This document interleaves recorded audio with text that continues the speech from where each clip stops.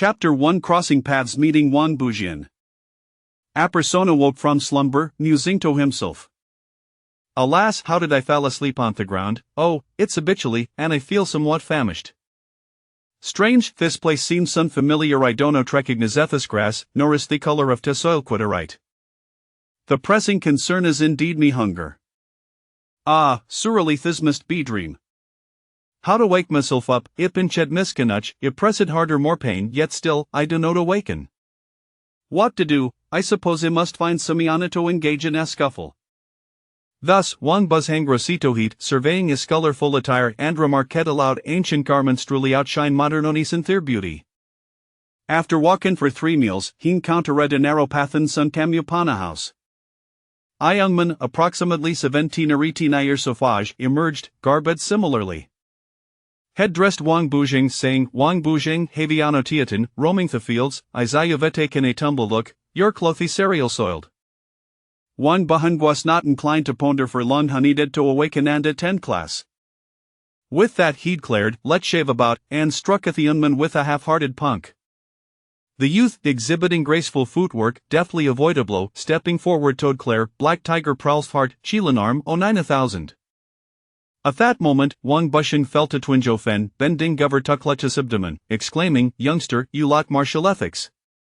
The young man wrinkled his nose and retorted, mortal, how dare you challenge him? I am your cousin, Wang Bujian, ha ha ha ha ha ha ha. Wang Bujian laughed for a full 2 minutes. Wang Bujing, however, was not intended to appreciate the antics of this overly dramatische of himmerly wished to awaken. At this point, he was not only hung right buthel sour gently in need of a restroom.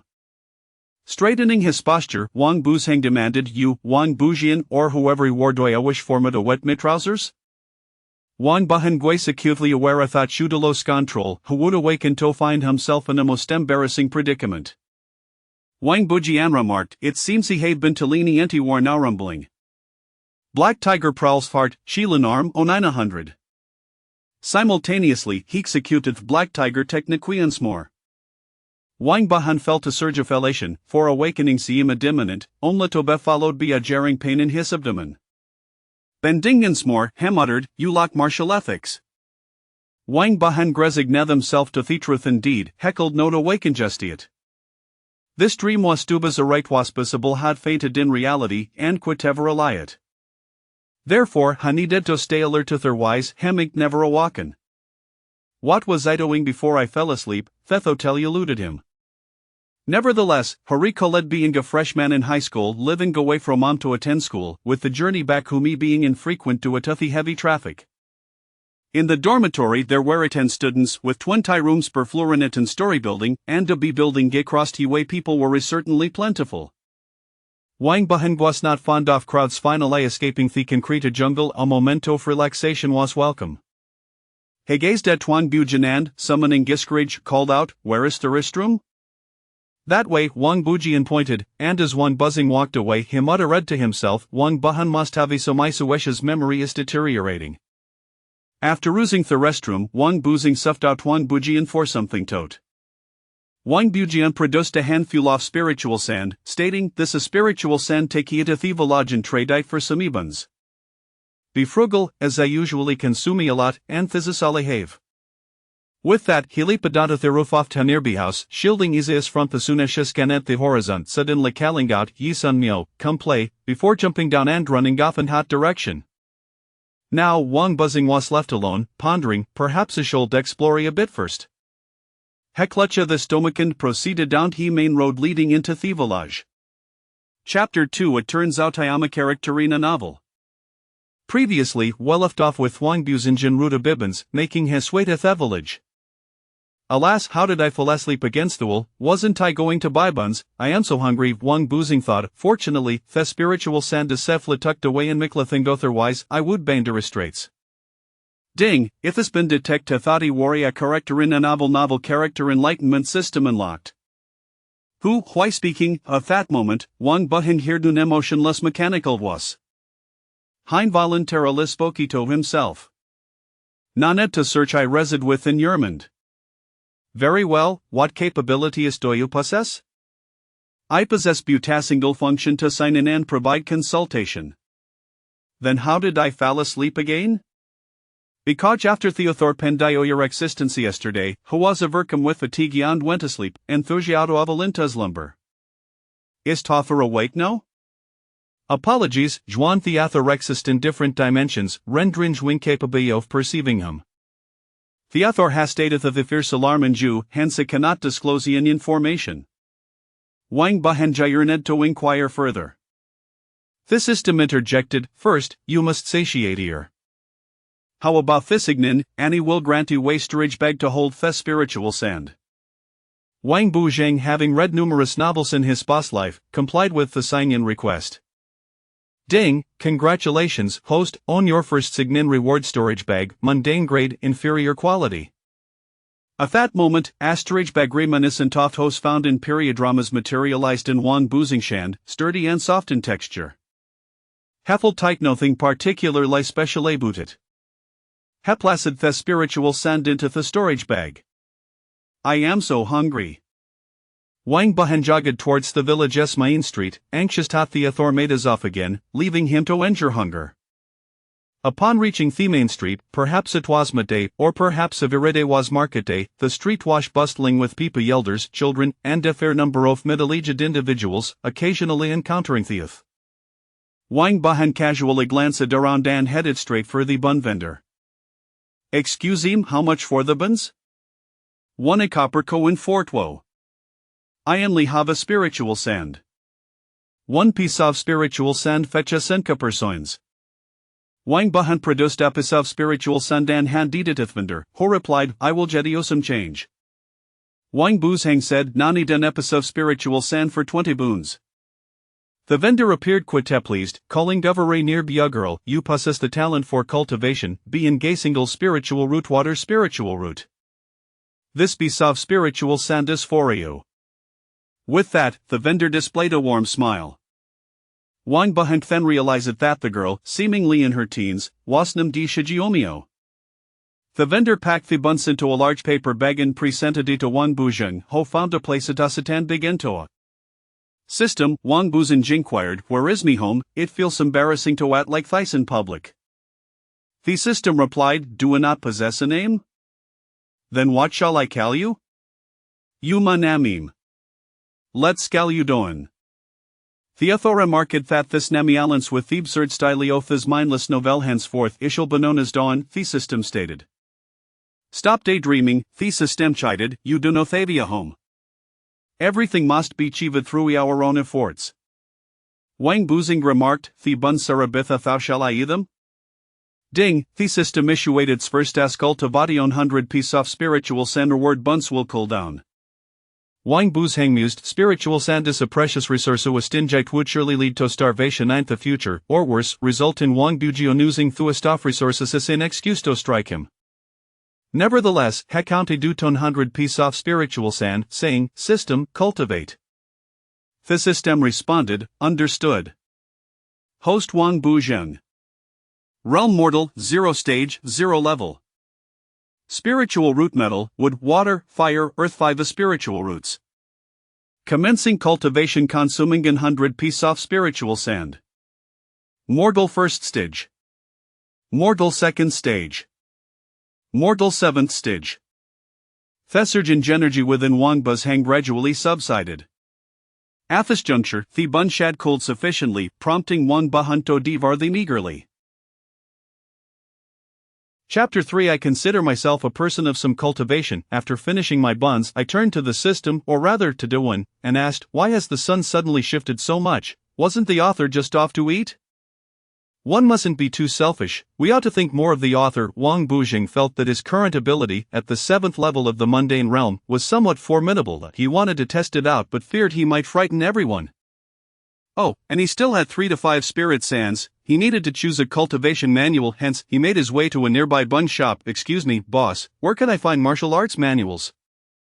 You think in such a small village we have those things? Then do you know where Wang Bubu's home is? What, aren't all the Wang family members homeless? He's also a cultivator. Where does he practice? Up in the mountains, there's a sect up there with about 10 members living in seclusion and practicing martial arts daily. They don't even have credentials, they are simply too poor to join those larger sections. Wang Bujing bowed slightly and said, "Thank you." The bun seller murmured to himself, "This childless memory is getting worse." Wang Bujing continued his journey, leaving the village behind. In the distance, he spotted a mountain. It was visible yet out of reach. Knowing the road ahead was long, he turned back into the village. He still had 3 to 5 spirit sands. First, he bought a sturdy bag and filled it with 40 buns. Along with a large bag of biscuits. He reserved 10 copper coins and a piece of spirit sand for emergencies. What was his strength like? During this time, he had met many people. For instance, he knew that the bun vendor was a Mr. Yi, around 50 years old, possessing the strength of a mundane realm 5th level, who was always cheerful. According to Mr. Yi, everyone with the surname Yi is jovial. His daughter Yi Shijiumio was at the 6th level of the mundane realm, owing to the spirit sands provided by her father. The vendor of the bags was a small supermarket or a cashier about 30 years old. Or the surname Bai.as. Bai Gunyang remarked, "People with the surname Bai all have fair skin." Wang Bujing purchased a large bag of biscuits and several 2-liter bottles of drink, and Bai Gunyang mentioned he could save some copper coins. Wang Bujing also exchanged 10 copper coins. Bai Gunyang was at the 10th level of the mundane realm. Wang Bujing engaged in an arm wrestling match with Mr.Ye and lost decisively. He also lost to Yi Shijiumio. And when he wrestled with Bai Gunyang, she remarked that men and women should not engage in such contests, calling upon her dog, which barked a few times at him. Wang Bujing said, "Sorry for the disturbance," and began preparing to leave the village in search of Wang Bubu. During this time, Wang Bujing realized that although he was at the 7th level of the mundane realm, his actual strength was akin to that of the 4th or 5th level. His realm was rather unstable and required gradual refinement. With a backpack slung over his shoulders, he took his first steps towards the towering mountain. Muttering to himself, "What lies beyond the mountain? Another mountain, or perhaps the sea?" As he walked, he recalled Bai Gunyang's words. Her name was Bai Shimi. Bai Shimi had said that upon breaking through the 10th level of the mundane realm, one ascends to the 0 level of the body tempering stage. Her family's ancestor, who could do nothing all day, was a master of the body tempering stage. The body tempering stage isn't devoid of spiritual energy. It is merely a title. Although her ancestor was at that stage, due to old age, he had become a burden. Cultivation can be detrimental. Should we still pursue cultivation? You're only 17 or 18, right? I'm not quite sure. My memory is quite poor, Wang Bujing replied. Wang Bujing continued, "My fate is determined by me, not by heaven." Bai Shimi encouraged him, "Keep it up. I have faith in you. You're still young." Wang Bujing asked, "What comes after the body tempering stage?" Refining QI. It is said that in the Sect's forbidden grounds, there exists a qi refining realm beast, which may have already reached the first tier of qi refining. The journey is arduous, and should you encounter it, be extremely cautious. It eats humans and tends to run amok, appearing only once every 10 years, and it does not actively attack humans, so do not provoke it. As he pondered this, he continued on towards the mountain. Chapter 4. Spending a night in the forest. Wang Bujing kept heading towards the mountain, which lay to the east. As he walked, the sun began to set, and he encountered no one along the way. Not that he hadn't met anyone. The first 20 miles were fields, where a few farmers were busy with their tasks. Perhaps Wang Bujing's nearsightedness played a role. You understand, it was intentional on the author's part. After exchanging a few greetings, he learned that the farmers were all at least at the 5th level of the mundane realm. After all, those 2 weeks were busy playing with dogs in the village. During this time, a cheerful farmeress wife invited him to her home, but he declined. This farmeress wife, also surnamed Yi, was at the 10th level of the mundane realm, and as she said, "Everyone with the surname Yi loves to smile." This Yi girl informed him that the village was called Dongpa 36 Village, the birthplace of Wang Bubu, since the Wang family members owned no homes. Each would awaken to their birthplace at a certain age. She had some acquaintances with Wang Bubu and, before he left, gifted him a bag of green-skinned walnuts for the journey. Additionally, the Yi girl instructed him that to enter the sect, one must do so alone. The sect was named Pasanshir Luzong, and the deputy sect master was Wang Bubu, a prodigy who had emerged in recent decades. The name Pasanshir Luzong was given by him. In this city, there were 2 sects, and Pasanshir Luzong, abbreviated to Pazong, was a major sect in the area. The outer perimeter had 9 layers of trials, consisting of monsters from the 1st to the 10th level of the mundane realm. Do not overexert yourself. Wang Bujing bid farewell to the Yi girl and continued eastward. After walking another 20 miles, he entered a small forest, devoid of any people. Occasionally, a small white rabbit would dart by or a wild chicken would flutter nearby. creating a rustling sound. However, there were times when swarms of ants covered the ground, some of them even measuring half a centimeter in length, truly terrifying. Before long, as the sun dipped below the horizon, Wang Bujing slowed his pace and searched for a sturdy wild walnut tree. With a powerful leap, he ascended 3 meters high, channeling his spiritual energy, and climbed to a position about 7 or 8 meters up the trunk. He muttered to himself, "I shall rest here tonight." At that moment, Wang Bujing inquired of the Dewen system, "Is the author going to sleep? Why has it grown dark?" "Rest easy, host, such a powerful author cannot be fathomed by you. Sleep without worry. Although you have entered the territory of first-tier mundane realm beasts, there is no danger." Wang Bujing took out a bun and began eating heartily. At this moment, 300 meters above him, two figures stood, swords in hand. One was Wang Bubu, his distant cousin, and the other, an elderly man of around 50, fair-skinned under the moonlight, was Bai Lingming. Wang Bubu lowered his voice and said to Bai Lingming, "Let him face some tribulations. Without trials, how can one become a qualified cultivator?" Bai Lingming replied, "Understood." At that moment, Wang Bujing had just awoken from his slumber, having no particular reason for it, just that the author had stepped away for a while. The sky was slowly brightening. "Ding, the host can sign in once. Would you like to proceed?" "Sign in." "Ding, congratulations, host, for a successful sign-in. Reward, 5 superior quality outburst pills. Dewen system, what is the use of this?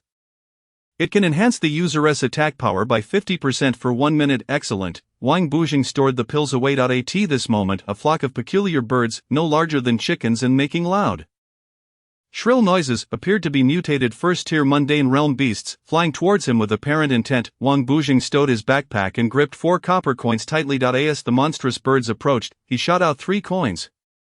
One struck a bird, causing it to plummet to the ground. The flock, infuriated, charged at him, and Wang Bujing darted among the trees. The monstrous birds were knocked off course by their momentum. Curious about what happened next?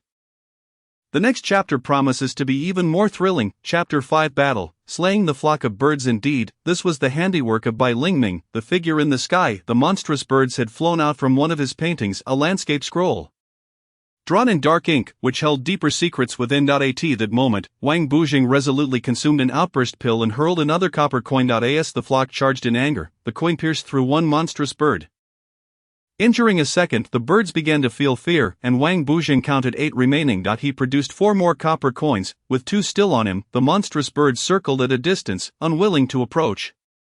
Wang Bujing blew forcefully from his mouth, causing the flock to disperse. He muttered to himself, "My fate is determined by me, not by heaven." At that moment, the system chimed in. "Ding, the system issues a mission. Consume the monstrous birds to enhance your cultivation." Wang Bujing jumped down from the tree, collected the 3 fallen birds, and gathered some twigs. Unfortunately, he had no fire. He recalled that the farmeress wife, E-Girl, had given him some fire sticks during their encounter in Dongpa 36 village, and he managed to start a fire. It was summer, so the risk of fire was minimal. The Dewen system chimed. "Ding, if the host returns 1% of their cultivation to the system, a pack of fire sticks can be replicated for the host." Wang Bujing responded, "Dewen, what use is cultivation to you? The author is rather naive. If my cultivation is high, I can better protect the author." "Do you think the author doesn't tire of writing about you? It's still a new book, and the editor is likely a robot." Wang Bujing conceded, "You are right. I agree." He received a large pack of fire sticks and stored them away. However, dark clouds gathered, and a light spiritual rain began to fall. Suddenly, the sounds of various beasts erupted from the ground: rabbits, dogs, wolves, wild boars, wild birds, and chickens, along with countless insects like ants, cicadas, flies, snakes, giant mosquitoes, and eagles. It was quite a commotion. The heavenly decree resonated nearby. The chosen one I favor knows how to protect and care for me. They understand my heartfelt intentions. I am so delighted. At this moment, Wang Bujing hurriedly sat down, absorbing the spiritual rain from above. His body Dantian was compressing the spiritual energy, reducing the space it occupied, as the free-flowing spiritual rain poured into him without cost. Mundane Realm 7th layer. Mundane Realm 8th layer, Mundane Realm 9th layer, Mundane Realm 10th layer, breaking through to the 0 level of body tempering. This time, the energy within him gradually settled. Not far away, Bai Lingming pondered, who was behind this heavenly rain?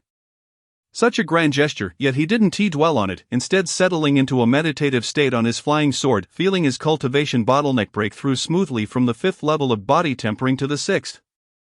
Wang Bujing had not noticed the distant figure of Bai Lingming in the sky, not merely due to nearsightedness, but also because the woods were shrouded in mist, rendering distant perception nearly impossible. At this moment, Wang Bujing had begun to savor the roasted flesh of the peculiar birds, each weighing over 3 jin, with a copper coin still nestled within the bodies of the first 2 avians. However, the third coin had passed through entirely. The meat was truly delectable, as each bird possessed the cultivation level of a mortal at the third stage. The system sensed Wang Bujing's thoughts and proposed.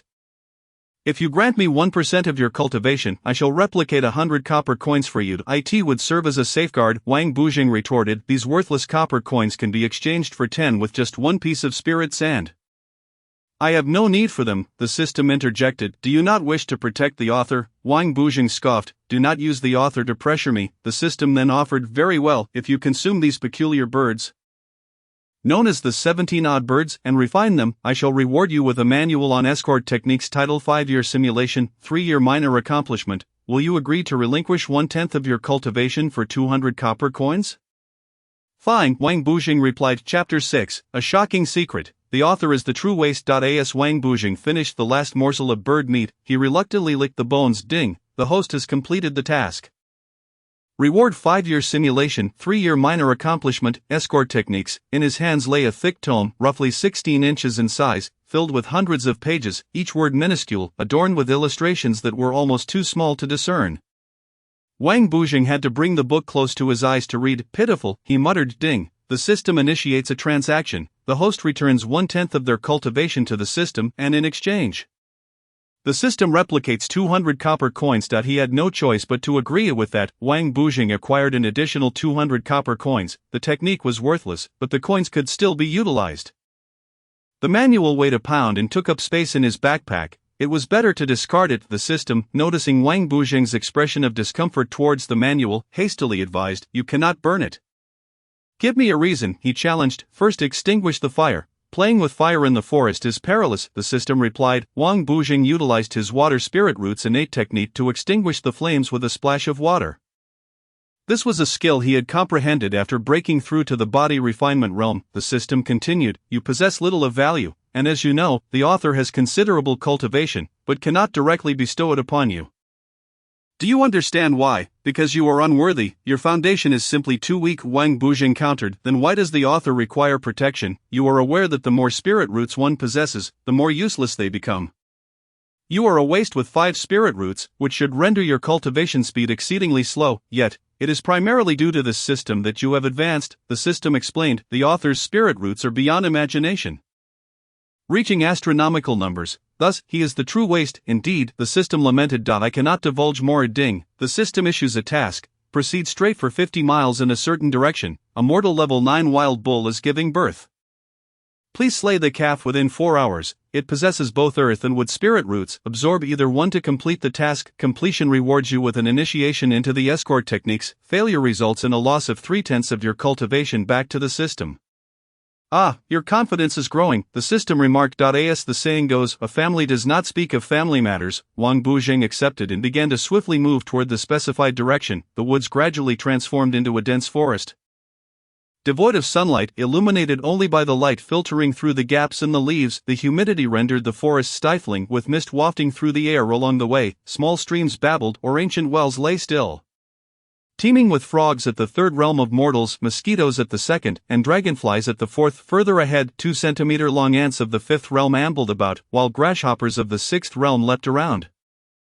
During this time, Bai Lingming, who had reached the 6th level of body refinement, trailed Wang Bujing from 300 meters above, maintaining a discreet distance. It was unlikely for Wang Bujing to detect Bai Lingming, who was deliberately concealing his aura. Bai Lingming's eyes narrowed. This lad had already reached the initial stage of body refinement, a remarkable feat indeed. According to Vice Sect Master Wang Bowo, he had only received a substantial amount of spirit sand, perhaps just over 100 pieces. If Wang Bujing were to discover him, Bai Lingming intended to befriend him, believing it would yield future benefits. Suddenly Bai Lingming pondered, how did I fall asleep, standing here without any beast attacking me? The system clarified, need I say more? The author has taken a rest. How long did the rest last? Bai Lingming inquired. Due to the system issuing a time task, time within the novel has only passed 5 minutes. During the author's rest, the system has absorbed a minuscule fraction of spiritual energy on behalf of the host. Ding, the absorption process is complete. Body refinement is now at the initial level, progressing to the first level. Wang Bujing felt his strength significantly enhanced. At that moment, Bai Lingming was astonished. To learn what transpires next, stay tuned for the next chapter, Chapter 7, an unexpected encounter with Bai Lingming. At this juncture, Bai Lingming, who had been monitoring Wang Bujing, was utterly taken aback that he could no longer heed Vice Sect Master Wang Buo's instructions and rushed to befriend Wang Bujing. This youth possessed boundless potential, and should he join their sect, he would bring great honor once he mastered all the skills and ventured into the outside world. Bai Lingming produced a spirit bird from his robe, affixed a transmission paper to it, and uttered a few incantations. The spirit bird, with the cultivation of a 10th level mortal, took flight with remarkable speed. In the blink of an eye, it vanished, its speed rivaling that of Bai Lingming at full sprint. As a side note, Bai Lingming and Wang Buo, along with others, utilized advanced technology to soar through the skies. They did not possess the ability to fly in the traditional sense, and the specifics of this method remain a state secret. Meanwhile, as Wang Bujing hurried forward, Bai Lingming realized that the low-cost flying sword would not be able to catch up with him. Therefore, he leaped from the sword, generating a gust of wind to cushion his descent, and charged directly toward Wang Bujing. Following Wang Bujing's slaying of 317-odd birds, he had advanced to the body refinement realm and encountered no further beasts along the way. He easily dispatched giant mosquitoes with a single slap, drowned large flies with a mere spit, pierced venomous snakes through the heart with a branch, shot toxic frogs with a copper coin, and evaded a soaring hawk with a roll, only to shoot it down with another coin. Upon advancing to the second level of body refinement, all beasts fled at the sight of him. Soon, Bai Lingming caught up with Wang Bujing, who inquired, "Are you a disciple of the Broken 36 sect?" Bai Lingming affirmed, "Indeed, I was on a mission when I wasted some time and am now hurrying back." Wang Bujing replied, "Very well, may I ask your name?" "White Dragon." Bai Lingming, he introduced himself. Wang Bujing thought, "He has a nickname, I should have one too." He proclaimed, "I am Wang Bujing, who seeks to transcend the mundane and pursue the celestial path. Who can rival me on this journey?" Bai Lingming remarked, "I see that you possess extraordinary potential. I am the Grand Elder of the Broken 36 sect. Would you consider joining our sect?" Bai Lingming continued, "I have divined that you are a man of righteousness. Joining our sect will ensure that we protect your sincere heart as we strive to eliminate evil. To which Wang Bujing responded, "No need for concern, I am acquainted with Wang Buo. I am merely on my way to join a sect. I am curious about the task you were undertaking earlier. I advanced to the first level of body refinement rather quickly. Surely I can master the teachings of the sect in a matter of days. I must prioritize completing tasks," he stated, hastening his pace and leaving no room for idle chatter. Bai Lingming pondered, "I must invest more effort." As he pursued Wang Bujing, he added, "If you join the sect, I will present you with a gift, a drop of diluted dragon's blood, which can boost your cultivation speed by 30% for a month, effective up to the 5th level of body refinement." Wang Bujing, unmoved but secretly delighted, replied, "Thank you, Elder Bai." The two continued onward in the same direction. As they traversed the forest, they encountered a multitude of beasts at the 7th and 8th levels of mortal cultivation: wild horses, wild bulls, and wild goats, with even the grass reaching over 3 meters in height, some possessing slight toxicity. Towering trees intertwined, competing for nourishment. Bai Lingming activated a wood attribute protective shield to safeguard both of them. As a side note, one does not need to possess a wood spirit root to utilize wood attribute techniques, though the effectiveness would be significantly diminished. Wang Bujing found the inhabitants here rather amiable. Cultivators exchanged gifts upon meeting, which touched him. Bai Lingming explained, "There is a village nearby where a wild bull has suddenly appeared at the 10th level of mortal cultivation." The news was relayed through the sect's monthly rental of spirit sand.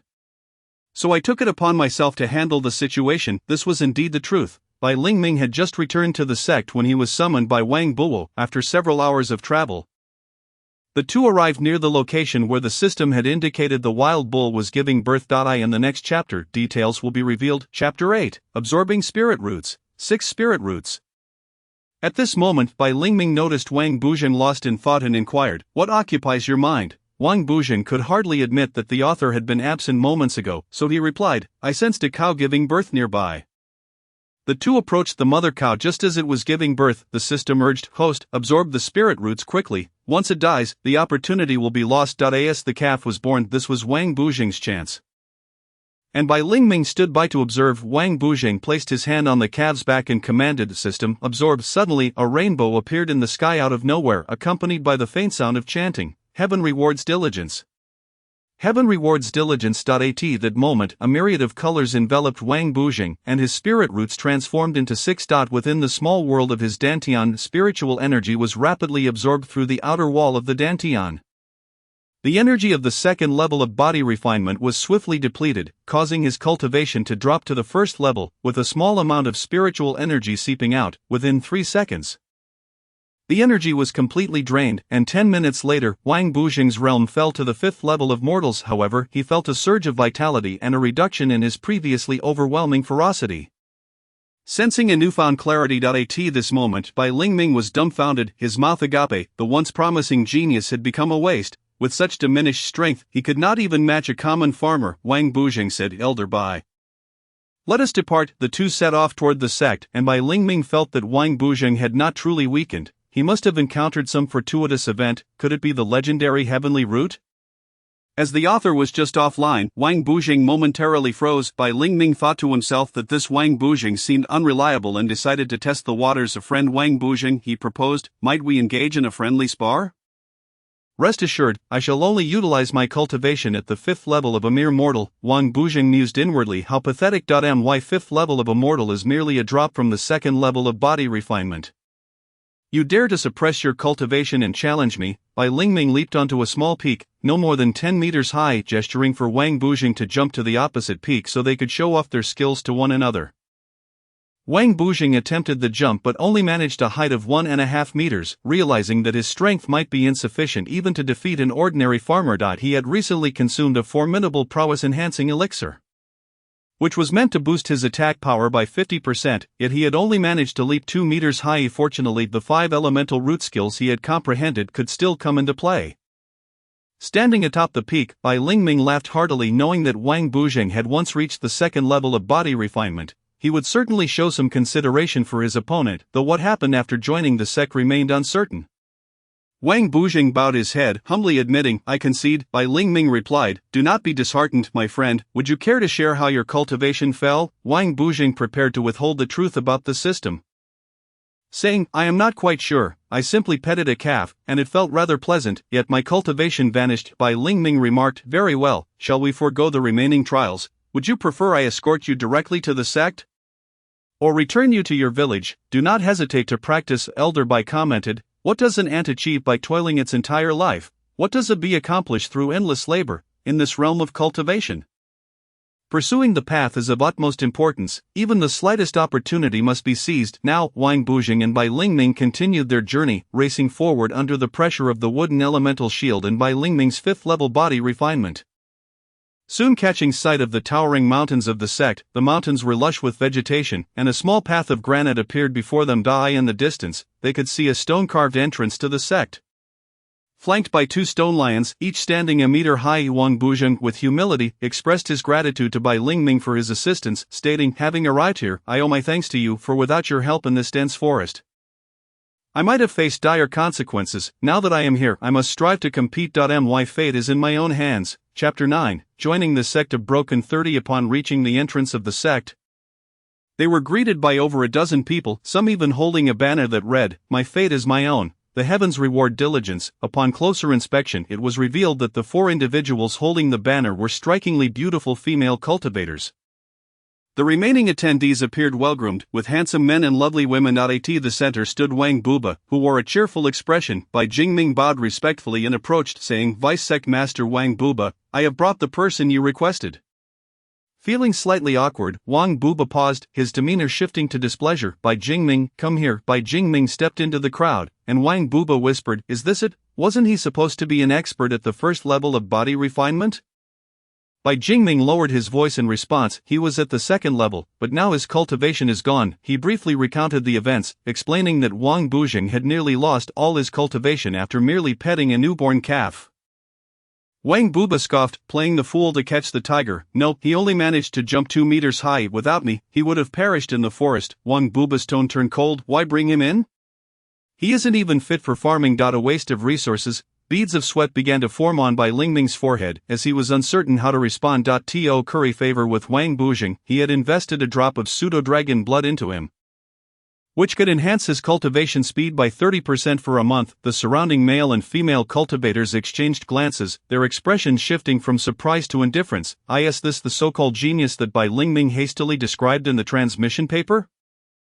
At that moment, Wang Bujing was momentarily dazed, aware that others were discussing him. His senses had become duller since his fall from the second level of body refinement to the fifth level of a mere mortal. What are they saying? He wondered. They are welcoming you, came the reply from the system. The four beautiful ladies are encouraging you, Wang Bujing replied. Am I truly that impressive? I do not feel it. Certainly, you must be.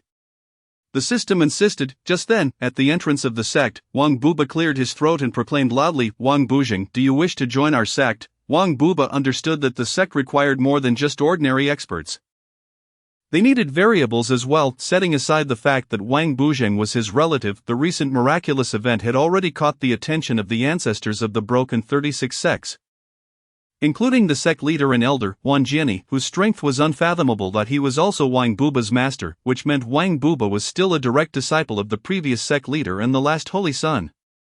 It was said that Wang Jiani possessed a low-grade Shen-level protective vest, a mid-grade Shen-level sword, and low-grade Shen-level knee guards, all of which were quite valuable. This was all 50 years ago. 50 years back.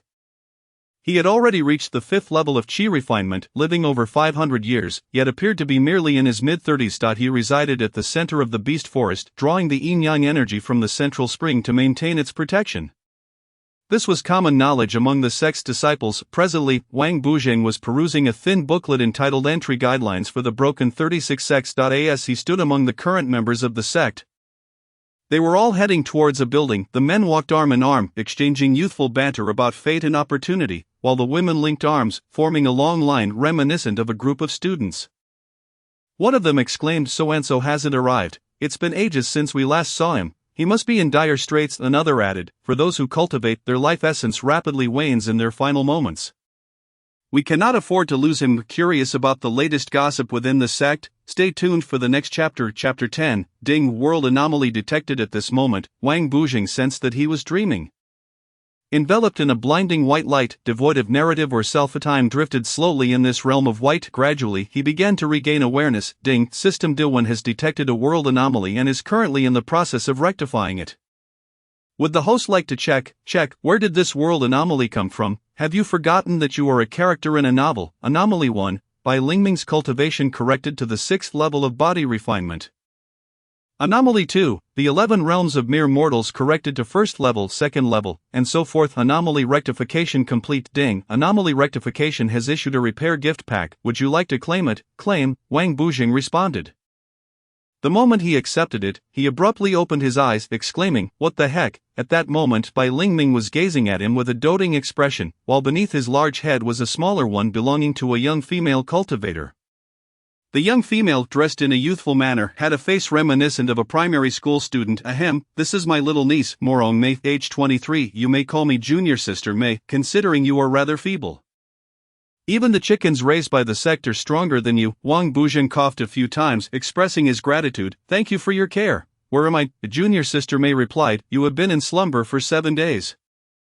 It is now afternoon, and night is approaching. The sect leader has instructed that you seek him out upon awakening to receive your disciple's token. Wang Bujing felt quite drained and quickly consumed a prowess-enhancing elixir to regain some strength. He noted that he was lying on a bed made of poplar wood, and the house was a structure of thatch and wood, providing a refreshingly cool atmosphere, suggesting that his sleep had not been too uncomfortable. After washing his face, he caught a glimpse of himself in the brass basin's reflection and was surprised to find that he appeared considerably younger. At that moment, Junior Sister Mei, being the youngest in the sect, viewed the now youthful-looking Wang Bujing, who only seemed to be in his mid-teens, as a playmate. Meanwhile, Junior Sister Mei's late-stage body refinement strength made her appear even younger, resembling a mere 13 or 14-year-old. Wang Bujing donned his outer garments, noting that his youthful appearance rendered him noticeably frilier. He clasped his hands in a respectful gesture and asked, What is my status? Esteemed friend, Elder Bai replied, From now on, you shall be my disciple, and I shall call you Bujing, my dear disciple. This is your junior sister Mei. Elder Bai then briefly explained the sect's structure, saying, Now go meet the sect leader. Here is your identity token. He tossed a peachwood token inscribed with, Friend, Wang Bujing, sect of broken 30. Wang Bujing half kneeled and bowed, saying, Master, Please allow me to pay my respects, Elder Bai chuckled. So much formality, rise, there are few people in this sect. Most spend their time either sleeping or in seclusion, so hardly anyone knows. Wang Bujing replied, thank you, master, come to my room tonight. I have something special for you. Understood. Wang Bujing, feeling somewhat dazed, nibbled on a few expired buns and took out the biscuits he had purchased back in the village. Thinking that they would surely have never tasted this new upgraded version, he divided them into portions, keeping one for himself to present to the sect leader later, wandering out in a daze. Still groggy, he eventually found the sect leader, completed his business, and returned back in his room. He thought, tonight, I must seek out my master. For now, I shall take a short nap to feel more refreshed. However, as he lay down, sleep eluded him. This place felt like a prison, lacking both a phone and television, and the vast sect was eerily quiet, with even master and junior sister Mei in seclusion. He tossed and turned, sitting up and lying down again, uncertain of what to do or think. Chapter 11. Sleep first, everything else is secondary. During these past few days, Wang Bujing's dreams frequently featured the little calf. At times, he played with the calf, while at others it glared at him in anger, as if questioning Wang Bujing about why he had stolen its spiritual root. Or perhaps he dreamed of the calf expressing gratitude for having its spiritual root taken, now allowing it to cultivate at a faster pace. Yet, there were moments of confusion as he saw the calf's mother chasing him, with himself running ahead, unaware of the reason for his flight. Wang Bujing deemed it necessary to speak with Master Bai about visiting the original place. He wondered if Master Bai would perceive any ill in this suggestion. Intuitively, Wang Bujing sensed that everything was connected to his absorption of the sixth spiritual root and the system. It had been half a month since Wang Bujing last met his master, following a rather hazy encounter with the sect leader, who remarked, I have accepted your cookies. He was advised that a century hence, when the sect encounters tribulations, should he have grown, he must not ignore it. The leader conveyed his understanding of Wang Bujing's familial ties with Wang Bubi, suggesting he remain where he was that very evening. Upon meeting Master Bai, the esteemed Bai generously bestowed upon him 10 grains of spiritual sand, stating that this was his monthly allowance, along with 5 foundational martial arts manuals, the basic chi gathering technique, basic swordplay, basic staff technique, basic fist technique, and basic leg technique. Wang Bujing tucked them away, feeling drowsy. Master Bai seemed to have something more to say but faltered, forgetting his words, and ultimately urged Wang Bujing to leave. During the past fortnight, Wang Bujing had only glanced at those 5 manuals initially, finding them incomprehensible. Channels, acupoints, movements, none of it made sense to him. He rose and stepped out of his room, feeling a gentle breeze on his face, only to realize that half a month had slipped by. At that moment, a figure emerged from a nearby thatched cottage. It was his junior sister, Xiaomei, clad in a dress reminiscent of a primary school student. She exclaimed, Junior brother, impressive, you've been in seclusion for half a month. I took a nap, and here we are. No rush, take your time. I heard you leaving your room and came out. Did you not hear me calling you earlier? Just as Wang Bujing was about to defend himself, a notification chimed. Greetings, host. The author has been a bit distressed lately, and I've gone to accompany them. You have no objections, I hope. Previous rewards have been placed in the system space for you to explore. Wang Bujing was momentarily taken aback, yet he noticed Xiaomei had approached him, playfully pointing at his nose and saying, My junior brother loves to daydream the most. At that moment, a voice from another thatched cottage called out. Xiaomei, maintain some decorum. A few days ago, the sect issued a mission stating that a demonic beast is troubling the village of Murangmai, which is within our city. The threat is at the level of a mortal of the 10th tier. You must go eliminate it within 20 days, and while you're at it, check on your disappointing son. Wang Bujing, astonished, inquired at Xiaomei, when did you have a son? He thought to himself, thankful for the master's reminder, otherwise, he might have fallen for this junior sister's facade of innocence and charm. Unaware that she had already given birth, how perilous, Xiaomei's expression hardened, and she turned back to her cottage. Wang Bujing mused that it was the perfect opportunity to see what treasures the system had granted him. Just as he was about to enter, he noticed several boxes of pastries resting on a stone at the entrance. Adhering to the principle of seizing free food, he brought them inside upon entering the cottage. He first cleared out the trash and organized his backpack. After enjoying the pastries, he gathered his thoughts. During the past half-month, he had scarcely eaten anything. The rear window was pressed against the cliff, and all biological waste was enveloped in spiritual energy and discarded out. He had inadvertently entered a fasting state, quite impressive for a lad. Chapter 12. Inventory check. At this moment, Wang Bujing was assessing his belongings within his room. First, he examined the spiritual sand. Aside from what he had already used, 4 grains remained. This item was quite conspicuous, regardless of whether one was cultivating or not, it could serve as sustenance in crucial times. With a handful of spiritual sand, he could sleep for at least 3 days, even 4 or 5. With the previous system's 5-year simulation and 3 years of minor achievements, he was about to exchange 1/10 of his cultivation for insights into the DART technique. The system began to impart knowledge. Ding. Comprehension progress at 20%. Ding. 50%. Ding. Completed. Simultaneously, 1/3 of his cultivation and the corresponding book were withdrawn, although he had only grasped a fragment of the DART technique. It felt as if he had personally practiced it for half a month, leaving him with a sense of fulfillment, even as beads of sweat formed on his forehead and trickled down his back. However, Wang Buzheng experienced the illusion that he had been exercising and sweating for a long time. Refreshing. He couldn't help but exclaim. At that moment, Morong Mei peeked through a slight crack in the door. Her mischievous gaze suggesting she viewed him as eccentric. Greetings, senior sister, Wang Buzheng said respectfully. Hello, goodbye, she replied as the door closed again. Feeling fatigued, he decided to rest out. A solid foundation in cultivation was essential, and good things must be thoroughly savored. Unbeknownst to him, another 5 days passed. Wang Buzheng awoke once again, stepping outside, realizing he had yet to truly appreciate the sect. The sect was adorned with several small peaks, which were easily defensible yet challenging to assault. With the inhabitants' thatched huts perched atop the summits, everyone resided in their cottages, while a discussion hall stood atop the tallest peak, adjacent to the residence of the sect leader, Wan Jiani. The discussion hall, constructed of green bricks, symbolized the leader's supreme strength. Having been forged in a month-long process in a medicinal cauldron, this was necessitated by the presence of demonic beasts surrounding the sect, preventing the transport of quality materials. In truth, the leader was merely too idle. If he could save resources, why not devote the spiritual sand to cultivation? At that moment, Wang Buzheng noticed that on this peak, there were only 3 thatched cottages. The other 2 belonging to Master Bai and Morong Mei. Having not visited his master in a while, he decided to pay a visit. Upon arrival, he found Master Bai in meditation. When Master Bai opened his eyes, a flicker of brilliance flashed before settling into a gentle smile. It has been a long time since you last visited. How fares your cultivation? Have you made any progress with those books? Just as Wang Buzheng was about to respond, his stomach growled. Master Bai chuckled. Your skills are commendable. You haven't eaten for many days yet remain alive, Wang Buzheng retorted. Aren't you in the same boat? Master Bai replied, I am different. Having stepped into the latter stage of body refinement, I was considering testing you, but it seems that is unnecessary now. Continuing, Master Bai stated, as it happens, one of your uncles is nearing the end of his life. You should go dine with him, as he is already aware of your entry into the sect. Thank you, Master, Wang Buzheng replied. The 2 then engaged in a discussion of their insights regarding the Tao. After which Wang Buzheng took his leave. Author's note: due to Wang Buzheng awakening a certain sensitivity upon absorbing the 6th spiritual root, he experienced slight nervous fatigue, which is why the system seldom disturbed him.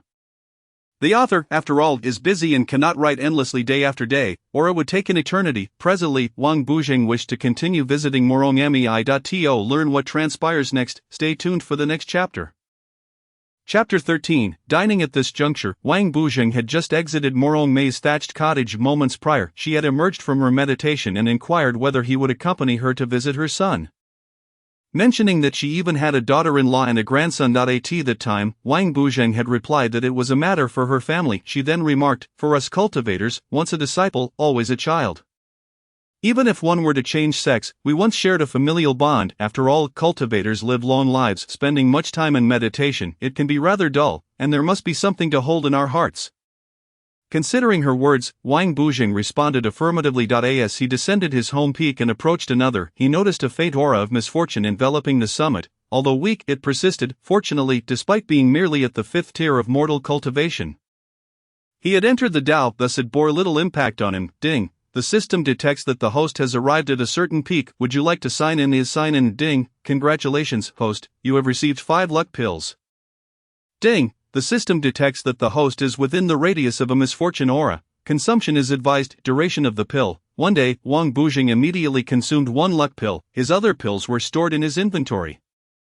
Curiously, he asked the system, when did my storage bag upgrade? The system responded, during your recent periods of rest, I automatically signed you in, and you have received 10 fragments for upgrading your storage bag, which I have upgraded for you, and if I were to lose it, system items cannot be lost. I advise against such actions, or it may affect our friendship. I would never harm you. Wang Buzheng then inquired about his current cultivation status. I have time to discuss it with you, the system replied to I have time right now. He insisted. No, you do not have time. I don't care what you think. I care about what I think. Wang Buzheng proceeded to climb the designated peak. Upon reaching the summit, he found a thatched cottage with someone inside, while another nearby was unoccupied. At the entrance of the cottage sat an elderly man, his hair gray and unkempt, dressed in ancient Taoist robes. His back turned to Wang Buzheng, his hands, thin and mottled with brown spots, pressed against his head, as if pondering something or enduring pain. Wang Buzheng approached softly. Uncle. The old man turned, revealing a toothless grin, and said, Is that you, Wang Buzheng? There's not much to offer. Have you eaten? Wang Buzheng glanced around, noticing a large pot filled with 10 pounds of fried rice. Uncle, you have quite the appetite, he remarked, but then observed a waft of ominous energy surrounding the pot. Uncle, this food seems to have spoiled. Let me prepare something fresh for you. The uncle, unfazed by decorum, replied, You truly are unconventional, my dear nephew. Good. Over there is a vat of rice, a vat of cornmeal, and another of wheat flour. There is a barrel of cooking oil as well. Wang Buzheng said, Uncle, how can you eat so much without gaining weight? The uncle replied, My time is nearly up. You seem unaffected by my aura of misfortune. Quite impressive, even with my cultivation at the later stage of body refinement. I cannot see through you, though you appear to be at the 5th tier of mortals. Your spiritual energy is extraordinary, both abundant and unique. As they began cooking, Wang Buzheng added a few luck pills to the ingredients. They quickly dined, Wang Buzheng genuinely hungry while the uncle savored each bite. Wang Buzheng stayed there for 5 days, signing in daily to receive luck pills, which he incorporated into his meals. On the 5th day, Wang Buzheng received 200 fortune pills from the system, having exchanged 5% of his cultivation. He handed them all over to his master uncle. During these days, his master uncle's mood had also improved, as he imparted to Wang Buzheng a low-grade alchemy furnace and a method for refining mortal pills. It was time to depart with his senior sister for her hometown to exterminate the demon beasts. The next chapter promises greater excitement. Chapter 14. Obtaining the infinite spiritual root technique. At this moment, Wang Buzheng left a certain peak and headed towards his birthplace to find his senior sister. For the past few days, other than mealtimes, he had been meditating, with his master uncle only teaching him a single alchemy technique on the last day. He truly had no desire to sleep. With no other activities to engage in, he found it difficult to concentrate on the few pages of the book given by his master. During mealtimes, the two hardly spoke. When his master uncle did speak, it was often a lengthy discourse, while Wang Buzheng, in his naivete, approached cooking as merely cooking, eating as just eating, and meditating as simply meditating. Oblivious to his thoughts, his mind wandered to youthful romantic encounters. Yet fate was unkind, as his descendants had met untimely ends by the 3rd generation. No divine elixirs could remedy this, as all had perished within the first 20 years. Only another major sect in the city remained, along with one of his past lovers who had once borne him a child, though they had not met in a century. When Wang Buzheng inquired about her name, she remained silent. On the journey back to his birthplace, the system chimed, Hello, greetings, are you here to sign in? Indeed, I am. You have obtained the heart method of your birthplace, infinite spiritual root technique. The author mentioned this technique in the novel's introduction, and the readers have been eagerly awaiting its revelation. How many readers are there now? Not yet 20,000 words. The contract is not yet available, and currently only the author remains. Is your name perhaps Infinite Spiritual Root System? It seems so, but my memory fails me. What else do I possess from you? This initial basic spiritual rain experience card. What is it? Is it that wondrous item? Yes, indeed, I shall use one here. It appears no one is around to contest me. Ding! The host has used a certain spiritual rain experience card. Suddenly, a dark cloud swiftly gathered above, and within a second, it began to rain. The rain appeared ordinary, lacking any extraordinary qualities. However, upon contact, Wang Buzheng felt the spiritual energy forcefully entering his body. Mortal level 5. Early stage of mortal level 5. Mid stage of mortal level 5. Late stage of mortal level 5. After what felt like an hour, having kept his eyes closed, he opened them to find that only a quarter of an hour had passed. The spiritual rain ceased, and the rain that had fallen seeped into Wang Buzheng's body through the ground. A minute later, there were no traces of rain left, only the weeds on the ground had transformed into spiritual herbs, albeit of the lowest grade. Unbeknownst to Wang Buzheng, 5 days later, a disciple in sect attire would pass by this place and wonder, How curious, I often traverse this path, yet where did these spiritual herbs come from? This was a certain senior brother responsible for herb gathering. At this moment, although Wang Buzheng did not experience significant improvements in strength due to the spiritual rain, he felt a faint aura of Tao protecting him with every movement. and previously incomprehensible details from his readings suddenly became clear. He took out a drop of pseudo-dragon blood gifted by his master in the past, a low-grade pseudo-dragon blood that could enhance cultivation speed for those below the 5th level. Dao system, can this be replicated, wholesale or retail? Wholesale. What about the low-grade fortune pills from a few days ago, should those be replicated too? Precisely a ding. The host has obtained low-grade pseudo-dragon blood, which can only enhance cultivation speed by 15% for half a month. Quantity, 20. Due to the host's unique constitution, the enhancement is limited to 5% for half a month. Ding. The host has obtained low-grade fortune pills. Quantity, 800. Ding. 40% of the host's cultivation has been deducted. Ding. The host's current cultivation is at the early stage of mortal level 5. Wang Bujing consumed several drops of pseudo-dragon blood and a handful of fortune pills. Fortunately, these pills were soft and pleasant, causing no discomfort. Delightful, Wang Bujing exclaimed. Stay tuned for more tales of Wang Bujing's adventures in the next chapter, Chapter 15. Accompanying senior sister on a task at this point, Wang Bujing had returned to his birthplace Peak, where his senior sister Morongmei stood gazing at the scenery. Did you throw something down the mountain? As long as it isn't stones, it shouldn't be a problem, she cautioned. Luckily, Wang Bujing had already learned that every peak with inhabitants had its own restroom, and those with female cultivators often had an additional door. Observing the constipated expression on Wang Bujing's face, Morongmei did not think much of it. How have the past few days been? Your master uncle wasn't angry about the meal situation, was he? After these days, Wang Bujing felt that his senior sister might actually be older than his master, who was certainly not a simple 50-something. However, Wang Bujing had no intention of inquiring about such matters from anyone. Cultivation was inherently against the heavens. Once on this path, one was no longer an ordinary person. From then on, senior brothers, sisters, and masters became the closest of kin, and probing into these trivial matters would only chill everyone's hearts. Wang Bujing replied to his senior sister, no, I didn't throw anything, you must have seen it wrong. My master uncle has taught me alchemy. He quickly changed the topic. Do you need any low-grade yellow tier herbs? The apothecary senior brother has plenty, can we procure some? Wang Bujing inquired. Some low-grade inferior herbs are quite easy to obtain. We may not recognize herbs, but there are many in the Sexback Mountain. Thank you, senior sister. Afterward, Wang Bujing mentioned the herbs required to refine mortal pills. Oh, this one I recognize, but I don't know how to use it. Wang Bujing produced a miniature alchemy furnace. His senior sister remarked, what a generous gift, to present such a valuable item after only a few days of acquaintance. This is a treasure of a certain master uncle, said to have been used for decades. We shall depart this afternoon, she declared. At this moment, Wang Bujing began to feel a bit dazed again. His senior sister continued to discuss preparations, how to interact with her son, how to handle matters with her grandson, what to buy upon reaching her hometown, and the direction of the vendors. All of this flowed in one ear and out the other for Wang Bujing. After some time, he sat in his room dazed, munching on the fortune pills like candy, finding their taste satisfactory. Due to the constraints of the novel's world, the author cannot offer readers a few to sample, for which they sincerely apologize. By the time afternoon arrived, he had consumed around 300 of them. A system, directly refine them. Batch refining will result in a 10% loss of efficacy. No issue. At this moment, Wang Bujing sat on the bed of his thatched hut, feeling the urge to meditate immediately. A ding. The host is batch using fortune pills. Ding. Detected that the pills are low-grade yellow tier inferior pills. At this juncture, Wang Bujing's fortune surged significantly, and he felt an illusion of lightness in his body, due to his unique 6 spiritual roots. After a minute, his divine perception retracted. Just then, his senior sister called out to him, pack up, it's time to go. Wang Bujing and his senior sister found themselves seated in a small palanquin, a yellow-grade superior artifact. The palanquin swayed gently, with 4 paper figures animatedly carrying it like real people.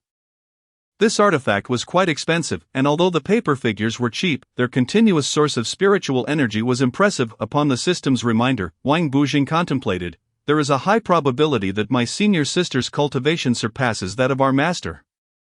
How cunning, with her charming appearance and benevolent heart, who truly is the protagonist here. To discover what Wang Bujing and his senior sister discussed, see the next chapter, Chapter 16, Purchasing Tobacco. At this moment, his senior sister reiterated instructions to Wang Bujing before settling into meditation. Wang Bujing surveyed the interior of the palanquin. The forest was stiflingly warm, and though the exterior seemed small, it was surprisingly spacious within. allowing both to meditate comfortably. A refreshing breeze flowed from all directions, making it quite pleasant. At this moment, Wang Bujing admired the intricate designs painted on the interior of the palanquin, which featured a certain color as the base with another color depicting certain motifs. Upon closer inspection, he realized it contained profound truths. While his senior sister spoke, Wang Bujing was not listening, as it did not pertain to him. System, can this design be comprehended? Ding, the host has comprehended one of the yellow grade superior designs. Ding, comprehension complete. Ding, deducting 3% of the host's cultivation system. What is there to deduct from my meager cultivation? The spiritual energy of the 6 spiritual roots differs vastly from that of ordinary individuals. You will understand in time. A farewell, entertain yourself. At that moment, Wang Bujing glimpsed the vibrant scenery of the beast-infested forest through the side curtain. Ding, you still possess many initial basic spiritual rain experience cards. The cooldown has ended, and you may use them. Senior sister, I see an opportunity nearby, let us halt here. His senior sister withdrew the artifact and followed Wang Bujing a few steps, at which point dark clouds gathered and spiritual rain began to fall from the sky. The two exchanged knowing glances and quickly meditated to absorb the spiritual rain. Once the rain ceased, Morong remarked, "What a remarkable occurrence, this junior brother of mine has secrets." At this moment, Wang Bujing once again advanced to the late stage of mortal level 5. The surrounding spiritual beasts, deterred by his senior sister's presence, refrained from approaching. Moreover, Morong's cultivation had also progressed. Thus, they traversed the beast-infested forest for 5 days, a journey that should have taken only 2. Spiritual rain fell 5 times during this period, and every day they received spiritual rain experience cards through their sign-ins.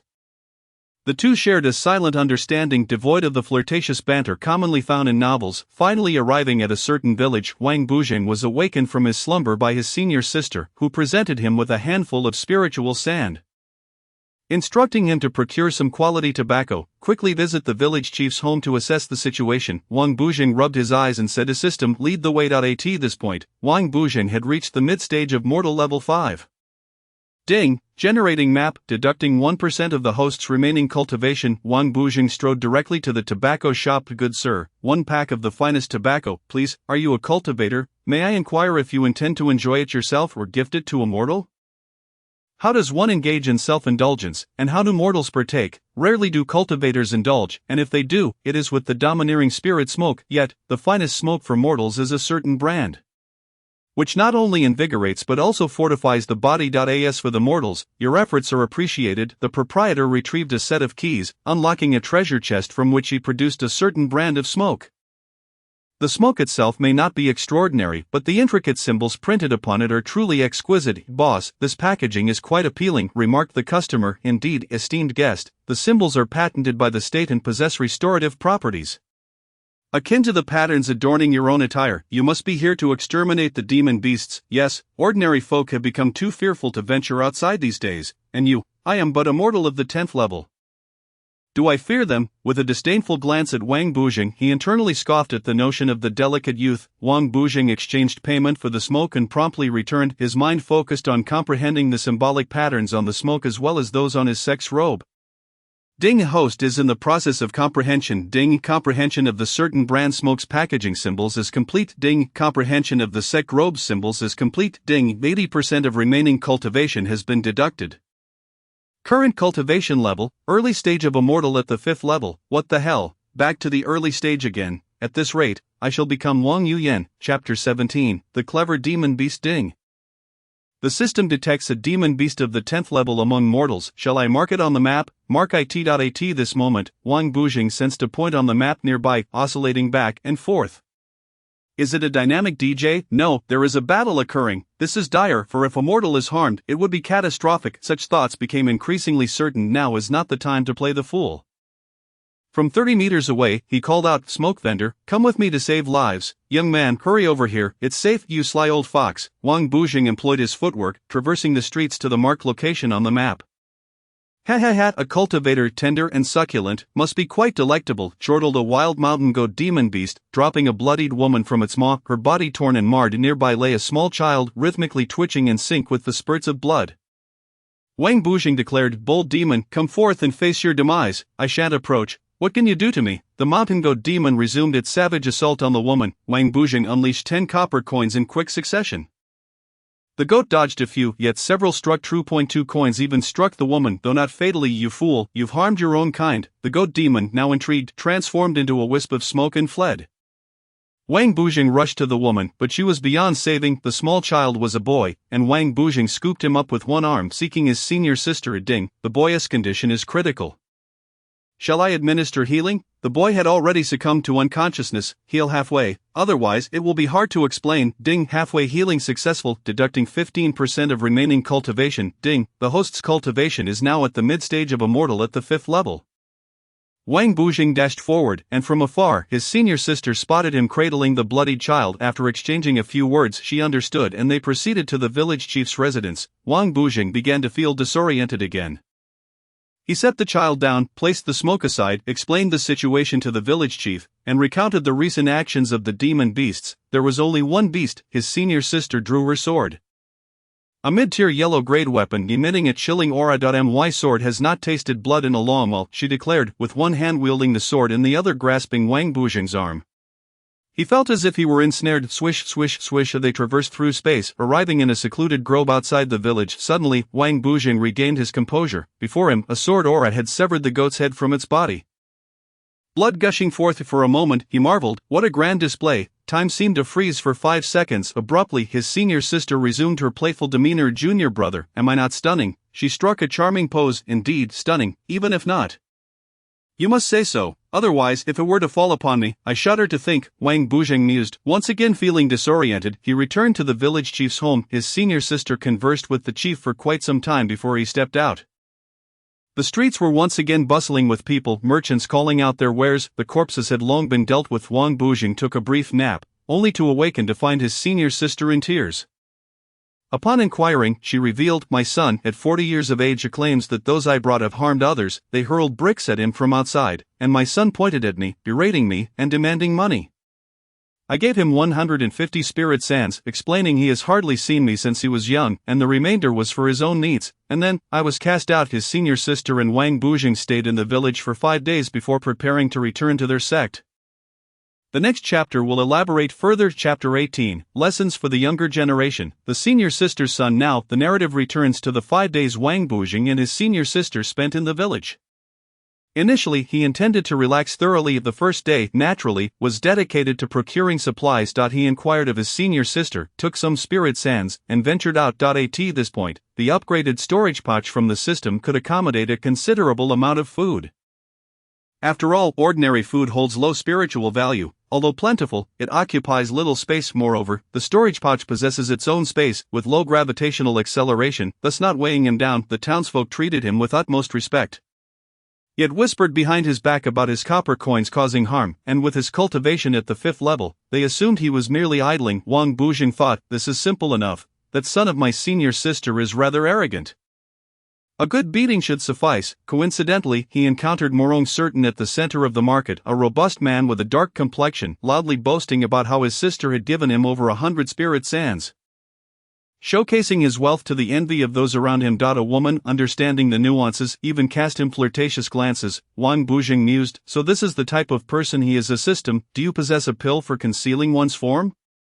Ding, congratulations, host has acquired 10 concealment pills, low-tier yellow grade. Ding, deducting 40 pounds of rice from the host's storage pouch. Wang Bujing concealed himself in an unoccupied corner, consuming a concealment pill. He observed as his shadow beneath the sun gradually faded.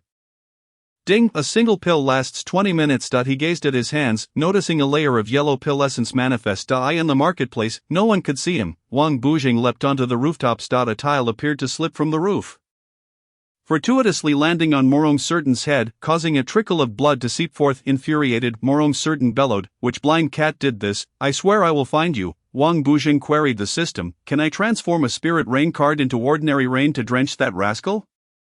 You cannot stray too far from him, or else it becomes difficult to control the exchange and use. Ding, deducting 1 initial level spirit rain card. Then, dark clouds began to gather, and a light rain commenced in the village. Morong Certain exclaimed, what a downpour, as torrents cascaded from above. He began to run about the streets in a panic. Wang Bujing, leaping from rooftop to rooftop, kept pace with Morong Certain. The onlookers felt that Morong Certain was receiving his comeuppance and dared not extend him hospitality. As everyone sought shelter from the rain, the townsfolk still held a deep reverence for the divine. Meanwhile, Wang Bujing hardly got wet, continuing his acrobatics atop the rooftops. Desiring to escape the rain, Morong Certain squeezed himself beneath a beam, only for a bolt of lightning to strike nearby. The crowd thrust him back onto the street. Wang Bujing, still positioned atop a neighboring roof, remarked, "System, that will suffice." At that moment, the rain ceased. Morong Certain hurriedly made his way home. Wang Bujing consumed another concealment pill, following him to the ancestral hall of his home. The door was ajar. Morong Certain knelt before the ancestral tablets, weeping, "Father, I have been wronged. I lost my mother at a young age. And you passed away early too. My life is so bitter." Wang Bujing quietly exited the ancestral hall and returned to the marketplace to purchase more rice, as his supply had dwindled again.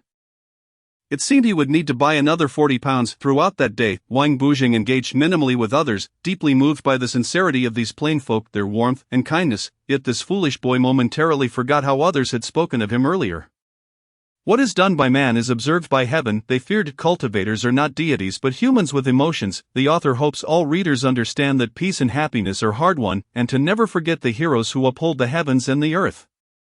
Chapter 19, Unveiling the Mysterious Cultivation Space. After completing his shopping, Wang Bujing returned to the village chief's home without informing his senior sister. He found her still meditating on the bed, prompting him to settle down beside her and begin his own meditation. At that moment, the system whisked Wang Bujing away to a mysterious space. "System, did you do this? Are you plotting to murder me?" Ding, congratulations, host has unlocked the mysterious cultivation space. Ding, the system detects that the host's realm is exceedingly poor and the growth rate is subpar, thus a personal mysterious cultivation space has been activated. Wang Bujing felt a surge of excitement within. Then let us initiate the spirit rain. Ding, the system detects that the host has not shown concern for the author for a prolonged period, hence the cultivation function cannot be utilized. What must I do? Great author, first, light incense. Wang Bujing then discovered that this mysterious space was devoid of sky and earth. It was connected in a void, surrounded by darkness, yet distant stars twinkled, illuminating the space slightly, making it less desolate. Extending his hand, he could see his arm. Suddenly, a photograph materialized out of thin air, encased within a frame, accompanied by an incense burner, several sticks of incense, and a lighter. Wang Bujing gazed at the photograph. So this is the author, so young yet capable of penning such an exquisite novel, with sword-like brows and starry eyes, strikingly handsome. He then proceeded to light the incense, kneeling in reverence. Ding, congratulations, host has successfully lit the incense. Deducting 20% of remaining cultivation. Ding, the author has shared a portion of fortune with the host. Ding, the system automatically utilizes an initial level spirit rain card, 10 times consecutively. Please cultivate diligently. Ding, the system is upgrading, and the luck value panel will be unlocked shortly. In the space above Wang Bujing's spirit rain began to cascade downwards. Wang Bujing found himself ensnared in the depths of his cultivation, losing all sense of time. Meanwhile, the ethereal rain of spiritual energy, absorbed yet unspent, continued to descend from above, sparing not a single drop. At the 5th level of mortal cultivation, in the latter stages, and then in the advanced latter stages, he progressed to the 6th level, entering the early stages of the Great Ladder phase. As the tumultuous energy gradually subsided, Wang Bujing's physique still appeared frail. He retrieved a bronze mirror. His hair had grown somewhat long, yet his beard remained absent. However, he seemed to have aged a year, now appearing to be around 16 or 17 years old. System, I wish to exit. After a prolonged silence with no response from the system, the spiritual rain began to fall once more. 30 seconds later, the system's voice resonated. Do not speak. The tone was somewhat chaotic. Alas, the system is on the verge of collapse. Gather my belongings, Wang Bujing lamented. Silence ensued, and he plunged back into his cultivation. In the mid-early stages of the 6th level of mortal cultivation, after the energy had settled, Wang Bujing realized that the spiritual rain had ceased for quite some time.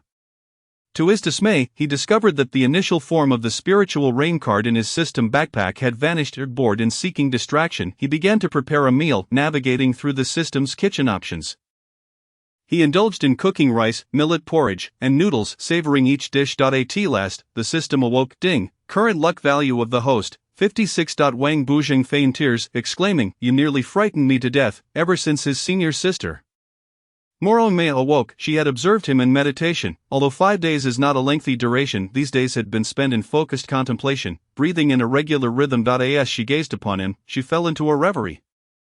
Abandoning her own meditation to wipe the sweat from his brow, Wang Bujing was drenched in perspiration, which curiously mingled with a faint trace of spiritual energy. After 5 days, noticing that Wang Bujing remained in a deep slumber while sensing his mortal cultivation was rapidly advancing, she chose not to disturb him. Although his strength at the 5th level of mortal cultivation appeared to be surging from the outside, it was akin to a silent cow sinking into the sea. Unnoticed and unremarkable. 5 days passed, yet he had not broken through the 5th level of mortal cultivation. Chapter 20. The Little Lives of the Three Master and Disciples. 5 days later, Morongmei began contemplating a return to the sect as per their plan. She hoisted Wang Bujing onto a small cart, wheeling it out of the courtyard before unfurling a small sedan chair apparatus. She then summoned 4 paper figurines, infusing them with a few breaths of ethereal energy, transforming them into helpers who carried Wang Bujing onto the horse-drawn carriage. Of the streets were lined with villagers, predominantly elderly individuals and children, although the village chief had arranged for the two to speak. Morongmei harbored a strong aversion to such formalities. 5 days later, as Wang Bujing remained in slumber, Morongmei continued her meditation, ignoring him. At that moment, she arrived beneath the peak of her sect's destined mountain, bearing her junior brother Wang Bujing upon her shoulders. By this time, Wang Bujing's cultivation had advanced to the early stages of the latter phase of the 5th level of mortal cultivation. Another 5 days elapsed. Now Morongmei sat in her thatched cottage, meditating, and this session extended for another month. Although she was not fond of food, the prolonged meditation led her to catch a whiff of delicious aromas, making her believe her junior brother had awakened. Thus she emerged from her trance and stepped outside. To her surprise, she found her master, Bai Lingming, preparing a meal. I pay my respects to master. You remember I am your master. It has been so long since you last came to visit. Do you even know who your master is? The little disciple acknowledges her error. With that, she knelt in a respectful bow. Let me test you. Speak of the fundamental points regarding the use of the flying sword. Remember to recharge it. Nonsense, I've said this many times. We cultivate for the sake of reputation. How could we not procure a flying sword? Morongmei did not take offense. What master says is indeed correct. My flying sword is running low on energy. Go to the main peak and recharge it, and remember to return only once it is fully charged.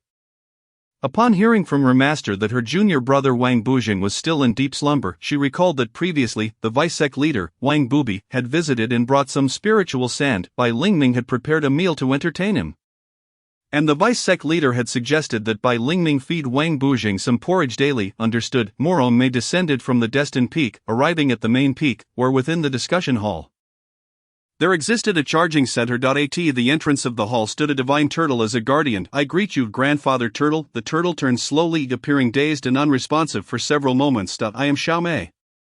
She thought inwardly, feeling a strong aversion to that name. The turtle waved a hand. As Morongmei entered the discussion hall, she proceeded to recharge the flying sword, following her master's directive to return once the charging was complete.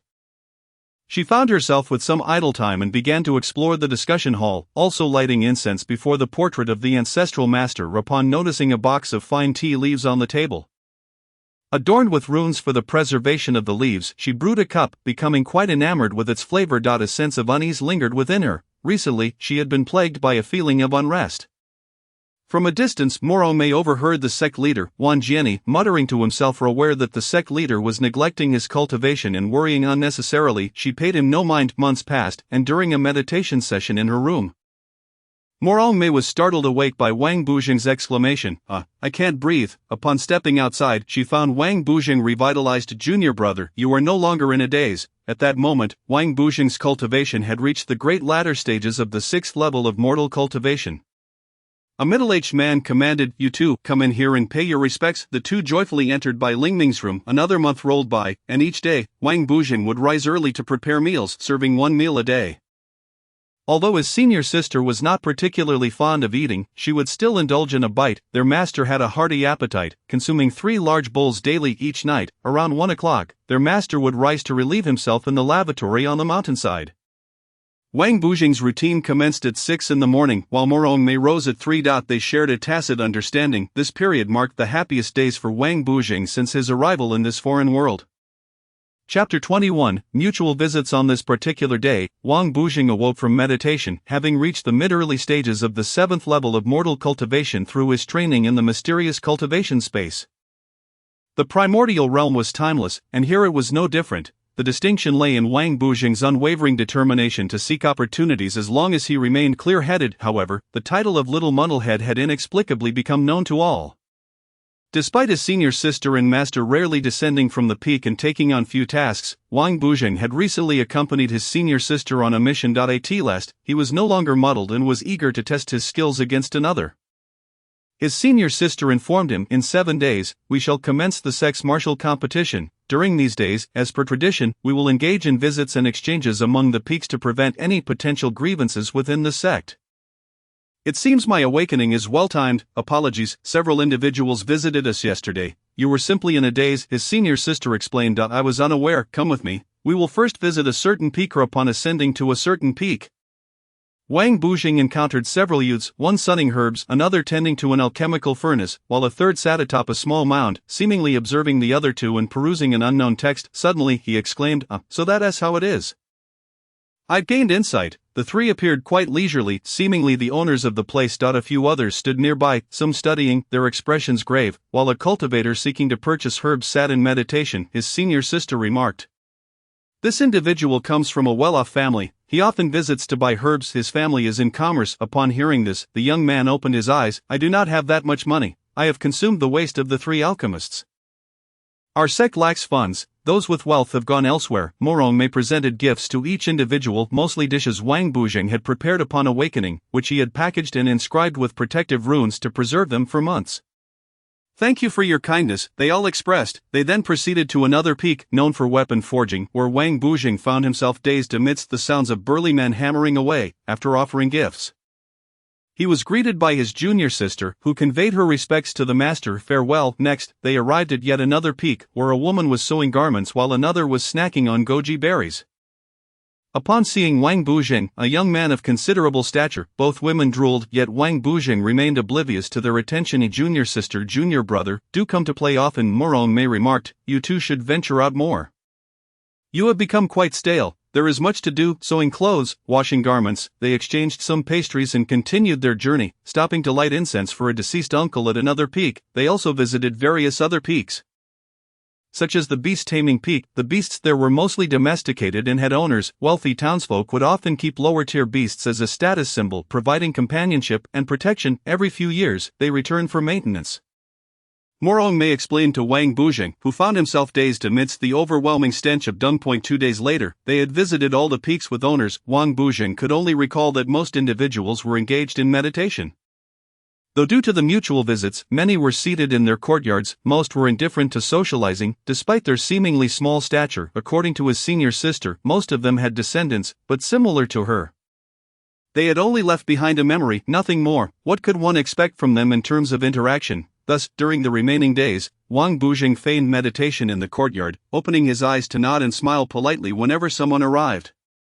Chapter 22. The Sex Martial Competition commences. The long-awaited martial competition of the sect finally commenced, with nearly all disciples returning. "Where is disciple so-and-so? Has he not returned?" Vice-sect leader Wang Bubi inquired. Seated beside the sect leader Wang Jiani, according to the records, he is currently engaged in a certain task. There may be some complications, keep an eye out. If necessary, let the Shadow Department investigate, Wang Bubi cautiously suggested. The martial competition officially begins, Wang Jiani declared, rising to address the assembly. Below, a throng of 60 to 70 individuals gathered, among which were a dozen mortals, led by a director from a cultivation department, alongside 5 disciples from a neighboring sect, most of whom were of little renown, with only one being a current generation disciple. A dozen individuals were disciples who had been guarding the sect and cultivating for the past few days. Another dozen returned from their tasks just in time. There were also a dozen who were accustomed to freedom and disliked constraints, making their way back today, all belonging to the sect. 20 individuals. Their faces, obscured and clad in identical black garments, were indistinguishable by gender or age, communicating silently among themselves. Among them were a few undercover agents, while the rest were hired to create confusion. Additionally, several others donned a different type of mask. Though familiar to everyone, their true appearances remained unknown, as they were members of the Dark Division. These members served as the right hands of the sect leader and the deputy leader. At this moment, an individual leaped onto the arena, none other than a certain Moe, whose cultivation was rather unremarkable. Another, known as Mo Bing, joined him on the stage, stating, "It seems we possess the lowest cultivation here." Allow me to spar with you. Instantly the two engaged in a fierce struggle. The onlookers were left disappointed. Was this truly a cultivator? They could hardly bear to watch. Shortly after, Moe was left battered and with panda eyes. Thrown off the stage. I refuse to accept this. I haven't even shown my full potential. I want to fight that little muddle-headed one, Moe exclaimed in disarray. At this time, Wang Bujing stood alongside his senior sister.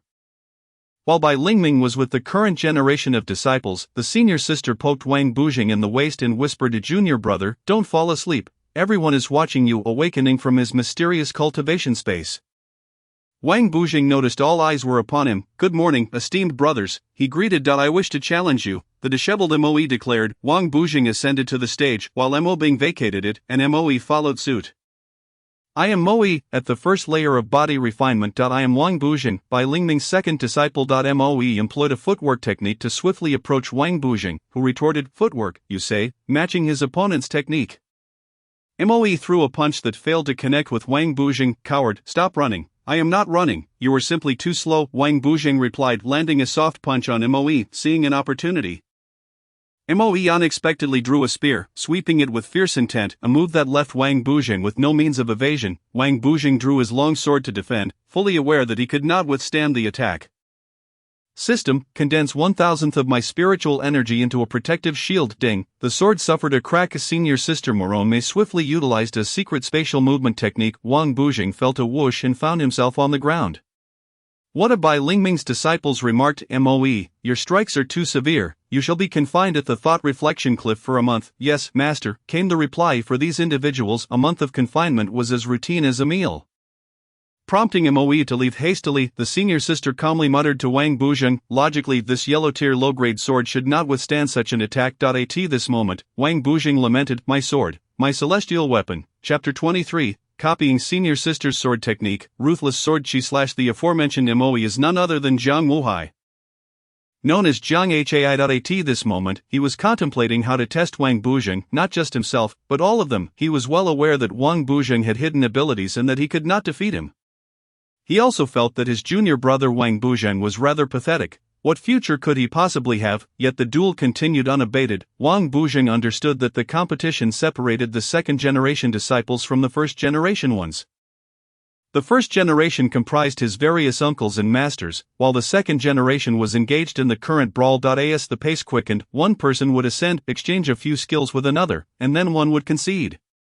Typically, those who advanced further into the competition were the least skilled. Wang Bujing was unconcerned with the outcome but focused on observing the skills, prompting him to have the system replicate them. Skills of various colors: yellow, green, blue, purple, red, white, and black. To outsiders, it appeared as though he had never seen the world. His eyes wide with wonder. Among the crowd, murmurs circulated. Another senior brother, or sister, has become more formidable, despite being merely in their 20s to 300. In Wang Bujing's ears, these comments automatically filtered out. At this moment, the senior sister watched Wang Bujing and noticed he had entered a meditative state. Alas, such a fine talent, yet he fails to grasp the situation for enlightenment. Soon, I must take my turn. Observing that all others had participated, Morome prodded Wang Bujing in the waist. Awakening from his meditative state, Wang Bujing discovered he had learned several skills: small fireball technique, small waterball technique, large fireball technique, large waterball technique, wind wall, footwork, shadowless fist technique, arm through punch, leg technique, overbearing kick, sword technique, gentle breeze caress, and others that the author did not specify. He then sought his senior sister wielding her sword on the stage.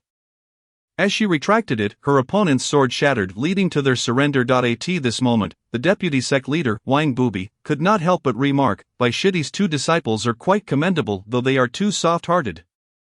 The sect leader, Wan Jiani, had no words to offer, and now, Wang Bujing sought to replicate his senior sister Morome's skills. Ding! Detection of the mysterious tier low-grade technique Ruthless Sword Chi / was successful, requiring a consumption of 5% of his remaining cultivation. Copy. Ding! Detection confirmed that the host wished to learn Ruthless Sword Chi / necessitating the consumption of all cultivation above the mid-stage of a mortal's 5th layer. Is this really necessary? Wang Bujing thought. Deciding that he had ample time in the future and that this attack would grant him the strength to confront those above the 4th layer of body refinement, whereas the small fireball technique was utterly useless. Learn Ding. Congratulations to the host for mastering Ruthless Sword Chi Slash. The host's cultivation is now at the early mid-stage of Immortal's 5th layer. The subsequent competition grew increasingly peculiar, as both the leaders and outer disciples of the first generation found it difficult to unleash their full potential. Moreover, the small arena could hardly withstand the onslaught of strikes. Many seasoned practitioners, after reaching the 10th layer of body refinement, would self-inflict a wound to restart from the 0 layer, such as Master by Ling Ming. Others would recultivate their heart techniques from the Qi refinement stage as a secondary cultivation. This so-called secondary cultivation involved infusing the Qi refinement cultivation into another, grander microcosm, allowing for more fluid control of one's realm. Otherwise, any Tom, Dick, or Harry could become a peak master, leading to disastrous consequences. Yet Wang Bujing firmly believed that his senior sister was the best in the world, unmatched by anyone. The first-generation disciples, who were the peak masters, ascended one by one, and after a few exchanges, the city leaders became so bored that they left for the restroom, finding the proceedings tedious and lengthy. By nightfall, the peak masters had only completed half of their bouts. Perhaps feeling fatigued, each would fight for half an hour before stepping down, a silent agreement among them. At this juncture, Bai Lingming took to the stage. Chapter 24. This is true skill. At this moment, Wang Bujing was watching Bai Lingming engage in a mock duel with an elder. Bai Lingming urged, "Admit defeat. You are no match for me." The elder, known as Mo Jia, retorted, "Let the hands reveal the truth." The two advanced toward each other, unleashing a flurry of punches. They exchanged blows, striking each other's faces and kicking at each other's knees. My fate is in my own hands, not dictated by heaven. Bai Lingming proclaimed. 30 years in the east, 30 years in the west. Do not underestimate the middle-aged and impoverished. Mo Jia, with hands that grasp the sun and moon. There exists no one like me in this world. Heaven rewards diligence. The techniques continued. Cunning shadow technique, fatal leg sweep, arm through punch, monkey steals peach, great elephant wisdom technique, sunflower needle technique, mountain crushing wave, and more. At this point, a discerning city leader remarked, "Now this is true skill." Those younger practitioners merely utilized flashy techniques akin to flashlight effects, lacking any real power. Indeed, another city leader concurred, "What you say is absolutely correct. There are no demons or monsters in this world, merely superstition. We must believe in science. For instance, the flying sword is merely a charged device." The leaders felt compelled to share their thoughts, and while many remained in attendance, some began to meditate on the spot. This was partly due to the presence of the leaders and partly because the relaxed atmosphere fostered camaraderie. However, most practitioners, having seen bloodshed, grew skeptical of such ethereal concepts. After Bai Lingming concluded his bout, Wang Bujing entered a meditative state and returned to the mysterious cultivation space. As per routine, he offered incense and, upon completion, received a notification. "Congratulations, host, for once again acquiring fortune points shared by the author. Ding, current fortune points total 200. Ding, would you like to activate the super sign-in at the arena location? Activate. Ding, congratulations on receiving a fortune firework. Surrounding individuals share 50 fortune points with the host, randomly sized. What benefit does this provide? Ding, no benefits. It's merely a trick. However, I can disclose that the demon cult has recently begun its activities once more. As the saying goes, the Tao rises 1 foot, and the demon rises 10, Wang Bujing mused. Emerging from his meditative state, a firework materialized in his hand. Wang Bujing trotted over to Deputy Sect Leader Wang Bubi, saying, "Brother, I procured this firework from a vendor in the village. They say it can enhance fortune. May I set it off here?" Wang Bubi dismissed him. "No harm done." As the firework ignited, a wave of relaxation washed over everyone present. At that moment, a grand conspiracy began to brew within the city. A city leader, having received a considerable 7 fortune points from this firework, would escape death 10 years hence during an attack by demonic beasts. Meanwhile, a certain senior brother Moe would gain 12 fortune points, allowing him to escape injury in his next confrontation with a malevolent cultivator. In a shadowy room, a sinister figure laughed maniacally. "Once I break through, I shall plunge the entire city into the clutches of the demonic cult." However, it was not yet time for the demonic cultivators to ACT. As the city leaders commenced their dinner, the battles on the arena continued until the early hours of the next day. The head of the cultivation department conferred with the sect leader regarding next year's reimbursement for spiritual sand. Ding, the author sensed the host's selfless dedication and shared 60 fortune points. Wang Bujing silently thought, "This round is not a loss." Chapter 25, The Fatal Strike. Ding, the system has detected the emergence of a great evil cultivator in this city. Please prepare to learn the fatal strike. Host. Ding, the system has issued a task. Please learn the Fatal Strike first form. The requirement is to master it within a century. Evil cultivators, do they truly exist in this world? At this moment, Wang Bujing felt a twinge of panic within the system's space. I am still a minor, all I wish to be is a useless individual, Wang Bujing lamented. The days here have transcended many years, as time is not accounted for in this realm. Wang Bujing's daily check-ins generally netted him 4 to 5 basic spirit rain cards. And on occasion, a single intermediate spirit rain card. At this point, his cultivation had already reached the 9th layer of the mortal realm, while his senior sister had also broken through to the 7th layer of body refinement. Wang Bujing had attempted to check in at numerous locations within the sect. Signing in at the Peak of Destiny granted him a basic experience book for the Ruthless Sword Chi. At another peak, he received a basic experience book for a first-tier alchemist, along with a skill book for a first-tier medicinal pill. Yet, for Wang Bujing, alchemy remained an enigma. He could only retain a few experience books, while the rest were reclaimed by the system for fortune points. Currently, not only did Wang Bujing find his cultivation points dwindling, but his fortune points were also of utmost importance, as learning from the system required the expenditure of these points.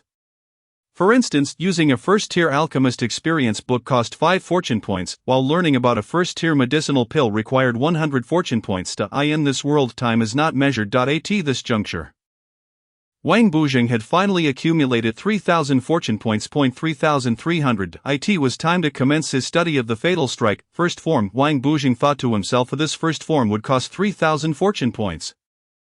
On that day, Wang Bujing first entered the mysterious cultivation space, signed in, and received 2 intermediate spirit rain cards and 5 basic spirit rain cards. He also obtained 3 skill experience books, including 1 for alchemy.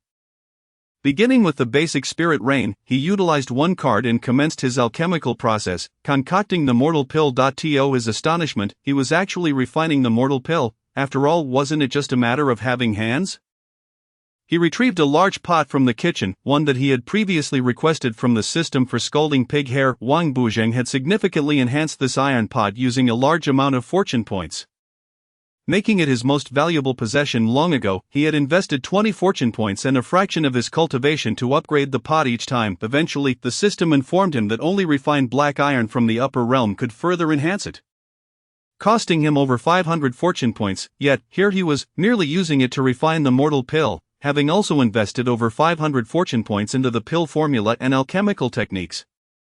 He had elevated the alchemical arts to the first tier. Rather than alchemy, it felt more akin to cooking. He initially exchanged 30 fortune points with the system for the herbs required that day, filling an entire room with them. The system had neatly organized them in rectangular boxes, occasionally leaving a path between them. The boxes were sealed with tape, each labeled with a date. 3 minutes later, a fragrant batch of over 10,000 mortal pills emerged from the pot, still slightly hot, all of which were of medium-grade yellow tier. He poured them into a basin, which rested on a rack, where each layer was cooled by water derived from ancient ice, exuding a potent icy aura even in its liquid state. Chapter 26, The Mortal Pill. After completing this batch of pills, Wang Bujing used another basic spirit rain card since the cooldown for using the spirit rain had concluded. Meditating for 5 minutes allowed him to fully absorb the spirit energy within.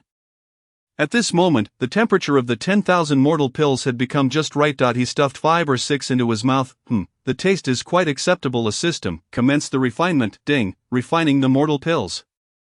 500, 1,000, 1,500, 2,000, 11,003 completed. Wang Bujing found himself in a state of profound mystery. 5 minutes later, after utilizing all the spirit rain cards, he began to offer incense. Ding, congratulations, host, you have received double fortune points, totaling 120 fortune points. System, I wish to learn the Fatal Strike, first form. Ding, deducting 3,000 fortune points. Do you wish to proceed with the learning? Learn. Ding, learning the Fatal Strike, first form, progress at 60%, 70%, ding, learning successful, deducting 50% of cultivation points for those above the 8th layer of the mortal realm. Wang Bujing discovered his cultivation remained at the 9th layer of the mortal realm. Ding, system upgrading, the demonic trial grounds will open shortly. The upgrade will take several months. Farewell. Wang Bujing was then ejected from the system space. Fortunately, he had successfully learned the Fatal Strike, first form. Time rewound many years. When Wang Bujing was still a child, appearing merely 17 or 18 years of age, after the nth martial arts tournament at the Cliff of Reflection, Junior brother, are you content? A certain individual inquired of another. who was seated in silent meditation facing the wall. Though the place was quiet, it served well for honing one's resolve. The speaker was none other than Zhang Hai, who had previously sparred with Wang Bujing at the second layer of body refinement. Now, with the assistance of his senior brothers and the Peak Master, he had advanced to the fourth layer of body refinement. In truth, he had already surpassed a month of his meditation period. I shall not leave until I defeat Wang Bujing. He refused to accept being the last in rank. Time moved forward again. One day, Wang Bujing emerged from meditation and found a playing card affixed to a piece of wood, stating, "Tomorrow a challenge from Zhang Hai, disciple of a certain peak, please prepare for battle." Wang Bujing remained unfazed. The next day, he donned his attire, adorned a jade pendant, and sat upon a stone to absorb the first rays of sunlight. Zhang Hai arrived, accompanied by 3 senior brothers, while an elder approached on a flying sword. His master, after some pleasantries exchanged between his master and Bai Lingming, they established a sparring barrier. Wang Bujing bowed respectfully. Just in time, Zhang Hai unleashed the fireball technique. Wang Bujing rolled to evade it. Fireball, Gatling, rapid fire. Wang Bujing found himself with no means to escape. Wind wall technique. At this moment, everyone was bewildered. How could a certain senior brother wield the wind wall technique? This defied logic. Zhang Hai was momentarily stunned. Fireball technique. Wang Bujing cast 5 fireballs in quick succession, leaving Zhang Hai unable to evade and getting hit, not even slightly painful. At that moment, a fireball appeared in Wang Bujing's hand. Break, Wang Bujing declared. The fireball exploded, releasing heat evenly in all directions, rebounding off the walls. It's so hot. Zhang Hai's first reaction was, "Are we still fighting?" He was clearly at his limit, swiftly dashing to Wang Bujing's side. Before he could make a move, Wang Bujing kicked him back. Brilliant, I concede. Zhang Hai's companions, save for the Peak Master, all hung their heads in defeat. After exchanging a few words, the Peak Master and Bai Shizuan departed. Chapter 27, Zhang Hai's third challenge. Zhang Hai had spent 6 months at the Cliff of Reflection. Junior brother Zhang Hai, your senior brothers have come to see you. Upon seeing his disheveled junior brother dancing with a sword atop the peak, a certain senior brother mused, has Zhang Hai truly mastered the foundational sword techniques as others have claimed? Moreover, has he nearly perfected the light breeze caressing willow sword technique, after 3 hours of meditation? Zhang Hai ceased his swordplay, remaining silent as he began to drink. After a hearty drink, he laughed boisterously. What fine wine! He resumed his sword dance, solitude having imbued him with an ethereal aura. You may not defeat Wang Bujing, but you must respect your senior brother, a certain senior brother remarked. Unbeknownst to him, through the Peak Master's weekly guidance, Zhang Hai was no longer the naive novice he once was. Arrogantly, Zhang Hai declared, "It is time to rearrange the rankings among us disciples." Very well. A certain senior brother produced a bottle of wine intended for Zhang Hai, took a sip, and drew his sword. Zhang Hai, like a sword just unsheathed, exuded confidence. The two quickly became entangled in combat. I didn't expect you to reach the 6th layer of body refinement. You're not too shabby yourself. Reveal your trump card, or you won't be able to defeat me. Light breeze caressing willow, 13th form, endless and unyielding. Zhang Hai countered with the same move. Before them, an expanse of 10 meters transformed into an endless torrent of sword energy.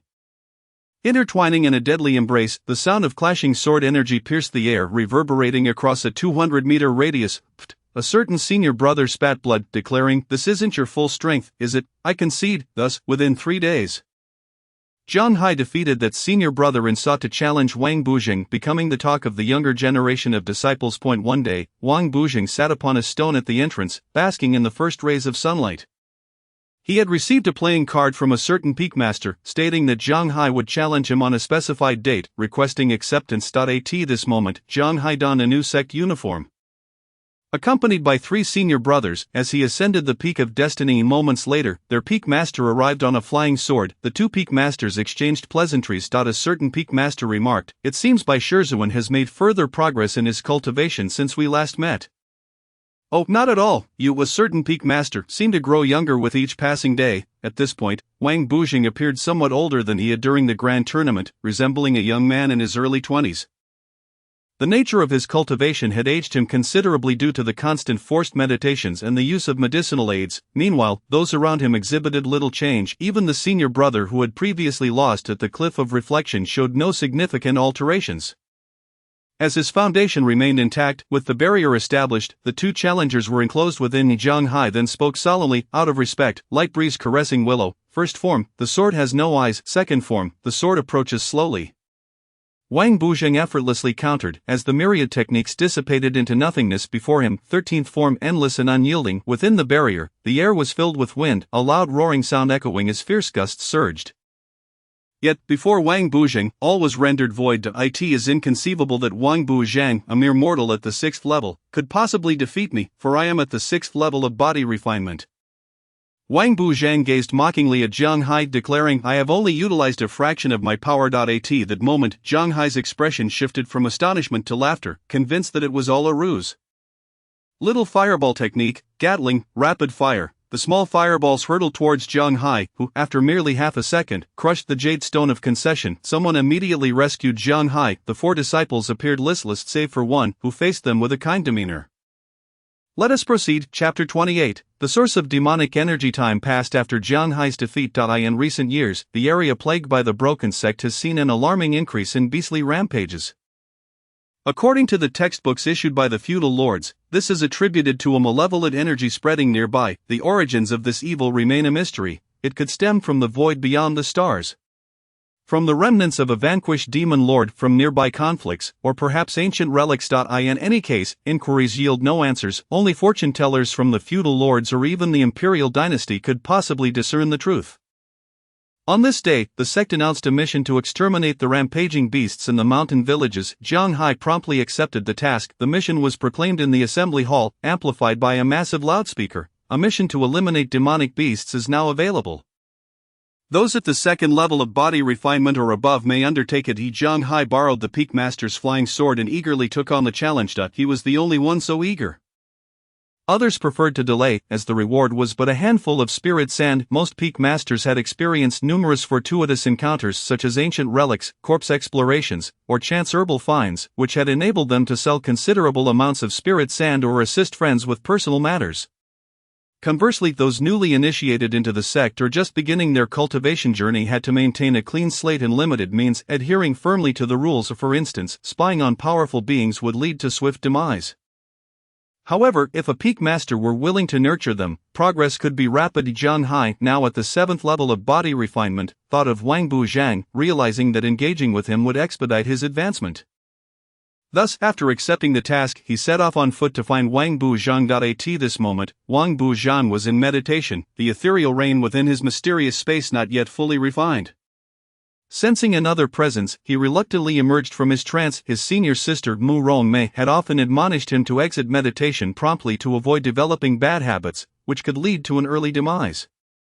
Upon emerging, Wang Buzheng felt Jiang Hai's spirit energy. Jiang Hai, possessing remarkable talent, had progressed swiftly since being discovered by his master. In one breath, he absorbed the overflowing spirit energy from Wang Buzheng.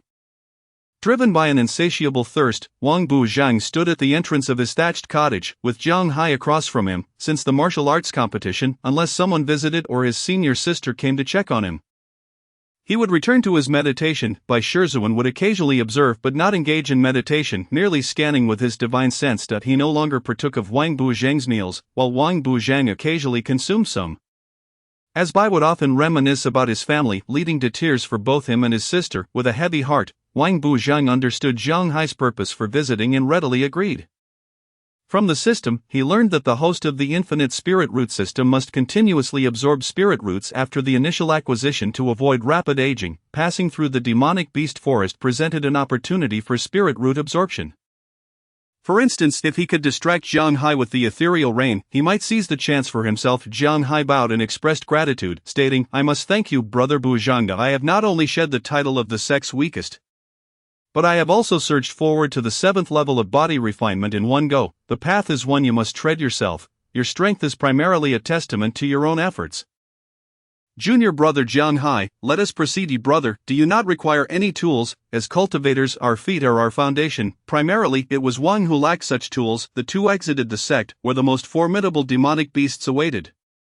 For Wang Buzheng, being at the 6th level of a mere mortal was the best bait, while he himself was an unfeeling spirit root reaper. Chapter 29. The spirit root reaper. As they left the sect, Wang Buzheng ran his fingers over the stone pillars and lion statues at the entrance. System, can this be harvested? Just asking. Yes, but it holds little value. It is advised that the host refrain from such thoughts.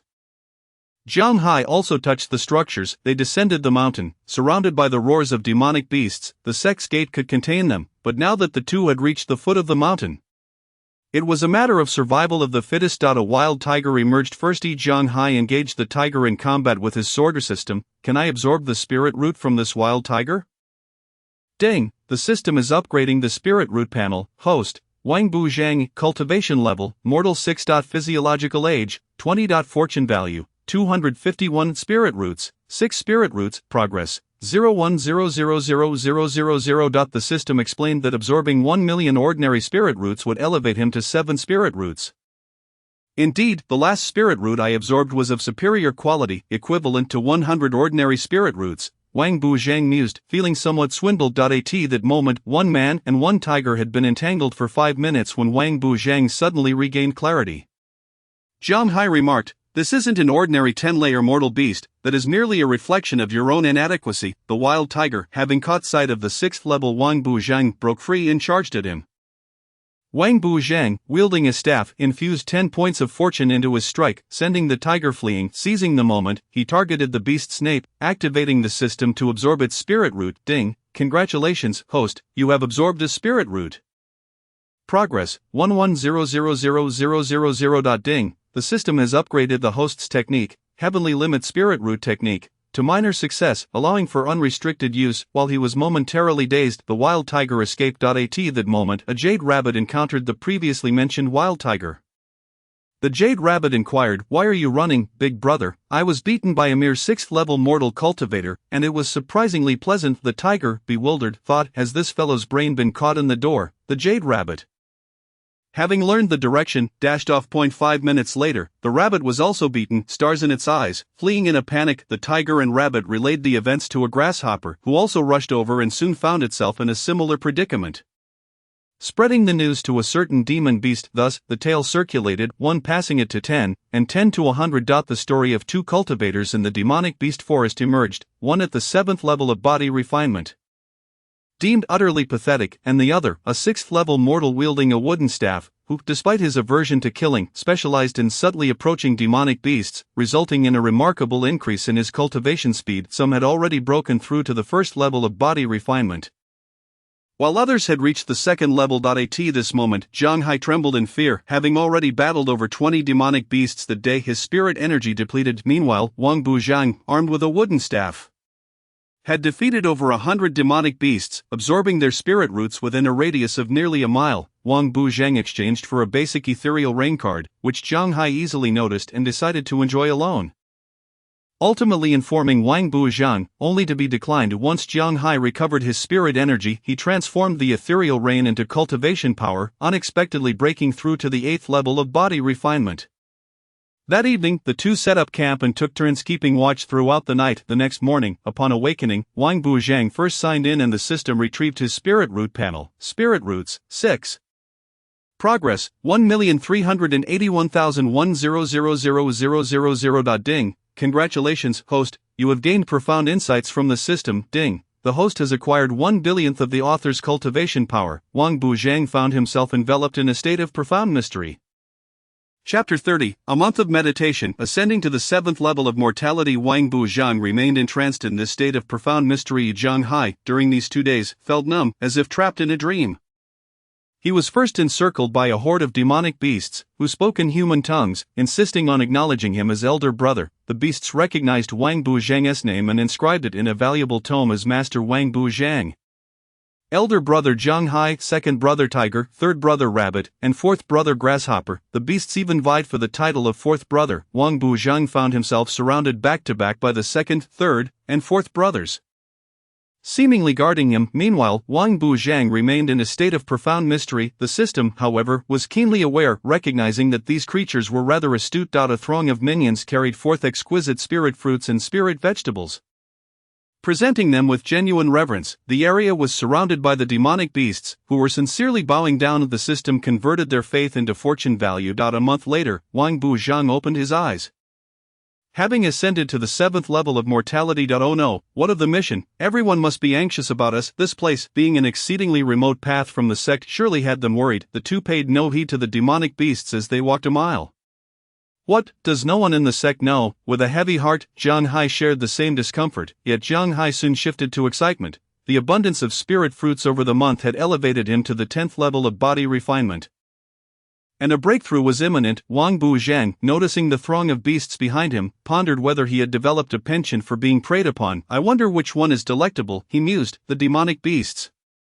Recognizing his intent, dispersed. Thus began the legend of the wooden staff-wielding sage. At this moment, Wang Buzhang discovered that his physiological age had reached 22 years, and he sported a long beard, taking out a pair of scissors and some water. He trimmed his beard. The two continued to advance outward, having traversed only a tenth of the distance. Neither Jiang Hai nor Wang Buzhang was in a hurry, nor was the sect, nor the village. As long as everyone stayed indoors, there was no urgency, for they were not incapable of dealing with the demonic beasts. The beasts possessed various techniques and could flee swiftly. Wang Buzhang sensed he could still enter meditation. But the system warned that the spirit root absorption was insufficient for enlightenment, lest he fall into a stupor. Let me provide a little extra support for Jiang Hai, he decided, granting him 3 basic ethereal rain cards for protection. Jiang Hai soon broke through to the first level of Qi refinement, a stage that permitted him to apply for the position of peak master. He envisioned bringing Wang Buzhang along. However, he had failed to notice that a vast expanse of dark clouds had gathered above him. Thunder and lightning followed in quick succession. 9 bolts of lightning struck Jiang Hai, leaving a faint charred scent in the air. Surprisingly, Jiang Hai felt no anger but rather joy, grateful for the prowess of his senior brother Wang Buzhang. He remained low-key, feeling a sense of contentment as he walked closely with his male peers for the first time. And he appreciated the recognition he received. It was I who had been presumptuous. The spiritual rain continued to fall in a gentle cascade. Jiang Hai's innate talent was exceedingly high. After being nourished by the spiritual rain, he could swiftly absorb it. After enduring the dark cloud's thunder and the 9 strikes, he reached the 2nd level of Qi refinement. Following the same phenomena, he ascended to the 3rd level of Qi refinement. Wang Buzhang, wishing to avoid drawing too much attention, thought it prudent to remain inconspicuous, as there were already too many variables at play. At this moment, the sect leader Wan Jianyi of the Broken Sect convened an emergency meeting. Summoning all peak masters, was it that Wang Buzhang again? The deputy sect leader Wang Buzhai commented. No, it was a certain disciple of a certain elder who had triggered the thunder tribulation for breaking through to the Qi refinement stage. And it had occurred 3 times in succession. Wan Jianyi's eyes widened in shock. Chapter 31. Jiang Hai is a talent. As mentioned previously, the meeting at the Broken Sect aimed to safeguard Jiang Hai and preserve his talent, as well as ensure his safety. After all, there were only a handful of Qi refinement practitioners within the sect. Wang Buzhai stated, "Leave this matter to me and the certain disciple." The certain disciple referred to Jiang Hai's master, Chen Daoi, known as Chen Dao. Chen Dao arranged for the other disciples to clear out the peak where Jiang Hai would reside upon his return, and then said to Wang Buzhai, "Let us go." The two mounted their swords and set off to locate the site where Jiang Hai had provoked the thunder tribulation. An hour and a half later, they arrived at their destination. Chen Dao. Jiang Hai, have you truly broken through to the 3rd level of Qi refinement? Yes, it is primarily due to the sect's nurturing. Jiang Hai, you need not undertake this task. The sect has already allocated ample resources for you. Come with us. After exchanging a few words, Jiang Hai was taken away, leaving Wang Buzhang in a state of disarray. Fortunately, his identity token had already replicated the details of the task. Wang Buzhang strolled leisurely through the forest, suddenly forgetting who he was, his purpose, the sect, and even his senior sister and master. It was time to mature. As the infinite spiritual root technique stated, I love to store spiritual energy. It was indeed time to grow up.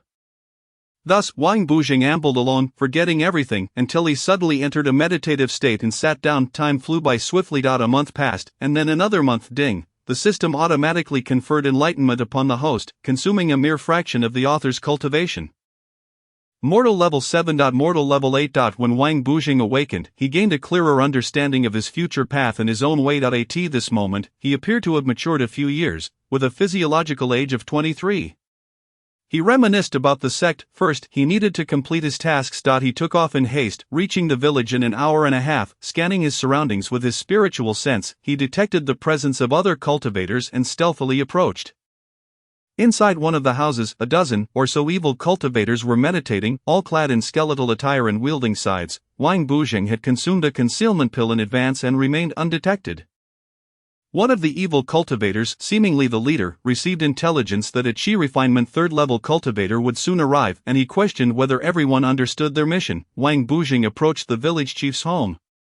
revealing himself and proclaiming that he was Jiang Hai of the third level of Qi Refinement. A Qi Refinement Master. Why does the village chief perceive him as weak? The village chief detailed the situation with the demonic beasts, questioning whether he needed assistance at the first level of body refinement. To draw out the evil cultivators, Wang Buzheng called for 2 helpers. Soon, based on the village chief's information, they located the resting place of the demonic beasts.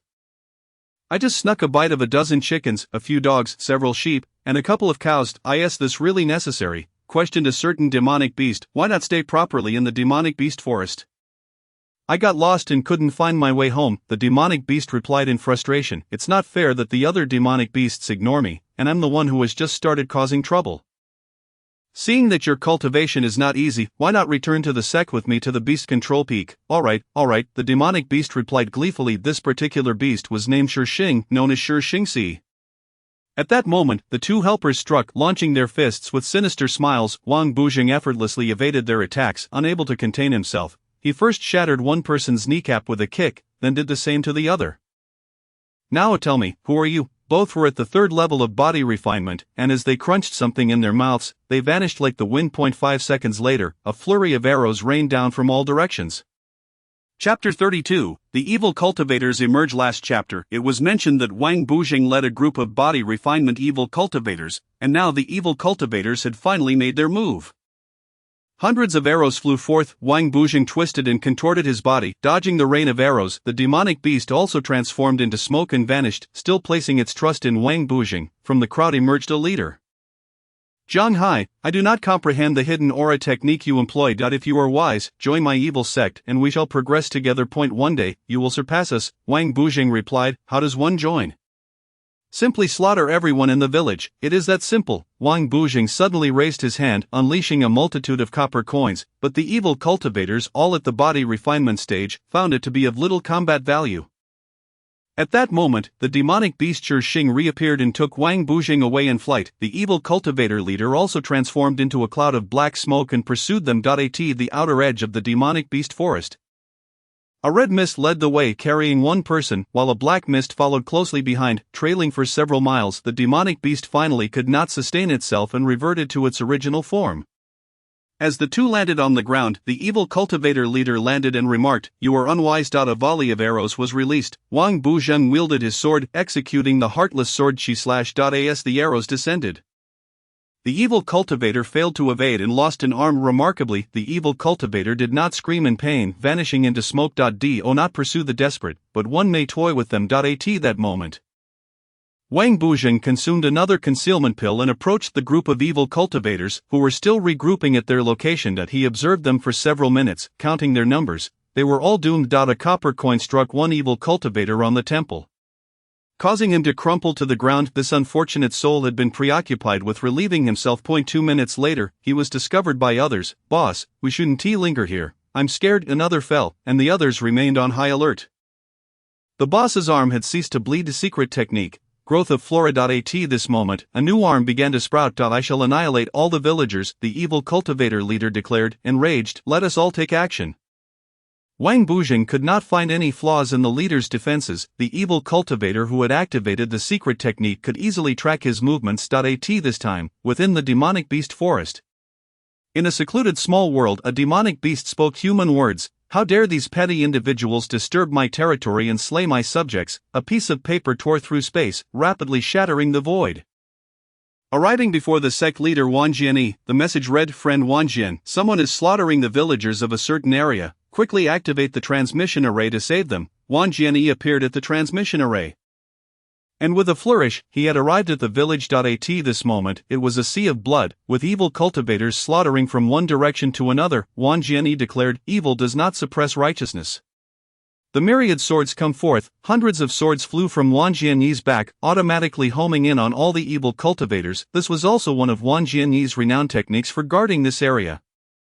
"Retreat!" The evil cultivators cried in unison. Only 2 were struck, while the rest vanished into black smoke. Disciple Wang Buzheng. Greetings, sect leader, Wang Buzheng, you truly have a flair for the dramatic. I dare not.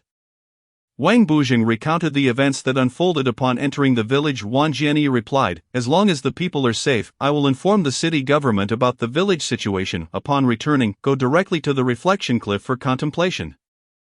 Refine your body further before descending the mountain. Understood. The sect leader crushed 3 return stones, and a surge of energy enveloped them, transporting the 2 humans and 1 demonic beast, directly back to the sect. Yu Hao, the sect leader, arranged for his confidants to handle matters while he sought out a certain demonic beast to discuss upcoming events. The certain demonic beast was known as Zheng Sheng Sanchurer, commonly referred to as Zheng Sheng, who remarked, "I have not emerged from seclusion for many years. My area is becoming increasingly unstable." Chapter 33, The Unadorned Life at the Reflection Cliff. At this moment, Wang Bujing arrived at the Reflection Cliff. The Reflection Cliff stood at the highest point in a certain direction of the sect, towering 4 to 5 times above the average peak. The mountain path had long been hewn into stone steps by predecessors. Wang Bujing pondered, this path was carved with such care. What purpose does it serve? Indeed, it was said that atop the Reflection Cliff, there existed a place suffused with spiritual energy, continuously generating a lang of spiritual power. Albeit this energy was utterly unsuitable for cultivation. A millennium ago, a predecessor absorbed this chaotic spiritual energy, achieving mid-stage foundation establishment, rendering him invincible among his peers, yet he tragically perished at a young age. Wang Bujing entered a thatched cottage, tidied up the debris, and murmured, "All right, there are still a few years until body refinement. I wonder how the others are faring." He was well aware that Zhang Hai was utilizing him. Yet now that Zhang Hai's future appeared bright, his curiosity lingered. Thus, 6 months passed at the Reflection Cliff, the season's perpetual spring aligning perfectly with his unremarkable dantian, showing no signs of change. Wang Bujing's physiological age reached 24. One day, his senior sister and master came to visit him. Morong Mei greeted, "Good morning, junior brother." "Morning. Could you share with me the tale of your battle against the evil cultivators in a certain village?" "Not at all. It was the sect leader's sword technique, myriad swordscom, that was truly impressive." He then recounted how the sect leader had established authority and frightened away the evil cultivators. Ding. The system detected his insincerity towards his senior sister, causing her fondness for him to diminish, transforming that sentiment into an item for the host to collect. Ding. The system automatically used the item, bestowing enlightenment upon him. Nonsense. Wang Bujing seethed with anger, realizing he was on the path of becoming heartless. At this moment, he noticed that his senior sister and master remained unchanged, with the same appearance, attire, and imposing presence. However, in the next moment, Wang Bujing once again found himself ensnared in that enigmatic state. It was precisely at this juncture that the system was inputting his cultivation. When Wang Bujing finally awoke, 2 months had elapsed. At this point, his beard had grown to his chest, and his hair was in disarray.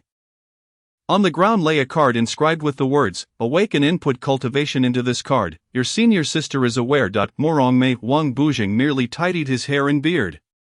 He noticed a peculiar symbol on the card and infused it with spiritual energy. The card floated away, carried by the wind down the mountain. This time, 3 individuals arrived: Zhang Hai, his senior sister, and his master. Zhang Hai remarked, "Under the sect's guidance, I have now reached the 6th layer of qi refinement. Allow me to demonstrate a sword technique." With that, he began to wield his sword, performing the breeze caressing the willows. Comprising 20 strikes, the difference between the 13th and 20th forms was indeed profound. Wang Bujing regarded it with indifference. Zhang Hai inquired, "What do you think? Are you astonished?" "Indifference, impudence, master." Bai Lingming interjected, stating, "At this point, Zhang Hai has become a leading disciple, a revered son of the sect, under the tutelage of the sect master. Wan Jianye Zhang, my junior, has taken time from his busy schedule to see you. Do not take it for granted. Look at your own cultivation, merely at the 8th layer of immortal." Bai continued, "You truly bring shame to the sect." Just as Zhang Hai and the master were about to take their leave, his senior sister remained behind. After they departed, she said, "Today, I shall impart to you my renowned technique, the Heartless Sword Qi Slash." Wang Bujing was at a loss for words. His senior sister demonstrated it 3 times, explaining the key points. Ding. The proficiency of the host's Heartless Sword Qi Slash upgraded to minor mastery. Wang Bujing expressed his gratitude, saying, "Thank you for your guidance." Senior sister, Morong Mei, with a serious demeanor, asked, "Bujing, have you ever had feelings for me?" Wang Bujing was taken aback, and Morong Mei continued, "In a few days, I must journey to a very distant place, where, very far, afterward, his senior sister also departed." Chapter 34. Wang Bujing, reluctant to enter meditation, his senior sister had gone to the thought-over cliff. At this moment, Wang Bujing's physiological age was 26, with a cultivation level of the 8th layer of immortal. He could not comprehend the meaning behind his senior sister's words. She was not a princess exiled to the common folk. So why must she go so far away? Wang Bujing felt restless, practicing the heartless sword she slash until he reached minor mastery. On one wall of the thought-over cliff, patterns reminiscent of needles constantly etched themselves, revealing this as a prime location for cultivation. Yet, the spiritual energy here could not be harnessed. At the outset, Jiang Hai had been granted resources by his master, a certain individual, to aid his cultivation. Wang Bujing held Jiang Hai in low regard, believing his foundation too shallow. As he practiced his swordsmanship, night fell unexpectedly, and Wang Bujing found himself on the verge of tears, ultimately falling asleep in the open. At this moment, Wang Bujing discovered himself in a modern residence. Following the arrows on the ground, he entered a room and sat cross-legged. Inside, two others were also seated in meditation. Wang Bujing realized he could not control himself and asked, "Author, why must my senior sister Morong Mei die? Am I not the protagonist? Is she not part of the harem?" "Impudence," replied the system. "Heavens will, the other is the author. Her lifespan has come to an end. The lifespan of cultivators is finite. She is destined to perish in the coming days. Why did she ask me such things yesterday? She was merely jesting with you. Why must the one who cares for me most die? Can't it be someone else? Do you not recall your own cultivation level when you entered the sect? The sect master intended for Bai to have a disciple, and it was fortuitous that Morong Mei was assigned to guide you. Now that you have learned the heartless sword she slash, are you not content? Leave," declared the author. No, time and space shifted, traversing through a temporal tunnel. Wang Bujing awoke, drenched in sweat. After regaining his footing, he felt a sense of relief and resumed practicing his swordplay. Ding! Spiritual energy recovery was detected in the sex area. Certain individuals had achieved breakthroughs today, providing the host with enlightenment. No, I wish to see my senior sister one last time, but I refuse to be a slave to spiritual energy. Ding! Interruption. Wang Bujing felt drowsy, meditating with his eyes closed for a few minutes before descending the mountain. With his current cultivation at the 8th layer of Immortal, he walked swiftly, reaching the base in just 15 minutes. The path was riddled with mechanisms, which would soon restore themselves. Upon arriving at his birthplace, he sensed that Bai and Morong had already felt his presence and were seated on a stone in the courtyard. Wang Bujing sensed three others on the peak: Bai, who had felt the resurgence of spiritual energy, and three newcomers who had joined the sect half a month prior, all at the 1st layer of body refinement. "I am at the 5th layer of Qi refinement, while your senior sister is at the 10th layer of body refinement." As they spoke, Wang Bujing began to drift into a daze, repeatedly dozing off. "Wang Bujing, I speak sincerely to you." Bai Lingming and Morong Mei were puzzled by Wang Bujing's words. "Bai, your senior sister will no longer belong solely to you. You must learn to share." While Morong Mei understood the implications, she remarked, "If you are unwell, go practice your cultivation." Bai informed Wang Bujing that Jiang Hai had already entered a prestigious university in the provincial capital and was likely at the foundational stage of cultivation. Now, the peak masters within the sect were primarily at the 3rd layer of Qi refinement, and the 2nd-generation disciples had all reached the latter stages of body refinement. Bai urged Wang Bujing not to lag behind and embarrass himself. After speaking, Bai tossed him 1,000 spirit sands, stating it was the sect master's intention, both as a reward for slaying evil cultivators and as his monthly allowance during his absence. Wang Bujing felt relieved and returned to the thought-over cliff, entering meditation to begin his enlightenment. Days later, Morong Mei passed away, reportedly sitting in meditation, buried without disturbing Wang Bujing. Of this, Wang Bujing was entirely unaware. Chapter 35, The Arrogant Junior Disciples. One day, Bai Lingming unexpectedly arrived at the thought-over cliff, instructing Wang Bujing to descend the mountain with a document from the sect master. "Wang Bujing, you are now the eldest senior brother of our Bai Peak. Given your seniority, however, if you continue to remain complacent, you may find yourself at the bottom in a few years. I am grateful for the cultivation bestowed upon me by the sect master and my master, as well as my senior sister. Your senior sister's belongings now belong to you." With that, Bai tossed him a storage ring containing various cultivation resources and spirit sands. Upon returning to Bai Peak, Wang Bujing observed three junior disciples engaged in meditation, with a trace of spiritual energy emanating from their heads, all at the 3rd layer of body refinement. Wang Bujing shared with them the scenic wonders of the sect. And the juniors, now familiar with the sect's affairs, engaged in lively discussions. Greetings, senior brother. I am Jiang He, known as Jiang He, and I am a distant relative of the Holy Son Jiang Hai. I am Jiang Hu. I am Jiang Xi. It is rumored that the Holy Son Jiang Hai has encountered fortuitous opportunities. Does senior brother Bujing have any insights? Wang Bujing replied, "In cultivation, one must contend with fate. A solid foundation is paramount. Jiangshi jested, "Senior brother, your foundation is truly remarkable, you appear quite youthful." The trio erupted into laughter. At that moment Bai Lingming, who had been meditating, opened his eyes upon hearing their banter, rendered speechless, and sternly commanded, "All disciples, remember to pay your respects to me each day." "Understood," they replied in unison. Since the sect began recruiting and expanding, the chatter among the disciples had grown increasingly boisterous, with individuals constantly provoking one another and engaging in petty squabbles. Yet, the peak masters chose to remain indifferent. If cultivation were not meant for combat, what significance would it hold? Conversely, if cultivation were solely for the purpose of combat, then what meaning could it possess? In the days that followed, Wang Bujing remained in meditation, while the three junior disciples obediently paid their respects to Bai Lingming daily, engaging in spirited discussions. Bai, in high spirits, would occasionally bestow spirit sands or various pills upon them, including those Wang Bujing had previously acquired from the system or crafted in a mysterious cultivation space. Now, Wang Bujing could exchange his cultivation for luck pills, albeit with lower efficiency, as the quality of the luck pills would improve over time, leading to higher quality outcomes. The items exchanged for luck points would become increasingly superior, enabling him to obtain powerful elixirs and even pseudo-dragon blood point. One day, the three junior disciples were animatedly discussing which beautiful junior sister had taken a liking to them.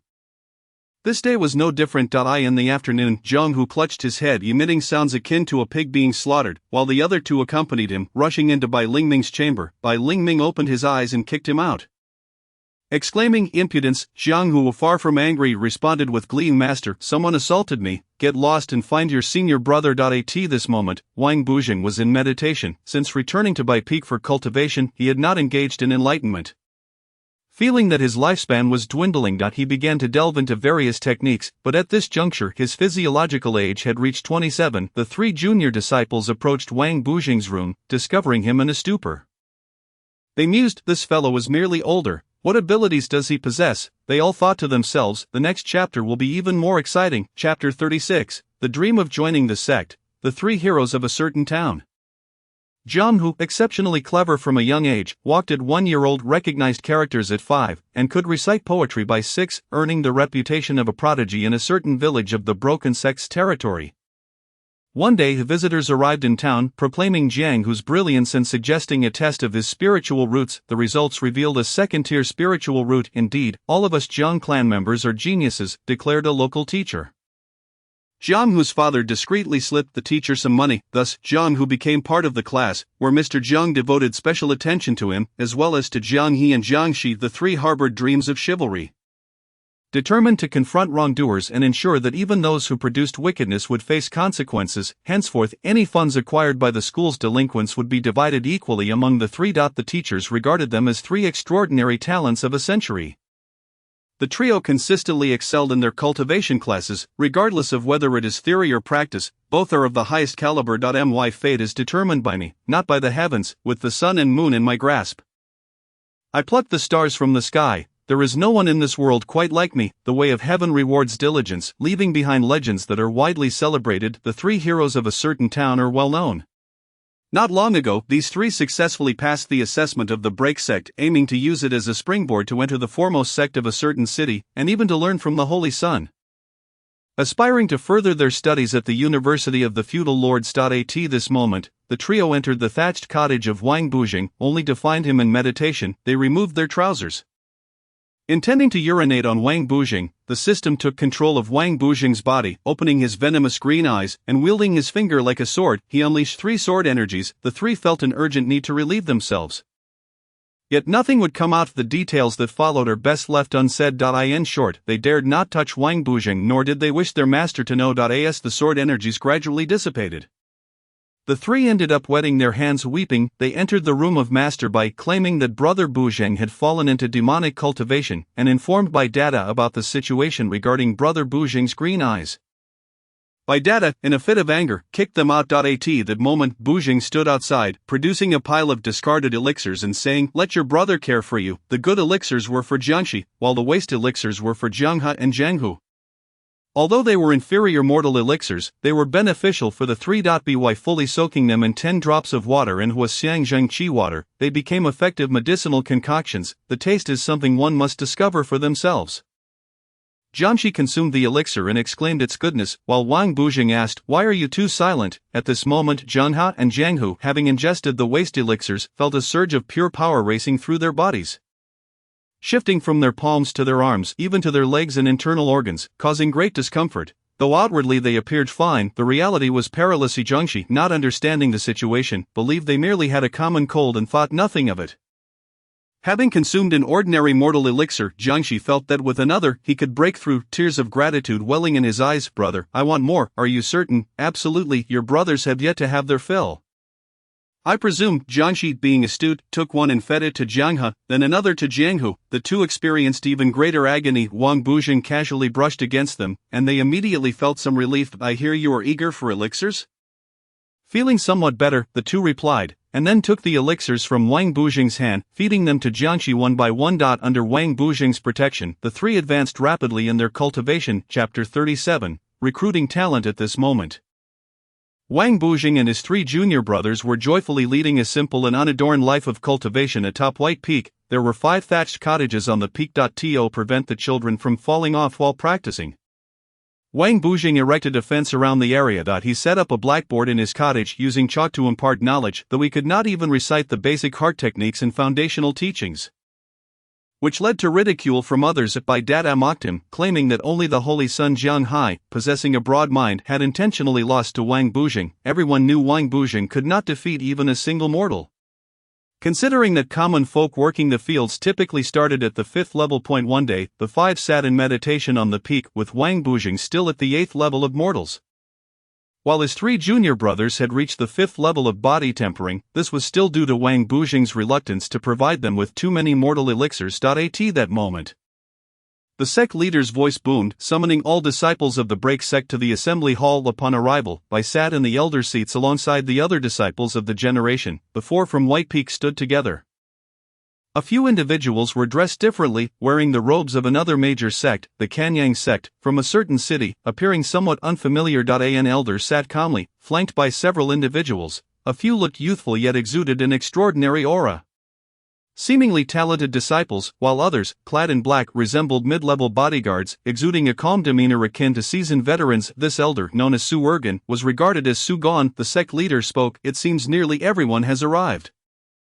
The crowd exchanged glances. Recently, due to the revival of spiritual energy, various sects had indiscriminately recruited a multitude of disciples, causing the core strength to return to impart skills to the newcomers. This elder had come to recruit talent. The sect leader said, "Please allow Elder Sugon of the Kanyang sect to speak." Sugon stated, "As everyone knows, the Kanyang sect is the foremost sect in a certain city, while the break sect is a minor sect." Sugon then surveyed the elder seats, noting the mix of anger and calm among the elders. He continued, "Those who can recognize the times are the true talents. Some gifted disciples should be receiving better education. This is the policy of the feudal lords, an era of prosperity. Why do we cultivate? To bring honor to our ancestors. If you lack talent, will your sect still want you? Accept reality, rather than being battered by society with no recourse. My fate is determined by me, not by the heavens. The most crucial aspect of cultivation is resources. Joining my sect will ensure you do not fall behind at the starting line. Every gifted disciple will receive a monthly allowance of 100 to 1500 spiritual sands." After saying this, he glanced around confidently, observing the new disciples' excitement. Jiang He, Jiang Hu, and Jiangxi felt immensely pleased, envisioning a broader future ahead. Most of the new disciples were filled with pride. At this moment, the sect leader was furious yet dared not voice it, asking, "Are you eyeing some of my sect's disciples? What do you mean your sect? They will soon belong to my sect." Sugon continued, "This young boy is a new disciple of our sect, who within just 1 month, has advanced from the 4th level of mortals to the 9th level of body tempering. We have many such disciples." At this moment, the disciple greeted the others, emphasizing the term junior brothers. Meanwhile, the new second-generation disciples of the break sect had only reached a maximum of the 5th level of body tempering. After much talk, Elder Sugon produced a long stone for testing talent. Chapter 38, Open Recruitment. As mentioned previously, Elder Sugon and others from the Kanyang sect were here to recruit talent. At this moment, Sugon took out a long stone for testing talent. Upon receiving Sugon's signal, a talented young boy stepped forward and placed his hand on it. The stone emitted a beautiful color, and Sugon indifferently remarked, "Rare level fire spirit root, 8th level of body tempering." Another talented young man approached, placed his hand on the stone, and it responded with rare level water spirit root, 8th level of body tempering. Marvelous, marvelous. After showcasing their talents, the members of the Kanyang sect, Sugon joyfully announced, all new disciples of the Break sect may come for testing. Those with rare level talents may join my sect with excellent benefits. Every peak master at Elder and others involved will receive substantial commissions. After all, helping me educate the younger generation is also a merit. Wang Jiani, the sect leader of the Break sect, chimed in. This benefit has not even been established yet, and you come to recruit. This seems inappropriate. Sugon laughed heartily, tossing a bag of spiritual sands to Wang Jiani. Upon inspection, Wang Jiani discovered it contained 100,000 spiritual sands, enough for him to cultivate freely for several years. Sugon then tossed several more bags, and the vice sect leader, Wang Bubi, found himself with 200,000 spiritual sands, making him ecstatic. The other elders were also smiling broadly. Wang Jiani declared, then let us begin. With everything overseen by Elder Sugon. Sugon remarked, this assembly hall is a bit small, let us step outside for the testing. The crowd moved to the main peak square, where the new generation of disciples stood together. Sugon, standing at a height, announced the start, and the crowd formed a long line to begin testing. Wang Bujing, still somewhat confused, was unacquainted with many individuals present. Zhenghe, rare talent, 5th level of body tempering. Zhenghu, rare talent, 5th level of body tempering. Jiangxi, rare talent, 5th level of body tempering. Elder Sugon was beaming ear to ear, thinking, I want all three of these talents. At this moment, Wang Bujing, still in a daze, approached as a cultivator nudged him in the waist, indicating it was his turn. Wang Bujing stepped forward, and Elder Bai remarked, what a mess, who let you go up there? No matter, Sugon replied. Wang Bujing placed his hand on the stone and sensed an energy-filled peculiar stone. Should I absorb it? 80% absorption is sufficient, otherwise it would be revealing the absorbing in progress, 10%, 20%, 50%. At this point, someone in the crowd said, what a waste of everyone's time. 80% absorption complete. Wang Bujing's cultivation surged dramatically, and his fortune value soared to 750 points. His appearance not only did not age but rather regressed by a year, reaching the age of 27. Wang Bujing realized that absorbing this peculiar energy could rejuvenate him.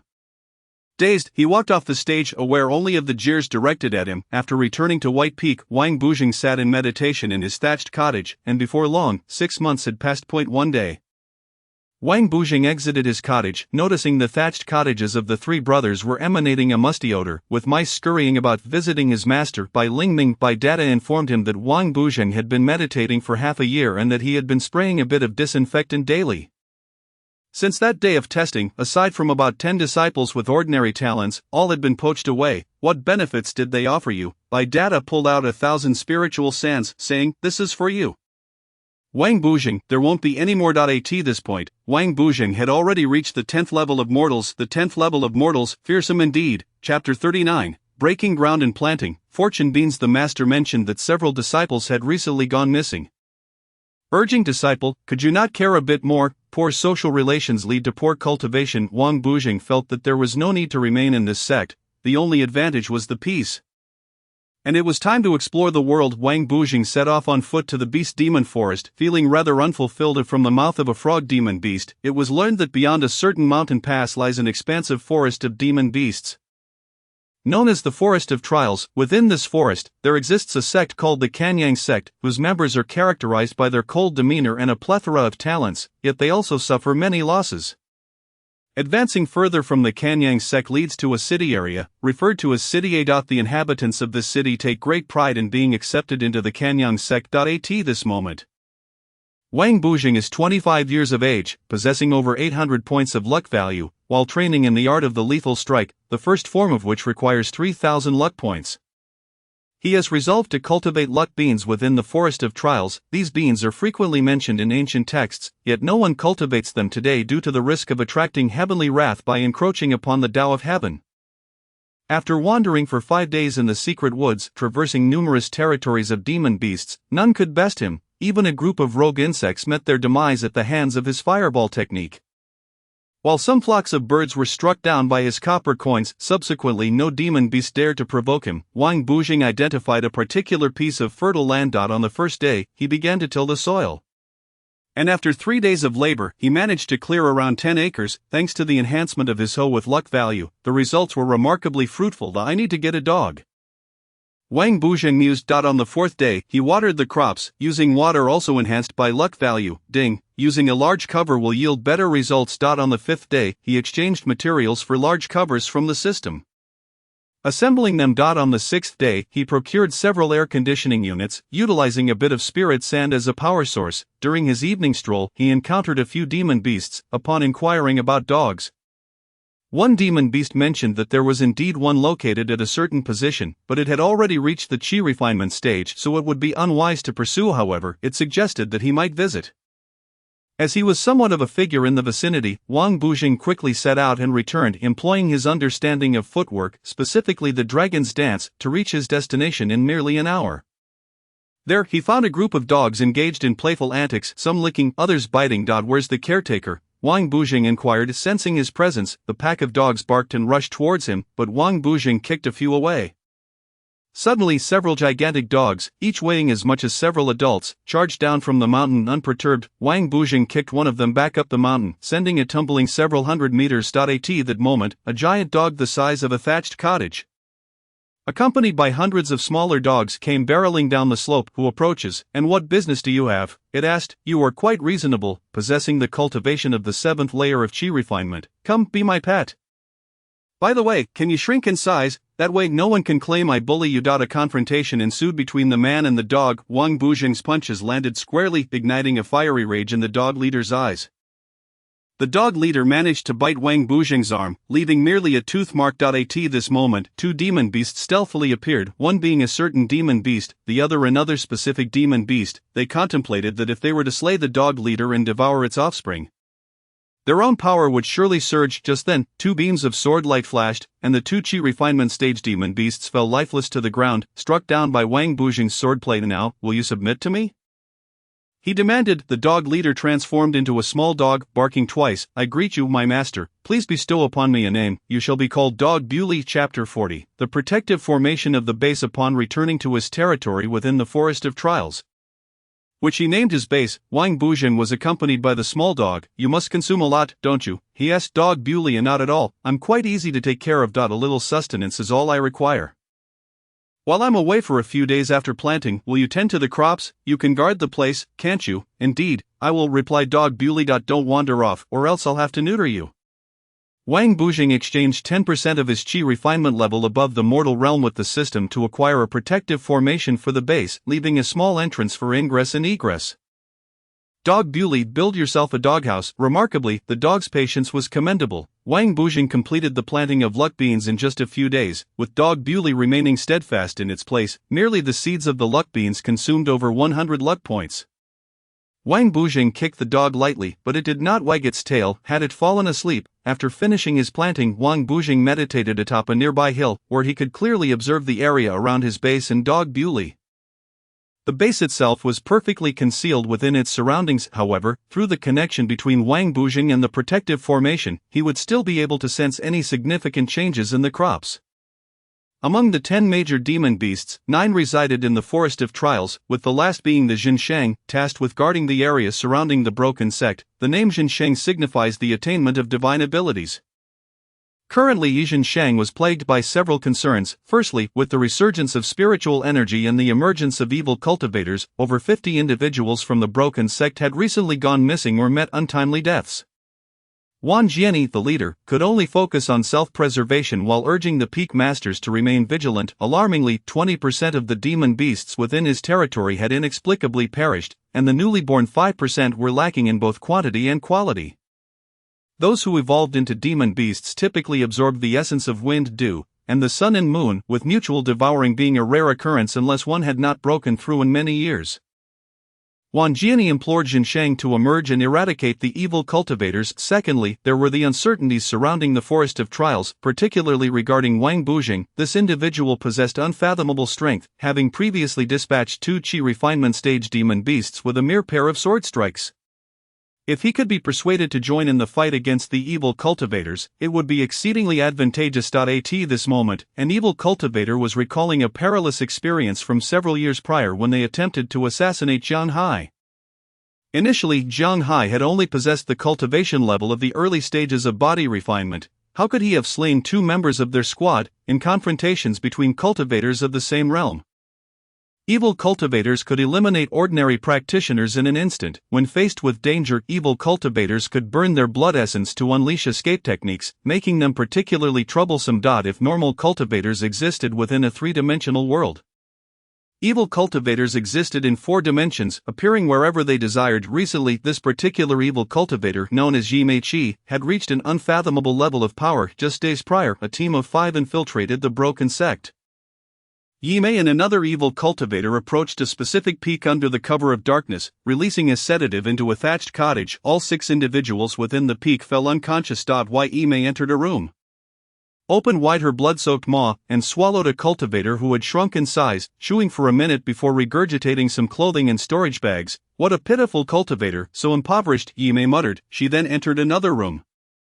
At this point, Yi Mei felt she had obtained enough, satiated, and descended the peak to rendezvous with the other 3 evil cultivators, exiting the Broken Sect. At this moment, all members of the Broken Sect had gathered together. The sect leader addressed them. Yesterday, a cultivator perished. I dispatched the investigation team, and it appears that 17 individuals have died, including 3 senior disciples. Everyone must remain vigilant. The next chapter promises to be even more thrilling. Chapter 41, Awaiting the Maturation of Luck Beans. Currently, Wang Bujing stood at a high vantage point, observing his farm. Although the farm had been concealed, he remained uneasy. Ding, the system detects that the host wishes to wander about, granting the ability to summon a clone. Entry level. What a marvelous item, Wang Bujing exclaimed, feeling that only this unreliable system understood him. As both shared a sense of befuddlement, he proceeded with the exchange. Ding! The system detects that the host's comprehension is insufficiently low, consuming 80% of chi refinement level above the mortal realm for enlightenment, while simultaneously reversing aging by 3 months. What a troublesome system. Wang Bujing grumbled. Soon, you'll become a blackened old man. The path of cultivation is inherently against the will of heaven, he thought, and thus he accepted the exchange. Ding, enlightenment in progress. At this moment, Wang Bujing felt his strength swiftly diminishing. However, after a moment of rapid heartbeat, a surge of vital energy was extracted from his dantian, flowing into his kidneys. Moments later, the energy in his kidneys began to vaporize, moving to his liver, where it was swiftly processed, resulting in a marked improvement in his temper. His fatty liver transitioned from moderate to mild. A few moments later, the energy from his liver circulated to his spleen, which governs the upper body, while the stomach governs the lower. The toxins and waste within his intestines felt as if they were about to be expelled. Wang Bujing stifled the urge to relieve himself and continued to meditate. After a few moments, the energy in his kidneys vaporized, while the energy in his lungs diminished, harmonizing to eliminate the dampness from his body. At that moment, a white mist enveloped him, akin to a celestial being emerging from a painting. Ding, commencing the study of clone summoning technique, entry level. A quarter of an hour later, Wang Bujing felt he had barely begun his studies when he emerged from meditation. Ding, the summoning technique, entry level, has been learned. With a progress rate of 10%, after negotiating with the system, Wang Bujing felt unusually weak. He hurried to a secluded spot to relieve himself. What a relief! He nearly stumbled from the sheer lightness he felt. Wang Bujing attempted to use the summoning technique but failed, with the expended energy returning to him. After several attempts, he finally managed to summon a small child. However, the child appeared oddly mature for their size. This summoning consumed less than half of Wang Bujing's spiritual energy and 5% of his chi refinement level above the mortal realm. So weak, too weak. I greet you, my master. I can only maintain this form for 1 month. With a cultivation level of 6 layers of chi refinement, invincible among those of the same realm. Excellent, truly excellent. Ensure this place remains secure while I take a stroll. The luck beans will take 3 months to mature. I will return briefly. In the meantime, Wang Bujing contemplated returning to the area of the Broken Sect, aware that others were unaware of his true strength. He must tread carefully. A moment's carelessness could lead to death. Wang Bujing traversed the Forest of Trials, returning to the Demon Beast Forest of the Broken Sect area, where he was greeted by the sight of enormous bones scattered about. These bones were not merely large but belonged to the larger demon beasts. After walking a few miles, the demon beasts cried out in alarm, fearing the return of the evil cultivators. Occasionally, he spotted some humanoid evil cultivators devouring demon beasts. Upon spotting Wang Bujing, they fled at once, leaving behind partially drained blood and unrefined corpses. Days earlier, in the Demon Beast Forest of the Broken Sect area, a fully grown demon beast, known as a certain land demon beast, and a juvenile demon beast were present. Mom, what legends exist in our demon beast forest? Allow me to recount the recent tales of extraordinary beings. Alas, our demon beasts are afflicted with face blindness. They would not recognize one another even upon parting. There exists an individual known as the Wood Stick Taoist who wields a sturdy wooden staff. He refrains from slaying demon beasts, and after receiving a thrashing from him, one feels an unexpected lightness, resulting in an astonishing acceleration of their cultivation speed. Can such remarkable individuals truly exist? Inquires a young demon beast, eyes filled with admiration. The next chapter promises even greater excitement. Chapter 42, The Mother and Child of Demon Beasts. A few days prior, a mother and her child, along with a Taoist known as the Spirit Rain Taoist, traversed the land, often summoning ethereal rains that resonated with the will of the heavens. An adult demon beast remarked, "Is such power real? What, pray tell, is the Tao?" The young demon beast inquired. "The Tao is the author," came the reply. "Then why can I not see the author? To be born yet not nurtured, to act without reliance, to grow without dominance, this is the essence of profound virtue," explained the adult demon beast. "The everlasting nature of heaven and earth lies in their selflessness, thus they endure, they are akin to the Tao." As the adult demon beast grasped such profound truths, a rainbow unexpectedly appeared in the sky, and the voice of the Tao echoed, proclaiming that a certain demon beast had comprehended the great Tao and was rewarded with enhanced cultivation and fortune. Miraculous phenomena abounded: rainbows, colorful clouds, and the sun transformed into a hue of purple. This was the primordial purple Qi.At this moment, Wang Buzheng was exploring a certain area for spiritual roots and sensed the celestial manifestations from afar. Muttering, "What a significant change, evil cultivators, the revival of spiritual energy, and the wonders of heaven and earth." He hastened towards the site of the celestial phenomena, stepping on fallen leaves that crackled beneath his feet. The weather was shrouded in mist, compelling many cultivators to refrain from wandering about. A reason for their caution, however: flying on a sword from a height mitigated the dangers. Typically, cultivators would wait for the mist to clear before descending. Yet for Wang Buzheng, he was akin to a lone wolf. At that moment, his spiritual root panel read, "Spiritual root, 6 roots, progress, 861,000,000,000,000. In a quarter of an hour, Wang Buzheng arrived at a location where a demon beast was basking in radiant light. "Its aura steadily rising." An evil cultivator, exclaimed the young demon beast. Wang Buzheng merely chuckled. "The Wood Stick Taoist is not as seasoned as you think." This time, Wang Buzheng was approximately 28 years of age. He retrieved his previously used wooden staff and infused it with an additional 15 points of fortune. Then, before long, he found himself engaged in a fierce struggle with the adult demon beast. Claws slashed, bodies collided, charges were made, and rolling occurred in a flurry of motion. Despite the demon beast unleashing its full capabilities, it could not prevail, becoming breathless and fatigued. "You are impressive," it gasped, "merely foundational techniques." Wang Buzheng replied nonchalantly, placing his hand on the demon beast's back to commence the absorption of spiritual roots. The demon beast sensed its bottleneck dissolving once more, its cultivation speed surging anew. After a brief exploration, a notification chimed. "Detection of upgrade eligibility for spiritual roots. Would you like to upgrade?" "Upgrade," he commanded. "Host has entered a mysterious cultivation space, deducting 300 points of fortune, deducting 100% of mortal level 7 cultivation. Current cultivation, mortal level 7. Absorption of spiritual roots completed. Current spiritual root panel, spiritual root, 8 roots, progress, 010000000. This moment, Wang Buzheng's physiological age had reduced to 22, shortly after his departure. A certain demon beast encountered the great demon Zhengsheng, who measured 3 meters in length, resembling a coiled giant python. Zhengsheng inquired, "Does this individual pose a threat to us demon beasts?" Replying, "To your greatness. This individual lacks ambition, yet possesses an unusual essence. I believe your greatness may establish rapport with him," came the response. "Indeed astute. Henceforth, you shall accompany me and be named Zheng Sheba," with a flick of his sleeve. The young demon beast was drawn into another realm, transforming the two into a man and a woman, he with sharp brows and bright eyes, she with grace and elegance. Chapter 43, Every blade of grass is a soldier. 5 days prior, in the Broken Sect area, in a certain village, within a thatched cottage, a robust man, a fragile woman, and 3 children resided. My husband, have the evil cultivators departed? Our food supplies dwindle, and the children are small. We must procure some fresh fish, vegetables, and milk. The robust man feigned calmness. "Fear not, my dear, with my mortal level 10 cultivation, should I encounter a lone evil cultivator, I might possess the strength to contend." He gripped a low-grade yellow sheath sword. 30 years ago, had he not cared for his elderly parents with his ordinary spiritual root talent, he might have already joined the broken sect as a cultivator. This man was named Maui, often shouldering the burdens of village labor, thus honing his strength. At this moment, he quietly opened the door and stepped out to gather fresh provisions. On the same day, in the same village, an evil cultivator named Shimanji sat atop a rooftop, meditating. The slightest rustle of wind or grass fell within his awareness. Shimanji was an ordinary evil cultivator centuries ago. An evil cultivator known as the Night Evil Ancestor had arrived in the broken sect area, excavating graves and awakening the dead, binding their souls, be they demon beasts or humans, training each for a year.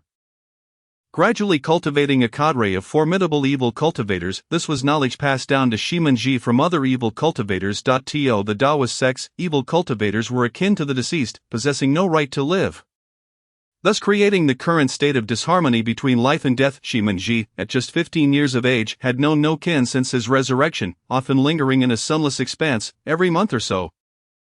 He would visit a bright house, rumored to be a church, to recite scriptures that proclaimed, "Believers in the divine do not perish, those who follow the Tao are hypocrites, bloodthirsty, and consume raw flesh."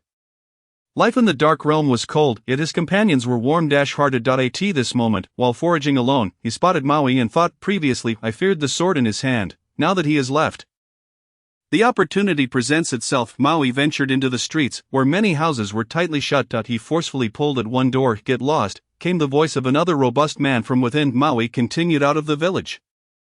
Gathering a watermelon, a dozen fresh ears of corn, and capturing a chicken. Realizing time was short, he prepared to return. Upon hastily making his way home, he noticed the door ajar, and his wife lay unconscious at the threshold.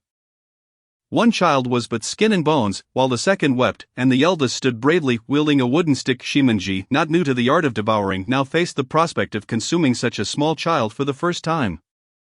The mother had long been rendered unconscious. Heaven and earth, the profound and the yellow secret arts of the evil sect, devour. Before him, a half-year-old child transformed into the size of a jujube and was ingested.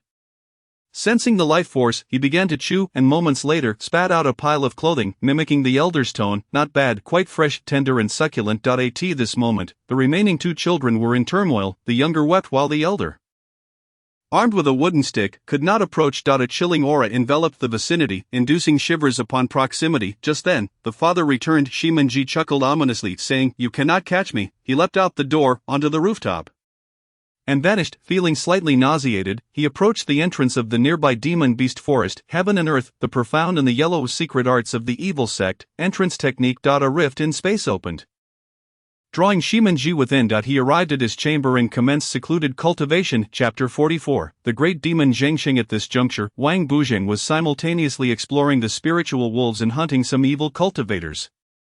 Upon entering the broken sect area, evil cultivators became increasingly prevalent. These evil cultivators employed a devouring technique, and even the demon beast's transformation techniques often failed to escape, although the evil cultivators had consumed numerous demon beasts.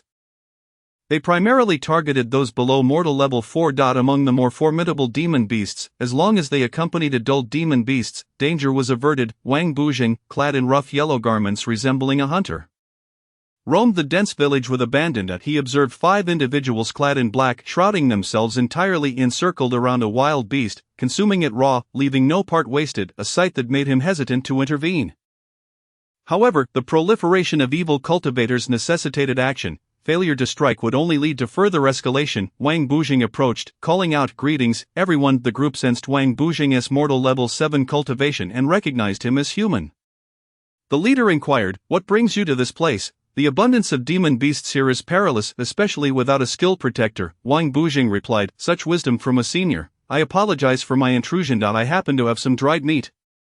It is cooked. Would you care to partake?" One evil cultivator scoffed, "We consider it shameful to consume cooked meat." Half a day prior, after entering the broken sect area, Wang Bujing discovered a multitude of evil cultivators. Some flew in the air, others dashed on the ground, while a small group feasted on raw flesh. A teen was in pursuit of a certain demon beast, and various implements were at play: nets for fishing in the lake, shotguns for fowl, and electric batons for demon beasts, creating a lively scene. This had seemingly become a paradise for evil cultivators. As demon beasts sensed Wang Bujing's mortal level 7 aura, they surged towards him.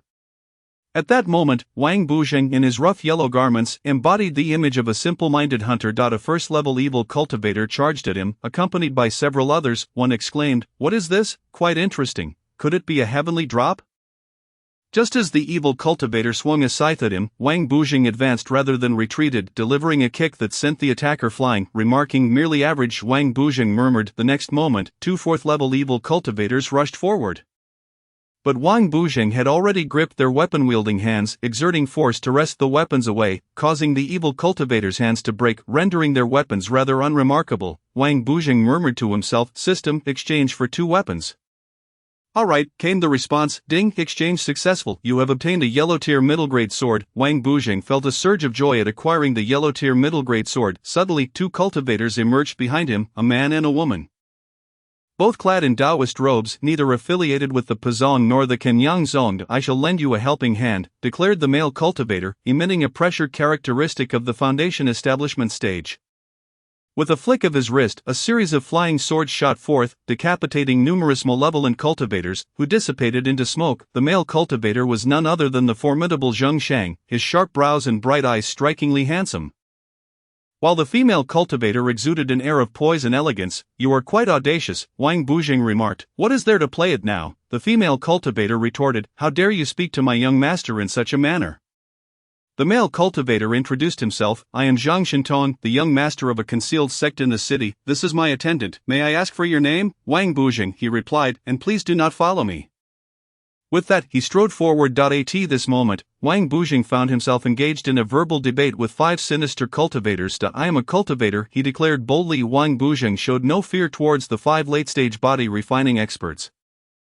Lamenting instead that he could not forge friendships with them, cultivators should care for the well-being of all. Such acts of genocidal slaughter are not the deeds of righteous individuals. Meanwhile, Zheng Shang and his companion observed from a distance.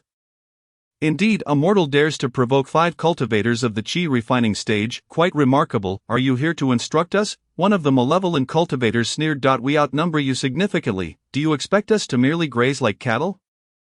One's self-interest is paramount. Otherwise, one faces divine retribution." "From where do you hail?" Wang Buzheng inquired. "We come from the first layer of the mind, deep underground, a place you cannot find. I could assimilate you into our ranks."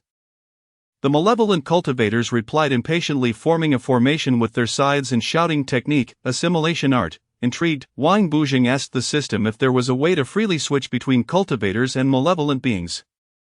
"Ding, the system is copying the assimilation art." "Ding, host consumes 100% of the Qi refining stage above mortal level, deducting 50 luck points. Learning assimilation art." "Ding, learning complete." Wang Buzheng felt suddenly weak, his cultivation diminished significantly. He quickly entered a mysterious training space, avoiding assimilation. No longer concealing his strength, he drew his sword and unleashed a merciless sword aura. With a series of swift strikes, 5 heads were severed from their bodies, and a plume of smoke erupted from within. At that moment, the technique, tracking flying swords activated, and a flurry of flying swords emerged from a certain direction, annihilating the source of the 5 malevolent cultivators. Behind him, the male and female cultivators Zheng Shintong and his attendant approached. To eradicate the root is essential, otherwise, they shall revive, Wang Buzheng declared. "Ordinary individuals lack your prowess," Zheng Shintong replied, "although most malevolent cultivators possess only body refining cultivation. Their sheer numbers make them difficult to eliminate." "I am at a loss," Wang Buzheng noted. "It seems you harbor a deep animosity towards malevolent cultivators. Are they truly that fearsome?" With a wave of his hand, Zheng Shintong elevated Wang Buzheng into the sky. The trio soared swiftly through the air, observing below a multitude of malevolent cultivators armed with weapons, swords, bows, and spears, surrounding land beasts. In the air, members of the winged clan wielded magic wands, releasing rapid, albeit weak, projectiles that fused with the elemental air, inflicting pain upon the flying beasts. Groups of beasts fled to areas untainted by malevolent cultivators. Concurrently, Zheng Shintong employed the tracking flying swords technique to target the more powerful malevolent cultivators. "What a pity that, apart from you, no one can contend with these malevolent beings," Wang Buzheng lamented, reflecting on his current mortal level cultivation. "Feeling powerless, since you were so formidable, why not accompany me to my Pazong, where we may forge alliances with other exceptional talents?" Wang Buzheng suggested. "That sounds splendid." Zheng Shintong concurred. The trio arrived at the Pazong, directly at the main peak where the sect leader, Wan Jiani, resided. Upon seeing Wang Jiani, Wang Bujing bowed. Sect leader, this individual hails from the city, a young master of a hidden family, and this is his attendant. At that moment, Zhang Shintong observed Wang Jiani with a playful expression. The next chapter promises to be even more thrilling. Chapter 46, Sect Turmoil. At this juncture, Wang Jiani beckoned, young master, please come in. The two entered another chamber. Upon opening the barrier, Wang Jiani nearly lost his balance. But Zhang Shintong quickly steadied him. I was beginning to think you would never arrive, Wang Jiani exclaimed, torn between laughter and tears. Indeed, this was Zhang Shang, one of the top 10 great demons of the city. The only great demon in the Pazong's district, who had entered the foundation establishment stage over 2,000 years ago. It was rumored that any who encountered this great demon would face certain death, but only for the wicked. Wang Jiani now sensed that Zhang Shintong's cultivation had likely reached the late foundation establishment stage. Time is precious, let us be succinct, Zhang Shintong urged. Wang Jiani replied, recently our sect's numbers have dwindled sharply. If this continues, we will have much to answer for. Does the feudal lord know? He should be aware Jiang Hai is studying at the feudal lord's university, if he returns with experts from his faction. It should suffice to stabilize the situation. In addition to Jiang Hai, we have other university students. However, Jiang Hai possesses an epic-level spiritual root and is quite adept at navigating situations. Moreover, he is a saintly son, making it all the better for him to return to Is Jiang Hai truly that exceptional? He likely has his own fortuitous encounters. However, we must ensure his safety, otherwise, we may not attract powerful allies, Zhang Shintong remarked. To defeat the malevolent cultivators in this district, we need at least 10 experts at the foundation establishment stage to unite. Disregarding idle chatter, Wang Bujing listened as the sect leader mentioned that he had entrusted internal affairs to Wang Bubi before sending the three away. Following the instructions, the trio arrived at a certain platform, where the three peaks had merged into one due to the dangers of splitting the population. Bai Mao served as the deputy platform master. Alongside two other platform masters, 10 senior disciples, over 40 new generation disciples, and more than 100 outer disciples, all recorded as third generation disciples, totaling around 150 individuals. Additionally, the sect had 3 other mountain platforms, designated as A, B, and C. The term platform denoted a large area capable of accommodating more disciples. All outer disciples were relatives and neighbors of those who had fled from villages to seek refuge. They had entered the sect for protection long before the malevolent cultivators emerged. From a high vantage point, 2 elders, known as the Yin-Yang elders, were meditating atop a towering peak, ever vigilant against malevolent threats.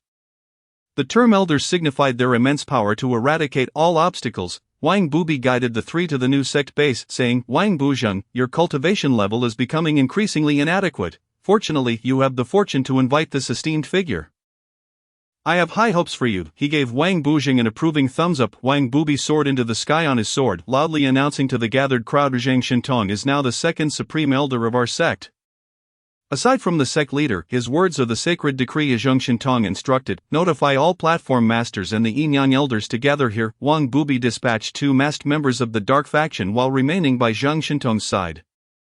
Before long, over 10 first-generation disciples knelt before Zhang Shintong, saying, please give your orders. Zhang Shintong scanned the first-generation disciples with his divine sense, imprinting their appearances in his memory. And now, you are all generals, follow me to slay the enemy.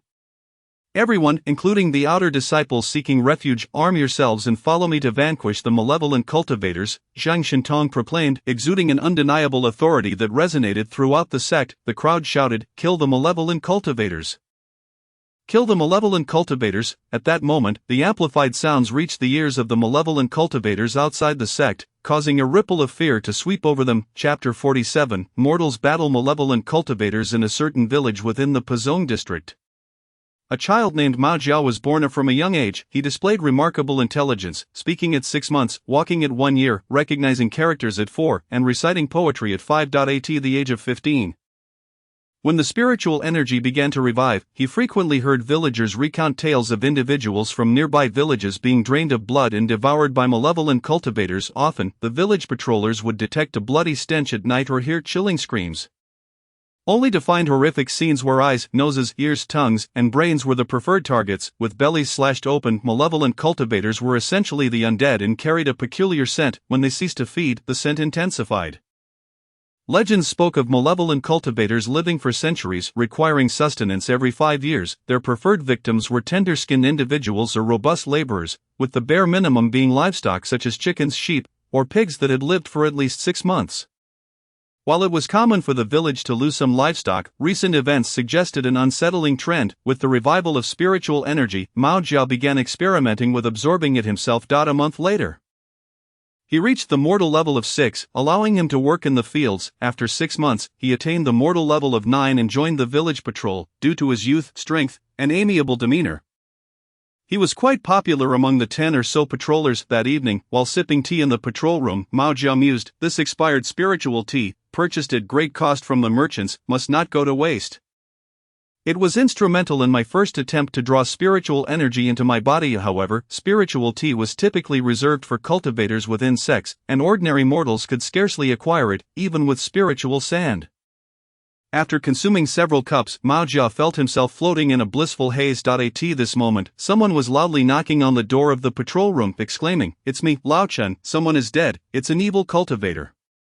Hurry, come quickly." Upon hearing this, a certain individual immediately snapped to attention, grasped an electric baton, donned a hat, and followed suit. They traversed the familiar streets, and mere minutes later, the 4 patrollers had arrived at a narrow alley.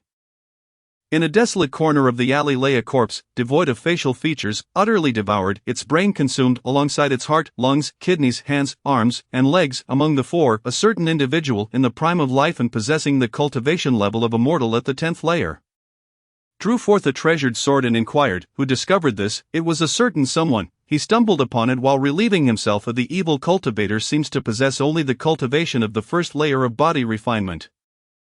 That certain someone has already fled home. Where did Xiao Zhang go? At this moment, the street was deserted. Xiao Zhang went off to play to a certain restaurant for drinks. He must be drunk. Let us split into 2 teams. Certain A, Lao Chen, you 2 go to the east. I and certain B will head west and encircle the village. With that, the 4 began their actions. Certain A and Lao Chen, armed with flashlights, arrived at the eastern end, where they encountered a suspicious figure, exuding a foul odor, clad entirely in black, even his head shrouded, moving slowly as if afflicted with knee arthritis. Certain A and Lao Chen exchanged a glance and dashed forward. Swinging their electric baton with vigor, the 200-volt shock incapacitated the evil cultivator, knocking him to the ground. Just as they reveled in their success, a plume of black smoke erupted from the corpse.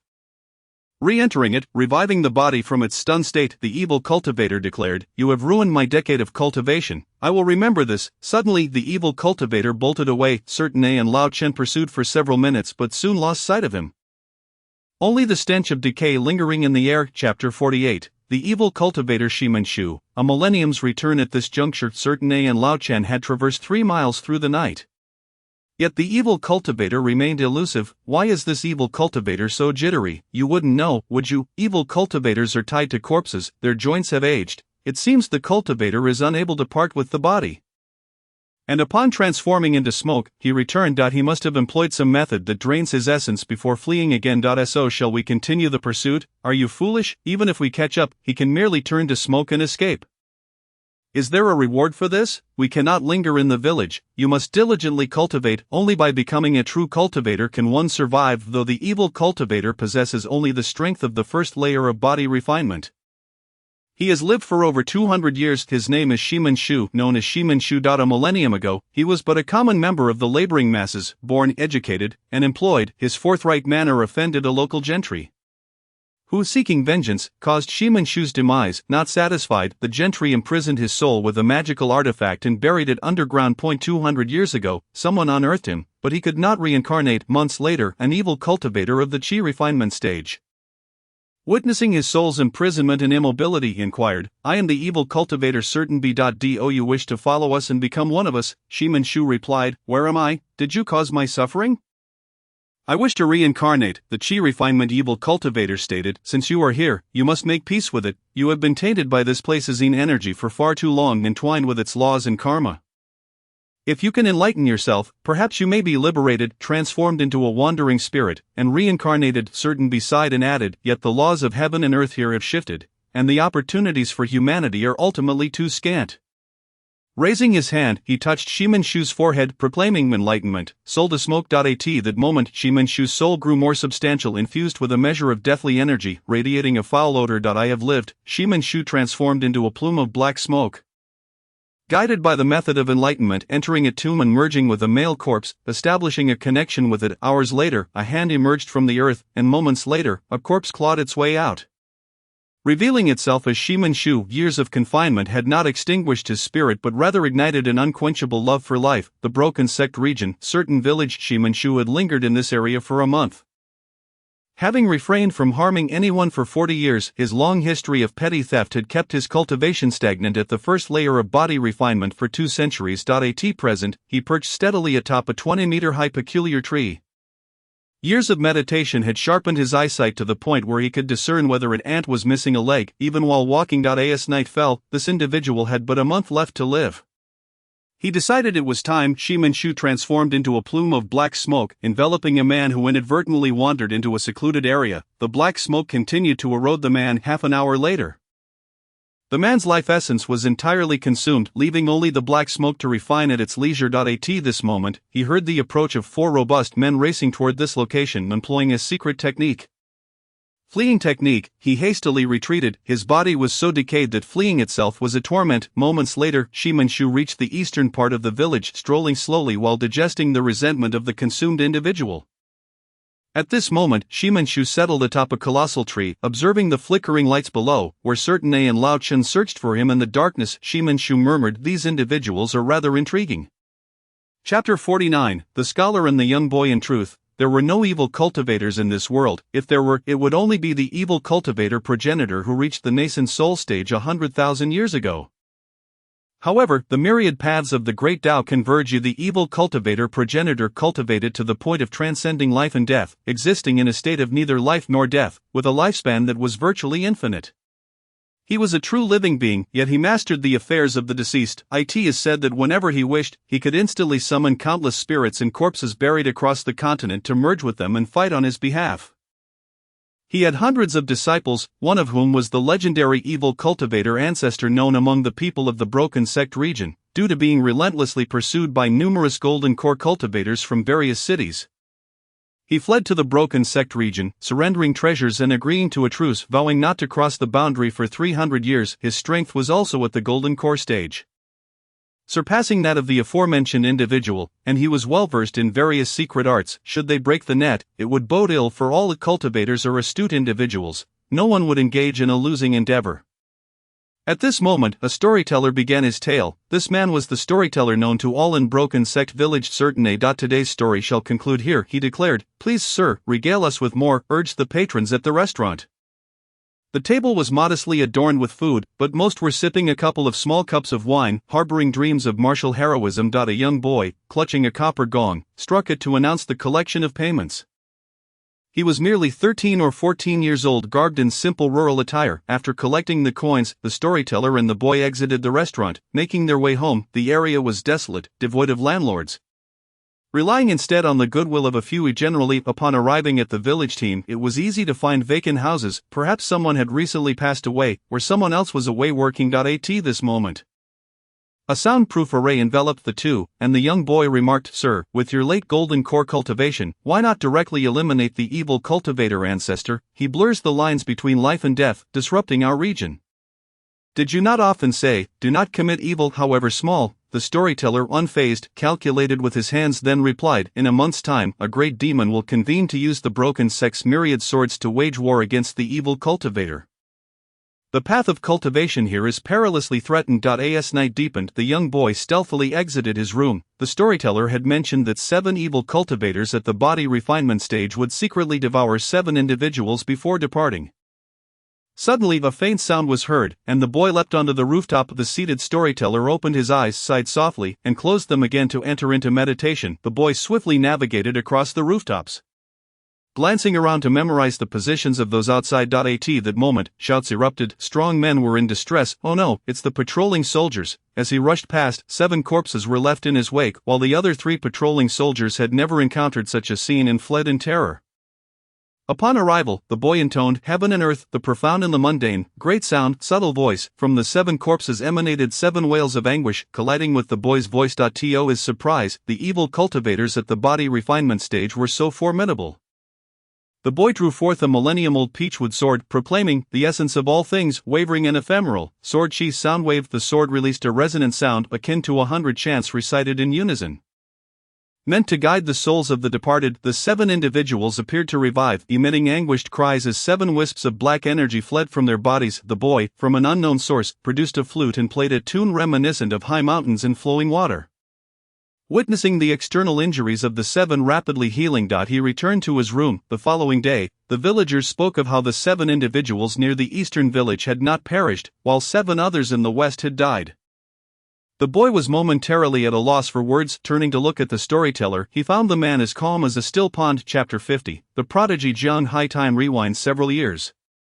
After Jiang Hai departed from Wang Bujing, he caught the attention of his sect. Upon returning to his home peak, his master, Certain A, bestowed upon him a copious amount of spiritual sand, even a small quantity of spiritual stones. The spiritual energy contained within a single spiritual stone is 100,000 times that of spiritual sand, and its purity is superior to I. In critical moments, it can swiftly restore combat efficacy. At this moment, Jiang Hai faced his master and bowed, expressing his gratitude. "Thank you for your guidance, Master." Certain A replied, "No need for thanks. I had not anticipated you to be such a prodigious talent. Allow me to impart some of my cultivation to you, facilitating your swift growth." "Thank you, Master." As Jiang Hai settled on the ground, Certain A positioned himself behind him, commencing the enlightening process. Moments later, Jiang Hai calmed his chaotic spiritual essence, opened his eyes, and was taken aback to see the sect leader present. The myriad swords in unison, such a talent is rare in the world. "I did not expect you to reach the 5th layer of body refinement so swiftly, absorbing such a vast amount of spiritual energy." The sect leader then added, "I shall also impart some spiritual energy to you." Before Jiang Hai could respond, Certain A extended his hand, drawing Jiang Hai closer, and began the transmission of his teachings. In a fleeting moment, a mere 1/10,000th of his power was transferred. The spiritual energy was swiftly absorbed by Jiang Hai. Subsequently, Wan Jiani imparted 1,000th of his strength. 2 hours later, Jiang Hai ascended to the 7th layer of body refinement, while Wan Jiani patiently continued to bestow his teachings, granting him 3% of his cultivation. At this juncture, a multitude of experts from the Qi refinement and late-stage body refinement realms congregated around the meditating Jiang Hai and Wan Jiani. 3 days later, the transmission of power was complete, and Jiang Hai entered the 1st layer of Qi refinement. The news reverberated throughout the broken sect, astonishing all cultivators. "Senior brother, I never anticipated that the once lowly existence has now become a paragon of genius. A true glory of our peaky junior brother, a waste materials resurgence. This is undoubtedly the template of a protagonist, Uncle Master, as the foremost genius of the broken sect, with ample resources at his disposal. He is bound to make an extraordinary impact in the future." On the following day, the sect's announcement echoed through the air. Wan Jiani commands all members within the sect to gather at the main peak to partake in the celebration. "Today, we honor the genius Jiang Hai and elevate him as my direct disciple, the current saint's son of our sect." The entire sect was left in shock. At that moment, Jiang Hai was diligently cultivating at the center of the main peak's spring, which gathered a copious amount of spiritual essence, allowing him to cultivate at least 10 times more effectively than usual. After completing the Saint Sun ceremony, Jiang Hai immediately devoted himself to rigorous training at the main peak. Devoid of any pride, the sect leader had bestowed upon him 50,000 spiritual sands, urging him to absorb them swiftly. A day later, having exhausted the spiritual sands, Jiang Hai emerged from his meditation, his cultivation reaching the 2nd layer of Qi refinement. Meanwhile, 2 esteemed guests arrived at the sect, a refined elder from the Duke's Academy, dressed in resplendent robes, and another figure clad in sturdy attire, whose demeanor was serious and unsmiling. Both possessed formidable cultivation at the early stage of foundation establishment. Upon meeting Wan Jiani in the conference hall, the refined elder, an old acquaintance, conveyed his intentions. Wan Jiani responded, "Given Jiang Hai's extraordinary talent, our sect shall undoubtedly not hinder his future. However, he is already our sect's saint's son, and we hope he receives due recognition from the academy."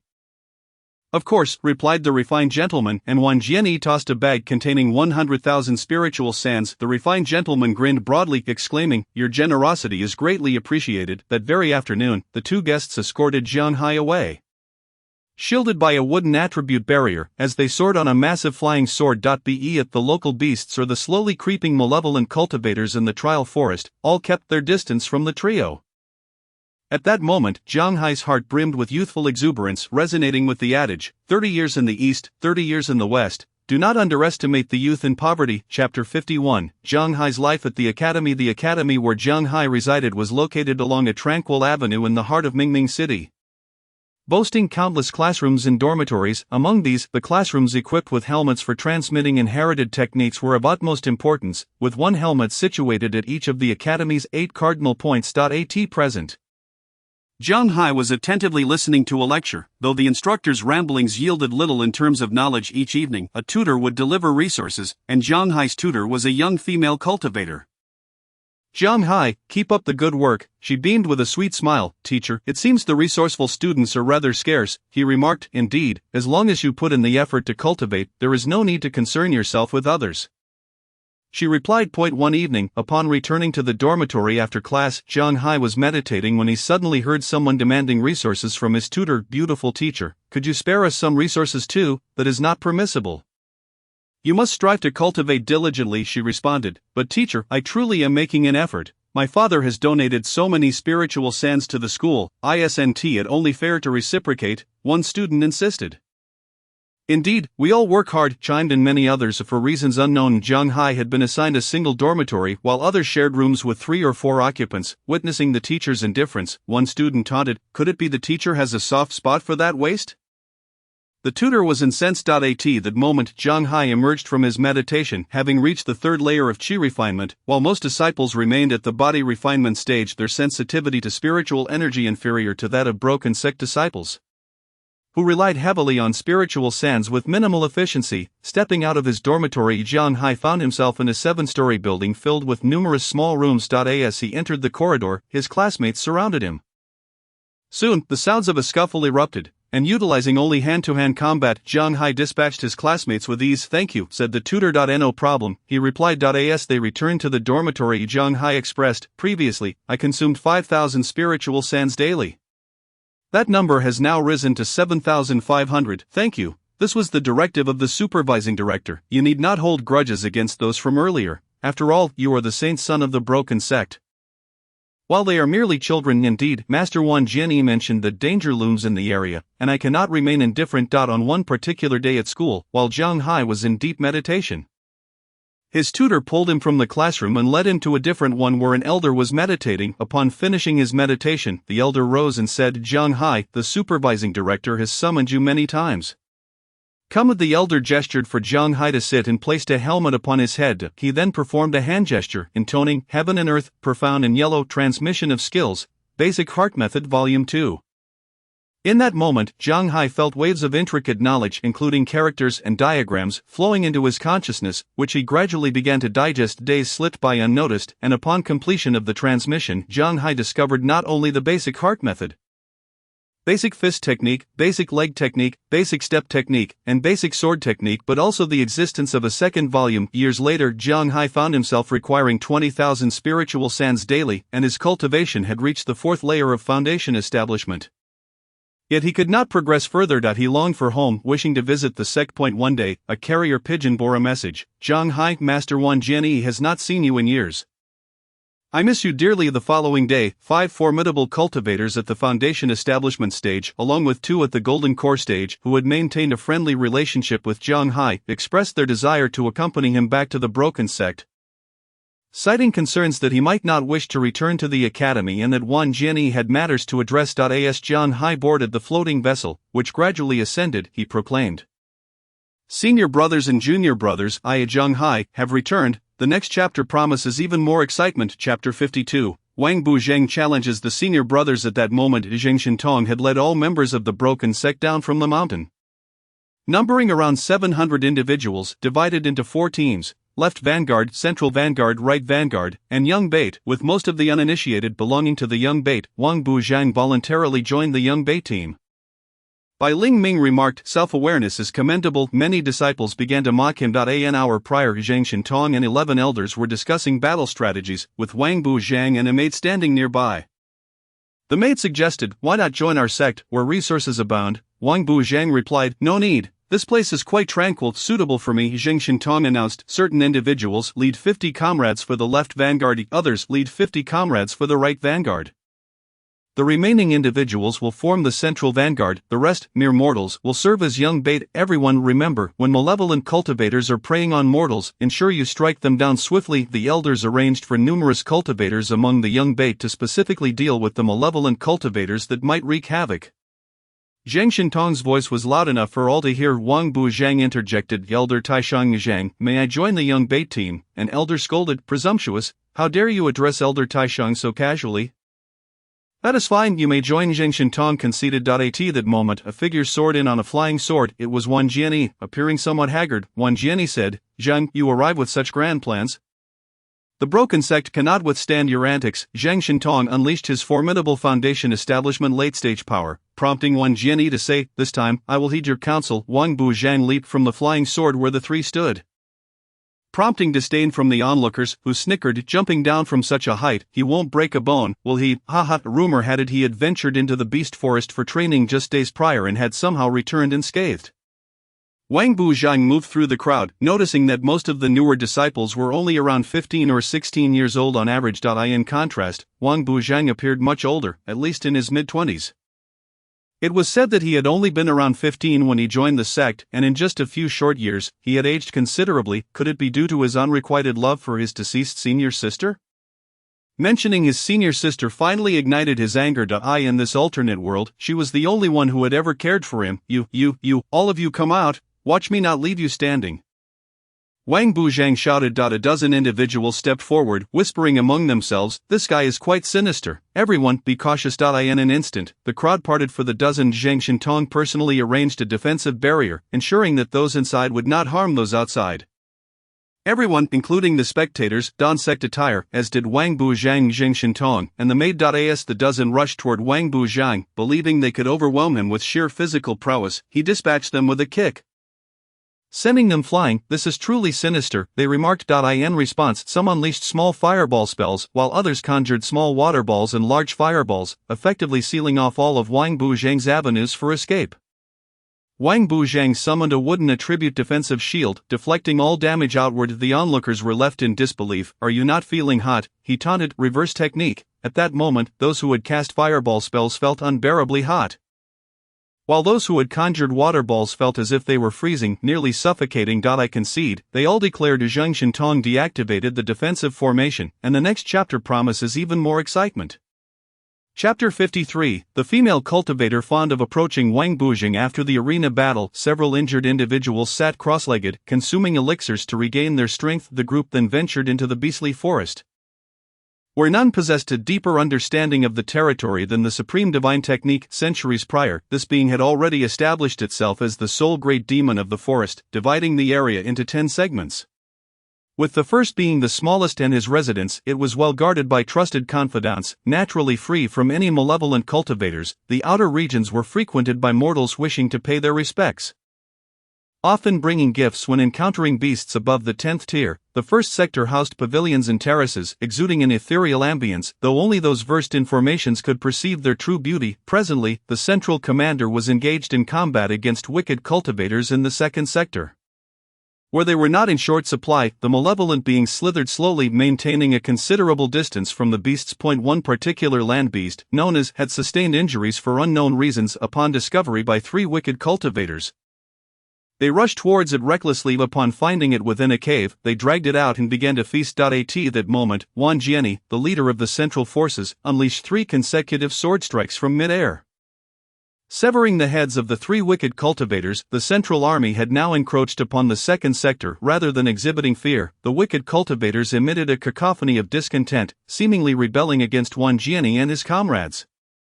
Meanwhile, dozens of winged wicked cultivators emerged from a distance, brandishing magical staffs, and unleashed torrents of fire towards the human cultivators. Despite their cultivation being at the 2nd or 3rd tier, their initial strike annihilated dozens of human practitioners.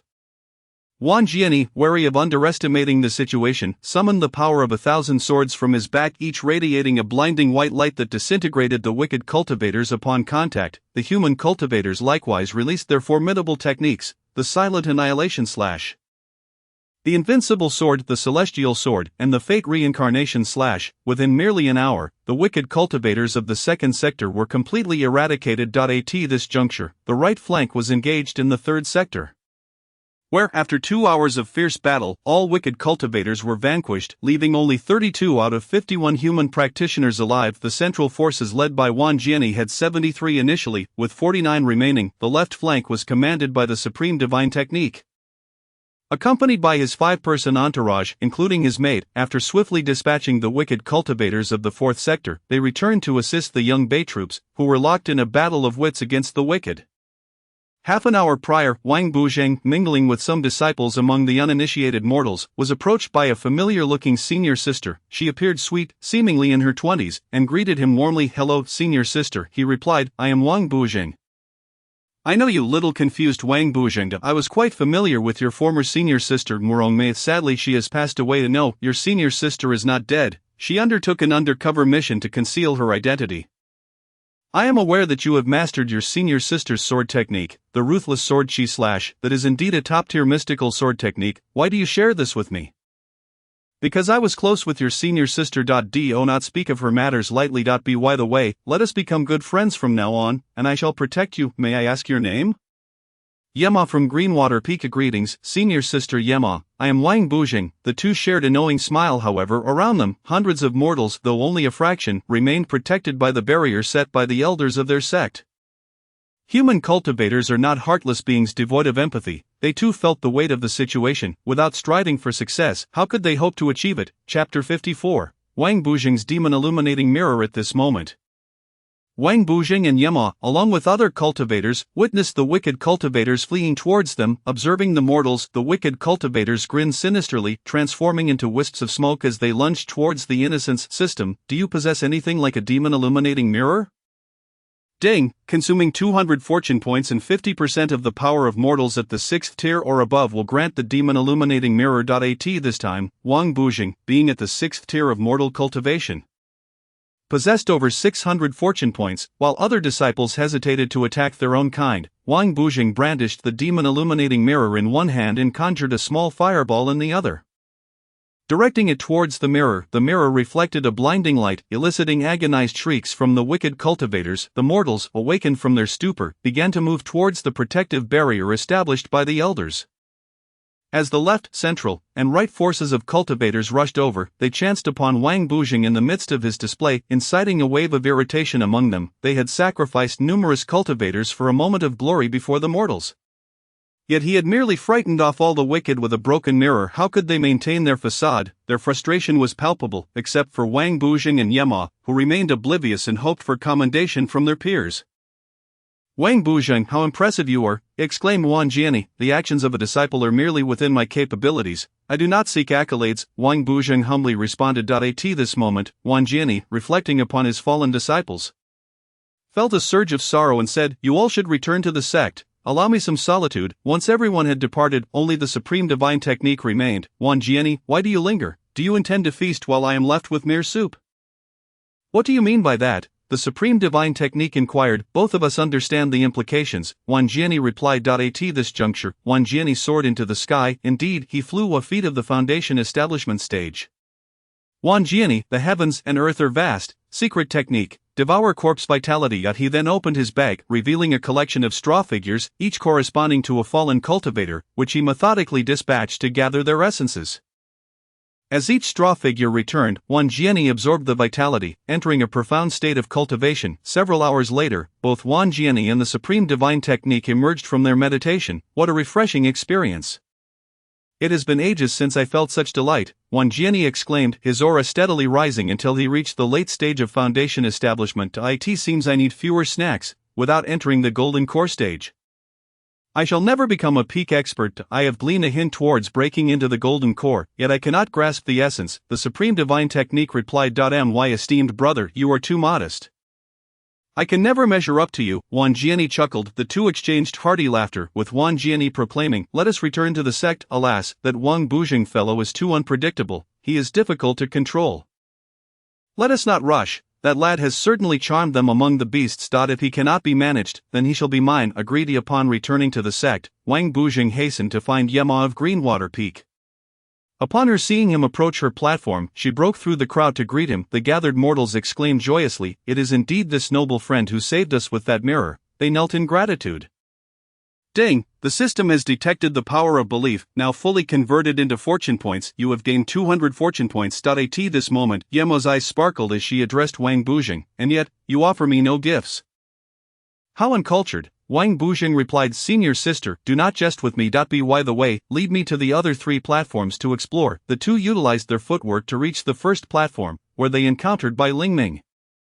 Wang Bujing, you are quite the showman. I cannot see through you. I cannot protect you, he lamented. Wang Bujing, oblivious to the underlying tone, simply responded, Master, take care, the next chapter promises to be even more thrilling. Chapter 55, Yema takes a disciple. As Wang Bujing and Yema arrived at the first platform, the people rejoiced at the arrival of their savior, collectively expressing their gratitude. Thanks to Wang Jinren for saving our lives. They knelt before him. Ding. The system has detected belief points. Do you wish to absorb them? Absorb. Ding. Converted into 200 fortune points. At this moment, Wang Bujing's profile read, Host, Wang Bujing, physiological age, 25, cultivation, mortal 6 tier, spirit root, 8 spirit roots, spirit root value, 4421000000. Fortune points, 1011. He addressed the crowd. As cultivators, we are responsible for the rise and fall of the world. One among them said, I have a 15-year-old daughter yet to wed. Would you consider her? Another chimed in, I brought some local specialties. Would you care to try? Wang Bujing remained composed, treating everyone with respect. However, the cultivators around them were still immersed in the anguish of their fallen comrades. They murmured, This Wang Bujing is truly strange. Engaging in idle chatter with mortals. He lacks ambition. What a pity, for he possesses extraordinary talent, yet he is beyond my reach. Indeed, such a waste of potential. Wang Bujing remained unfazed by their disdain. He proceeded to the second platform, specifically to absorb the power of belief, further increasing his fortune points, which incited the ire of other cultivators. A few banded together to lodge a complaint with Wan Jiani at the main peak. Emerging from his meditation, Wan Jiani inquired, What troubles you? Some among us feel that Wang Bujing is taking liberties, showing no regard for the sacrifices of our fellow cultivators. He seeks to shine in front of mortals without any sense of decency. Indeed, he flaunts himself in front of the mortals, they echoed. Wan Jiani's voice turned stern. Is that so? The group nodded in unison. Wan Jiani rose, expelling them with a few swift kicks. Begone, instead of wasting time here complaining. You should learn some skills. The group, like chicks pecking at grains, muttered, What the Lord says is true. Meanwhile, Wang Bujing arrived at the third platform, where he encountered the farmers he had met upon leaving the novice village. There was no need for him to engage in arguments with them, and the details are not worth elaborating. Among them were the vendor of local specialties and the bun seller mentioned earlier. Now with a 12-year-old granddaughter at the 8th tier of mortal cultivation, the little girl implored, Please, esteemed immortal, take me as your disciple. Wang Bujing felt a mix of confusion and desire. He was indeed fond of the girl's potential. However, he lacked the basic teaching credentials issued by the feudal lords. Accepting a disciple here would leave him vulnerable to scrutiny. As soon as he imparts a modicum of knowledge, others will inevitably seek to claim his disciple, and he will be pursued by all cultivators. Such is the reality. Wang Bujing gently lifted the kneeling girl, saying, I cannot accept you as my disciple, but I can introduce you to a cultivator. Come over here shortly. The little girl, beaming with joy, responded, Thank you, master, I shall not disappoint you. What is your name? Yi Kairang. A fine name indeed. Once Wang Bujing absorbed the power of faith, transforming it into 200 fortune points. He led the little girl to find Yi Meng. Yi Meng was delighted to see Wang Bujing and teased, Is this your daughter? Wang Bujing couldn't help but chuckle, playfully retorting, Is this a cultivator? Surely her mind cannot be made of mush. Wang Bujing gestured to the little girl, who approached Yi Meng and knelt, saying, I am Yi Kairang from a certain village, humbly requesting Master Yi to accept me as a disciple. Yi Meng cleared her throat and stated with seriousness, With my cultivation at the late stage of body refinement, I can accept you as a disciple, but you will only be a disciple in the mortal realm. I lack the authority to admit you into the sect. The next chapter promises to be even more thrilling. Chapter 56, The Daily Cultivation of Yi Kairang, Wang Bujing, the 10 Spirit Roots.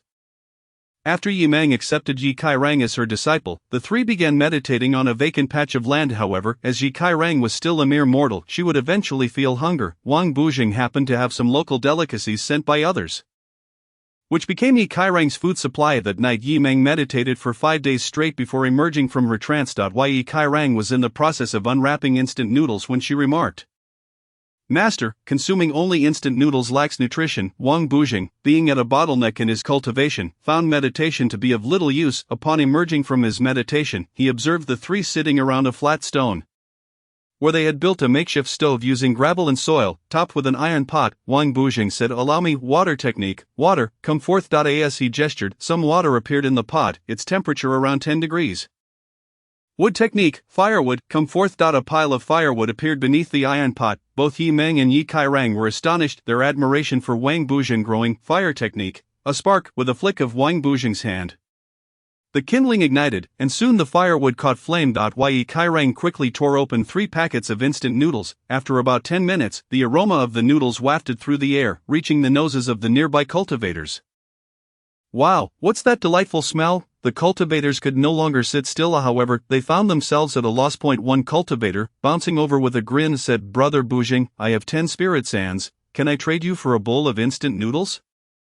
Wang Buzheng replied, "Whose face are we talking about here, mine or money's?" A certain cultivator said, "It's about the money." The cultivator, confident in his assumption that Wang Buzheng was surely impoverished, continued, "Indeed, it's about the money." Wang Buzheng retorted, "Do not speak to me of money, take your 10 spirit sands and leave." The cultivator burst into laughter, taking his 10 spirit sands and hopping away from the trio, seizing the moment while everyone was distracted. Wang Buzheng discreetly tossed a few fortune pills into the noodles, uttering an incantation that infused the pot. An hour later, Yi Kairang savored the hot broth, finishing 2 large bowls of instant noodles, leaving not a drop of soup behind. Yi Meng sensed fluctuations in Yi Kairang's realm and emerged from her meditation. At that moment, Wang Buzheng watched Yi Kairang with amusement, curious about the outcomes for his young disciple. Yi Meng instructed, "Dear disciple, maintain your inner core, do not let your energy leak out, circulate your true energy throughout your body, and proceed gradually." At this point, Yi Kairang appeared somewhat uncomfortable, her realm fluctuating erratically. Beads of sweat formed on her forehead and back, accompanied by an urge to relieve herself. Mortal level 8. Mortal level 9. She directly broke through a minor realm, her physiological age advancing to 15 years. In an instant, she matured 2 years, becoming even more enchanting. Yi Meng lamented, "Master Uncle, it must be your doing, I do not wish to become an old woman." Wang Buzheng, caught in contemplation, did not anticipate that his good intentions might yield adverse consequences. Ding! The system detected the host's desire to regain youth, consuming spirit root points. Wang Buzheng felt a wave of dizziness wash over him, and then everything faded to black upon awakening the next day at noon. Yi Meng presented a mirror, saying, "Handsome, take a look." It turned out that Wang Buzheng had rejuvenated by 2 years, now appearing to be 23 years old, with an even more striking physique. At this moment, his spirit root points had returned to 0, with 10 spirit roots remaining. Fortune points, 705. How delightful. Chapter 57. The 3 depart from the sect, after lingering in the sect for over half a month. Wang Buzheng felt it was time to return to the base for a visit. As previously mentioned, the base was situated in a hidden corner of the trial grounds, guarded by a clone and a dog that paid no mind to visitors. After a month, the clone would vanish. The bond among the 3 had deepened, prompting Wang Buzheng to decide to take them along. The 3 were currently meditating on a flat stone. Wang Buzheng transmitted to Yi Meng, "Sister Yi, could you find a reason for us to leave privately?" Yi Meng replied, "It's simple, I have some spirit sands, just say you're going to visit your disciple's village, and a note will suffice." "I cannot do that," Wang Buzheng said, "I'll handle it. There are many who disregard the rules. Even in wartime, one must live each day to the fullest." Yi Meng approached the vice platform master, cheerfully saying, "Master Certain.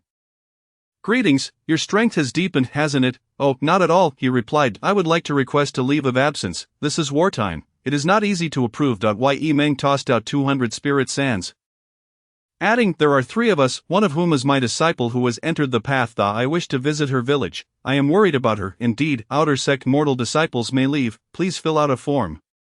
Yi Meng took several sheets of paper and wrote for a while, then handed them to the elder, who said, "All set.do come by often." Yi Meng left with a bright smile. The 3 had little to pack.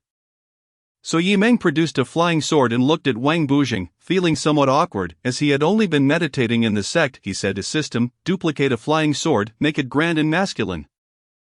Ding! The system is in the process of duplicating the flying sword. Ding! Duplication successful, consumed 90% of the host's mortal level 6 cultivation and 100 fortune points, with a flash of white light. A black and blue flying sword appeared before him. Though it seemed lacking in combat power, its sleek design was quite appealing. Yi Meng became entranced by the flying sword, exclaiming, "I didn't realize you were such a wealthy individual." "Brother Buzheng." "Oh, not at all," Wang Buzheng humbly replied. He mounted the sword and gestured with his fingers, instructing it to fly swiftly. The sword zoomed away, and unable to control it, he quickly jumped off, sheathing it. The flying sword slowed down and returned to Wang Buzheng's side. "Embarrassed," he exclaimed, "it was my first time. while Yi Meng and Yi Kairang reassured him, "No worries, this flying sword seems to possess spirit. Its rank is not low." Wang Bujing felt indifferent, thinking it was just average. Yi Meng then urged Yi Kairang and Wang Bujing to stand on the flying sword. The three swiftly vanished from the sect. Onlookers remarked, "Wang Bujing is just a lecher, otherwise he is incompetent. After years in the sect, he still can't use a flying sword." Indeed. In the air, Yi Meng, the lively spirit, showed no fear, while Yi Kairang clutched her clothes. And Wang Bujing held onto Yi Kairang's garments, fearing he might fall. "Master Uncle, you're pinching me too hard," Yi Kairang complained. Her cheeks flushed. They soared several miles, and Wang Bujing inquired to Sister Yi, "Where are we heading?" Where to, Yi Meng retorted. After a moment of silence, 15 minutes later, they arrived at a deserted village. They jumped off the flying sword, but the village was eerily empty. As they ventured 5 more minutes, they still found no signs of life. Suddenly a dog appeared at the entrance of a street, barking at the trio. They looked towards the dog, which shook its head, signaling them to follow, before disappearing from view. The next chapter promises to be even more thrilling. Chapter 58, The Abandoned Elderly Woman. The trio followed the dog's trail, which led them to the entrance of a thatched cottage in the village. At that moment, it seemed as though other cottages had something watching them. Sensing their presence, a voice emerged from within. Ahem, ahem. Wang Bujing stepped forward, and the dog remained calm. "Old woman, we are coming in," he announced. Feel free, come in and let me have a look," replied the elderly woman inside. Wang Bujing pushed the door open, and the three entered. The room was not particularly clean but was tidy enough. An elderly woman sat in a rocking chair, sunlight streaming through the window and illuminating her vicinity. As she swayed back and forth, seemingly finding joy in this simple act. On a simple stove on the floor sat a pot containing some white rice. "Are you cultivators?" she asked. "Indeed," Wang Bujing replied. Noticing the old woman's good complexion but inadequate nutrition, he produced a fortune pill and handed it to her. After consuming it, the old woman appeared revitalized and remarked, "Evil cultivators consume mortals yet seldom set fires or kill without reason. I always feel something in the village at night, yet I cannot sense it." Yi Meng interjected, "Dear elder, do not let your imagination run wild. Allow me to fetch some vegetables for you." Wang Bujing continued conversing with the elderly woman while Yi Meng stepped outside to gather some tender corn, pumpkin, cucumber, and tomatoes from the vegetable garden. Yi Kairang visited an empty large household to fetch a bag of rice. The trio began preparing the meal, with Wang Bujing starting the fire, Yi Meng chopping vegetables, and Yi Kairang frying the rice. Yi Kairang mentioned that she had sensed a spirit following her earlier, as if searching for something. The elderly woman confided in Wang Bujing, stating that every night at midnight, she found herself unable to sleep, feeling as though her body was gradually slipping from her control. However, upon awakening the next day and preparing a meal, she felt considerably better. After the 4 of them finished dinner, 3 took their leave.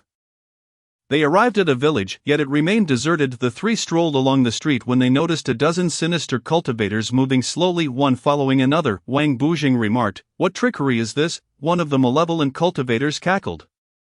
"They are cultivators, run!" In an instant, the wandering malevolent cultivators consumed their essence, transforming into wisps of black smoke. "Let them go," Wang Bujing declared, unleashing a merciless sword aura. With successive strikes, the malevolent cultivators were instantly decapitated, leaving only 2 to escape. Yi Meng commented, "These malevolent cultivators likely possess late-stage body refinement cultivation. We may be targeted here." Wang Bujing replied, "We cannot linger. I have a base nearby. Would you care to accompany me?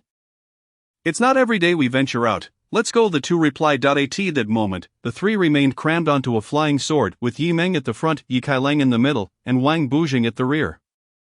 It seemed as though the world was teeming with people, creating an illusion of crowding. They hovered several dozen meters above the treetops, undisturbed by anything that could dampen their joyful excursion. 15 minutes later, they reached the edge of the beast forest, the site of their trial.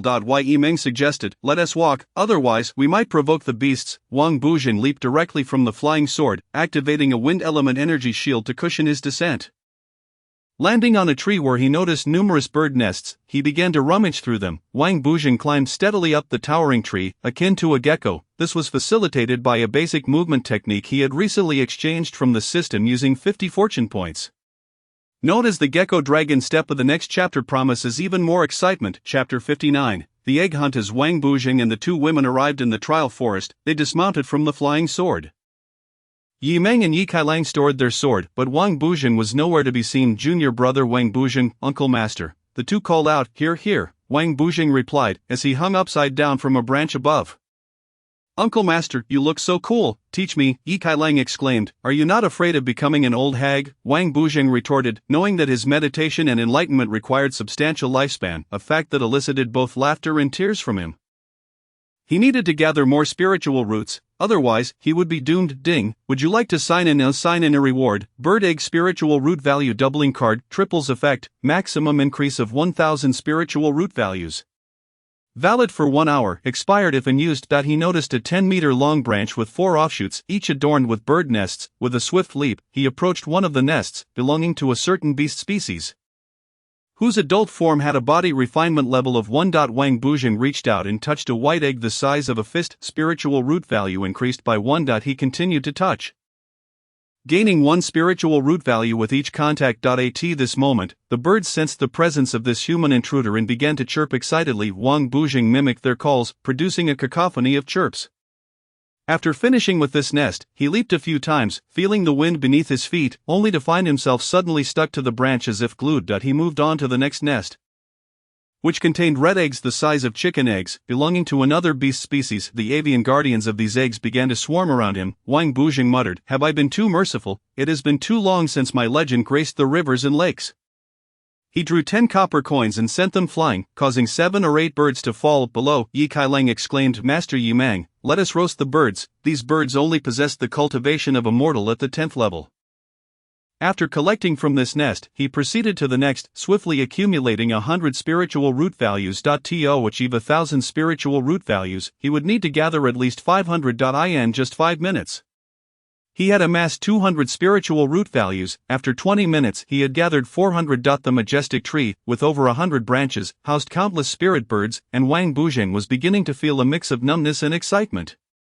Spiritual roots. 10. Spiritual root value, 613100000. Wang Buzheng sensed a powerful presence observing him and muttered, this is not good. It was time to stop. He jumped down from the tree and called to the 2 who were busy roasting birds. Yi Kailang was meticulously plucking the feathers from the birds, savoring each bite. Meanwhile, Yi Meng diligently prepared the birds for roasting, using several branches as skewers, while a fire blazed beneath. There is a powerful entity watching. We must leave, Wang Buzheng urged. Yi Meng produced a sack, collecting both roasted and unroasted birds. Wang Buzheng took one hand of Yi Kailang and the other of Yi Meng, and they swiftly navigated through the forest. Laughter echoed around them, and a strange bird's voice called out, I am the great demon of the trial forest, known as Faping, also called Whooping. You are quite the interesting little fellow. May we meet again if fate allows. Another bout of eerie laughter followed. Sensing the great demon's pressure receding, Wang Buzheng halted and said to Sister Yi Mang, Nephew Yi Kailang, my base is not far. The 3 sat on the ground, and while the 2 enjoyed their roasted feast, Wang Buzheng declared his system, activate the spiritual root value doubling card. Ding, spiritual root value doubling card activated, doubling in progress. The next chapter promises even more excitement. Chapter 60, a visit from a great frog demon. As Wang Buzheng and the 2 women rested within the trial forest, he activated the spiritual root doubling card. Ding, completed spiritual root value, 14521000000. Let us go. We are nearing the base. The 3 dashed through the forest, the sunlight warming their backs, alleviating the oppressive heat. Uncle Master, I am on the verge of a breakthrough. Yi Kailang exclaimed. They arrived at a mound of earth, gazing upon the scenery before them. A miniature version of Wang Buzheng, looking quite mature, stood with the dog, bowing to the 3. Master, I have awaited your return here for 26 days. I can endure a while longer. Good, Wang Buzheng replied. Come back. The avatar transformed into a 2-dimensional card and flew back into Wang Buzheng's personal space, after briefly absorbing the memories of his avatar. Wang Buzheng realized that his base was situated within the territory of a great frog demon named Fazu, who presided over the trial forest. He had visited several times before, and his avatar had treated the demon with respect. Fazu arrived bearing gifts, 100-year-old wine made from grasshoppers of mortal level 9, packed in 5 bottles within a cardboard box, demonstrating thoughtfulness. The avatar gifted 10 mortal level pills and 5 fortune beans. Having gleaned the memories of his avatar, Wang Buzheng reassured, it's just my avatar, do not be alarmed. At this moment, Yi Meng and Yi Kailang exchanged glances, their mouths forming an O shape, exclaiming, Junior brother. Uncle Master, what remarkable skills. Meanwhile, the dog Windifferent stood upright, panting and offering a friendly smile while waving its paw in greeting. Yi Meng and Yi Kailang jumped down from the mound, and Wang Buzheng followed suit. Yi Kailang affectionately stroked the dog's head, exclaiming, "What a cute dog," and began to play with it. Wang Bujing conjured a door from thin air using his technique Ore Gate, and stepped through, gesturing for the others and the dog to follow. They found themselves on level ground, surrounded by several humble huts and spacious tents, with an artificial sun hovering above. Several half-human-height robots with 8 small wheels patrolled the passageways and factory spaces. It appeared that his avatar had done a commendable job of maintaining the base, though the fortune beans had yet to mature. With this scale, several thousand fortune beans should suffice, Wang Bujing mused. "We have arrived at the base, you two can settle here, build yourselves a house." The two immediately set to work, as the base was stocked with ample wood and the exit was sealed. Allowing the three to focus on cultivating their abilities, with 2 months to spare, it would be best not to venture out. They would wait for the fortune beans. The events of these past days had been too numerous. Wang Bujing resolved to meditate in his room for half a day, experiencing a significant boost in cultivation. Ever since he attained the talent of 10 spiritual roots, his recovery speed had dramatically improved. Now, unleashing the ordinary merciless sword aura required little exertion, and his cultivation had risen from mortal level 5 to level 6. Exiting his room, he found Yimeng and Yi Kailang seated in the 2 thatched huts they had constructed. Deepened meditation. Yi Kailang's cultivation had swiftly advanced from level 8 to level 9, and he was rapidly climbing, likely to reach level 10 within half a month. Yimeng emerged from her meditation, and after washing and changing, she radiated an ethereal beauty that left Wang Bujing momentarily entranced. Junior brother Wang Bujing, please protect me. I am about to reach body refinement level 10. Wang Bujing smiled and replied, "Certainly, the next chapter promises even more excitement." Chapter 61, Sister Yimeng's breakthrough. At this moment, Yimeng sat cross-legged on her wooden bed, with Wang Bujing positioned behind her to guard her during her breakthrough. Hearing their conversation, Yi Kailang emerged from his meditation to assist them. Yimeng had entered a meditative state, her cultivation at body refinement level 9, creating a small world within her dantian where spiritual liquid surged.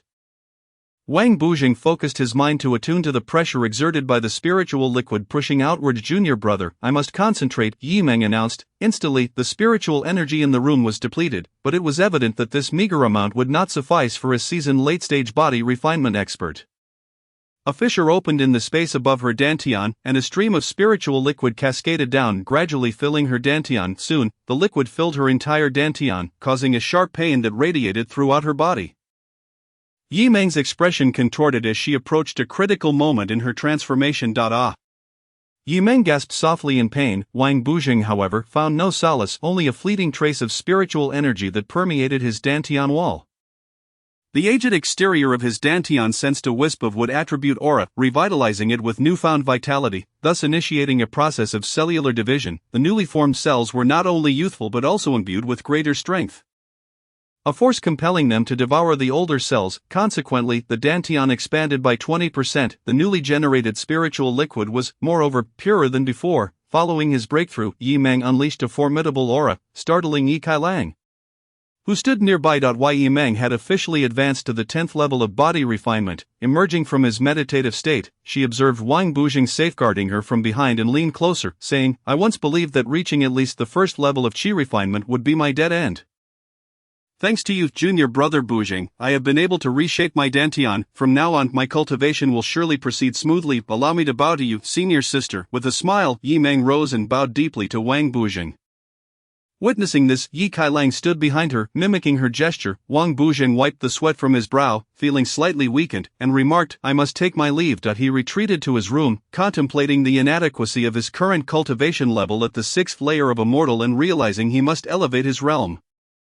Otherwise, he feared losing his status as the top figure in the base. Dog Bewley, indifferent as ever, lounged at the door. Wang Bujing said, "Dog Bewley, I will enter seclusion. Keep quiet, you understand?" "Woof, woof." Dog Bewley barked twice. Wang Bujing felt an unease settle within him. The memories of recent events vivid in his mind. The death of senior sister Morong Mei filled him with sorrow, and he pondered whether Yimeng's assertion of being alive was merely an attempt to get closer to him. He also reflected on Bai Lingming, who had ceased to pay him any attention after their days spent together, and he had not seen Jiang Hai Xingzi for an extended period. He wondered how Jiang He, Jiang Hu, and Jiang Shi were faring now. Several disciples from their sect had perished in their battle against evil cultivators. Lost in thought, Wang Bujing eventually succumbed to slumber, his muddled state overwhelming him. And he slept for several days. Upon awakening, he glanced out the window at the fortune beans he had planted. They were thriving, though some weeds had begun to sprout. Summoning his doppelganger, he instructed. "You have 5 days of lifespan. Go tend to the crops." The doppelganger bowed and replied, "Yes, master." After stepping out of the thatched cottage, it busied itself with the task. Wang Bujing slipped back into sleep. And when he awoke again, he instinctively navigated to the 7th layer of Immortal, feeling less frail than before. He exchanged 5 points of luck with the system for an automatic counting hourglass. Once more, he fell into a deep sleep. Wang Bujing awoke again, checked the hourglass, and realized another 5 days had passed. He stepped outside to inspect the surroundings. The crops were flourishing and growing tall. Accompanied by Dog Bewley, he made his way to the rooms of Yi Yin and Yi Kailang, curious about their well-being after such a long absence. Chapter 62. Yi Kailang is still a child as Wang Bujing emerged from his meditation. His thoughts were restless, compelling him to check on senior sister Yi Meng and his nephew Yi Kailang. He felt assured about Yi Meng, but Yi Kailang, though at the 10th layer of Immortal, had yet to embark on the path of cultivation. The 10th layer represented the limit for most mortals, merely the threshold to the path. To enter that path, one must possess unwavering will, a thirst for enlightenment, and a fearless heart towards life. Even masters at the 1st layer of body refinement often struggled with the solitude of the path, wandering aimlessly between mortals and cultivators. In such critical moments, the concern and guidance of senior brothers and mentors were essential. Upon entering Yi Kailang's room, he found Yi Kailang and Yi Meng engrossed in a game of chess. Yi Meng urged, "Come on, dear disciple, think faster." At this moment, Yi Kailang and Yi Meng sat opposite each other at the chessboard, with Yi Kailang deep in thought as they progressed step by step. Wang Bujing proclaimed, "Cultivators contend with fate.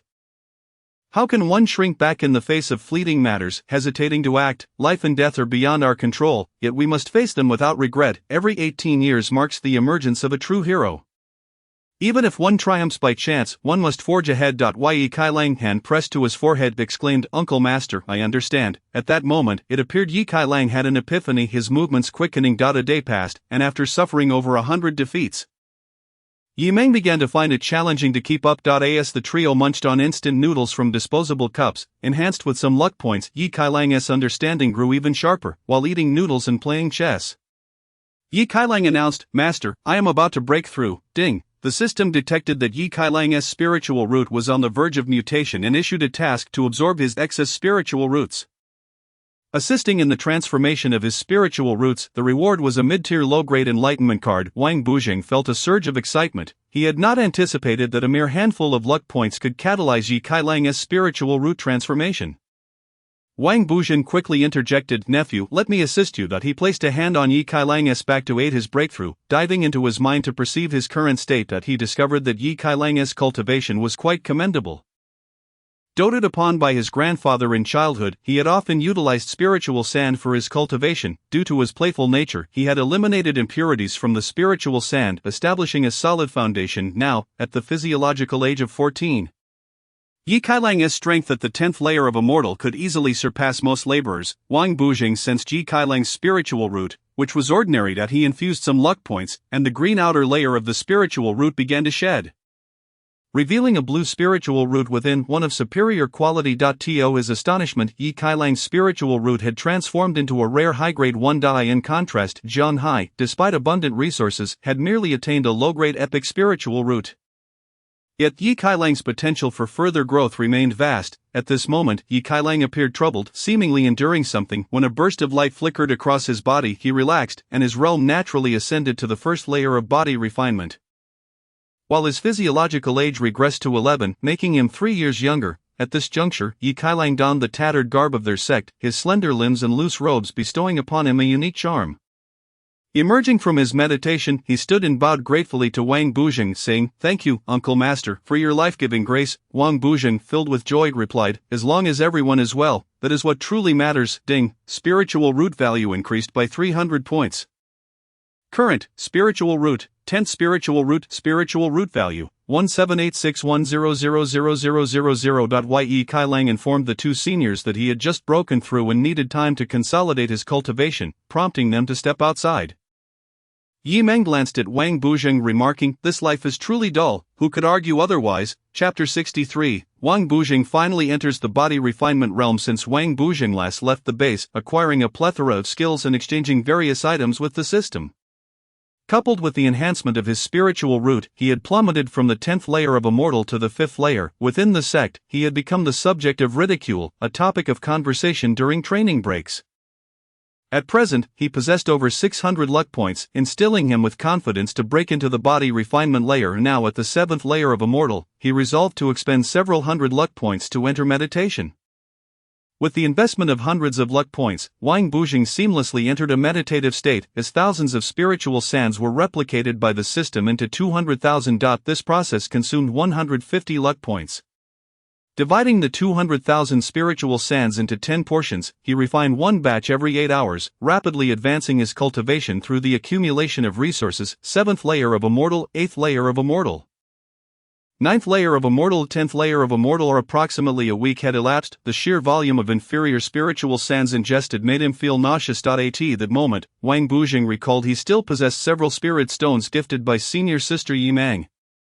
He declared to system, "There is no time to lose, replicate the spirit stones." Selecting several aesthetically pleasing stones, he received a notification, ding, 300 luck points consumed. Replicating 100 spirit stones, each spirit stone, roughly the size of a peanut, contained the essence of spiritual energy equivalent to 1,000 spiritual sands, but in reality, it was 700 to 800 times more potent. The impurities in spiritual sands significantly diluted their quality. Yet those who refine spiritual sands would never admit to their inferior quality. Conversely, the creation of spirit stones required 4 times the resources for every unit of spiritual energy. The system operated on similar principles. 150 luck points could replicate 200,000 spiritual sands, while 300 luck points could only yield 100 spirit stones. Wang Bujing clutched 10 spirit stones tightly in his hand.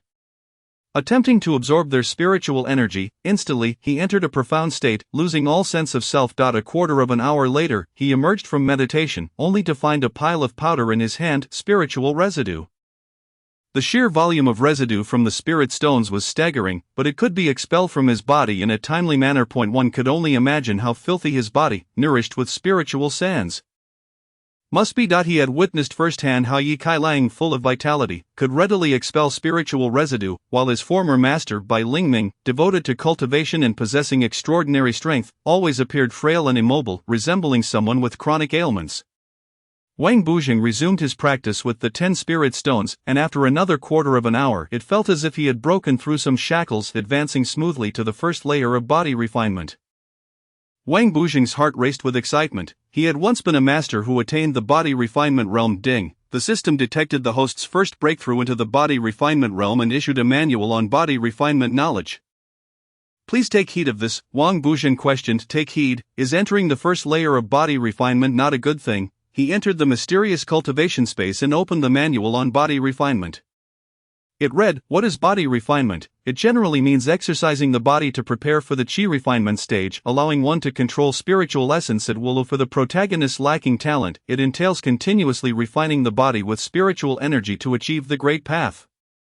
Upon reaching this point, the system automatically closed the book, deducting a significant amount of Wang Bujing's luck points, transforming them entirely into spirit stones, which surrounded him. Wang Bujing commanded integrate. The spirit stones transformed into spiritual essence. Yet not a trace entered his dantian to elevate his cultivation, rather, they incessantly drew out impurities from within his body, continuously refining it. This, indeed, was the essence of body refinement knowledge. The next chapter promises even more excitement. Chapter 64, The Gathering of the 9 Great Demons. Recently, 2 significant events transpired in Benning City, drawing the attention of the 9 Great Demons from the trial grounds. Firstly, there is the matter of the sect's conflict with the evil cultivators. Although it does not directly affect them in the trial grounds, a victory for the evil cultivators would inevitably encroach upon their territory. Most of them are merely at the foundation establishment stage, with only a few formidable demons at the early golden core stage. Secondly, an unexpected guest has arrived in the trial forest, a human cultivator and a disciple of the sect, according to the powerful demon Wu Pang and the ancient demon Yi Zhu. His strength could potentially rival that of a great foundation establishment master, yet, his apparent cultivation level is merely that of a mortal, and he is only in his 20s, showcasing a truly terrifying talent. At this moment, the 9 great demons are indulging in drink, and Wu Peng inquires, "Yi Zhu, do you believe that young man has already mastered the technique of duplication? Moreover, his duplicates are only inferior to us 9? Izu downs his drink and replies, "Indeed, he is quite remarkable and easy to converse with. Such a genius must be brought under our influence. At the very least, we cannot afford to make him our enemy." "Quite so," adds one of the demons, "he has shown no inclination to oppose us." They find themselves in a burrow, the lair of a burrowing demon, transformed into human forms, the space sprawling several hundred square meters. With glimmering night pearls adorning the colorful walls, creating an enchanting ambience. One of the demons suggests, "Since Izu has already sent him a gift, we may as well pay a visit empty-handed." Another demon concurs, "That sounds splendid." Wu Peng remarks, "The last time we encountered him, he fled in haste. He must harbor some wariness towards us." Various suggestions are proposed, and Izu mentions, "The certain two-headed hound from my area has been captured and turned into a watchdog by him. What use could such a foolish dog possibly serve?" One of the demons responds, "The major demon in the novice forest is preoccupied with battling the evil cultivators. However, this human seems to have connections. We could masquerade as affluent youths from the city and engage him in games, perhaps uncovering a way out." The demons begin to express their concerns regarding the emergence of the evil cultivators, lamenting their insufficient strength to confront the evil ancestor. Should the evil ancestor arise, they can only rely on the power of the feudal lords. What is there to fear? The evil ancestor appears only once every few centuries. Could he truly stir up a storm? They ponder, lamenting the plight of both human and demon clans. At this moment, outside the base, a dog named Dog Bewley is basking in the sun. Another dog rushes over from the periphery and says, "Great Elder, the demon Izu requests your presence." Dog Bewley follows the younger dog to a certain location, where Izu addresses him, "My good fellow." "Yes, my lord, I am called Dog Bewley." "Very well, Dog Bewley. We, the 9 great demons of the Trial Forest, wish to pay a visit to your master." "Yes, my lord, my master is named Wang Bujing." "Excellent, we shall all transform into human forms and seek to befriend your master Wang Bujing. You must not cause any disruption." "Understood." The following day, Wang Bujing awakens from his meditation. In recent days, he has been studying various techniques, such as how to wield the emotionless sword Qi with greater finesse and how to throw coins with increased quantity and precision.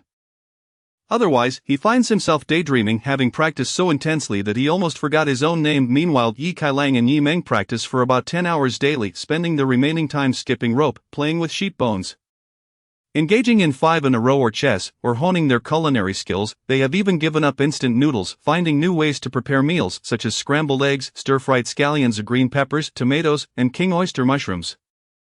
Wang Bujing often joins them at their dining table, and the crops in the fields are meticulously managed by him. In the next chapter, the story unfolds in a captivating manner. Chapter 65, a spectacle performed by the great demons. One day, Dog Bewley casually wanders outside the base. He sees Wang Bujing's straw hut and notices Dog Bewley waking up, traversing the lush fields of thriving crops along a 2-meter-wide path. Spotting Wang Bujing's duplicate, he exclaims, "Young master, you are here too." Indeed, Wang Bujing's duplicate is diligently studying the fate beans in the fields. The duplicate responds, "The master has high expectations for these crops. There must be no mistakes." Dog Bewley continues on his way, encountering several robots created by the duplicate, each over half a meter tall with 8 small wheels, irrigating the crops with a tube connected to a nearby lake. Dog Bewley kicks one robot aside, exclaiming, "How dare you block my path?" Approaching the edge of the formation, he notices a spatial rift and mutters to himself, "It should be getting light outside." He steps through it. Arriving outside the base, dawn is just breaking. He finds a well-lit mound of earth and begins to meditate. An hour passes. As he travels along the road outside the base, he encounters 2 elegantly dressed young men and women. The man is followed by 3 attendants, while the girl has 3 maidens trailing behind her, their attire somewhat lacking in splendor. The man remarks, "This dog seems to be of a fine breed. It shouldn't require much food, and its cultivation level is at the late refinement stage. What a perfect addition as our pet. Shall we capture it to gift to your junior sister?" The girl, with a naive romanticism, replies, "That sounds delightful." Dog Bewley, having emerged from his meditation, begins barking loudly. Though his bark is not particularly harsh, it carries a distance of a mile. At this moment, Wang Bujing, lost in thought, has just awakened. As Dog Bewley exited the base, he emerges from the straw hut, looking down upon the base, finding life somewhat dull. Meanwhile, Yi Meng and Yi Kailang are meditating. The artificial sun within the base operates for 18 hours daily. And as the sun rises, they awaken and commence their meditation. Hearing Dog Bewley barking, Wang Bujing steps out of the base. At this moment, the 8 individuals are entangled with Dog Bewley. The dog's cultivation is evidently inferior to theirs, and they surround Dog Bewley, with even the 3 female cultivators rolling up their sleeves. "This dog shall be mine." one of the attendants exclaims. Unbeknownst to them, one of the attendants produces a fishing net and ensnares Dog Bewley. Sustaining an injury from a bite on his leg, blood oozing from the wound, the elegantly dressed female cultivator states, "Senior brother, this dog shall belong to me." Mo Xiaoyun, the elegantly dressed male cultivator, replies, "It is imperative, if we 8 individuals cannot subdue a mere dog, what does that make us as Foundation establishment cultivators?" At that moment, Wang Bujing exits the base. Witnessing this spectacle, one of the maidens exclaims, "Why is there a person here?" An attendant shouts, "Protect the young master." Wang Bujing thinks to himself, "In my own territory, you all should feel embarrassed, yet here I am, the outsider." He addresses them, "Everyone, I mean no harm. I merely wish to know why you are troubling my dog?" "This is your dog, Mo Xiaoyun," the elegantly dressed woman retorts. "Do not jest. There is nothing here, and you claim this is your dog?" Dog Bewley appears nearly petrified, nearly barking. The elegantly dressed male cultivator introduces himself.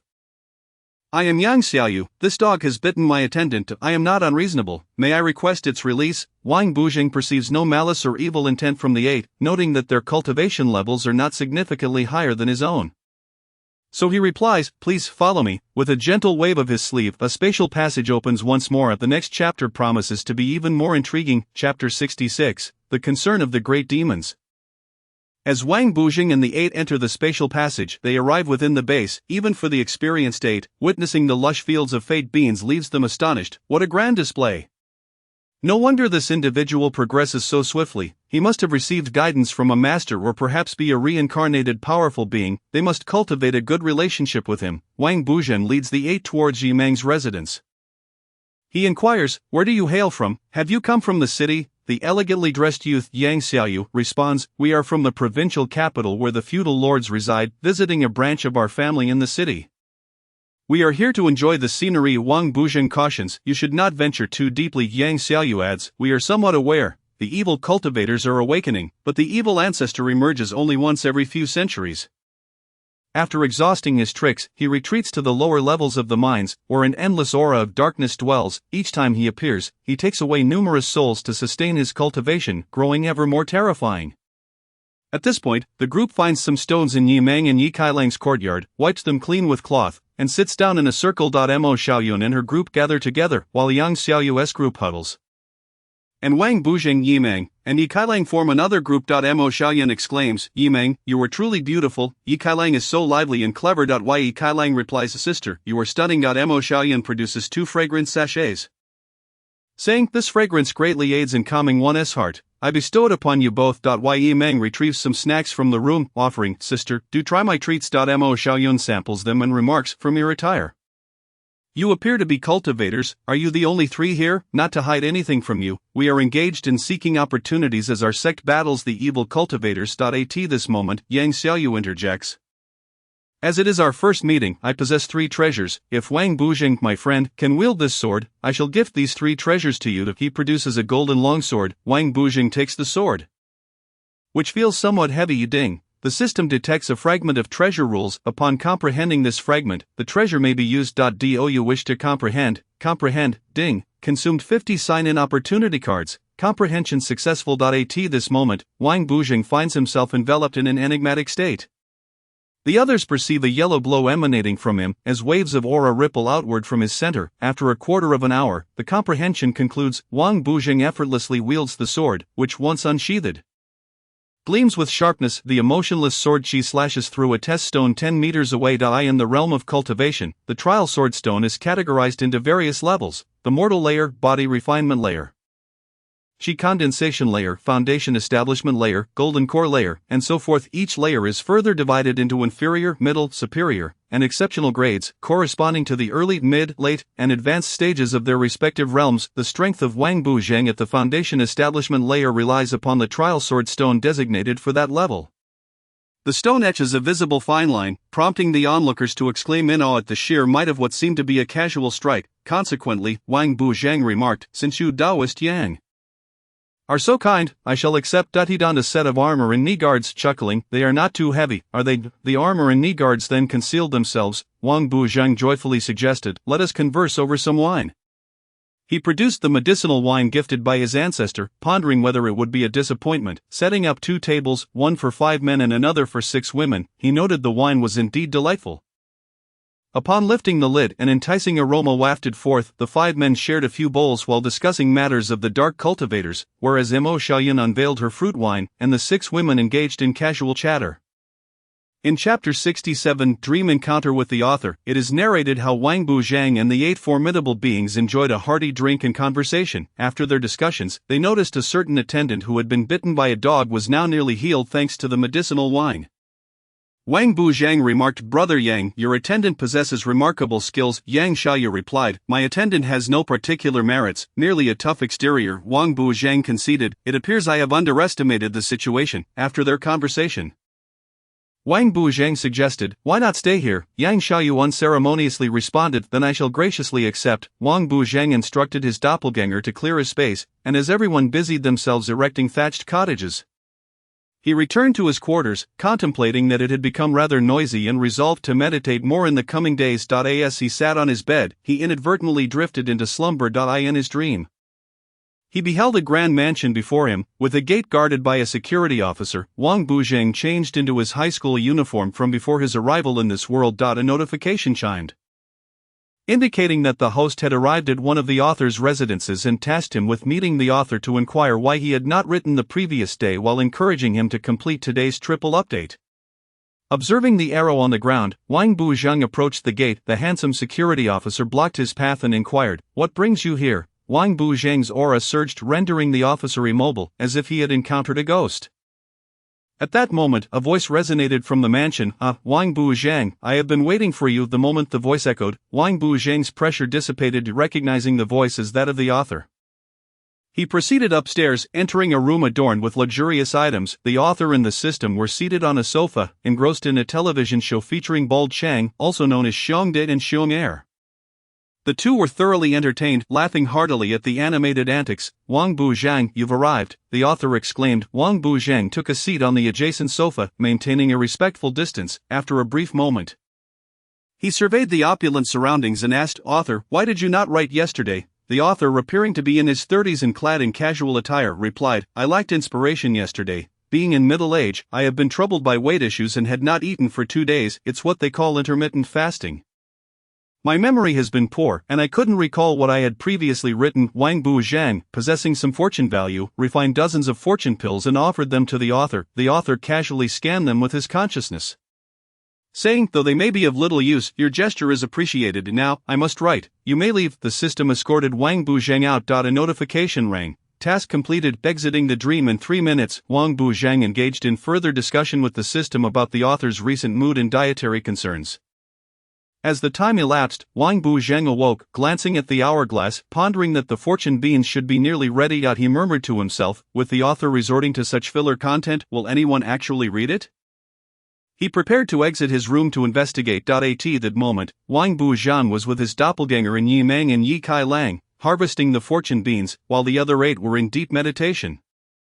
Wang Buzhang had come to regard Yi Meng and Yi Kai Lang as his own, and they, in turn, were influenced by him, finding less pleasure in meditation and often daydreaming, napping, singing, and playing, truly like father, like daughter, like father, like mother. Should Wang Buzhang discover the author's thoughts, he would undoubtedly be enraged, admonishing, "Author, do not speak frivolously." In Chapter 68, Zhang Hai's shopping escapade, it is noted that Zhang Hai had attained the 4th level of foundation establishment, ranking just below the sect leader, Wan Jianyi. Within the broken sect, his prowess likely surpassed that of many elders, except for the newly inducted second elder, who had exceptional divine abilities. At this juncture, Zhang Hai was engrossed in university studies during the break, accompanied by 5 foundation establishment cultivators and 2 golden core cultivators, totaling 8 individuals, as they returned to the broken sect aboard a spirit vessel. The vessel's flight speed surpassed that of flying swords by 2 to 3 times. While aboard, Zhang Hai observed the scenery below, feeling slightly dizzy despite his high cultivation level. Before long, the spirit vessel arrived at the city center of his home city. Instead of flying above the city, a golden core elder, appearing as a robust man in his 50s, remarked, "I have a friend of considerable significance here. I shall pay him a visit, having spent so long in cultivation." Zhang Hai had yet to traverse the mortal realm, reminding himself that the mundane world is a crucible for the heart. The golden core elder leaped from the spirit vessel, activating a wood element protective barrier as he descended. Upon seeing the vessel come to a halt, Jiang Hai took his leave, declaring, "I will go down to see what amusements await." He too leapt down, activating his wood element protective barrier as he descended gently. He beheld a square city, its walls robust, nestled among the mountains, constituting the city center of his home city. As he continued his descent, he noticed the city was divided into 9 square sections, each with lavish multi-story buildings at their centers, the most opulent being approximately 20 stories high. Jiang Hai exclaimed, "This parachuting sensation is exhilarating." He guided his protective barrier towards a bustling street. As he landed, onlookers gasped in awe, exclaiming, "A celestial being." After a brief moment, they rose to their feet. Legends spoke of ancient cultivators who regarded human life as mere weeds, yet under the current rulers, all were treated as equals. To inspire the populace towards cultivation, etiquette was established to acknowledge the efforts of cultivators. At this moment, Jiang Hai meandered through the streets, reflecting on the development of his home city, which seemed quite impressive. Rivaling that of his university district, vendors selling fruits lined the streets, while food stalls were present, albeit not bustling due to the off-peak hours. Occasionally, there were stalls selling buildings, books, medicines, household appliances, and computers. Presently, computers and smartphones were not widespread. Typically found only in larger city centers, and generally allowed only for single-player games, a luxury Jiang Hai could not afford. As he wandered, he purchased several dozen pounds of fruit, snacking along the way. One vendor selling spirit fruits charged him 5,000 spirit sands for over 10 pounds. In this city, spirit sands were indeed quite affordable. He came across a dimly lit establishment and decided to enter. Though it was crowded and bustling, on stage a singer performed poorly dressed provocatively. Jiang Hai lamented, unable to afford new clothes, "I will emulate others and toss 5,000 spirit sands before leaving." He then ventured into a bookstore. Perusing several texts on cultivation, after reading a few pages, he scoffed, "This is utter nonsense." However, he stumbled upon a novel titled Absorbing Spiritual Roots, "My Roots Are Growing More Numerous," which piqued his interest. He purchased it and, as he departed, tipped the vendor 2,000 spirit sands. Upon entering a pharmacy, which was moderately sized but sparsely populated, a pharmacist clad in white inquired, "What kind of medicine are you seeking?" Jiang Hai scanned the premises with his consciousness but found nothing of value, replying, "I'll take a bit of everything." He exited with a large bag of counterfeit medicines, lamenting, "These won't be lethal nor effective, costing me 50,000 spirit sands." Alas, I find myself reminiscing about my disciple Wang Buzhang's mortal pills. The next chapter promises even greater excitement. In Chapter 69, the first level of the mine, the favored beer of evil cultivators. We find ourselves in the mine's first level, where 2 insignificant figures, both in the early stage of body refinement, are among the lowest ranks within the evil cultivators. Point 1, known as Shimenji, possesses average cultivation but excels in lightness skills, always managing to escape danger. The other, Shimenshu, having lived a long life, ranks low among the evil cultivators, adept at climbing and adhering to survival as a creed. The first level of the mine is a secret realm of the Broken Sect. Devoid of sunlight, its area roughly equivalent to that of the sect, everyone believes it to be situated underground, hence its designation as the first level of the mine. Divided into 10 districts, the first level lacks sunlight, but streetlights illuminate the area for a few hours each day. Currently, Shimenji and Shimenshu recline on a slope, awaiting the streetlights to illuminate. Despite the absence of light, the sky twinkles with countless stars, each purportedly representing a powerful ancient evil cultivator, their whereabouts unknown. As they lay on the slope, the soil, softened by grass, offers some comfort. Shimenji inquired, "Brother, how long has it been since you last ate?" Shimenshu replied, "Not many days. It felt like ages, but I recently broke my fast." "How about you?" "About the same," Shimenji responded. "The orders from the evil ancestors indicate that the conflict with the human race will soon commence." Shimenshu asked nervously, "Brother, do you think we will die?" Silence now. The lights are about to come on. 2 minutes passed in silence. Suddenly, the lights flickered on, and laughter erupted from the gathered evil cultivators as they began to roam the streets. The mine's first level was bustling with evil cultivators, congregating in groups of 3 or 4, as Shimenji and Shimenshu sat on the park's grass, witnessing several evil cultivators passing by, each embracing one another and carrying beers. The malevolent practitioners have developed a fondness for beer. The subtle aroma within the brew serves to effectively cleanse the lingering stench of decay that clings to them. Every malevolent practitioner yearns to reclaim their humanity, and they harbor a deep desire to feast upon it as well. At this moment, Shimenji and Shimenshu have their arms draped over each other's shoulders, ambling in circles within a park. The first level of the mine is designated as a no-fly zone, due to its low altitude and limited space. should one attempt to fly, it would result in an awkward congestion. Thus Shimenji and Shimenshu, unbeknownst to where they procured them, produce bottles of beer, deftly popping the caps and commencing their indulgence. Shimenshu, my good brother, your teeth seem quite resilient, remarks Shimenji, and yours are no less impressive. Replies Shimenshu unconsciously, they each consume over 10 bottles of beer within 10 neighborhoods, each boasts a shop that sells beer. There also exists a peculiar structure, which bears a decree mandating its protection. The two continue to embrace each other as shoulders. Having downed over 30 bottles of beer, Shimenshu observes, the beer in our neighborhood pales in comparison to that of the Central District. The Central District, after all, is where the malevolent practitioner patriarch resides. At this moment, Shimenji pulls out 2 bottles of beer, distinctly marked from the previous ones, and hands one to Shimenshu. Good brother, let us share this blessing. Shimenshu accepts the beer and downs it in one go. Shimenji states that peculiar structure at the center of the neighborhood is indeed significant. Just days ago, a malevolent practitioner lost his sanity and attacked it, only to be swiftly dispatched by the master of the dead. The patriarch of the malevolent practitioners in the mine's first level commands 30 dead servants who unwaveringly execute his orders. Shimenshu adds, that structure is a pillar of space, should it be destroyed? The very fabric of our realm may collapse. I see, responds Shimenji. However, that building is quite sturdy and not easily broken. The next chapter promises to be even more thrilling. Chapter 70, The Daily Life of the Malevolent Practitioner Patriarch. In the first level of the mine, within a thatched cottage, an elder, seemingly no different from other malevolent practitioners, chuckles. In recent months, our malevolent clan has seen a significant increase in numbers. Soon we shall be ready to wage war against the human and demon races. Inside, 5 dead servants, clad in dark robes, stand by. 1 steps forward and boasts, saying, Patriarch, a few days prior, a peculiar young man from the human race, known as Wang Bujing, effortlessly dispatched over 10 skilled practitioners at the 10th level of body refinement in a certain village. How infuriating, the patriarch replies with a smile. I absorbed their dark energy using energy stones to supply power to the spatial maintenance towers across the neighborhoods. The dead servant nods and retreats. Another dead servant speaks. Recently, a malevolent practitioner succumbed to the onslaught of dark energy, went mad, and attacked a spatial maintenance tower in a certain district, only to be slain by one of our own.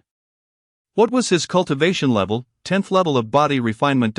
Indeed, that level is a significant threshold. Perhaps his realm was too ostentatious. Indeed, he was a member of the new generation of malevolent practitioners, the dead servant confirms. You may leave. Understood, the dead servant replies, returning to his position. Yet another dead servant steps forward and says, Patriarch, we have located the position of the malevolent practitioner ancestor, and what if we engage in battle with the humans and demons? The ancestor has stated that he will not assist us, but we must not allow our influence to encroach beyond the designated area. The ancestor further remarked, What did he say? The patriarch inquires sharply. The malevolent practitioners are formed from the remnants of human and demon souls. We must not harm their foundation. Alas, my master remains so obstinate, the patriarch murmurs, seemingly reminiscing about their shared past. You may withdraw.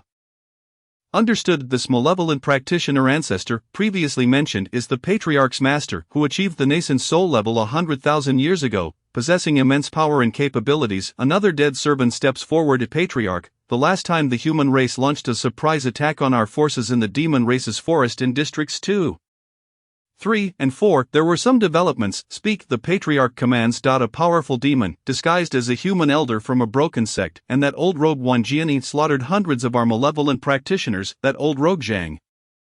Indeed despicable, the patriarch remarks. They possess only Zhang and Wanjiani with some combat prowess. I fear the reinforcements may arrive soon. Understood, the dead servant retreats. The malevolent practitioner patriarch declares, in the near future, my seal shall be lifted, and when that moment arrives, the humans and demons shall tremble in terror. The patriarch bursts into laughter. The 5 dead servants kneel, proclaiming, Patriarch, with your wisdom and martial virtue, may you unify the region for millennia to come.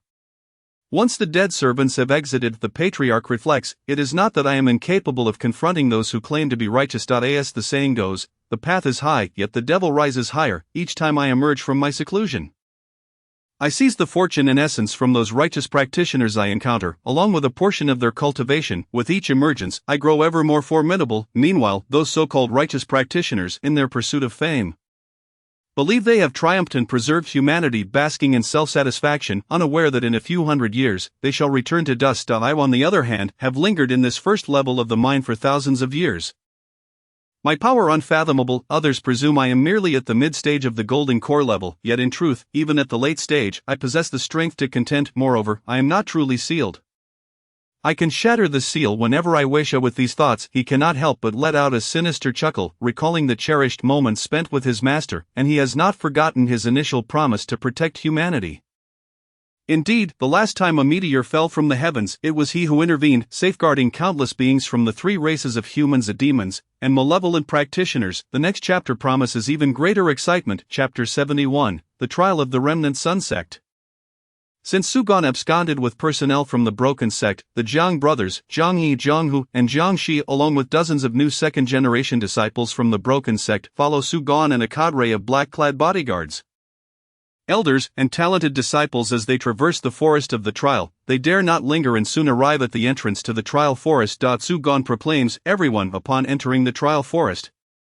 We shall leave the designated area. The beasts within are abundant and possess formidable strength. Although these creatures have no quarrel with our human race, the demon race is known for its unpredictability.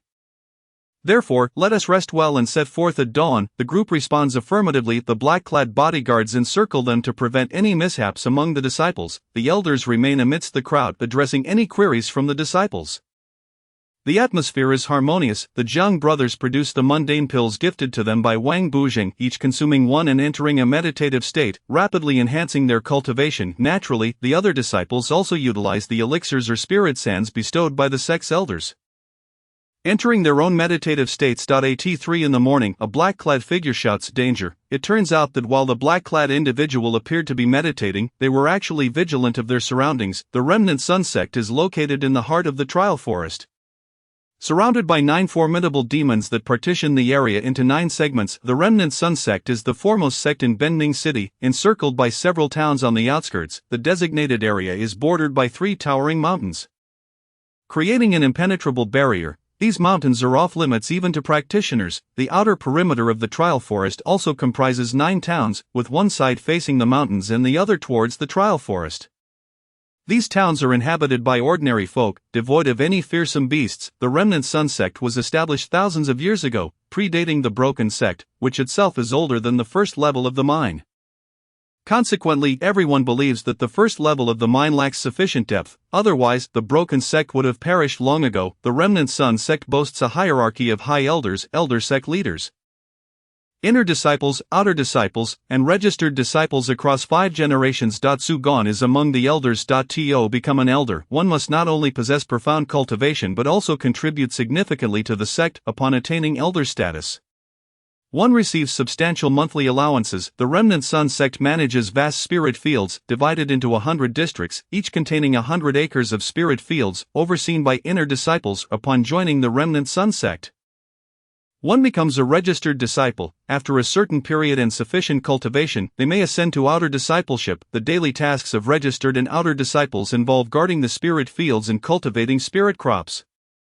Outer disciples receive monthly allowances of spirit sand, providing them with opportunities to elevate to inner discipleship. Inner disciples can then devote themselves to cultivation and uphold righteousness. At this moment, a strikingly handsome youth, riding a giant spirit crane and concealing his presence, rushes towards the group. He is an inner disciple, known as a certain Ji, tasked with observing the expressions and behaviors of the gathered disciples.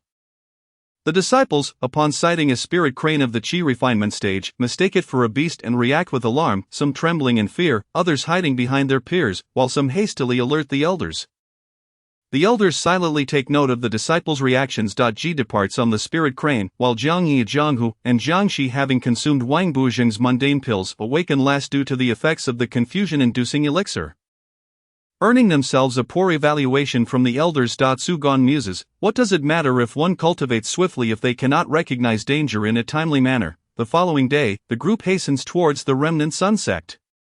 Chapter 72, The Inner Disciples Overseeing the Spirit Fields. As dawn breaks on the second day, the group makes their way to the Remnant Sun Sect. Su-gon reassures the disciples, do not panic. The procession moves in an orderly fashion. Upon encountering formidable beasts, they no longer cower in fear. Jiang He whispers to his companions, it's nothing to worry about, these beasts merely possess higher cultivation levels. Jiang Hu declares, I shall capture a spirit crane as my mount. Jiang Shi agrees, indeed, how majestic they are. the group hastens onward and within half a day arrives at the periphery of the remnant Sun sect. The three brothers think to themselves, even as registered disciples, stealing a taste of spirit vegetables or fruits would greatly enhance our cultivation. At this moment, an outer disciple, appearing to be in their 30s, tends to 10 acres of spirit fields, under the disciple's care. The fields flourish. One area is dedicated to spirit cabbage, another to spirit tomatoes, while others contain spirit eggplants, spirit pumpkins, and so forth above the spirit fields.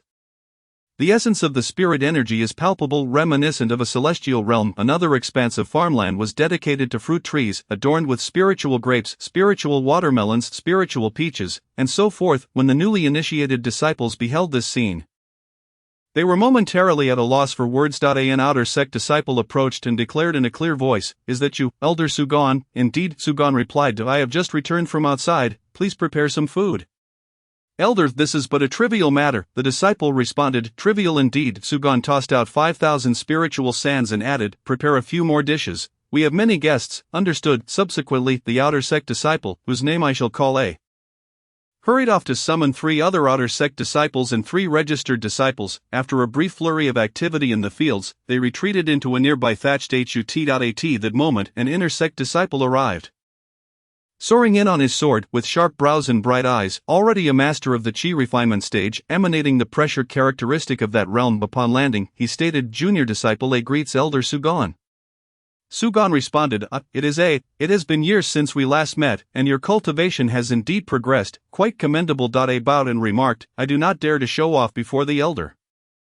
"Very well, you possess a good disposition. Since you are here, allow me to bestow upon you a token of fortune." He then cast out another 5,000 spiritual sands along with a manual, which was a foundational sword technique, the second volume. A replied, "Though the technique is commendable, I already possess it." "I am aware you do," Sugon continued. "The annotations in this book are well crafted. Recently, a new author has emerged, providing fresh insights on this work. I have gained considerable wisdom from it myself." Elder is most thoughtful, said as he accepted the manual and turned to call into the thatched hut, "Add a few hearty dishes." "All right." Dozens of disciples seated themselves in a circle, and after an hour, the disciples from the spiritual fields brought out several large wooden tables and dozens of stools.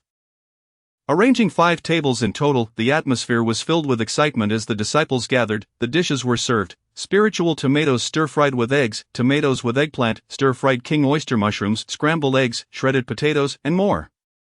There were also spiritual dishes including stir-fried pig liver, pig knuckles, mutton offal, beef slices, fish, stir-fried abalone, and so forth. Various soups were served, including egg drop soup, winter melon soup, and sea buckthorn juice. The group feasted for 4 or 5 hours before finishing their meal. The days in the sunsetting sect were indeed simple and unadorned. The disciples mused. Sugon shared drinks with inner sect disciple A, and at that moment Jiang Yi, Jiang Hu, and Jiang Shi enjoyed a hearty meal of spiritual rice and sipped on spiritual wine, toasting one another. "One day, we shall become inner sect disciples, managing hundreds of acres of spiritual fields, dining like this every day. After all, one cannot be impoverished by eating." Indeed. Hours later, as everyone was well fed and satisfied, Sugon addressed the group, "You are all about to meet with the elder in charge of affairs in the administrative hall to discuss your placements within the sect. It is imperative that you conduct yourselves well. Do not be arrogant or disrespectful." "Understood." The former disciples of the broken sect replied. Chapter 73, The entrance procedure of Jiang Yi. It is said that Jiang Yi, Jiang Hu, and Jiang Shi followed the crowd, traversing the spiritual fields under the guidance of their elder. Climbing 30,000 steps, they first passed by the training areas and activity zones of outer sect disciples and registered disciples, then moved past those of the inner sect disciples. On the mountain, everyone had dormitories and beds, which they would use whenever the sect required manpower. Typically, the mountain was not crowded as most resided in the spiritual fields below, where everyone had their own house, which was far more appealing. Thus, Jiang He and the others only encountered a few young cultivators seeking companionship, some teaching martial arts, others engaged in discussions and practice, with very few genuinely focused on cultivation. At this moment, the guide was replaced by the previously unseen disciple A, who cautioned everyone, "Pay attention to your demeanor. It is easy to show off in front of others, but it is the effort behind the scenes that truly matters." Understood. The new disciples chorused. Jiang He was taken aback, almost losing his composure, and quickly steadied himself. They arrived at a spacious wooden building, surrounded by magical artifacts and mysterious paintings. A addressed the elder seated at a table. Engrossed in a tome, Elder Shin Tai, I have brought the new disciples of the broken sect. The elder handed over 5,000 spiritual sands and said, in a moment I will present a form. You shall lead them to collect their identity jade tokens, check their dormitories, assign tasks, and guide them to the corresponding spiritual fields to meet with the respective inner sect disciples. Understood, I replied. The elder instructed everyone to line up and posed some trivial questions. Noting their answers on paper and affixing his seal, afterward, the disciples were dismissed to wait outside. Shortly, it was Jiang Yi's turn and the elder inquired, what do you believe a cultivator ought to be? To grasp the sun and moon and pluck the stars. For there is none like me in this world. Jiang Yi replied, acceptable. The elder noted, marking it down, and next was Jiang Hu. What is the purpose of cultivation? To rescue the people from water and fire. Jiang Hu answered, acceptable. The elder recorded. Finally, it was Jiang Shi's turn and the elder pondered for a moment and asked, what do you consider to be right and wrong? In truth, there is no absolute right or wrong in this world. Only self-interest prevails. Jiang Shi responded, that too is acceptable. The elder noted and stamped it. The group exited the wooden house, trembling with fear of having answered incorrectly, though in reality, it was merely a formality. Akin to using bowls when dining. He called upon 6 or 7 of his subordinates, all at the mid-stage of body refinement, and one of them, also an outer sect disciple, led Jiang He and the other 4 to their arrangements. The 3 brothers, Jiang Yi, Jiang Hu, and Jiang Shi, soon parted ways. They collected their identity jade tokens, inspected their dormitories, and observed the spiritual fields. Each dormitory housed 8 individuals, with names displayed on the doors. When Jiang Yi swiped his jade token, his name appeared on it, and upon swiping an empty bed, his name appeared there as well. At that moment, the dormitory building was mostly empty, with about 10 outer sect or registered disciples practicing martial arts in the courtyard. The guiding outer sect disciple, whom I shall call Seat, said, you must be Jiang He. Indeed. Do not be nervous, we are all in the same boat. After a while, when you meet an inner sect disciple, they will essentially be your master. You will work during the day, and when the sun sets, they will teach you cultivation and provide you with resources. From now on, forget about the past, Si kindly advised. Upon reaching the spiritual fields, Si departed, leaving Jiang He standing in the vast expanse of farmland, waving his hand but feeling somewhat hesitant. After standing there for an hour without anyone approaching, he casually observed the spiritual fields. A registered disciple approached from afar and said, hey, it's time to eat, come on. Jiang He smiled and followed along. Next chapter promises to be even more exciting. Chapter 74, Jiang Yi's days without breakthrough. At this moment, Jiang Yi was dining with an inner sect disciple and 3 outer sect disciples alongside 3 registered disciples in an open area outside the spiritual fields. A gentle breeze wafted by, bringing forth a delightful ambience.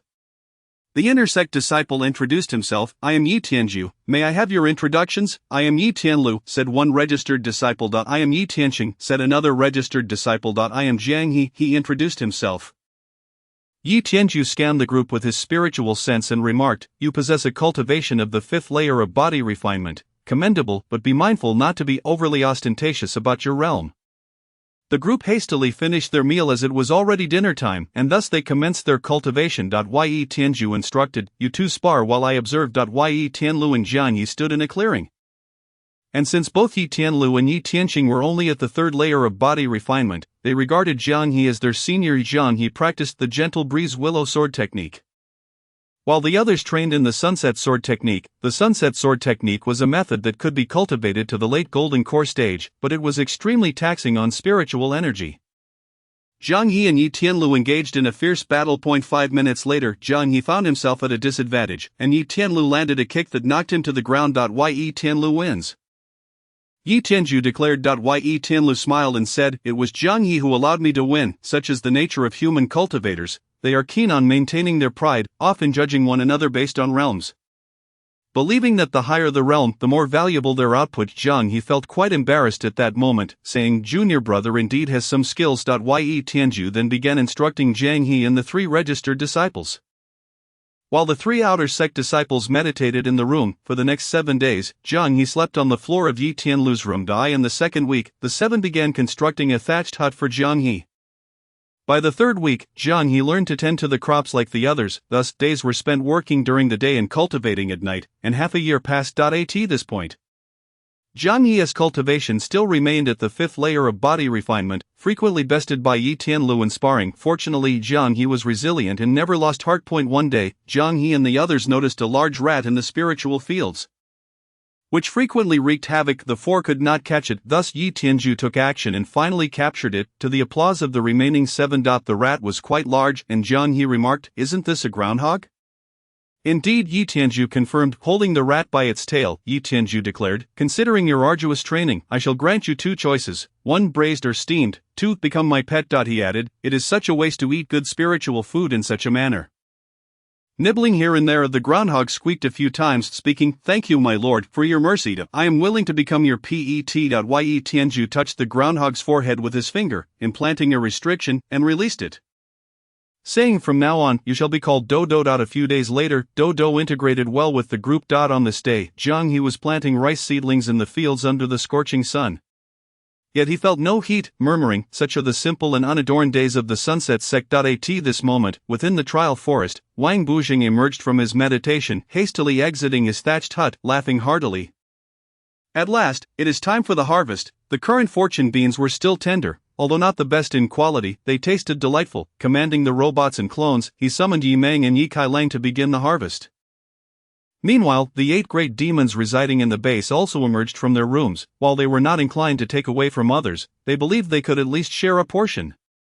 Next chapter promises to be even more exciting. Chapter 75, Harvesting the Fortune Beans. As the tale unfolds, the harvesting of the fortune beans begins. At this moment, Wang Bujing, accompanied by his 3 avatars and 3 industrious robots, divides into 3 teams of 4 machines. Wang Bujing wields a sickle in one hand while grasping a fortune bean seedling with the other. Beside him lies a wicker basket into which he diligently collects the seedlings.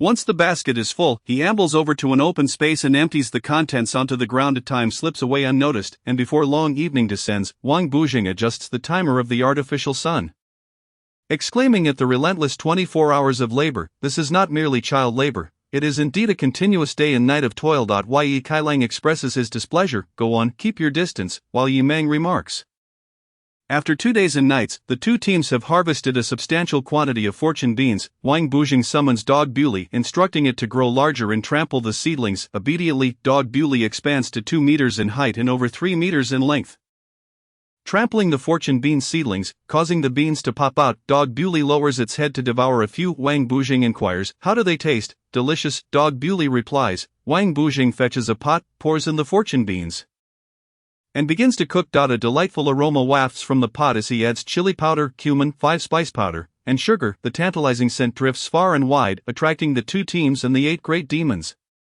who gather around the pot. Wang Bujing instructs everyone to take a bowl, each scooping a spoonful, while the remainder is packaged into their own spaces. Amused by the experience, they return to their thatched huts after enjoying their share. Leaving the remaining individuals to continue working, Wang Bujing retreats to his thatched hut, entering the mysterious cultivation space. He begins to consume the beans voraciously, and after devouring several kilograms, he feels a slight discomfort in his teeth. Turning them into soy milk for a refreshing drink. Ding! The system announces, "Detection of host consuming fortune beans. Host's fortune value is on the rise." The readings show, rising fortune value, 105. Rising fortune value, 165. Wang Bujing feels a sense of exhilaration, albeit with a hint of heatiness from overindulgence in the beans. It is only natural. He exchanges 10 fortune values with the system for a box of spiritual ice cakes. After consuming a few, he feels cool and refreshed, continuing to drink the fortune bean milk. The readings surge, rising fortune value, 267. Rising fortune value, 369. He asks the system if he can convert the fortune beans into tofu to avoid the heatiness. Wang Bujing is indeed experiencing some tooth discomfort. Yes, the fee is 10%, meaning you can only absorb 90% of the fortune. Very well. Thus, Wang Bujing hands over all his fortune beans to the system and exits. Seeing Yi Meng working in the fields, Wang Bujing approaches her, saying, "Sister, you are quite vigorous. Why not use your avatars and robots?" The avatar of Wang Bujing, whom he names Wang Xiaodo, reflects on this, thinking, "We are of the same root. Why must we harm each other so hastily?" As Wang Bujing's realm rises, Wang Xiaodo appears considerably younger, shedding his earlier mature demeanor for a vibe reminiscent of a streetwise leader. Yi Meng chuckles, "You're simply too muddled. With my cultivation at the 10th level of body refining, these tasks feel no different from cooking." Wang Bujing suddenly feels a pang of guilt. With his fortune value, he must refine more spiritual sand and fortune pills for his sister. Half a month passes in the blink of an eye, and all the crops are harvested, the beans packed neatly into boxes. The 8 great demons, feeling the monotony, bid farewell to Wang Bujing and return to their respective territories.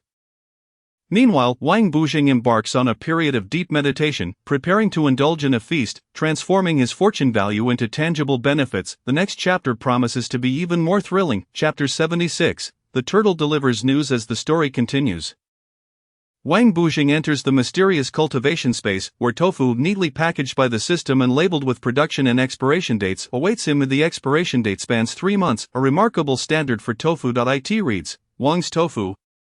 Spokesperson, Wang Bujing. He opens a box, revealing plastic-wrapped tofu, 12 blocks of approximately 2 kilograms each. Wang Bujing takes out a block and begins to consume it raw, finding it comparable to traditional soybean tofu.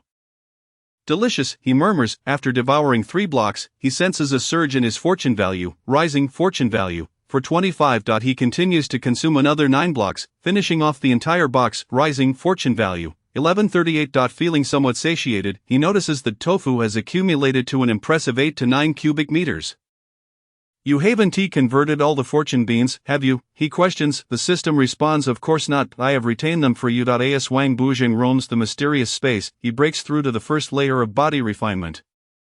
Enlarging the mysterious space considerably. In a corner, he discovers boxes stacked with fortune beans, reaching a height of 5 meters. What a grand endeavor, Wang Bujing exclaims. Your vision is limited, the system retorts dismissively. Wang Bujing exchanges fortune values for a cold storage room, perfectly suitable for preserving the tofu. Before exiting, upon leaving the space and stepping out of the thatched hut, he takes a stroll around the base, realizing that no more fortune beans can grow, as the crops have absorbed all the surrounding fortune. While reflecting on this, the system states, if you expend 400 fortune values, you can exchange for a mountain moving order, allowing you to relocate the base's foundation to any area within the province of the feudal lords.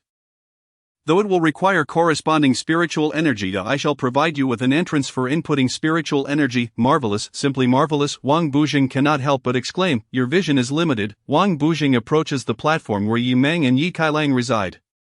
Yi Meng informs him, a few days ago, Yi Kailang consumed some of the yellow beans you planted and fell ill. He hasn't risen from bed for 20 days, and after 5 more days, he has yet to awaken from his long slumber. Wang Bujing inquires, is his bowel movement normal? Yi Meng replies, based on the toilet's condition, it appears to be D or Y. It's just the 2 of us using this facility. Then it must be heat toxicity. The intestines are overheated, leading to stagnation and fire. Come with me to gather some medicinal herbs. After relaying a few instructions to his avatar, the 2, accompanied by Dog Bewley, leave the base. The area surrounding the base is the territory of the frog demon Izu, which they will inevitably visit, so they take Dog Bewley along and they journey to Izu's cave, located in a large lake. As none can swim, only Dog Bewley possesses the ability to paddle through the water. Upon reaching the lakeside, Dog Bewley barks a few times, releasing a mid-stage chi pressure that frightens away the surrounding demonic beasts. A curious turtle approaches, recognizing Dog Bewley. Dog Lord, who are these 2? My master and his sister. Dog Bewley replies, yes, there's something you need. We seek the great demon Lord Izu. The turtle responds, but they are merely 2 humans of the body refining realm. Is it worth the great demon Lord's time to meet them? Dog Bewley asserts, my master is not to be trifled with, he certainly deserves this audience. The turtle agrees, since you say so, I will inquire with the great demon lord. The turtle swims away, heading into the distance. Wang Bujing overhears the exchange and asks, Dog Bewley, do you get along well with the demon folk? Of course, master, I am quite amiable. Yi Meng chuckles at the adorable exchange, finding it delightful. The next chapter promises even greater excitement. Chapter 77. Foraging medicinal herbs with great demon Izu. As the narrative unfolds, Wang Bujing and Yi Meng set forth to gather medicinal herbs for Yi Kailang. Paying a visit to the great demon Izu. At this moment, the turtle arrives at Izu's lair and reports, there are 2 individuals led by a dog. Could they be part of Wang Bujing's renowned team? Ah, so it is Wang Bujing, my friend. The turtle paddles onto the lake's surface, spotting the 3 from afar. Upon nearing, Izu remarks, not being able to swim is quite a disadvantage. After all, 70% of the world is water. Wang Bujing bows respectfully. Wang Bujing, accompanied by my sister Yi Meng, pays respects to the great demon Izu. Izu appears to be a slender man in his 40s, clad in a green robe adorned with frog patterns. I have a cave within the lake, but I also possess another on land. Feel free to visit whenever you wish. Wang Bujing thinks to himself, I might as well take this opportunity, and replies, My nephew Yi Kailang is afflicted by a critical illness. We need to gather some traditional Chinese medicine quickly. Izu responds, in that case, I shall accompany you, for life is of utmost importance. That would be wonderful. Yi Meng agrees. Izu produces a map, stating, in my region, there are 10 districts. I reside in District 1, while you are in District 2. The strongest medicinal herbs are located in District 6. Understood. Izu dismisses the turtle. And the four hastily proceed towards District 6. The forest, having recently experienced heavy rainfall, remains refreshingly cool. Shortly they arrive at District 6, where Izu recalls, I remember that certain areas are abundant with high-quality herbs. With the cooperation of all four, they successfully locate the desired medicinal herbs, including top-tier Banlanjian, high-quality Maren, top-quality Danggui, mid-tier Rinshan, and top-quality Goqi, among others, without over-harvesting, adhering to sustainable practices. The herb-digging shovel is a tool Wang Bujing exchanged for 5 fortune values from the system, while Yi Meng, adept in aerial swordplay, manages the digging task. Banlanjian clears heat and detoxifies. Maren promotes bowel movements, Danggui nourishes the blood, Rinshan boosts vitality, and Goqi enhances energy and supports yang. Note: the authoress' medical knowledge is derived from a whimsical source. Please do not reference it. After successfully gathering the medicinal herbs, Yi Meng expresses her gratitude to Izu. Thank you, great demon Izu, this will surely aid Yi Kailang's recovery. Izu inquires, what did your disciple consume to suffer such poisoning? It's nothing serious, just some yellow beans, Wang Bujing replies nonchalantly, tossing half a kilogram of fortune beans to Izu, thinking to himself, it seems fortune beans cannot be casually given to others, at the very least. One must be in the late stage of body refinement. The ancestral figure extracted a fruit, consumed it, and remarked, it is fragrant, albeit slightly heating. What cultivation level does your disciple possess? He is at the first layer of body refinement. Ah, I see. The four individuals swiftly returned to the base where Wang Bujing resided. The forest had recently been graced by rain, rendering the atmosphere rather refreshing. Wang Bujing stated, I have heard from my avatar that you once visited me. But I was absent at the time. Allow me to extend my hospitality and invite you inside for a chat, if you please. The ancestral figure replied, that would be splendid. At this moment, the dog Bewley tugged at Wang Bujing's pant leg with its mouth, seemingly requesting something. Wang Bujing said, you wish to eat some yellow beans, I presume? He tossed out a bag containing half a jean of fortune beans. With a sweeping gesture, Wang Bujing conjured a spatial rift, and the four entered. The next chapter promises even more excitement. Chapter 78, Yi Meng, I am preparing to return to the sect. As it happened, Wang Bujing and the others, including the ancestral figure, had returned to Wang Bujing's base. He intended to extend his hospitality. Stepping through the spatial rift into the base, they found that, thanks to the efforts of Wang Xiaodou, the fields had been planted with a plethora of spiritual vegetables. Wang Xiaodou approached Wang Bujing, bowing deeply, and announced, Master, I have cultivated numerous spiritual vegetables, many of which are ready to be consumed, such as low-grade yellow-tier tomatoes, low-grade yellow-tier cucumbers, low-grade yellow-tier eggplants, and low-grade yellow-tier radishes, among others. Excellent, excellent. From now on I can feast on spiritual vegetables at will. The great demon, the ancestral figure, exclaimed, such grandiosity. Wang Bujing replied, take as much as you wish. Just do not consume everything. The ancestral figure retorted, how could you think that of me? After saying this, he busied himself in the fields, while Wang Xiaodou hurried to assist the esteemed ancestral figure in harvesting vegetables. At that moment Yi Meng also bowed and said, Junior brother Wang Bujing, I too wish to gather some vegetables. In a few days, I plan to return to the sect. The rise and fall of the world is a shared responsibility, and I have merely stepped out for some fresh air, not to betray my sect. Indeed, in a few days, I will also escort Yi Kailang back to the sect. Wang Bujing remarked, I shall accompany you. There is no need for you to come, your combat abilities are formidable, and you have no attachments. I have been away from the sect for too long. I cannot bear to witness its demise without offering aid. Wang Bujing inhaled sharply and sighed, so it is, this must be fate. He continued, first, let us heal Yi Kailang's ailment. He produced some Chinese medicinal herbs and handed them to Yi Meng, saying, since he is your disciple, you shall take care of him. Inform me when you are about to leave. Calling upon Wang Xiaodou, he instructed, Xiaodou, I will be entering seclusion. If Yi Meng and the others wish to depart, notify me immediately.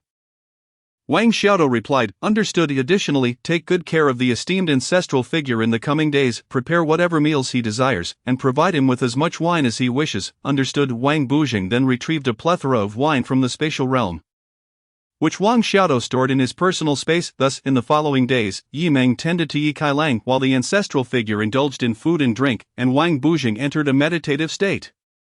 Meanwhile, in Yi Kailang's chamber, Yi Meng was busy preparing medicine for him. After 40 minutes, the first batch of medicine was ready, poured into a porcelain bowl. She propped up Yi Kailang to administer the medicine. Having not eaten for a month, the heating fortune beans within him were continuously refining, and under the onslaught of its violent energy, he was in a precarious state. Yi Meng supported Yi Kailang's back, intermittently channeling water-based energy to alleviate his intense heat. Noticing a flicker of expression on Yi Kailang's face, she understood it was the optimal time to administer the medicine, and gradually fed it to him.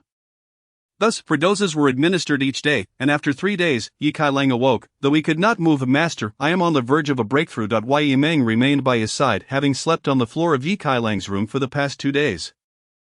Which was of no concern given her 10th layer of body refinement. She helped Yi Kailang sit upright and began the process. Alright, Yi Kailang responded. At that moment, a surge of immense energy coursed through his limbs and into his dantian.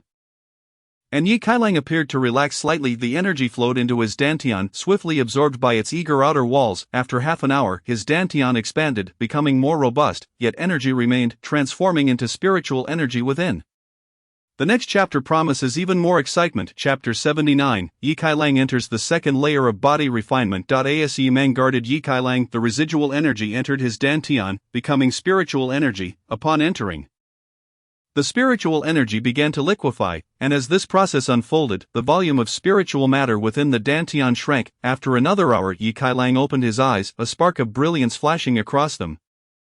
Successfully breaking through to the second layer of body refinement. He stood, feeling even lighter than before, though his biological age remained 11. Filled with exuberance, he dashed out of the thatched cottage and into the fields. Spotting a male cultivator dressed in peculiar Taoist robes at a certain platform, he hurried back to his room and exclaimed, "There is someone over there, in the dining area." Yi Meng then succinctly recounted the events of the past few days to Yi Kailang. "Ah, so that is how it is. It seems the great demon is not all that impressive. Who is more formidable, the ancestral figure or the sect leader, Wan Jiani? How would I know? I am merely at the late stage of body refinement. How could I comprehend matters pertaining to foundation establishment?" "So that is the case." Yi Meng said, "Disciple, you should rest for a day. Tomorrow, we shall return to the sect." "Will Master Wang Bujing also depart?" "He is not bound to the sect. I have been there for over 70 years. Even in death, I can find peace in the earth." "Master, I do not wish to die yet, without a disciple like you." "I would leave immediately," Yi Meng exclaimed, her expression fierce. She quickly tidied up and prepared to depart. At this juncture, we return to the moment when the ancestral figure first entered the base. The ancestral figure was currently harvesting vegetables in the garden, while Wang Xiaodo assisted nearby. Before long, 10 baskets containing approximately 30 jin of vegetables were stored in the ancestral figure's personal space, each marked with symbols to prevent the spiritual vegetables from rotting. The ancestral figure paused and walked alongside Wang Xiaodo. "Is your strength already at the late stage of qi refinement?" "Indeed, the master has instructed me to ensure your comfort. Whatever you wish to eat or drink, I will do my utmost to provide." "Very well, then let us begin by stir-frying a few dishes. Prepare a bowl of peanuts, and bring a few bottles of wine, certainly an esteemed one. Please follow me." Thus, the ancestral figure made his way to the dining table. After a brief wait, the first dish arrived, spiritual tomato stir-fried with cucumber, the second dish, spiritual tomato stir-fried with eggplant, and the third dish, spiritual stir-fried king oyster mushrooms, among others. Wang Xiaodo produced a tall wine glass and several bottles of wine.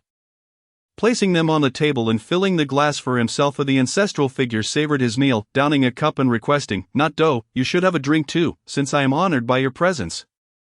"I shall take a shot," he said, downing half the glass in one gulp. "Oh no, I have been deceived, this wine is far too potent." Wang Xiaodo immediately began to circulate his energy to counteract the alcohol's effects. Within 2 minutes, he was grimacing in discomfort. After 2 minutes, he exclaimed, "This wine is just too nourishing. I cannot endure it." "Very well, you may take your leave." At this point, Wang Xiaodo continued to prepare dishes. And soon the table was filled to capacity. "The table across from you should be filled as well, but you may take your leave and rest," the ancestral figure instructed. "I am not tired at all." "Then do as you wish." The ancestral figure feasted heartily, and the following day, Wang Xiaodo refilled 2 tables with food and added 5 bottles of fine wine, as the previous 5 had already been consumed. Yet, the ancestral figure remained unsatisfied, continuing to feast. Thus, 3 days passed, and amidst eating and drinking, he fell asleep at the table. The next chapter promises even more excitement. Chapter 80, Wang Bujing enjoys the tofu vegetables. At this moment, the great demon was sound asleep after indulging in food and drink. Time rewound to the moment when the four returned to the base. Wang Bujing entered his thatched hut and fell into a deep meditative state. Subsequently entering a mysterious training space, he resolved to swiftly master the technique of the lethal strike. In this enigmatic training realm, Wang Bujing sat at a small table laden with tofu crafted from fortune beans. He began to indulge in a lavish tofu feast, consuming it while simultaneously refining the turbulent energy contained within. Ordinarily, a single piece of tofu would yield 80 points of fortune, yet now it only garnered 50. However, one must pay the price for quality. Thus, despite the diminished returns, Wang Bujing's fortune value surged rapidly. Consuming 10 pieces of tofu per hour amounted to 240 pieces daily, yielding 10,000 fortune points. The tofu consumed filled half a cubic meter. Ding, the system chimed. It is recommended that the host promptly learn the first lethal strike technique, requiring 4,000 fortune points. Wasn't it 3,000 fortune points? Ding, you get what you pay for. This is the standard version. The previous mention referred to the simplified version. Suddenly realizing he possessed such a substantial fortune value, Wang Bujing felt an exhilarating rush. Unable to calm himself, Ding, the system stated, hurry, or else Yi Meng will soon become cannon fodder. Wang Bujing replied, alright, let's begin. At that moment, in the mysterious training space, golden light flared from Wang Bujing, radiating outward. A day later. Upon completing his studies, Wang Bujing felt boundless Tao rhythm transform within him from the fortune value, cultivating the low-grade yellow-tier Tao rhythm body. The Tao rhythm body, through every movement, melds with the great Tao. Though it is the most basic form, it possesses immeasurable power. The low-grade yellow-tier Tao rhythm body serves as the foundation for executing the first lethal strike technique. Ding, the system announced, learning the first lethal strike technique requires 3,000 fortune points. Ding, having cultivated the low-grade yellow-tier Tao rhythm body incurs a cost of 3,000 fortune points. Ding, training during sleep has triggered backlash from the technique, resulting in a loss of 2,000 fortune points. Ding, the upgrade to the Ruthless Sword Energy Slash has progressed by 10%, consuming 1,500 fortune points. Ding, the system automatically enhances the host's physique, augmenting physical strength, at the cost of 1,000 fortune points.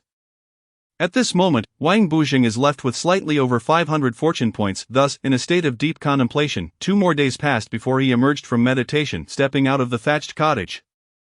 Meanwhile, in the void, a young man, holding the wheel of creation, gazed at the divination symbols appearing upon it, murmuring, "This is not right. It should not be like this." This young man, clad in resplendent Taoist robes and appearing to be in his 20s, possessed striking features, with sword-like eyebrows and starry eyes that were quite captivating. The young man, clutching the wheel of creation, began to calculate meticulously, and after a moment, he realized that someone was attempting to alter the causal chain. Upon further calculation, he muttered, "It turns out that in a certain forest known as the Trial Forest, within the territory of a certain lord in a certain dynasty on a certain continent, a person named Wang Bujing has tampered with causality. Originally, he was supposed to learn a deadly strike. The first move should have been thus, yet it has manifested in this manner. This young man is none other than the heavenly Tao of this realm." At this moment, the heavenly Tao took an hour to arrive above the Trial Forest, contemplating, perhaps it would be best to eradicate him. While pondering how to deal with this audacious cultivator, he thought, "He is not a heinous criminal, how should I compensate him?" Yet, he found himself at a loss. The next chapter promises even more excitement. Chapter 81, The Heavenly Tao's Battle. It is said that upon discovering Wang Bujing's alteration of causality, the heavenly Tao spent an hour traversing the void to arrive above the base, where he immediately recognized the base concealed within the formation. At this moment, the heavenly Tao contemplated how to offer Wang Bujing some recompense. Let us rewind 5 minutes earlier. In a mysterious space, within a lavish mansion, a man on the second floor was watching television, his hair thinning and looking rather unkempt. The television was playing a cartoon about bears. This man is, in fact, the author. At this moment, the author sensed that someone was about to take action against Wang Bujing. The division of realms is as follows: Mortal Realm, Body Refinement Realm, Chi Refinement Realm, Foundation Establishment Realm, Golden Core Realm, Nascent Soul Realm, which constitutes the minor path. Beyond the minor path lies the Spirit Division Realm, Void Refinement Realm, Integration Realm, and Great Ascension Realm, which constitutes the medium path. Of course, there are further realms beyond these. The author sensed that this person's realm had exceeded the medium path, but he could not ascertain the specifics of their strength. The author quickly flashed beside this person and inquired, "Who are you?" The heavenly Tao was startled, exclaiming, "Why, you appeared behind me without my knowledge." The author replied, "There are many things in this world that you are unaware of. Did you just release killing intent?" The heavenly Tao, with a dismissive tone, retorted, "What concern is it of yours?" Yet internally he was filled with terror. This individual had managed to appear behind him without a sound, suggesting a strength likely surpassing his own. It had been billions of years since the heavenly Tao had felt such fear. Ever since the previous heavenly Tao was devoured by him, this current heavenly Tao had diligently fulfilled his duties without a single misstep. The former heavenly Tao had fallen victim to the backlash of the power that resided within him due to his idleness, which is how the current heavenly Tao came to be. The author pressed on, "I am asking you a question," the heavenly Tao stated. "I am the heavenly Tao. Why do you not kneel?" The author continued to inquire, "Was it you who released the killing intent? And whom were you intending to kill? What concern is it of yours?" The two swiftly engaged in combat, mindful not to harm the living beings below. The heavenly Tao was left bruised and battered by the author's punches. While his own strikes felt like they were hitting steel, the heavenly Tao remarked, "You are merely stronger in body, and if you have the ability, come to the void and face me." The heavenly Tao ascended into the air, and the author followed closely behind. They emerged into the void, continuing on until they reached a black hole. The heavenly Tao declared, "This is near a black hole, no living beings will be harmed." The author replied, "Indeed, this is to my liking." The heavenly Tao began to unleash skills, a plethora of colorful techniques directed at the author. The author activated a wood attribute shield, successfully blocking all the techniques. At this moment, the author asked, "Are you finished? Is it my turn now?" Seeing his skills rendered ineffective, the heavenly Tao felt a tinge of disappointment. Uncertain if the author would spare him, the author proclaimed, "Ruthless Sword Energy Slash," a signature technique of Morong Mei, which he executed with a different aura. The heavenly Tao released a series of magical artifacts, which flew in an orderly manner to protect him.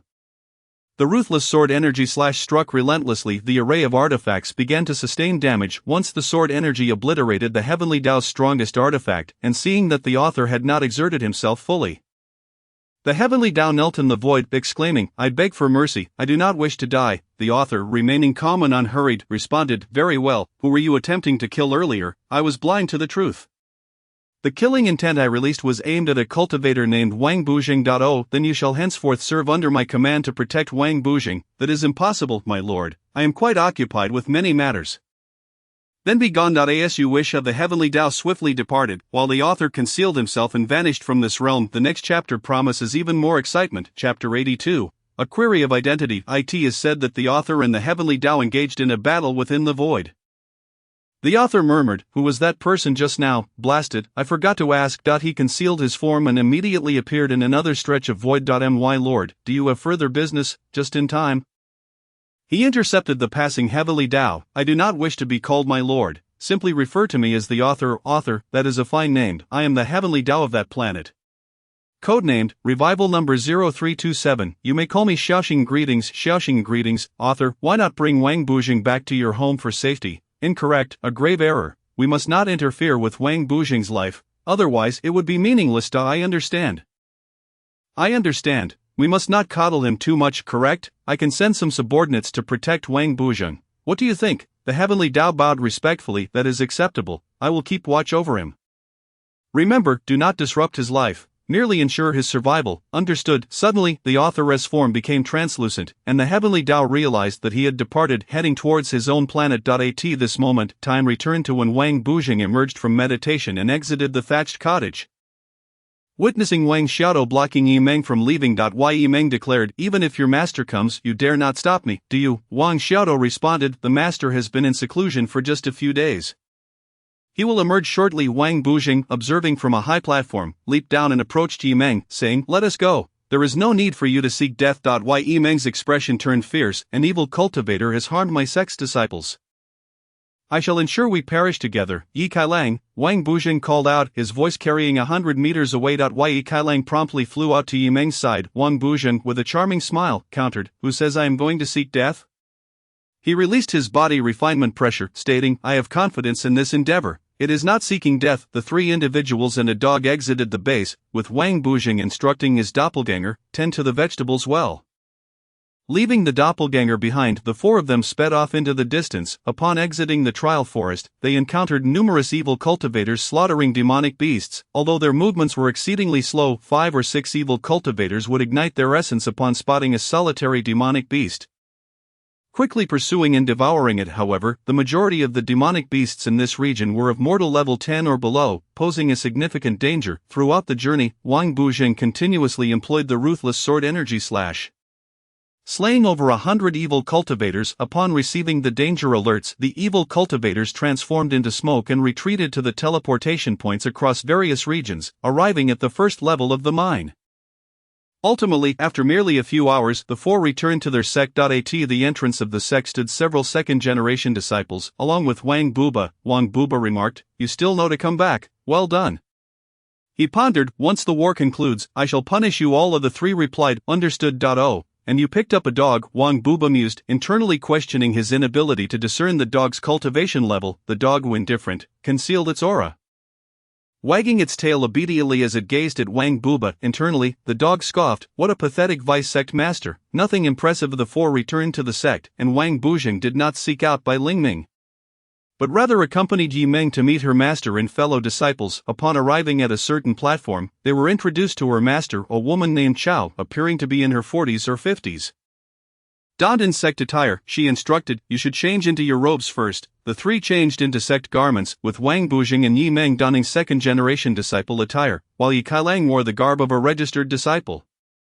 The next chapter promises even more excitement. Chapter 83, Making Friends. The brazen senior brothers. It is said that Wang Bujing and his companions returned to the broken sect and paid their respects to Yi Meng's master, Chao. At this moment, three young men, looking to be under 30, approached Wang Bujing. They introduced themselves. "I am Su Tai." "I am Su Tong." "I am Su Yin." Wang Bujing replied, "I am Wang Bujing." "Greetings, brothers." The three young men were handsome, yet their gazes bore a mocking familiarity with the world. Su Yin remarked, "It is well said, but how can you prove that you are my junior brother? Who is your master?" Wang Bujing was taken aback by Su Yin's question.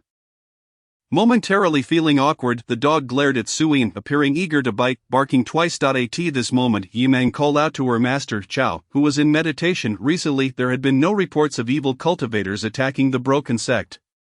Disciples with lower cultivation levels had built their thatched cottages on their respective platforms, and due to the bloodshed, people felt fearful. Thus, disputes and arguments frequently arose, with several instances of disciples sustaining injuries from fights. At this moment, Su Yin spoke to Wang Bujing in a manner that was undeniably provocative, almost mocking. Given Wang Bujing's relatively low cultivation level and his penchant for posturing, the act of taunting him came at little cost.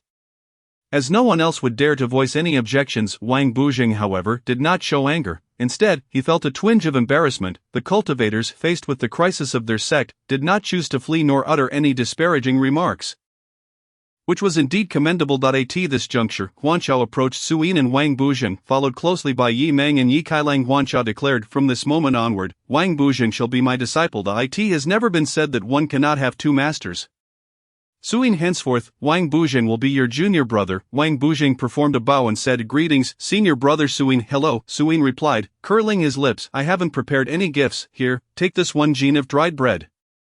It is also a low-grade spiritual food, so accept it. In the eyes of cultivators, a master is akin to a parent, and the sect is their foundation." Witnessing Su Yin's swift change in attitude, Wang Bujing suddenly understood why Yi Meng was so adamant about returning to the sect. Wang Bujing bowed again, expressing his gratitude. "Thank you, senior brother Su Yin." This time, Su Yin's cultivation level was at the 4th layer of qi refining, making him a proud figure within the sect, while Su Tong was at the 2nd layer, and Su Tai at the 1st layer. Initially, everyone's progress in cultivation was not particularly rapid, but following the revival of spiritual energy, each individual hastened their training. Stagnation meant regression. Hearing the conversation, Su Tong and Su Tai emerged from their thatched hut to address Wang Bujing. Su Tong said, "I have a collection of spirit stones.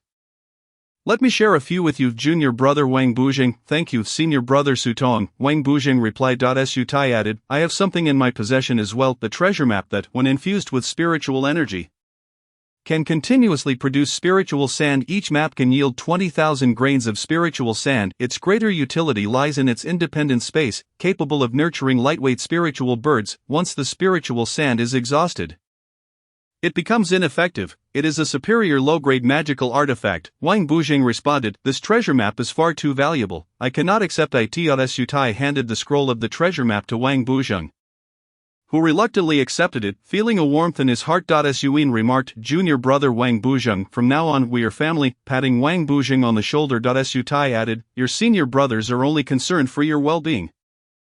You must strive to excel," Wang Buzheng affirmed. Of course, I also have some spiritual food here, let us all partake together." Upon hearing this, the 8 individuals perked up their ears, but only Wang Buzheng, Yimeng, and Ye Kailang rushed over at once, lest they miss out on the feast and create a scene of embarrassment. The next chapter promises to be even more exciting. Chapter 84, The Temptation of Spiritual Food. It is said that Wang Buzheng, relying on his sister Yimeng's connections, had developed quite a rapport with several members of the sect, all of whom presented him with gifts. At this moment, the 4 of them sat around a large stone table, preparing to enjoy the delectable spiritual food Wang Buzheng had brought. With a wave of his hand, boxes of plastic-wrapped spiritual food appeared, adorned with runes designed to prevent spoilage, while the other 4 maintained a facade of calm.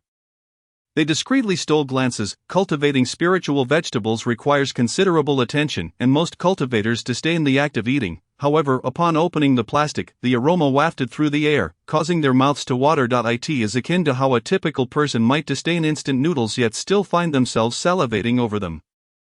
Observing the abundance of spiritual food brought forth by Wang Buzheng, all of which was of low-grade quality, the 4 sat down and began to feast. The dishes included spiritual vegetable stir-fried tomatoes with cucumbers, spiritual vegetable stir-fried watermelon rind, spiritual fruit stuffed watermelon, spiritual fruit peaches, spiritual fruit kiwis, and stir-fried king oyster mushrooms, among others. However, Suyin thought to himself, this is merely a trivial display, an indulgence in frivolity. The 8 of them enjoyed their meal with gusto.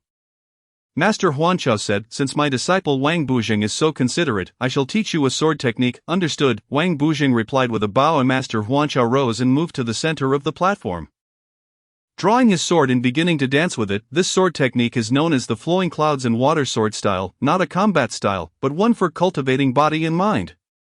This was a gift bestowed upon Wang Buzheng for becoming a disciple. As Huanchao danced, his movements were as fluid as flowing water, resembling a young woman of light build. After witnessing Master Huanchao's sword dance, the 7 others felt a sense of enlightenment. Ye Kailang remarked, "Master Yimeng, I feel on the verge of a breakthrough." Yimeng hurriedly took Ye Kailang away from the dining table to her thatched hut, where she would protect him in meditation. Wang Buzheng, however, was engrossed, intently observing Master Huanchao's performance. System notification, detecting a mid-grade yellow tier skill, flowing clouds and water sword, with a completeness of 40%. Wang Buzheng pondered, "Why is it only 40%? Am I to blame my lack of comprehension on others?" Learning in progress notification, consumed 500 luck points. Learning flowing clouds and water sword. Learning progress, beginner, 10%. System, after consuming so many luck points, why is the progress so low? With system response, what do you understand? This indicates that your potential for advancement is significant. Thus, Wang Buzheng found himself enveloped in an enigmatic state. The others refrained from disturbing him. When he eventually emerged from his meditative state, only the dog, Boli, remained by his side. Sensing Wang Buzheng's awakening, Boli whispered, "Master, it is now 2 o'clock in the morning." At this moment, everyone else was either asleep in their rooms or meditating within them, while the moon hung high in the sky, creating a somewhat desolate atmosphere, primarily due to the absence of his own thatched hut. He took out a few pieces of luck bean tofu from the stone table and began to eat. After consuming 20 pieces, his luck points rose to 1000. At this juncture, Wang Buzheng finally felt a measure of stability. He entered yet another profound and mysterious state, delving deeply into the refinement of the luck beans. Luck beans are manifestations of the essence of heaven and earth, symbolizing a connection to the cosmic order. Thus, acquiring luck also signifies a certain alignment with the principles of the universe. Wang Buzheng once again fell into an enigmatic state, and when he opened his eyes again, he found himself accompanied by a dog and a young man in his 30s, none other than Buli and his senior brother. Su Tai Chapter 85, The storyteller Zhu Ganu enters the battlefield. As it happened when Wang Buzheng emerged from his meditation, it was already the following morning. Su Tai taunted junior brother Wang Buzheng. "Despite your diligent cultivation, you remain at the first layer of body refinement. Your comprehension is truly lacking. When will you allow Master to bestow enlightenment upon you? This dog is wasted on you." "I would be better off with it." Wang Buzheng, accustomed to the cold mockery of fellow cultivators, allowed them to speak. After all, their words bore no consequence. His resolve was unwavering. He would remain human and not ally himself with beasts. Wang Bujing stood up and stretched. Meanwhile, at the sect's center, the excited Wan Jiani had not slept a wink all night. Reports from scouts in the beastly forest indicated that the evil cultivators had suffered significant, albeit mysterious, losses and were now retreating to the first level of the mine. Indeed, the legends surrounding the first level of the mine had spread from the storyteller. Now was the opportune moment to reclaim control of the beastly forest. As the sect leader, Wan Jiani decided to lead his subordinates in the reclamation of the beastly forest that morning. The sound of a trumpet blared, and Wan Jiani's voice echoed, "All disciples, arm yourselves and stand by." Some astute disciples quickly guessed the situation. It seemed another battle was imminent. Following the previous expedition, the sect had lost around 40 disciples, leaving approximately 130 who had entered the Dao and over 500 who were yet to do so. However, just days prior, the storyteller and a young boy had led over 100 hidden cultivators to the sect. After the young boy's speech, the storyteller decided to join the sect, and the hidden cultivators no longer needed to remain concealed. Under the encroachment of the evil cultivators, no one would survive. The storyteller's teachings were not about the survival of the fittest, but rather like water, broad and protective of the weak, ensuring their safety. He had brought along 3,000 commoners, adding to the 500 who had previously taken refuge in the back mountains. Such was the scene when the storyteller arrived. At this moment, Wang Bubi was stationed at the sect's gate with several second-generation disciples. Hearing the distant sound of wheels turning, they spotted a convoy of carts approaching, laden with a multitude of commoners, exuding the essence of humanity. Some carts carried food, primarily cassava, which was notoriously unpalatable, yet there was no alternative. At this time, the storyteller was at the late stage of the Golden Core realm, confident in his ability to defeat the evil cultivator's elder, yet he could not kill him. He was the final trump card, and no mistakes could be afforded. If he were to fall, the evil cultivator would have no reservations. In truth, the storyteller was still a high-ranking expert in the provincial capital, a member of the expert hall. Each month, he received significant support, and he could summon resources at will through the identity medallions issued by the expert hall. Presently, the expert hall boasted 108 skilled practitioners, and he ranked 68th among them as the storyteller. At this moment, the sound of the wheels rolling resonated in the ears of the cultivators at the gate. They were puzzled as to why the convoy seemed unharmed. Wang Bubi activated his spiritual eyes and saw that the surface of the convoy was enveloped in a golden aura, shielding the occupants from the attacks of evil cultivators and beasts. Wang Bubi murmured, "So it is the legendary golden body protection array. This is a mid-grade mysterious technique. What a grand endeavor. There must be a master among them. Everyone must remain cautious." Wang Bubi approached the base of the sect's mountain and bowed. "Welcome to your new home. However, who is in charge here? I am Wang Bubi, the deputy leader of the Breaking Sect." The next chapter promises to be even more thrilling. Chapter 86, Zhu Ganu takes residence in the Breaking Sect. As Wang Bubi approached the convoy at the base of the sect's mountain, he inquired, "Who is in charge here?" From the middle of the procession, a middle-aged gentleman descended from a carriage adorned in the elegant attire of a cultured scholar, holding a fan that was gracefully folded in his hand. Following him was a youthful attendant, approximately 15 years of age, possessing only mid-stage physique refinement. The middle-aged man's cultivation was inscrutable. At this moment, he introduced himself, saying, "I am the storyteller Zhu Nunu. Greetings, Taoist Wang. We have come to seek refuge in the broken sect." Wang Bujan inquired in astonishment, "How many of you are there? And how many have entered the Dao?" "There are 3,000 commoners and 100 practitioners." Zhu Nunu replied. Wang Bujan was taken aback, pondering to himself, "They have brought such a multitude. My position as deputy sect master may be at risk." He then proposed, "Allow me to arrange for all of you to settle on the back mountain, and we will gradually incorporate you. What do you think?" Zhu Nunu responded, "That sounds agreeable. We merely seek a place to rest. We have heard of sect master Wan's remarkable abilities and have come to join."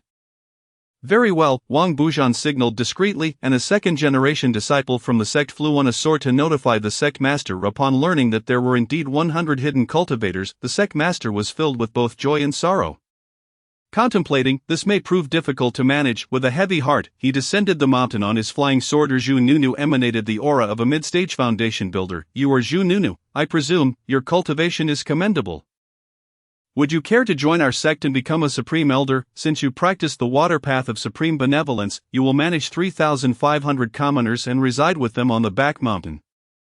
How does that sound? This implied that Zhu Nunu would hold no actual power, merely serving as a figurehead among the elders. Zhu Nunu's expression remained impassive as roughly 100 hidden cultivators stepped forward behind him. Sensing that Wan Jiani might not be a benevolent figure, one cultivator remarked, "We can be under Zhu Nunu's guidance out of respect for his character, but we shall not be governed by you." A flicker of murderous intent crossed Wan Jiani's face as he asked Zhu Nunu, "Do you agree?" With no change in his demeanor, Zhu Nunu replied, "These individuals are under my lead, I will speak for them. They may be governed by you, but only the second-generation disciples of each peak may take on masters from others. Should you harbor any wicked thoughts or commit any wrongful acts, you will surely incur heavenly retribution." "What say you?" Wan Jiani raised his right hand, pointing 2 fingers skyward, declaring, "Should you harbor wicked thoughts or commit wrongful acts, you will undoubtedly face heavenly retribution." The hidden cultivators knelt, proclaiming, "We, the disciples, pay our respects to the sect master and to the supreme elder. The sect master, virtuous in both culture and martial prowess, shall endure through the ages, uniting the region," Wan Jiani proclaimed, filled with elation. Subsequently, a convoy of carriages ascended the sect's mountain, bypassing the arduous climb, and headed straight for the back mountain. The hidden cultivators followed Wang Bujan and Wan Jiani to the summit of the sect's great mountain. Zhu Nunu had visited this mountain a few times before, however, it was during a time when Wan Jiani had yet to be born. Now the back mountain was sparsely populated, with few visitors, and the rocky terrain remained largely unchanged from thousands of years ago. Zhu Nunu murmured, "I have grown old, my memory of the paths is fading." The attendant teased, "You must have come here in a dream before, haha." When the 3,000 commoners arrived at the back mountain, Zhu Nunu instructed the attendant to maintain order, while he leapt onto a towering stone platform. Creating a doppelganger to vigilantly observe the surroundings for any lurking malevolent cultivators. Meanwhile, he began to refine alchemical pills, taking out a cauldron and some herbs. Once the 3,000 commoners found their respective areas, the attendant instructed everyone to carve their names into the stones, dividing the area into 10 sections, with each consisting of 300 individuals, from which a leader would be chosen to follow the attendant's command. The next chapter promises to be even more thrilling. Chapter 87, The Attendant Daigo and his 3,000 subordinates. After the attendant delineated the living areas on the back mountain, leading 10 section leaders, he appeared quite imposing. Since Zhu Nunu had rescued him, the attendant had been accompanying him on journeys through various villages in the area, developing a deep affection for the region, retaining his innocence. He was now 15 years old and had achieved the 5th layer of physique refinement, a feat attributable to Zhu Nunu's care, alongside his remarkable talent, being blessed with a blue superior spiritual root. A rarity among spiritual roots. The following day, a group of female cultivators arrived on flying swords, delivering over 3,000 Taoist robes to the attendant, primarily for the named disciples of the broken sect. With the attendant donning a second-generation disciple's robe and Zhu Nunu clad in the robe of a supreme elder, once everyone donned their robes, joy radiated from their faces, and cheers erupted. "Our ancestors! We have finally joined the sect. Receiving our robes signifies our acceptance into the sect, does it not? Ha, from now on, I too shall soar on a sword." The attendant, lacking a name, was affectionately called A Dai by Zhu Nunu, while the others referred to him as Brother Dai. Yet, he possessed a peculiar habit, always carrying a book. When asked why, he would reply, "This is how I uphold the identity of Brother Dai." After some time, over 500 commoners descended from the mountain, all named disciples, escorted by 2 peak masters. The 2 couldn't help but murmur, "With so many individuals, why only 2 to manage them? I wonder what the sect master is thinking." With this many people, if malevolent cultivators were to attack, it would spell disaster. Enough, it would be unwise to let the sect master hear such talk. Upon reaching Brother Dai, one peak master was about to speak when Zhu Nunu's doppelganger leaped down from the platform, moving faster than free fall, landing with an air of pride before the crowd. "I am the disciple of the next generation, so-and-so. I pay my respects to the supreme elder. I am the disciple of the next generation, so-and-so. I pay my respects to the supreme elder. 531 named disciples have been delivered. Please count them." Zhu Nunu's spiritual sense swept over them, confirming, "All is well. And now, do you recognize Wang Bujan?" So-and-so jested. "Ah, it seems the esteemed Zhu also enjoys a good joke. Indeed, he is known throughout the broken sect as the greatest waste." The 2 burst into laughter, surprised that the supreme elder also appreciated humor. This person, with a mortal cultivation of the 5th layer, has entered the Tao but often regresses in his realm. He is rather muddled and often becomes enlightened after a disagreement. Yet, after years in the sect, he has only reached the 1st layer of physique refinement. At present, he is under the tutelage of the peak master of Greenwater Peak. Shout out if needed. He can be summoned now. There is a high probability that war will break out again today. That lad just returned yesterday, accompanied by a foolish dog. Good, if we delay, we may miss him. Speaking of war, the two peak masters' expressions grew solemn, imbued with a sense of gallantry and sacrifice, after bidding farewell to the cultivators. Zhu Nunu instructed A Dai briefly before leaping onto the platform to continue refining pills. A brother Dai, observing the additional 500 commoners, thought 500 individuals. If they form a single section, it would be unwieldy to manage. To the 500 individuals, he declared, in addition to the 10 sections, we shall create the East Stone District and the West Stone District to accommodate you. At this early hour, the crowd began to busy themselves with constructing straw huts. The impending war seemed unrelated to them, as it was beyond their control. As noon approached, the sun reached its zenith, countering the forces of darkness and evil. Wang Jianyi's horn blared, calling everyone to assemble at designated areas.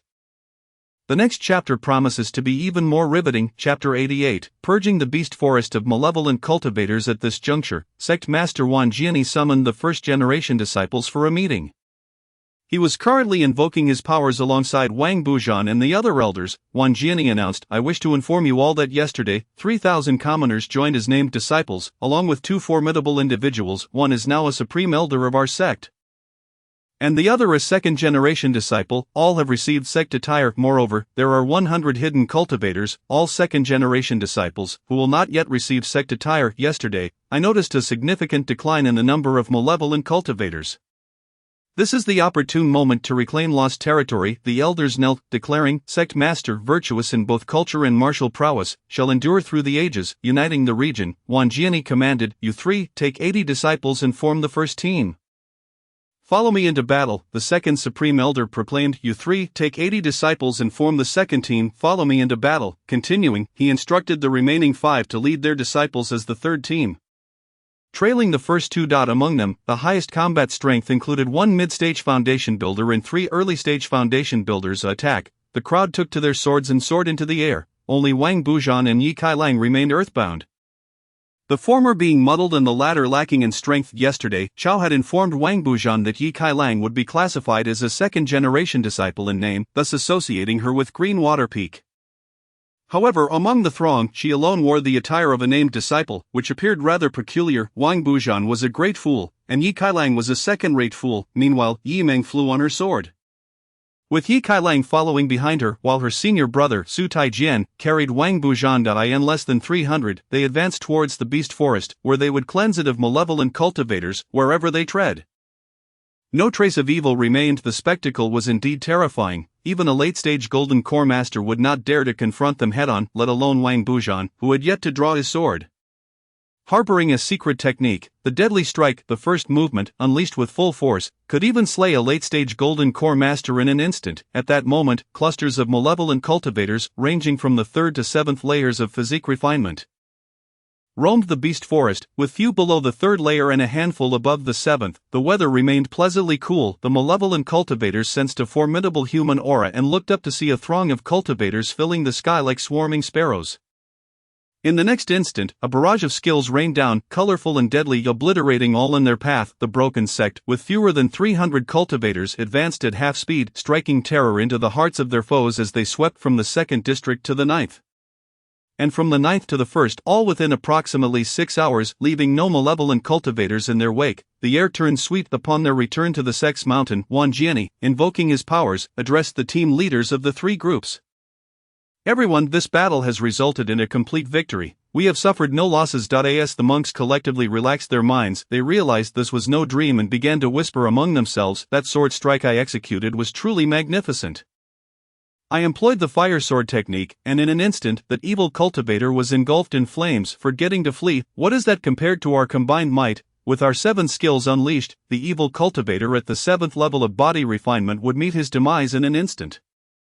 The one at the 10th level, attempting to escape, was swiftly dispatched by our sect leader, Wang Jianyi, and the second elder, who unleashed a barrage of formidable techniques. At this moment, Wang Buzhan, Yi Meng, and Yi Kailang exhibited no signs of excitement. Their junior, or uncle, Wang Buzhan, possessed the ability to slay a 10th level body refinement cultivator with a single sword strike. Such a trivial matter seemed beneath their notice. Meanwhile, the foolish dog, oblivious to the bustling crowd, made its way to Wang Buzhan, resting its head upon his shoulder, as if attentively listening to the discourse of the 3 eminent figures.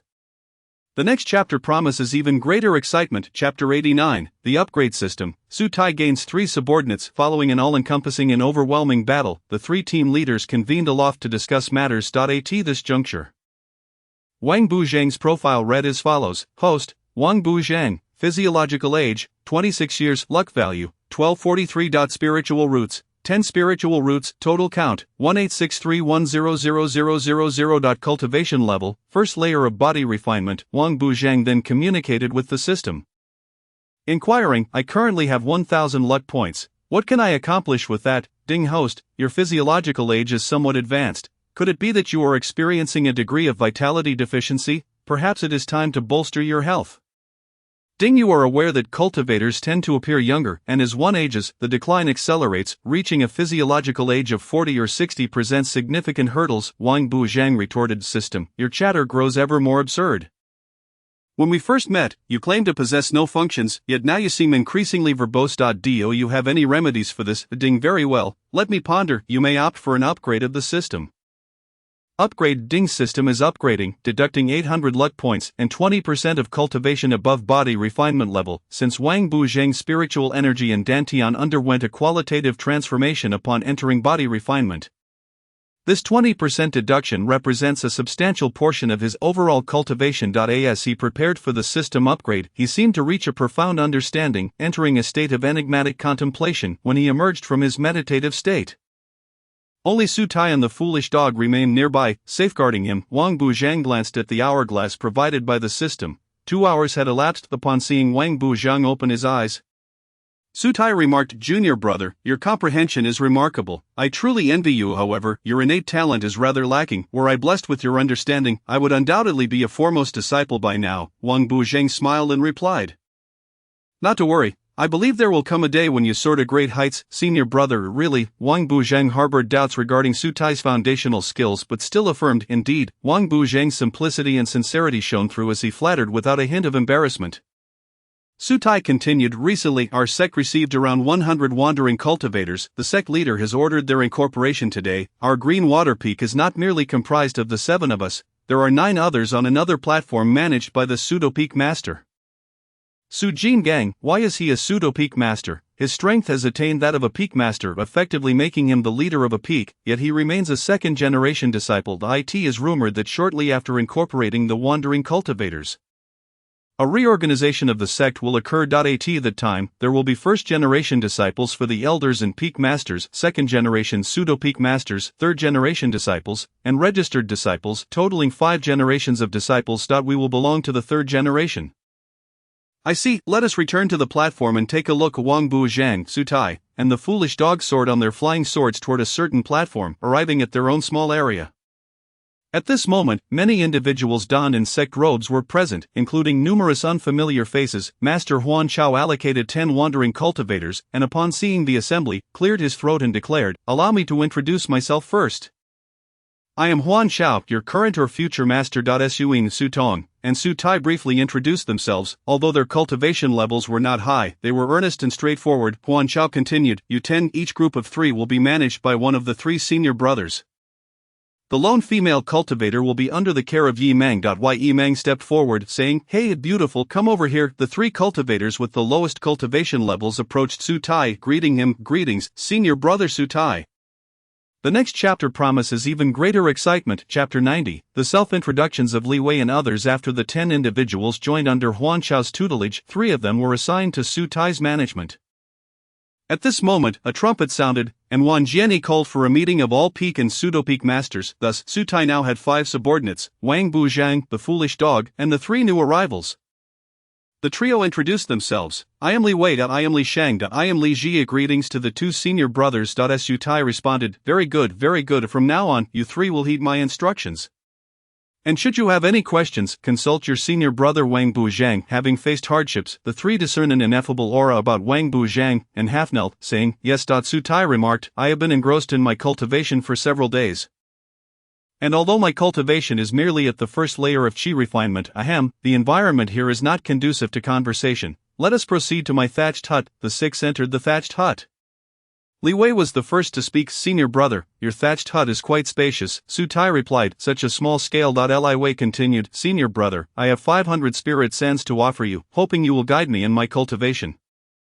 He then tossed the 500 spirit sands into Su Tai's hands. Li Shang added, Senior brother Su Tai, I possess a handwritten manual titled Insights on the Steps of a Foundation Establishment Expert, which I would like to share. He produced a book. Su Tai beamed with delight as he accepted it. Li Ji chimed in, I have a mid-grade yellow tier magical artifact, the Shen Gui Shell, which can expand when activated to withstand a full force strike from a late-stage Qi refinement cultivator. Su Tai acknowledged, very thoughtful, and accepted it as well. Seeing this, Wang Bu Zhang also produced 10 luck pills and handed them to Su Tai. Su Tai remarked, the luck pills you possess, junior brother Bu Zhang, are indeed highly effective. Wang Bu Zhang stated, as you command, senior brother, you shall not lack for benefits in the future. Su Tai replied, my cultivation level may not surpass yours, yet I shall distribute 2 luck pills to each of you. He then handed out 6 luck pills. The 3 received them, exchanging excited glances. The 6 of them sat cross-legged in the relatively spacious thatched hut, aware that the higher-ups were convening to strategize the faction's reorganization. At this point, Wang Buzheng communicated with the system, displaying the panel. Apart from basic data, it indicated, realm, first layer of body refinement, next stage, goal, second layer of body refinement, 0-10, upgrade requirements, 1. Temper the body, 0-10, 2. Expel toxins, 0-10, 3. Refine spiritual energy, 0-10, 4. Enhance the 5 senses, 0-10, 5. Temper the internal organs, 0-10. This left Wang Buzheng perplexed, prompting the question, what does it mean to reach the second layer of body refinement, 0-10? Ding, it's quite simple. Upon completing the 50 tasks listed below, you will achieve 110. Wang Buzheng, instead of anger, chuckled, are you certain this pertains to body refinement and not to immortals? Ding, the system speaks earnestly. As long as you adhere to the panel, your future is limitless. Wang Buzheng emerged from his meditative state, for the crowd on the large platform was buzzing with chatter reminiscent of a bustling marketplace.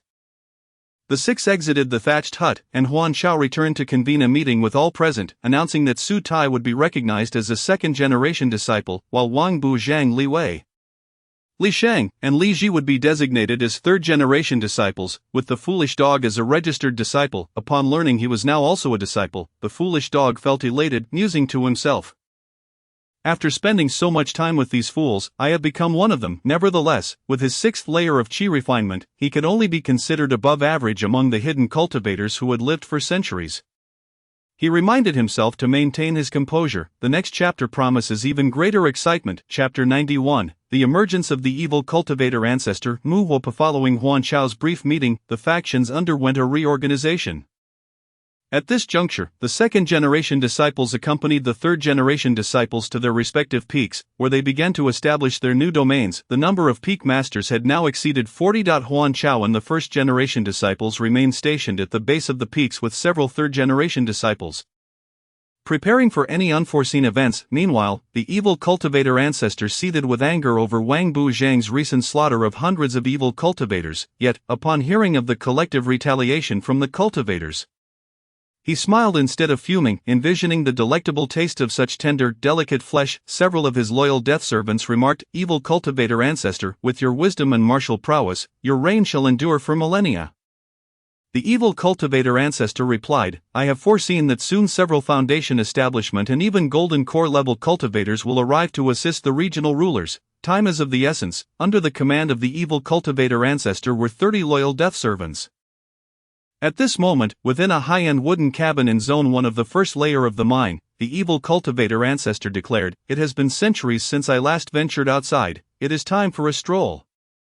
Thus, the evil cultivator ancestor summoned 2 of his death servants and stepped out of the wooden cabin. He had long been reclusive, rarely leaving his wooden abode, only conversing with his death servants or engaging in soliloquies.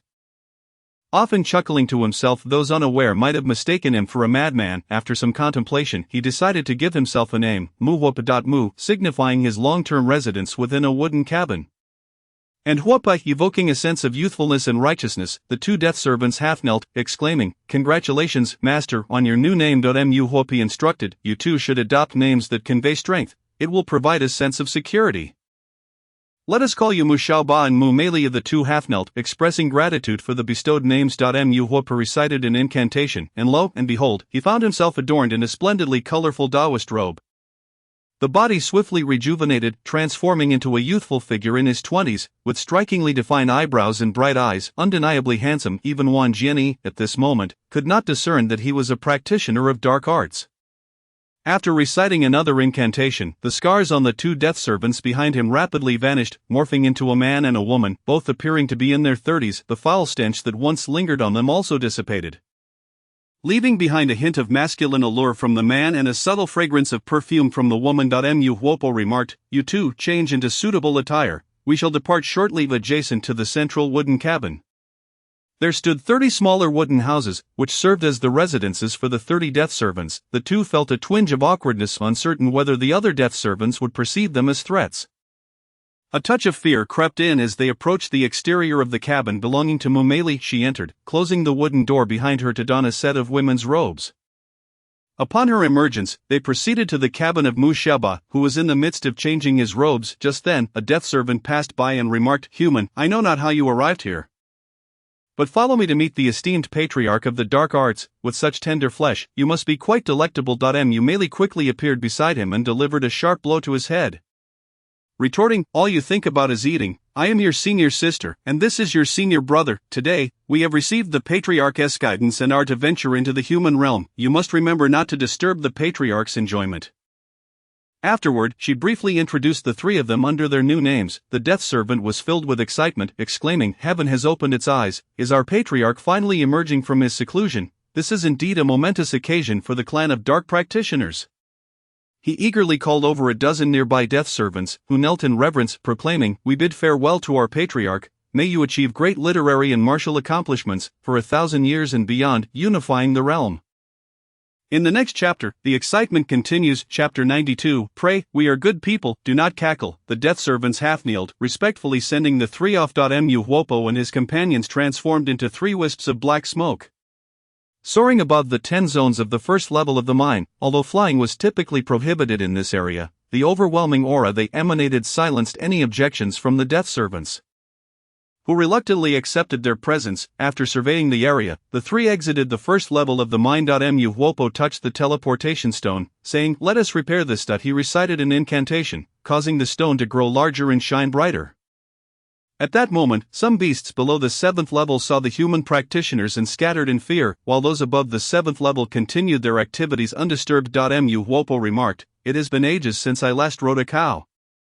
Let us seek out a herd for some fun." Half an hour later, feeling weary, they landed and continued on foot. The forest remained refreshingly cool, with sunlight filtering through the leaves, accompanied by the cheerful chirping of birds and various animals roaming in groups, painting a picturesque scene. Mu Huopo recited a poem. Spring arrives unnoticed, everywhere the birds sing. At night, the sound of wind and rain, how many flowers have fallen. He then burst into hearty laughter. Mu Xiaoba and Mu Mei, upon hearing this, hurriedly commended Master, splendid poetry, followed by their eerie cackles. Mu Huopo quickly covered Mu Xiaoba's mouth, while Mu Mei ceased her laughter, questioning, "Master, what is the matter?" Mu Huopo replied, "We are good people, remember, we must not cackle."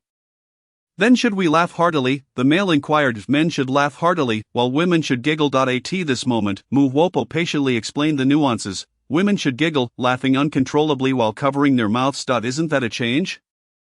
Mu Mei whispered. Not quite. Mu Huopo sighed, feeling somewhat exasperated with the decisive death servants. At that moment, during midday, a group of 5 patrol members from the breaking sect, riding on flying swords, soared through the area. Anxious and flying at a swift pace, among them was Suyin, a well-known figure. With keen eyes, he spotted Mu Huopo and his companions, inquiring, "Are you rogue cultivators? What brings you to this forest?" Suyin and his group descended from their swords, introducing themselves. "We are from the breaking sect. What brings you here?" Their eyes lingered on Mu Mei, secretly acknowledging her beauty. Mu Huopo thought to himself, "This is quite fortuitous. It's an opportunity to understand the structure of the breaking sect." He replied, "I am Mu Huopo, visiting from the provincial capital, seeking adventure. These are my 2 subordinates." Mu Huopo discussed the possibility of joining the breaking sect with Suyin, while Mu Xiaoba listened attentively. The other 4 engaged Mu Mei in conversation, sharing tales of their experiences within the sect. Mu Huopo felt elated upon hearing their discourse. this would surely facilitate the gathering of intelligence. Mu Meli inquired about the number of experts in the breaking sect, its organizational structure, and the identity of Wang Bujing. They responded, currently the breaking sect boasts Wan Jianyi, a formidable practitioner, and Zhu Nunu, both at the peak of foundational cultivation, while 3 others serve as supreme elders. We also have 13 first-generation disciples, over 60 second-generation disciples, and more than 200 third-generation disciples, with over 3,000 registered disciples under Zhu Nunu's care. Mu Huopo listened intently, recognizing the name Zhu Nunu. It was familiar indeed. Was this not the storyteller Zhu Gen, ranked 68th in the provincial capital? He recalled hearing from his subordinates about a storyteller in a nearby village whose prowess was unfathomable. It had been centuries since they last met, and he felt a surge of nostalgia. In the next chapter, the excitement unfolds. Chapter 93, The Dark Arts Patriarch, Mu Huopo, experiences the human realm. The Dark Arts Patriarch Mu Huopo, accompanied by his 2 subordinates Mu Shaba and Mu Meli, was set to infiltrate the breaking sect. The breaking sect was a vast family comprising demon practitioners, the destined child Wang Bujing, and the provincial capital's elite Zhu Nunu, alongside thousands of commoners. Now, with the presence of the Dark Arts Patriarch Mu Huopo, it truly resembled the 8 immortals crossing the sea, each displaying their unique talents. Who would wish to be a villain when one could be a hero? Thus, Mu Huopo decided to acquiesce to Su Yin's request and join the breaking sect. Su Yin addressed Mu Huopo, remarking, "You possess striking features, a fine appearance. Why not join the breaking sect? However, I cannot ascertain the depth of your martial prowess." Mu Huopo unleashed his mid-foundational cultivation pressure, leaving Su Yin and his companions in awe, prompting them to steal glances at him. The group then ascended on their swords, slowly traveling in the direction indicated by Su Yin while admiring Mu Meli's graceful form. Knowing that once they returned to the breaking sect, such close observations would be a rarity. Su Yin commented, "With your mid-foundational strength, you could easily attain a position as a supreme elder. Remember, wealth and power should not be forgotten." Mu Huopo agreed, subtly diminishing Mu Meli's allure, as he was a serious individual and did not indulge in such frivolities. After 5 hours, the 8 of them returned to the sect and directly approached the main peak to meet the sect leader. Wan Jianyi, absorbed in his myriad responsibilities, naturally did not recognize Mu Huopo, who mused, "This little fellow, hundreds of years have passed, yet he remains alive." Su Yin performed a respectful bow, stating, "I am Su Yin, a second-generation disciple, and this individual hails from the provincial capital, possessing unfathomable strength, seeking to join the breaking sect." Wan Jianyi replied solemnly, "Young man, that is commendable. At such a young age, you have already reached mid-foundational cultivation. You are indeed a dragon among men. Mu Huopo returned the bow. "I dare not claim such titles. It is merely the result of my family's resources. I must not deceive you, esteemed leader. I am already over 200 years old. These are my 2 subordinates, and I hope the 3 of us can receive your protection, especially in these chaotic times for dark practitioners." Wan Jianyi responded, "No problem. I shall allocate a mountain peak for you and appoint you as its leader. With your subordinates as registered disciples, however, would you be willing to serve as the 4th Supreme Elder? You would simply need to engage in battle against dark practitioners when necessary." Mu Huopo replied, "That sounds splendid." Thus, arrangements were made for Mu Huopo to have 3 third-generation disciples attend to his needs, and they ascended to a peak named Yiya Peak. After everyone departed, Wan Jianyi savored a jug of wine. Feeling immensely pleased, for the breaking sect had never been as powerful as it was now. The prospects of war profits were promising. The city had begun to take notice of the situation, and the dark practitioners had been thoroughly cleaned out. The officials responsible for distributing sect funds were en route, and all personal expenses of the sect leader, along with subsidies for the main peak, were his to claim, amounting to an estimated 10 million spirit sands. The reason for the scarcity of foundational experts within the sect was primarily due to his own substantial claims. How delightful! That night, on a certain peak, Wang Bujing, Gobuli, Sutaikli Weili Shang, and Li Ji spent more than half a day constructing 5 thatched cottages on this newly opened mountain peak. The summit was adorned with trees, including dozens of tall and sturdy poplars, ensuring ample wood supply. The mountainside was overrun with wild grass, providing no shortage of fodder. As evening fell, Wang Bujing proposed, "Brothers, after a long day of labor, how about I prepare a few dishes for us?" "That sounds good. It's a fortuitous gathering today. Some wine would make it even better," they replied. Wang Bujing said, "A trivial matter." The group returned to the thatched cottages to meditate, while Wang Bujing busily prepared the meal. In the next chapter, the excitement continues. Chapter 94, A Few Dishes. A gathering. As night fell, Wang Bujing began to stir up a few dishes. He rummaged through his belongings, producing a variety of ingredients, low-grade spiritual vegetables like tomatoes, bok choy, pumpkins, eggplants, green beans, and peppers. After washing them, he stir-fried a plate of shredded potatoes, a plate of stir-fried king oyster mushrooms, a plate of green bean sprouts with peppers, a plate of chopped green beans, and a plate of stir-fried tomatoes with eggplants, among others. It's ready, he called out. The large wooden table, polished smooth, sat between the cottages, adjacent to the kitchen. Upon hearing his voice, the others emerged from their meditative states. Li Wei murmured, "Alas, just as I was reaching a profound state of meditation, it seems I will need several more hours to return to that point." Li Shang added, "Isn't it a waste to stir-fry so many spiritual vegetables?" Wang Bujing took the opportunity to respond to Li Shang, "That's where you misunderstand the essence of life. This is not waste, it's living. Resources are meant to be enjoyed, aren't they?" Li Zhidao remarked that Bujang, the junior brother, was right. He was unaware of when his mind had shifted, pondering the purpose of such thoughts. Su Tai then suggested that everyone should start eating, reminding Bujang to fill the plate of dog not care as well. Wang Bujang skillfully laid out a spread of dishes, with the plate from dog not care overflowing with stir-fried potatoes. At this moment, the five of them had taken their seats, and after 20 minutes of dining, Wang Bujang produced low-grade spirit wine, which he had previously distilled from inferior spirit wine of the Xian rank, and poured it for everyone. He first offered a toast to Su Tai, who accepted the drink and exclaimed, "Good wine," his face reddening. After a few rounds, everyone began to feel the effects, and Wang Bujang assisted each person one by one to the bed in his thatched hut, taking about 5 minutes. "Alas, the concentration is still too high. I should have diluted it with more ordinary wine." This wine was a blend of two types. The high grade was gifted by seemingly powerful friends who resembled human cultivators, while the low grade was scavenged during his travels through deserted abodes and villages. By this time, 4 of them had succumbed to intoxication, and Wang Bujang instructed dog not care to guard over them while he returned to his thatched hut to enter meditation.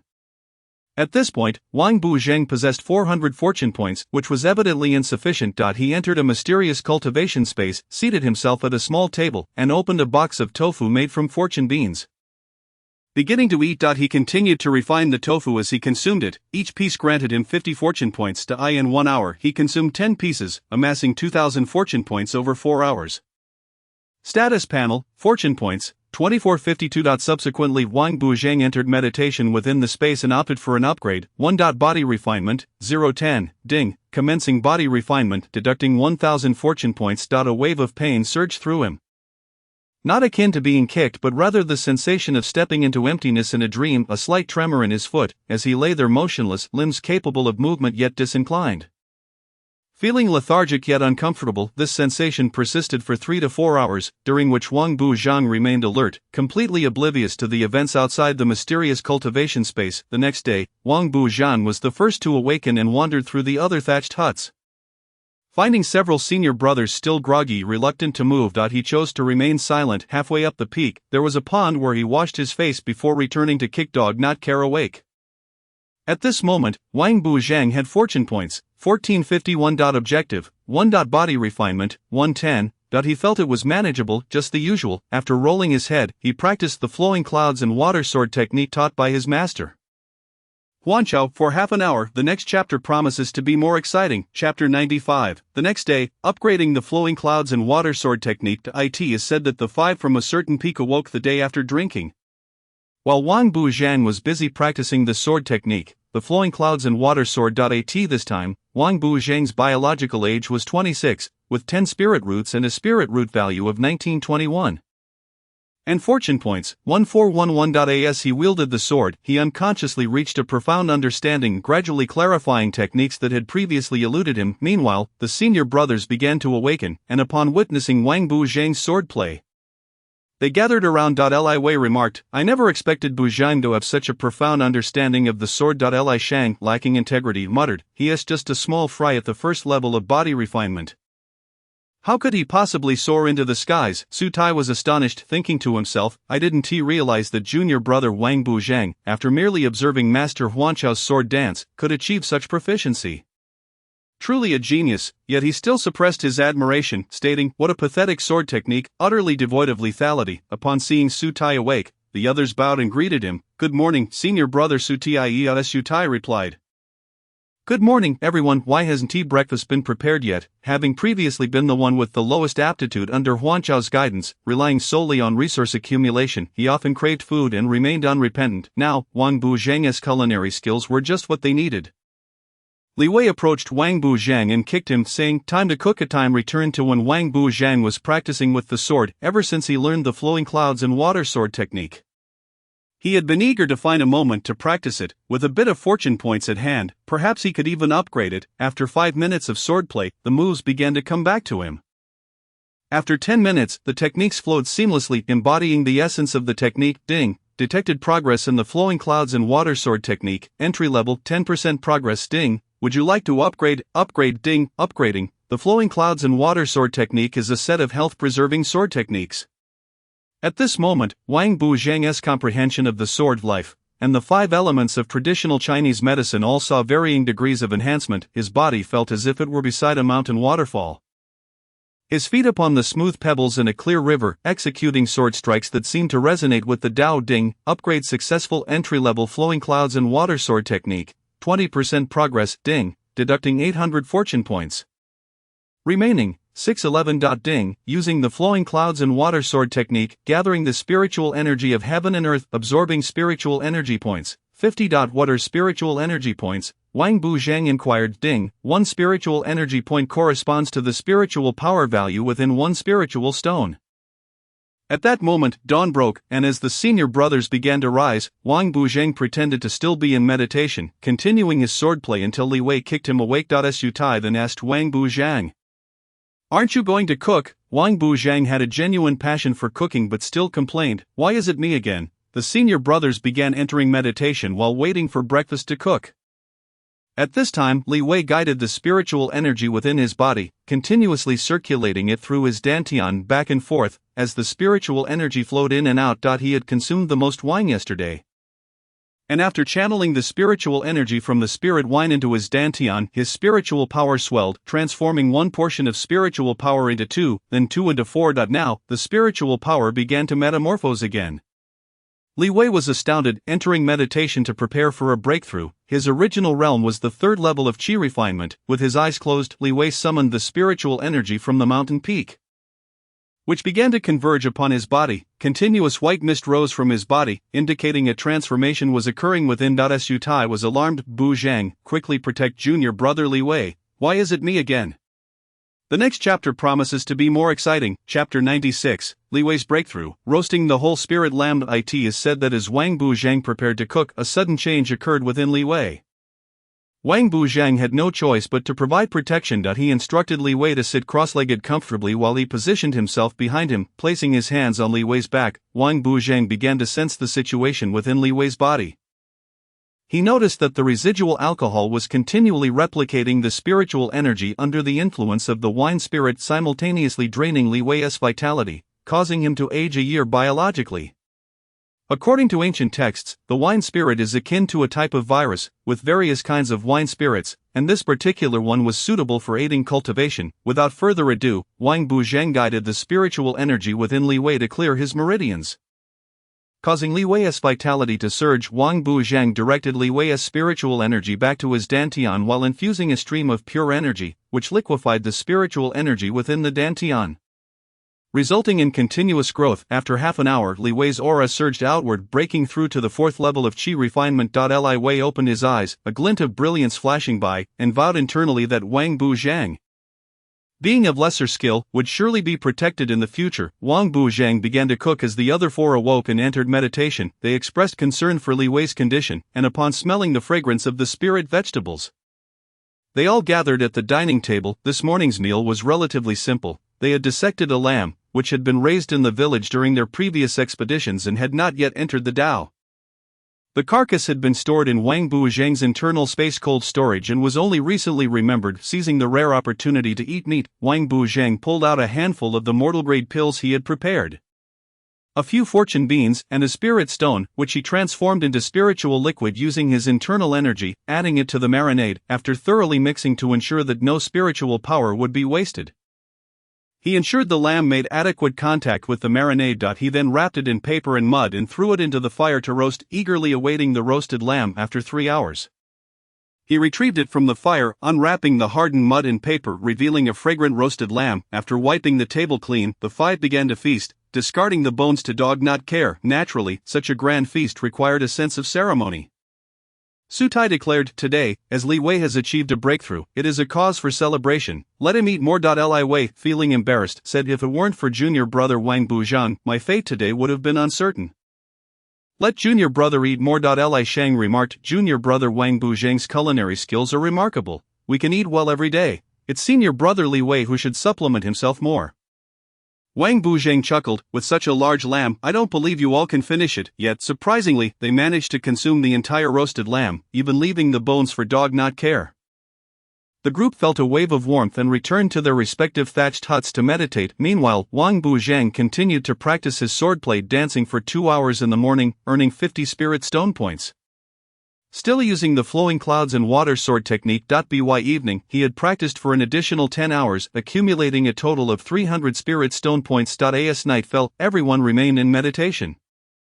None having awakened, Ding detected that the host possesses a large amount of spirit stone points. The spirit stone point marketplace is now open. Wang Buzhang was overjoyed, never expecting such a bountiful harvest in just one day.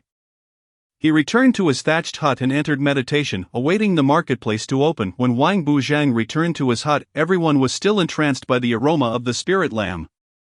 And aside from the deliciousness of the lamb, the spiritual power contained within made it irresistible. The group lined up to use the restroom halfway up the mountain. The next chapter promises to be even more exciting. Chapter 97, The Art of the Worm Cup. From Mu Huopo. It is said that Mu Huopo and his two subordinates, 3 in total, were the eyes of the sect leader Wan Jiani, who had arrived at a peak called Yaha Peak. That night, the 6 were in meditation cultivation, while Mu Huopo's consciousness had already traversed the broken sect. It turned out that only 4 supreme elders possessed some strength. And the 3rd supreme elder was indeed the old friend Zhuge Nu. Mu Huopo mused. Mu Huopo exited the courtyard with a lively demeanor and summoned 3 spies, each at most possessing the cultivation level of early chi refinement. He said, come here, you 3. I have a bit of fortune to bestow upon you. The trio, delighted by this unexpected boon, entered Mu Huopo's thatched cottage. He handed each of them a bowl of spiritual wine, which they drank without hesitation. A surge of spiritual energy flowed from their mouths into their stomachs, radiating throughout their bodies, after which they fell into oblivion. Mu Huopo then released 3 soul worms, which entered through their nostrils, causing them to convulse violently. Moments later, the 3 arose, kneeling in gratitude. Thank you, Ancestor, for granting us this second chance. It turned out that all 3 were deceased high-ranking individuals, now having successfully usurped new bodies and merged with fragments of their previous memories. Mu Huopo summoned Mu Xiaobai and Mu Meili. After a round of introductions, all 6 individuals recognized one another as old friends. The trio introduced themselves as Mu Siyu, Mu Laochou, and Mu Shengchou. Mu Siyu stated, my lord, the sect master has instructed us to report daily in turns. I shall go first. Mu Huopo replied, go ahead alone. Mu Huopo soared on his sword to the back mountain, where he began to walk on foot. Upon seeing the distinguished visitor, the crowd parted to make way, and upon his approach they half-knelt, respectfully greeting him. Mu Huopo politely urged them to rise. Some individuals remained oblivious, still mired in their suffering. Mu Huopo silently marked them, contemplating that soon he would send them to the afterlife. He arrived at the base of a cliff where Duigu had long awaited him. Duigu, standing tall, inquired, who approaches, at the sight of Mu Huopo. Clad in the garb of a grand elder, he was taken aback. You are not someone to be trifled with. Nonetheless, Mu Huopo continued to advance step by step, but Duigu declared, then I shall test your prowess. He unleashed his mid-chi refinement strength, swiftly closing the distance and throwing a punch, a confident smile adorning his face. Mu Huopo merely kicked him aside, sending Duigu crashing against the cliff wall, his bones yielding, and he fell to the ground. Above, Zhu Nunu's avatar descended, engaging Mu Huopo in combat, and in mere moments, they exchanged dozens of blows. Mu Huopo remarked, Zhu Nunu, this is rather ungracious of you. Should you not descend, I shall cripple your avatar. As Zhu Nunu leapt from the cliff, waving his sleeve, causing the avatar to transform into a card that flew into his sleeve. Ancestor, it has been centuries since we last met, yet your abilities seem not to have grown. The 2 swiftly resumed their duel, exchanging several hundred strikes before parting. Mu Huopo performed a bow, conceding, I admit defeat, yet I have gained insights from our encounter. Zhu Nunu replied, your techniques are ever so diverse, Ancestor. In a true fight I would gain little advantage. The 2 ascended the cliff, where Zhu Nunu tidied up and produced several dishes alongside a bottle of white wine. And they began to dine. They reminisced about experiences gathered over the centuries, astonished to discover that the ancestor of evil cultivation and the master of the expert hall Zhugenunu were long-lost friends. Meanwhile, Duigo lay at the base of the cliff, consuming several elixirs to recover from his injuries. Suddenly Zhugenunu's expression turned grave as he leaned in close to the ancestor of evil cultivation and whispered. The next chapter promises to be even more riveting. Chapter 98, Zhugenunu stated, Wang Bujing is a person of great importance to those above. As Mu Wopo arrived at the back mountain and engaged in a duel with Zhugenunu. They continued their meal and conversation. At this moment Zhugenunu's demeanor shifted, and he whispered to Mu Wopo, Do you know of Wang Bujing? I've heard others mention him. Mu Wopo replied, Yes, that all. Zhugenunu pressed. He is someone the higher-ups wish to protect. Higher-ups? Which side do you refer to? He is merely a waste, the foundation of the Great Path. The foundation of the Great Path, Mu Wopo mused, slightly confused. I have encountered the ancestor of evil cultivation. My master, Mu Wopo inquired. Indeed, your master spoke of the ancestor of evil cultivation who entered the nascent soul stage 100,000 years ago.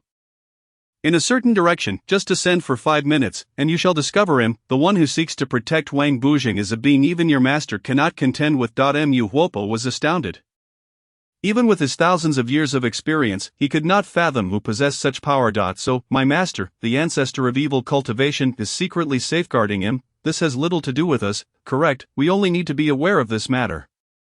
Zhugenunu affirmed. As they continued to eat and drink, Zhugenunu expressed his fatigue and indicated it was time for Mu Wopo to leave. Mu Wopo tossed a bag of spiritual sand, which Zhugenunu scanned with his consciousness, revealing 50,000 grains. Mu Wopo donned a peculiar expression, stating, From your 3,500 subordinates, I require 10 spots. For what purpose? Zhugenunu asked. A little feast.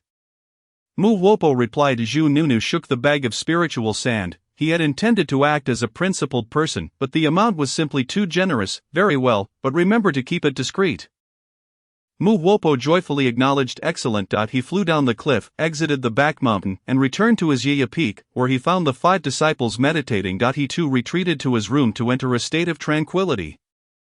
In the middle of the night, Mu Wopo, utilizing the markings made earlier, discovered that everyone at the back mountain was asleep. He descended from Yaya Peak, transforming into a wisp of red smoke, and proceeded to the back mountain, entering the designated rooms of 10 named disciples to devour them before departing. The next morning, the disciples of Yaya Peak awakened from their meditative states, and a beautiful new day commenced. Mu Wopo gathered everyone, proclaiming, From this day forth, I shall impart a bit of righteous martial arts to you all every day. At the back mountain, during the daily head count, the block leaders assembled. Duigu sat at a table, still nursing a bruised face. Block leader 1, sufficient personnel. Block leader 2, sufficient personnel. Block leader 5, 5 short. Block leader 6, 5 short. Upon hearing the reports, Duig's anger simmered.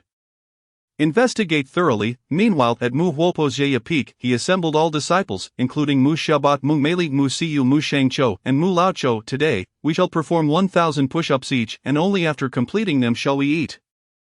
The disciples half knelt beside him, responding, Understood. With that, Mu Wopo concealed his form, transforming into a beam of light that soared into the sky. He flew for 3 minutes, reaching an altitude of 1,500 meters, where he sensed his master's aura. Who goes there? A voice called out, and a middle-aged man, dressed in an ornate Taoist robe, appeared in the air. Mu Wopo, having not seen his master for centuries, gazed up at the middle-aged cultivator. Upon seeing your master, why do you not kneel? The middle-aged man appeared somewhat awkward. Mu Wopo half kneeled in the air, stating, Disciple pays respects to master. Nameless and faceless, you have likely forgotten your own name. Chapter 99, The encounter between Mu Wopo and his master unfolded as the ancestor of evil cultivation soared to an altitude of 1,500 meters and stood before his master. The two, having not met for centuries, found themselves in an awkward silence, unsure of what to say. The master remarked, Nameless and faceless, you have likely forgotten your own name. Mu Wopo half kneeled. Disciple dares not forget. Master, please grant me a name. You shall be called Mu Dai Dai. How have my senior brothers and sisters been lately? The master replied, It is not appropriate for me to disclose my true name. You may call me Mu Dai Dai. I have not seen your fellow disciples in decades. You could have accepted the marriage proposal with a certain saintess from the demonic clan, thus liberating yourself from these constraints and leaving this small area. Mu Wopo interjected, There is no need for you to elaborate, master. My heart belongs solely to my junior sister, a certain Yi. Come with me into the Xianzhou and have something to eat. Mu Daidai beckoned. They ascended another 100 meters and entered a Shinzhou, which was in a closed state, accommodating only a few individuals spanning around 10 square meters. Sit. Mu Daidai instructed. Mu Huopo stood for half a minute. Surveying the Shinzhou before taking a seat. Master, you remain reclusive, even in this closed Shinzhou. It does not feel stifling. Mu Daidai, busily washing vegetables, ignored his words, preparing a large basin of spiritual vegetables. All of mid-grade yellow tier. Mu Huopo felt immense joy. These mid-grade yellow tier spiritual vegetables were infinitely more delectable than their low-grade counterparts. A portion of mid-grade yellow tier vegetables contained the essence of dozens of low-grade ones. Mu Daidai shot a glance at Mu Huopo, who seemed to be awestruck, marrying a certain saintess from the demonic clan and enjoying such meals every day. What's wrong with that? Mu Huopo stood and bowed. Your words ring true, Master. At this moment, Mu Daidai began to kindle a fire, saying, Muzhuga Nunu, you have seen it. Wang Buzheng, you know a bit about him. Indeed, someone has entrusted me with the task of protecting Wang Buzheng. You need not concern yourself with who that person is. There is no need to inquire further. Wang Jiani, you need not interact with him. He is already on my kill list. It is unfortunate that he harbors murderous intentions against Wang Buzheng. Understood, Mu Huopo replied. At this point, the meal was ready, and Mu Huopo realized he had not enjoyed such delicious food in ages, unconsciously consuming a bit more. High-quality ingredients often require the simplest cooking methods. Mu Daidai merely cleaned the ingredients, including mid-grade yellow-tier spiritual tomatoes, eggplants, white gourds, golden needle mushrooms, king oyster mushrooms, tender corn, mountain yam, and more. He chopped everything and tossed it into a large pot capable of holding 30 pounds of soup for stir-frying. The two relished their meal, particularly Mu Huopo, who had not seen his master for centuries. This was the taste of his master. Meanwhile, at the main peak in the adjacent conference hall, the Yin Yang Spring Eye. Wang Jiani sat above the spring, meditating and cultivating. Opposite him stood a second-generation disciple, Mu Siyu from Yaya Peak. Wang Jiani fumed. How infuriating! I have invested several million grains of spiritual sand into the array. Yet my realm has not changed in the slightest. Am I doomed to remain stuck at the foundation stage for the rest of my life? Will everything I have achieved come to naught? Mu Siyu, trembling with fear, half-kneeled and said, Sect Master Wang Jiani, with literary and martial virtues, may you reign for millennia and unify the region. What were the four grand elders doing yesterday? Wang Jiani inquired. In response to the sect leader, he is merely meditating, without any other actions. This is a cultivation manual I stumbled upon. Wang Jiani glanced at it and deemed it an ordinary technique. Doubt, practice it yourself. He requested not to be disturbed for the next few days. The next chapter promises to be more thrilling. Chapter 100. Wang Jiani's calculations. It is said that Wang Jiani, lacking innate talent, had not entered the golden core stage for centuries, his lifespan nearing its end. At this moment, he cast 3 million spirit sands into the formation's core and began to fervently refine them. Wang Jiani practiced the 9 transformations golden core technique, a method capable of reaching the late stages of the golden core realm. Its hallmark is the rapid refinement of spirit sands. At this juncture, Wang Jiani, with his solid foundation at the late stage of qi refinement, could potentially contend with those in the early golden core stage without certain defeat. His internal spiritual energy was abundant. Possessing hundreds of techniques, including several mid-grade and high-grade mystic arts, anything beyond that was unsuitable for his cultivation. At this time, Wang Jiani had perfected the 9 transformations golden core technique, and the 3 million spirit sands were swiftly consumed in the formation's core. In just 2 hours, he refined 1/10 of it. However, the influx of spirit sands into his body caused him considerable pain, ultimately leading him to succumb to exhaustion and fall into a deep slumber. The following night, as the refinement concluded, Wang Jiani gradually regained consciousness. Unbeknownst to him, his hair had become disheveled, and his eyes glowed crimson. The depletion of his essence inflicted a severe headache. Was this the end? He felt a sense of unwillingness to. I cannot die, Wang Jiani thought. I have devoted so much to the sect. If I must perish, let it be them who face death first. At this moment, a disciple outside the wooden cabin reported. Reporting, come in. A figure clad in the sect's black attire and wearing a mask, a member of the Dark Division, had been patrolling the sect when he arrived at the back mountain. The 4th elder lamented. 10 registered disciples have perished. The Dark Division member, referred to as At, completed his report and exited. Wang Jiani mused, this must be the work of evil cultivators. I can emulate them to enhance my power. That night, Wang Jiani left the main peak with no one around. He transformed into a wisp of black smoke and soared towards the back mountain. At the time, the 4th elder was refining elixirs and sensed a powerful force rapidly approaching. He muttered, this wood is quite audacious. We had agreed on 10 disciples, yet here we are upon further sensing. He realized, oh, it's you. Never mind, after all, you are the leader. It turned out that Zhu Nunu had discerned that the approaching figure was indeed Wang Jiani. Meanwhile, the inhabitants of the back mountain were sound asleep, as if enchanted, for in the face of danger, those awake would surely perish. Wang Jiani arrived at the lodgings of the back mountain's registered disciples. Zhu Nunu's doppelganger was in a meditative state, while the diligent A had also succumbed to sleep. Wang Jiani disguised himself as a common evil cultivator and entered a certain thatched hut. Invading the thoughts of its occupant, who merely believed they were having a nightmare and then ceased to exist, their bones devoured. This process continued with a total of 10 individuals consumed, transforming into smoke. And he returned to his own wooden cabin atop the main peak, regaining his original appearance. Marvelous, simply marvelous, Wang Jiani thought. Tomorrow, I shall continue this endeavor. At last, I can enjoy a sound sleep the next day. A member of the Dark Division arrived to report once more, and meanwhile A was infuriated, having lost 20 subordinates in an instant, and he climbed the cliff to confront Zhu Nunu, demanding, Sir, as the foremost expert in this area, you have allowed 20 men to perish without a word. Zhu Nunu replied, simply focus on your own responsibilities. I retorted, you often instruct us to take the world's rise and fall as our own duty. Enough. Zhu Nunu waved his sleeve, sending a vial of elixir flying into A's hands. With another wave, it was sent tumbling down the cliff, instructed to ignore everything else for the next few days and to refine the contents of the vial. Remember, do not concern yourself with anything else. The next chapter promises to be even more captivating. Chapter 101, The Disappearance of Registered Disciples from the Back Mountain. It is said that after Wang Jiani devoured 10 individuals, he enjoyed a peaceful slumber. The following day, he awoke feeling rejuvenated, glancing in the mirror to find himself looking 3 to 4 years younger, exuding an air of a distinguished cultivator. As night fell, Wang Jiani refined another 2 million spirit sands. Under the influence of the gathered energy, the spirit sands in his body underwent a purifying process, expelling a considerable amount of black sludge once again. He transformed into an ordinary disciple, a wisp of black smoke, and made his way to the back mountain, donning the guise of an evil cultivator to infiltrate the thatched huts of the registered disciples. At this point, the residents of the back mountain remained blissfully unaware of any danger, for the death toll had risen significantly elsewhere. Wang Jiani felt no sense of wrongdoing, if evil cultivators could act without consequence. He, as the esteemed leader of the sect, could do the same. At that moment, a woman soothing her child exited a thatched hut and caught sight of a wisp of black smoke, immediately retreating in terror. Wang Jiani had already consumed 5 individuals and thought, since you have seen me, I shall grant you a swift ending. Moments later, the black smoke enveloped the thatched hut, and the woman felt a sudden dizziness. Losing consciousness entirely that night, after devouring another 10 individuals, Wang Jiani returned to his dwelling, feeling somewhat fatigued, and fell into a deep sleep, having a delightful dream reminiscent of centuries past. In that dream, he was vibrant and full of life.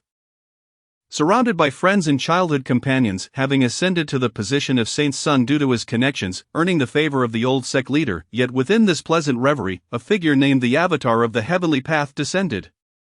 A hand pressing down from the sky, rendering him immobile. Wang Jiani jolted awake, realizing, this must be the heart demon of the demonic path. I am destined for greatness and must survive, thriving beyond others. As daylight broke, Wang Jiani splashed water on his face, noticing he appeared even younger. After meditating for a brief period, a member of the Dark Division entered with reports of another 10 registered disciples missing from the back mountain. And the crowd demanded that powerful cultivators be dispatched for surveillance. Wang Jiani responded, this matter can be easily resolved. He appointed 5 third-generation disciples to take turns guarding the area, all of whom were utterly ineffectual and devoid of any sense of responsibility.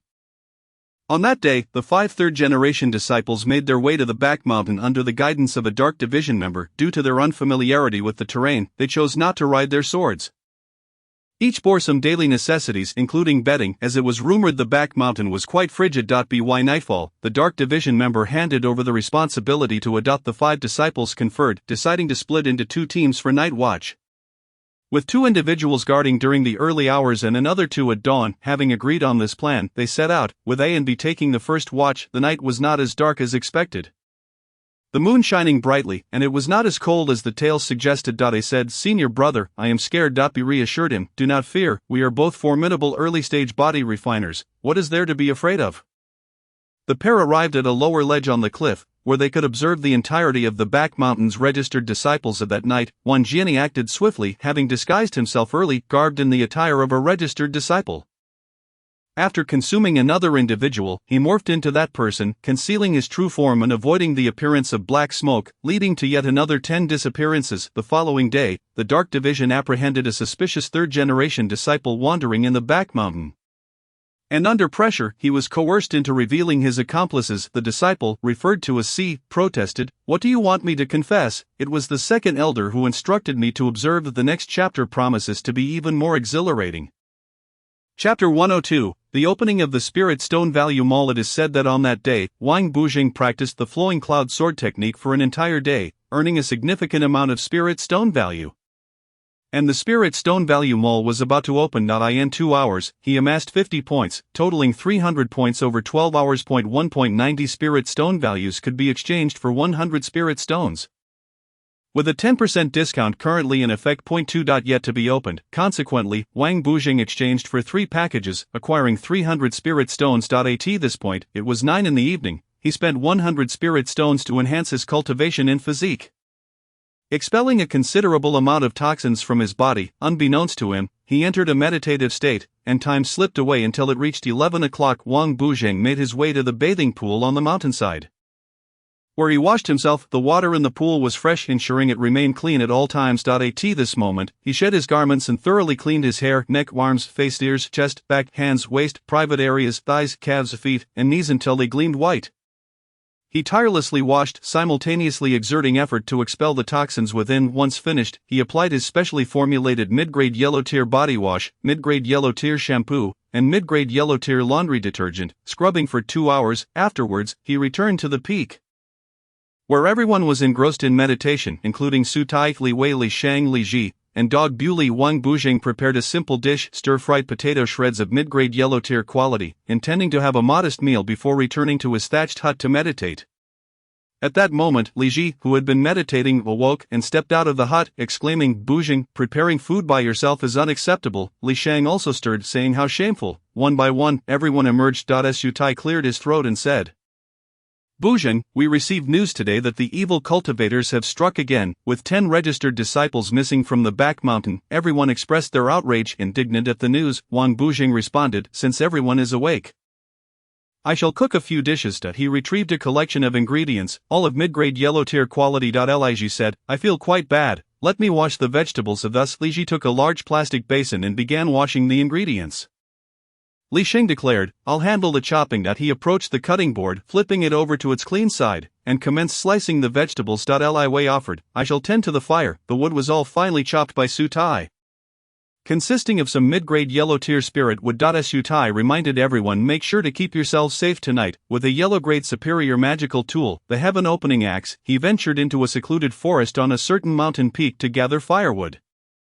An hour later, Su Tai returned with 2 bundles of celestial firewood. The density of the celestial wood was approximately 100, meaning that 1 pound of water equated to 100 pounds of celestial wood. Although the quantity of celestial wood was limited, it was highly combustible, and there were not many cultivators cooking, so there was no competition for it. Meals prepared with celestial wood were significantly more fragrant than ordinary fare. At this moment, Su Tai tossed down the 2 bundles, utterly exhausted, and sat down at the dining table. Upon seeing the second-generation disciple return, everyone urged Su Tai to eat first, and then they began to devour their meals ravenously. Before they knew it, it was already noon, and they volunteered to clean up. Thus, Wang Bujing returned to his thatched cottage, where he called out, "Dog Bully," to which Dog Bully barked twice at the door, signaling a warning. Wang Bujing had 200 spirit stones left, so he opened the interface for the Great Text System. The objective was to expel toxins, 110. It turned out the system had already allocated points automatically. The next chapter promises even more excitement. Chapter 103, Wang Bujing's Relentless Training. At midnight, Wang Bujing entered a meditative state and opened the target panel to see what he could achieve. The target panel indicated 3, refined spiritual energy, 010, spirit stone value, 30. At this moment, Wang Bujing had 200 spirit stones exchanged from the system. He then invested 100 spirit stones into the focal point of the formation. What is a focal point? It refers to the energy substances, such as spiritual sand or spirit stones, that one invests in the cultivation pool during meditation. The term refined spiritual energy refers to the existence of spiritual energy in the body, typically in the form of spiritual liquid. Originally, the spiritual energy in the world exists in gaseous form, At this stage, one can cultivate up to the 10th level of Immortal, when it transforms from gas to liquid and resides within. It is termed as entering the DAO.as. The 100 spirit stones in the focal point diminished. Wang Bujing fell into an esoteric state, forgetting time, space, and even his own identity. Yet he merely felt a force compressing the volume of spiritual liquid within his body. Ultimately, the spiritual liquid was compressed to its limit, unable to be compressed any further. In fact, with Wang Bujing's cultivation level, he could not even conceive of a denser spiritual liquid. However, at this moment, there were still over 70 spirit stones remaining in the focal point, and that force continued to exist, exerting even greater pressure from the outside inward. Wang Bujing felt as if he were losing his footing, experiencing a sensation reminiscent of the discomfort and embarrassment of not being able to relieve oneself completely. A sudden shift occurred. The force merged with the original spiritual liquid seamlessly, without any discomfort. At this moment, what he believed to be his formidable self felt as though a door to a new world had been flung open. How ethereal, Wang Bujing mused. He then tossed the remaining 100 spirit stones into the focal point and directly entered an even more profound state. In this state, Wang Bujing could only perceive his 12 meridians and 8 extraordinary vessels, with spiritual energy continuously circulating throughout his body. He refined spiritual energy, and the volume of his spiritual sea diminished rather than increased. As the 200 spirit stones in the focal point were completely consumed, Wang Bujing gradually emerged from his meditative state, feeling utterly drained, exhausted. At this moment, the objective was 3, refined spiritual energy, 110. It felt overwhelmingly ethereal. As Wang Bujing came out of his meditative state, he heard a bark, and upon opening his eyes, a ray of sunlight streamed through the gaps in the thatched roof. At this time, the concerned voices of his senior brothers reached his ears. It seems junior brother Wang Bujing has awakened. I, Li Shang, have encountered confusion in my cultivation and require the guidance of junior brother Bujing. I too am feeling perplexed. Don't all rush. We haven't eaten yet, Su Tai remarked. Seeing that the second-generation disciples were all speaking, one of them said, "All right, I killed a mortal level 5 lamb in the beast forest this morning. Today we shall have lamb." "That sounds delightful." As Wang Bujing ambled out of his thatched hut, the others remarked, "It's already noon. Haven't you slept enough? Junior brother Bujing truly knows how to sleep." Wang Bujing limped toward the animal enclosure, unsheathed his mid-grade azure sword, and with a swift stroke separated the llama's head from its body, murmuring, "This manner of death is quite straightforward, otherwise I would hesitate to kill." As he began to process the lamb, the others offered, "Junior brother Bujing, if there is anything you need assistance with, please let us know." Wang Bujing instructed one to skin it, another to prepare bowls and pots, another to boil water, and another to handle the cooking. Once the 4 were arranged, he focused on what he did best, adding ingredients. The next chapter promises even more excitement. Chapter 104, Wang Bujing's homemade secret sauce. Upon midday, after emerging from meditation, the group commenced cooking, with Wang Bujing being the most crucial link in the chain, adding the seasoning. Seasoning involves the addition of spices, which can be exchanged with contribution points from the sect's grain and oil department. Sometimes they cannot sell out, and privately they can be exchanged for spiritual sand. Such an essential item, aside from a few self-righteous individuals who abstain from grains, everyone generally has a bit in stock. The lowest grade of these spices is yellow grade inferior. At this moment, Wang Bujing returned to his thatched cottage, closed the wooden door, and propped it with a stick to facilitate a series of covert operations. He retrieved a box containing spices, which included yellow grade inferior star anise, yellow grade inferior chili peppers, yellow grade inferior cinnamon, yellow grade inferior 18 spices, yellow grade inferior edible salt, yellow grade inferior Shangxi aged vinegar, yellow grade inferior dark soy sauce, yellow grade inferior sesame oil, and yellow grade inferior chicken essence. Wang Bujing took a bowl and prepared the seasoning. He then spent 30 luck points to exchange for 30 luck pills, spent 40 luck points to obtain 6 spirit stones, and spent 50 luck points to acquire 500 mortal realm pills. Luck points 1022. He put all the exchanged items into an alchemy furnace. This furnace had already been enhanced with 200 luck points, making it a yellow grade inferior magical tool. Wang Bujing then manipulated the fire spirit to burn the exchanged items. The fire spirit was a manifestation he exchanged for 10,000 cultivation points with the system. This manifestation possessed a fire affinity and could connect with Wang Bujing's main consciousness to facilitate production in the alchemy furnace. In just 15 minutes, a fragrant black liquid was produced.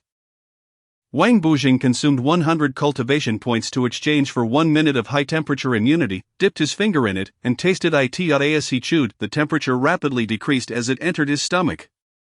The taste is passable, just about acceptable, Wang Bujing muttered to himself. This should suffice for the few on the peak, he thought. Wang Bujing mixed the seasoning with the homemade black liquid, and due to the high temperature in the spices, a sweet and sour aroma wafted through the air. Stepping out of the thatched hut, he announced, "The seasoning is ready." The remaining 4 working diligently redoubled their efforts. Before long, the lamb had been skinned and was boiling in a large pot.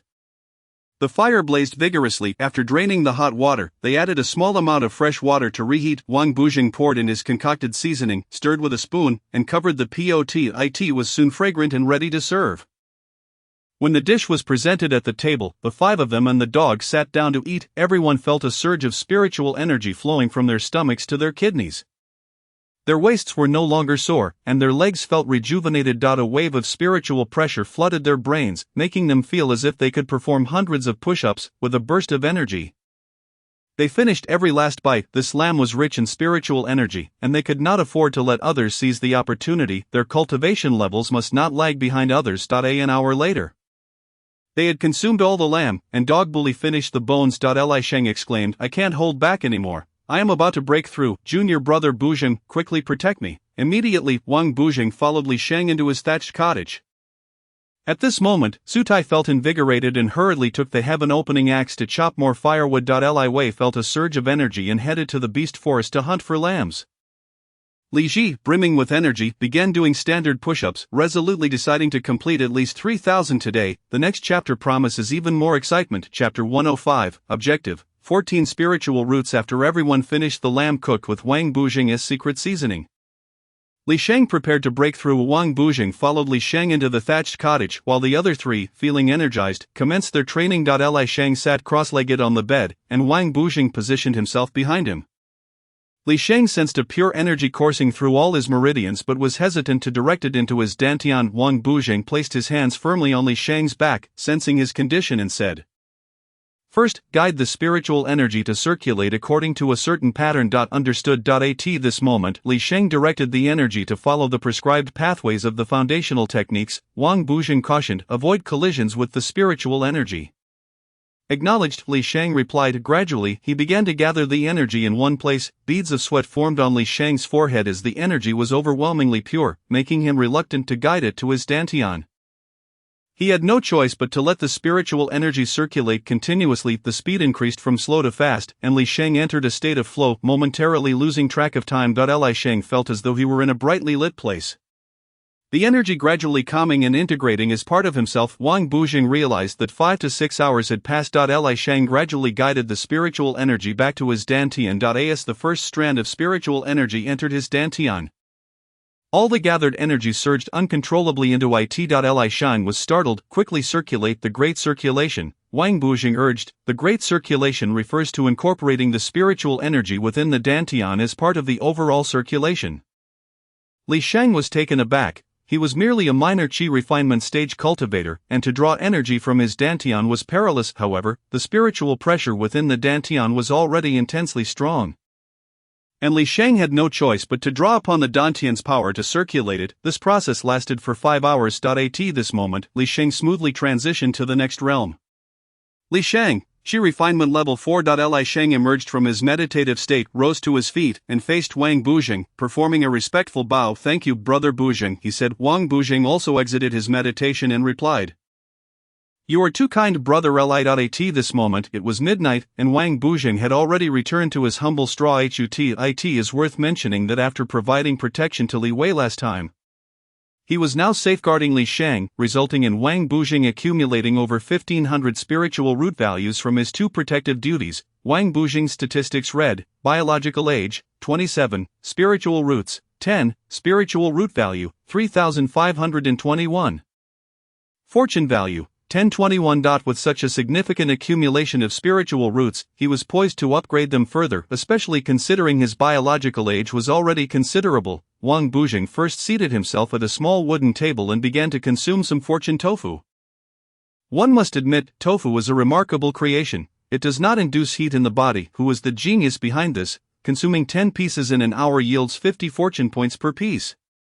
totaling 1,000 fortune points in 2 hours. Current fortune value, 2003.at. This point, Wang Bujing cleared away the refuse and settled into a meditative posture on his bed, stating, "Dog, keep watch, I shall enter meditation." Woof woof. As Wang Bujing entered meditation, his consciousness transitioned to a mysterious cultivation space system. Initiate spiritual root upgrade. Ding, deducting spiritual root value, 3521. Current spiritual root value, 0. Deducting cultivation points, 200,000. Deducting fortune value, 2000. Previous fortune value, 3. Commencing spiritual root evolution, target, 14 spiritual roots. As the system's voice faded, Wang Bujing suddenly found himself enveloped in an enigmatic state. He felt his body grow light, as his weight of 160 pounds swiftly diminished. While a peculiar green glow emanated from his flesh and bones, the next chapter promises even more excitement. Chapter 106, 14 Spiritual Roots. Yi Meng's visit, having concluded his protective duty for Li Shang, Wang Bujing commenced his own cultivation. At this moment, he was within the mysterious cultivation space, aiming for 14 spiritual roots. His body became increasingly light and emitted a faint green glow, not due to any nefarious technique, but rather as he expelled the impurities brought about by his cultivation enlightenment. His body grew even lighter, reaching a weight of 140 pounds, and he appeared significantly younger. At this time, biological age, 23. His skin improved, his hairline receded, no longer balding, his belly flattened, and he no longer exuded oiliness but instead possessed a refined quality. Time slipped away, hour by hour, and Wang Bujing felt invigorated.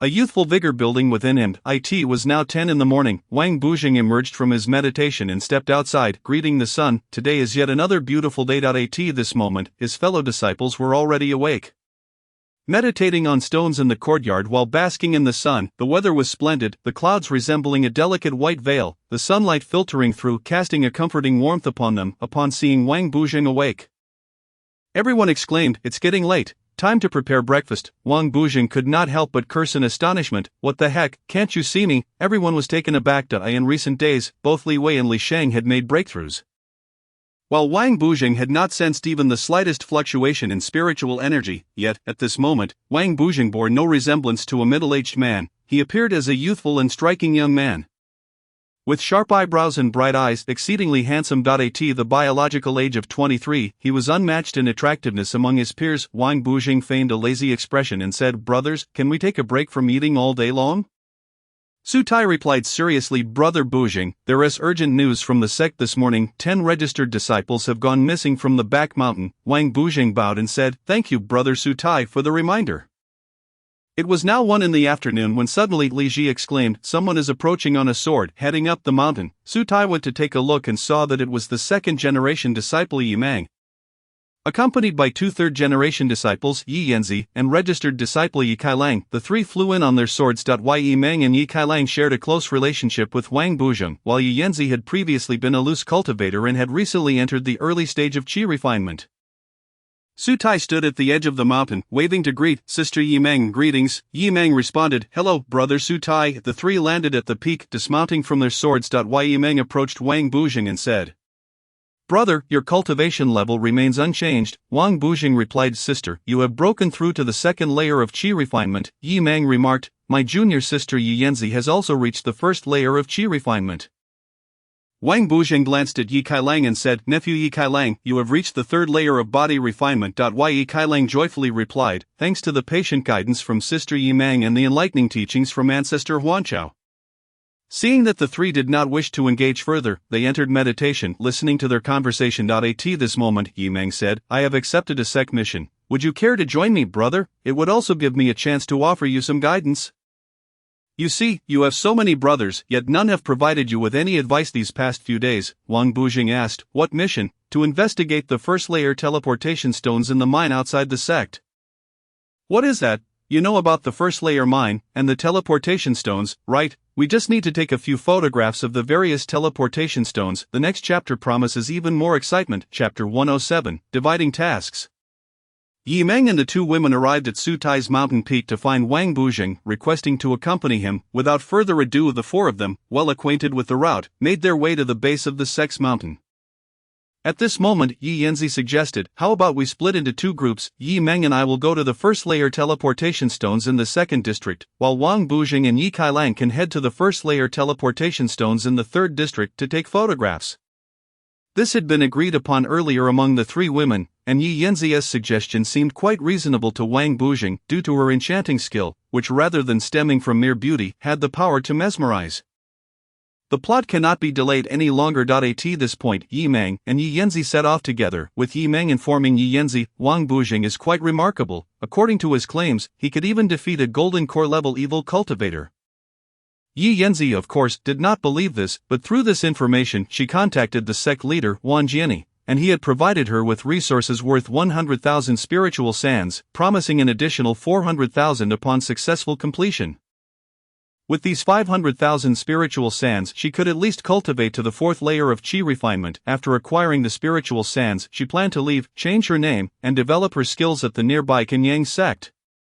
As for her friend, they were a close member of the sect leader's inner circle. At this moment Yi Yanzi had already crushed the communication stone, while the sect leader Wang Jiani lay in ambush nearby, completely concealed from view, both physically and energetically. Meanwhile, Wang Bujing and Yi Kailang were making their way towards the third district's teleportation stones. Wang Bujing guided Yi Kailang in his cultivation, stating, "Nephew, you were meant to become my disciple. But unfortunately, I lack the qualifications and my cultivation level is too low. So if you have any questions, feel free to ask me." At this time, Yi Kailang, standing on his flying sword, carried Wang Bujing along. Although Yi Kailang had little experience, he remained stable with utmost focus. Why? Yi Kailang inquired. "I wonder what cultivation level my uncle has now." Wang Bujing replied, "Can't you tell? First layer of body refinement, correct? Any issues?" "Then when my uncle has questions, who does he ask?" Wang Bujing felt a bit awkward. He couldn't very well say he had a system, so he simply replied, "Don't ask, it's fine." At this moment, Wang Bujing stood behind Yi Kailang on the flying sword, and they flew leisurely. The system had already sensed Wang Jiani trailing behind them, and if those little minions from the heavenly path did not take action, it would intervene to eliminate Wang Jiani.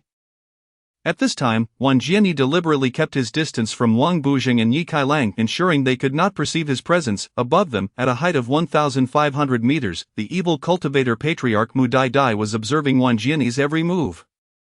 It was a long time ago when a certain figure named Tian Dao, along with one of his seniors, gathered for a meal. The senior, who was a powerful entity in the separation stage, had been living for hundreds of thousands of years since the evil cultivator patriarch entered the nascent soul stage. That day, the meal consisted of high-quality spiritual vegetables, and Mu Dai Dai distinctly remembered taking a few large plastic bags to pack up all the leftovers, leaving behind a radiant smile. The next chapter promises even more excitement. Chapter 108, Wang Jiani's self-destruction. Wang Bujing and Yi Kailang were en route to the teleportation stones of the evil cultivators in the third district. Meanwhile, the evil cultivator patriarch observed Wang Jiani's every move from 1,500 meters above. Back then, after the meal, he had packed up leftovers, believing he had shown a dazzling smile. The powerful separation stage elder remarked, "You seem inexperienced, it's just high-quality spiritual vegetables." The representative of the heavenly path frowned. "Your cultivation level is low, so naturally, you serve me, the benefits cannot be lacking. The spiritual card contains 10,000 spiritual stones as a greeting gift."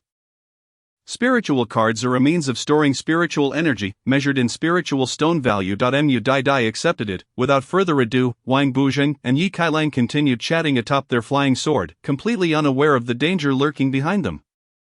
Wang Jiani was merely 100 meters away, ready to launch a surprise attack. First and foremost, many have achieved breakthroughs due to Wang Bujing, harking back to the early days of Zhang Hai. The trio of Jiang Yi, Jiang Hu, and Jiang Shi, followed by the later figures of Yi Meng and Yi Kailang, and now Li Wei and Li Sheng. Furthermore, perilous trials have passed, allowing him to maintain his focus on Wang Bujing.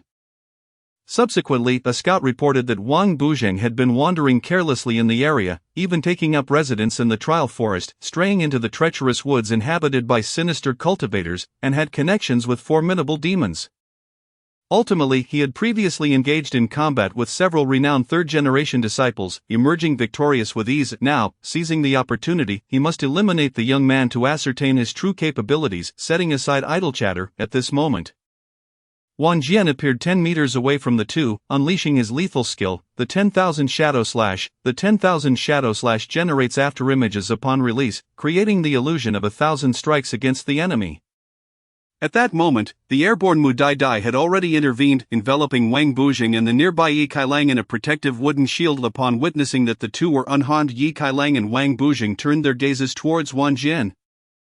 Leaving him bewildered, Wang Bujing shared in the confusion, pondering the situation. It was Yi Kailang who, quick-witted, urged Uncle Bujing, act swiftly. Throughout his journey from the first chapter until now, Wang Bujing had never encountered a teammate's ambush.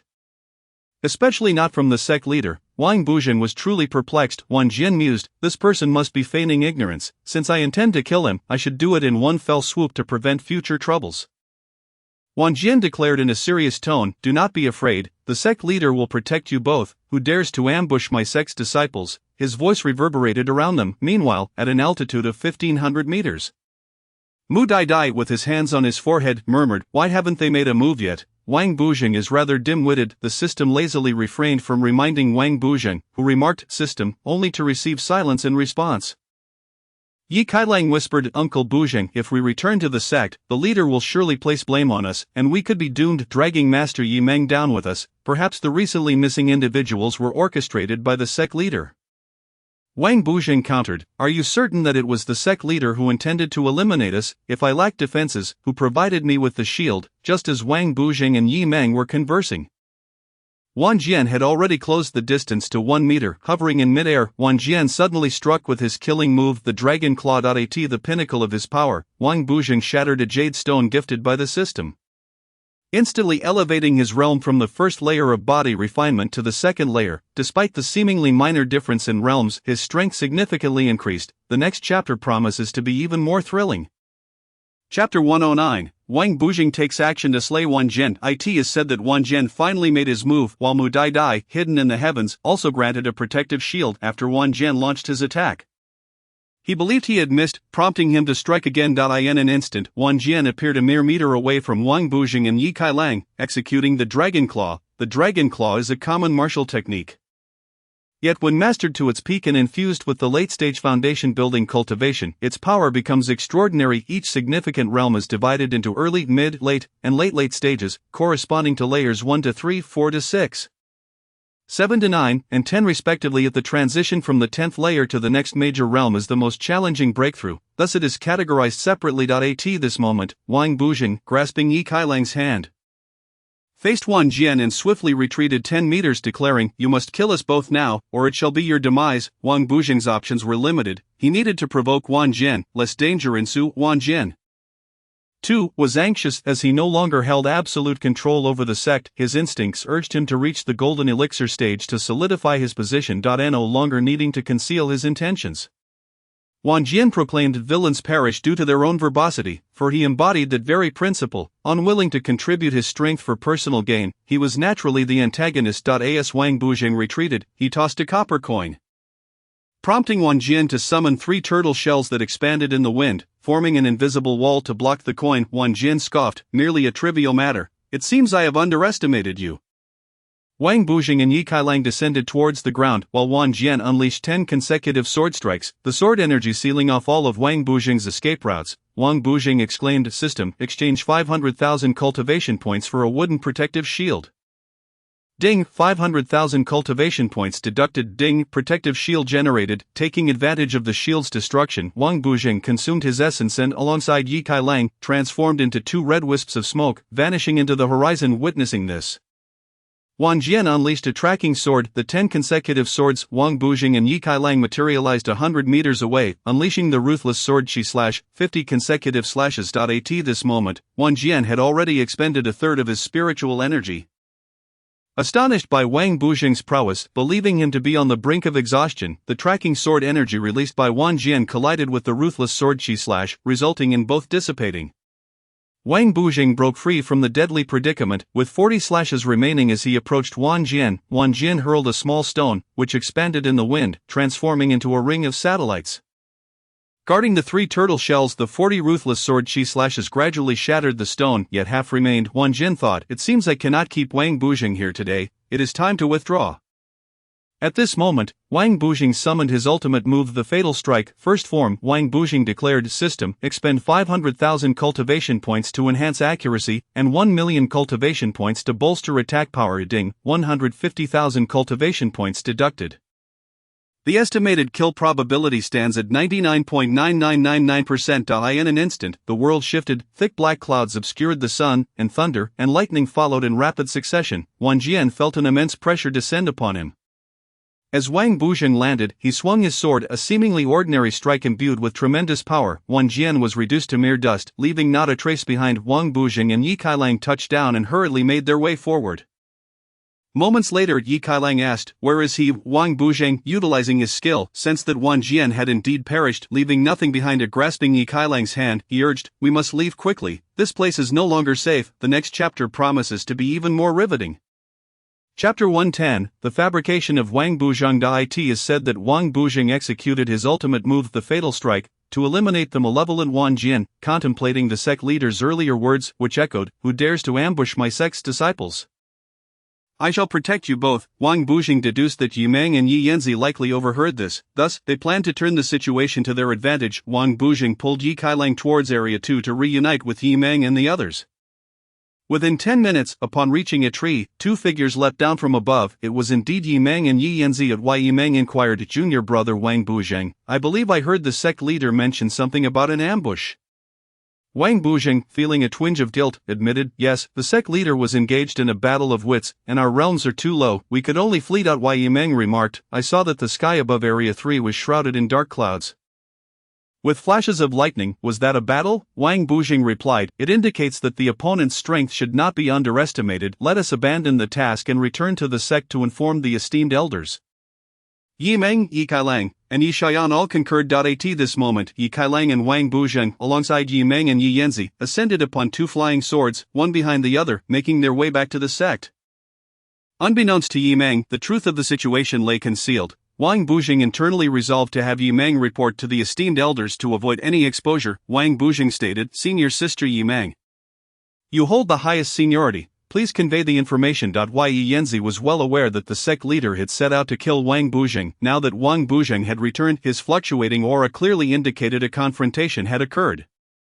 If Wang Buzheng truly possessed the prowess Yimeng described, the sect leader should already be dead. Thus she felt compelled to side with Wang Buzheng. "Junior brother Buzheng is correct," she affirmed upon returning to the sect.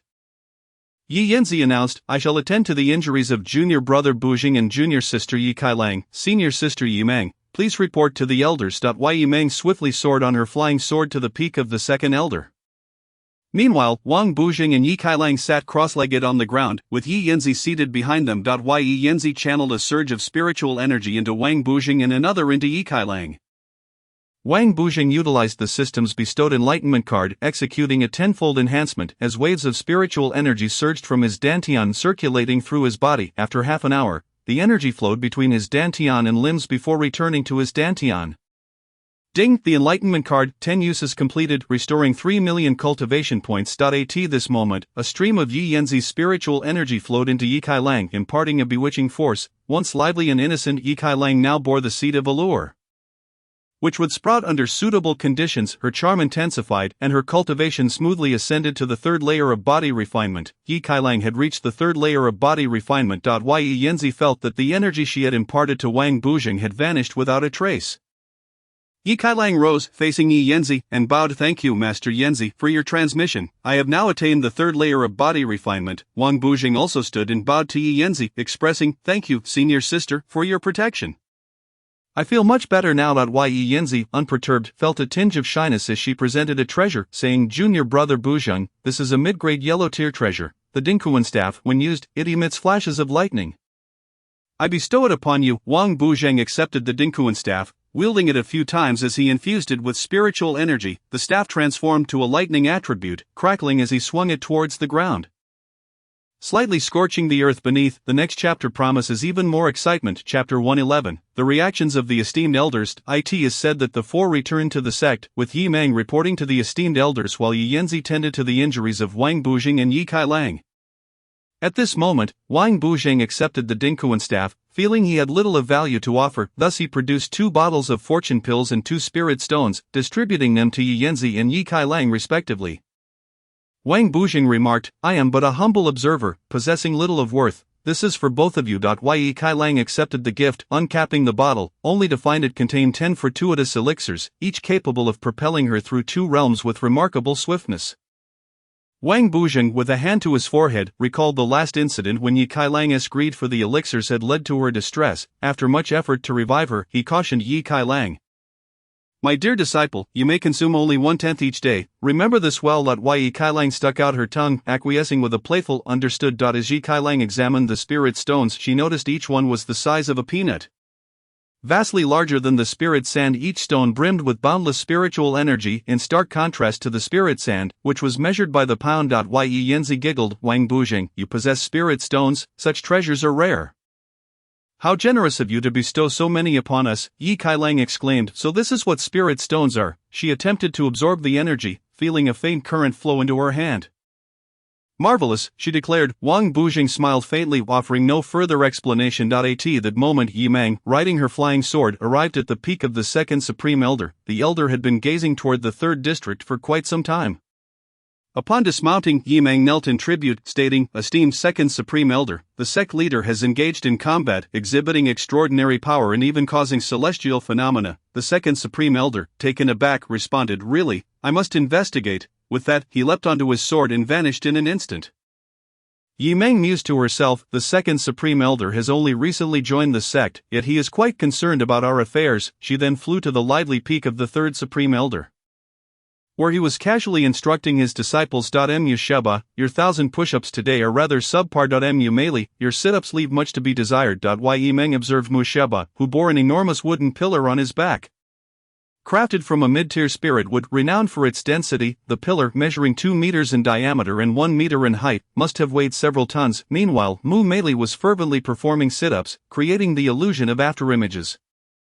Yi Mang bowed and announced, Third Supreme Elder Mu Hua, I am a third-generation disciple. The sect leader has engaged in battle, resulting in celestial phenomena. Mu Hua replied, I see, you may leave now. He then instructed, Come, Mu Shabat Mu Meili, let us go and see. The two disciples responded affirmatively, while the remaining disciples continued their training. The trio ascended on their swords, and Yi Mang departed once more. Upon reaching the back mountain, where a chill lingered, she sneezed several times as she flew past the residences of the named disciples. Some were practicing basic staff techniques, while others attempted meditation, albeit without spiritual roots or comprehension. Merely mimicking the motions, eventually she encountered a few third-generation disciples and guided them to the cliff's base. With the aid of Zhu Nunu's projection, she arrived at a clearing where Zhu Nunu was concocting alchemical potions. Fourth Supreme Elder Zhu Nunu, Yi Mang exclaimed, the sect leader has engaged in battle, causing celestial phenomena. Zhu Nunu inquired, who emerged victorious. I do not know, Yi Mang admitted. Alright, I understand. Have the second and third Supreme Elders been informed? Yes, I have relayed the message. In the next chapter, the narrative unfolds further. Chapter 112, Zhang Shintong is defeated by Mu Hua. Meanwhile, Wang Buzheng, along with Yi Mang, Yi Kailang, and Yi Yanzi, returned to the sect to inform the three most powerful Supreme Elders. At this time, fourth Supreme Elder Zhu Nunu instructed his projection, watch over the alchemical furnace, do not let it explode. I shall return shortly. He turned to Yi Mang, you may accompany me. With that, Yi Mang mounted Zhu Nunu's flying sword, which surged forth like a beam of light, arriving at the site of the incident within 3 minutes. Due to the celestial phenomena, a torrential rain fell, infused with violent energy. Zhu Nunu was seen absorbing this energy amidst the downpour. Upon their arrival, the other four were already present. As Yi Mang prepared to pay her respects, Zhang Shintong remarked, if one pays close attention, one can indeed sense the sect leader's aura here. There are traces of a battle. Mu Hua stated, the junior known as Wan Jiani has perished. Zhang Shintong, enraged, retorted, by your tone, you do not seem saddened. Mu Hua chuckled, he is not my son, why should I grieve? Zhang Shintong declared, it appears you are quite arrogant. Perhaps a lesson is in order. Mu Hua laughed, throughout my life, I have only revered my master, you are nothing in comparison. Their exchange revealed Zhang Shintong's self-perception as the ultimate authority, viewing the sect leader merely as a pawn in his game of dominion over both humans and demons. In contrast, Mu Hua, a practitioner of the dark arts, merely wandered the world to observe its changes over the past 2 centuries. Zhang Shintong wielded a mid-tier mysterious-grade sword, while Mu Hua brandished a hefty blade weighing 50 pounds. A superior-grade weapon, the two stepped away from the crowd and quickly engaged in a fierce duel. 5 minutes later, Mu Hua discerned Zhang Shintong's every move, taunting, is this all you are capable of? Zhang Shintong increased his speed, striking down with his sword. The two were forced apart, and Zhang Shintong swallowed a pill, exclaiming, I did not expect you to conceal your strength. If you defeat me, I will follow your orders. Zhang Shintong's face flushed crimson as his aura surged, nearing the golden core stage. What question is that truly your limit? With a swift slash, Zhang Shintong's sword shattered into two pieces. The impact caused Zhang Shintong to cough up blood. Leaning on the broken sword, he conceded, I accept defeat. I shall follow your orders henceforth. You must be the great demon Zhang Shang Mu was stated. Indeed, Zhang Shintong confirmed. From now on, we shall heed the commands of 4th Supreme Elder Zhu Nunu. Understood. Ye Meng, observing the high-level discourse, felt a chill run down her spine. It dawned on her that the sect leader was of little consequence. Now that he was dead, his importance diminished even further. To her astonishment, 3rd Supreme Elder Mu Hua had triumphed over 2nd Supreme Elder Zhang Shintong, the sole great demon of the region. Realizing the weight of her knowledge, she pondered whether she might face dire consequences. Yet, with Wang Bujing and others aware of her presence, she felt a measure of safety as Zhu Nunu addressed Yi Meng. You are quite clever. Would you like to become my disciple? I shall train you well. For you possess considerable talent. With a kindly gaze, Zhu Nunu regarded Yi Meng. She suppressed her trepidation and bowed. I have already pledged myself to Master Huanchao. I must consult him regarding this matter. Zhu Nunu, turning away, remarked, I trust that Master Huanchao understands what is best. If your master consents, come to the back mountain today for guidance. Yi Meng inquired, Master Zhu, I have a mischievous female disciple. May I bring her along?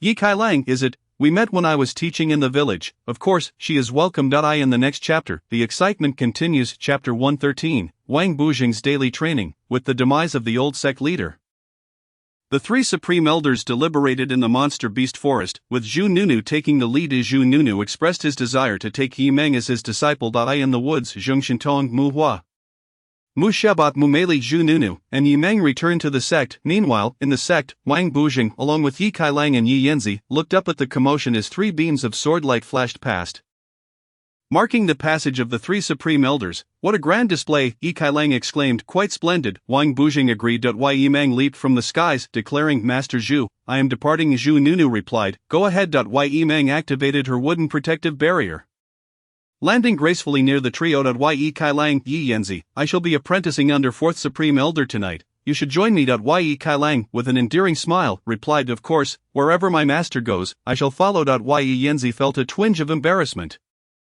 realizing she had inadvertently betrayed a few secrets. If you two leave, I will be alone. Perhaps it is for the best. I plan to resign my status as a sect disciple and venture beyond the region to seek my own path. Wang Bujing chimed in, Yi Yanzi, we will not forget you. Both Yi Meng and Yi Kailang assured her, take care of yourself. Avoid drawing attention. As the 3 young women engaged in lively conversation, Wang Bujing felt a sense of ennui.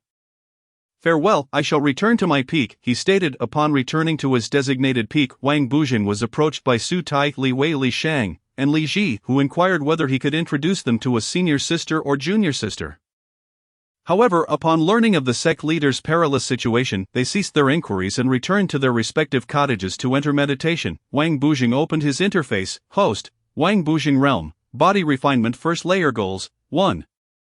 1.1.0.0 Biological Age, 23 Spirit Root, 14 Spirit Root Value, 010000000 Fortune Value, 35. Wang Bujing instructed the dog, keep watch over the door before entering the mysterious training space, sitting at a square table. He began to consume the fortuitous bean tofu before him. Wang Bujing, unable to endure a day without it, piled the empty boxes, each containing 12 pieces, into a space measuring 2 cubic meters. Previously, he had extracted 8 or 9 cubic meters but could not finish them all. Returning most to cold storage. As he consumed the tofu, each piece yielded 50 fortune points without adverse effects. At a rate of 10 pieces per hour, he amassed 500 fortune points over 3 hours, bringing his total to 1593. Wang Bujing then practiced the flowing clouds and waters sword technique in the mysterious space, gaining 30 spirit stone points per hour. Continuing through the night, suddenly he heard barking, prompting him to exit the training space and assess his gains. Having accumulated 600 points of spiritual energy overnight. As Wang Bujing found himself engulfed in confusion, a notification chimed. The host was honing his skills in a mysterious cultivation space, mastering the flowing sword technique and reaping double the spirit stone value. At that moment, the spirit stone value stood at 652. Hearing the dog, Boli exclaimed, Master, they have all awakened and begun preparing the meal. They require your ingredients. Without your contribution, there is no soul to the dish. Wang Bujing stepped out of his humble abode, his senses awakening to the tantalizing aroma of spirit sheep simmering in a large iron pot.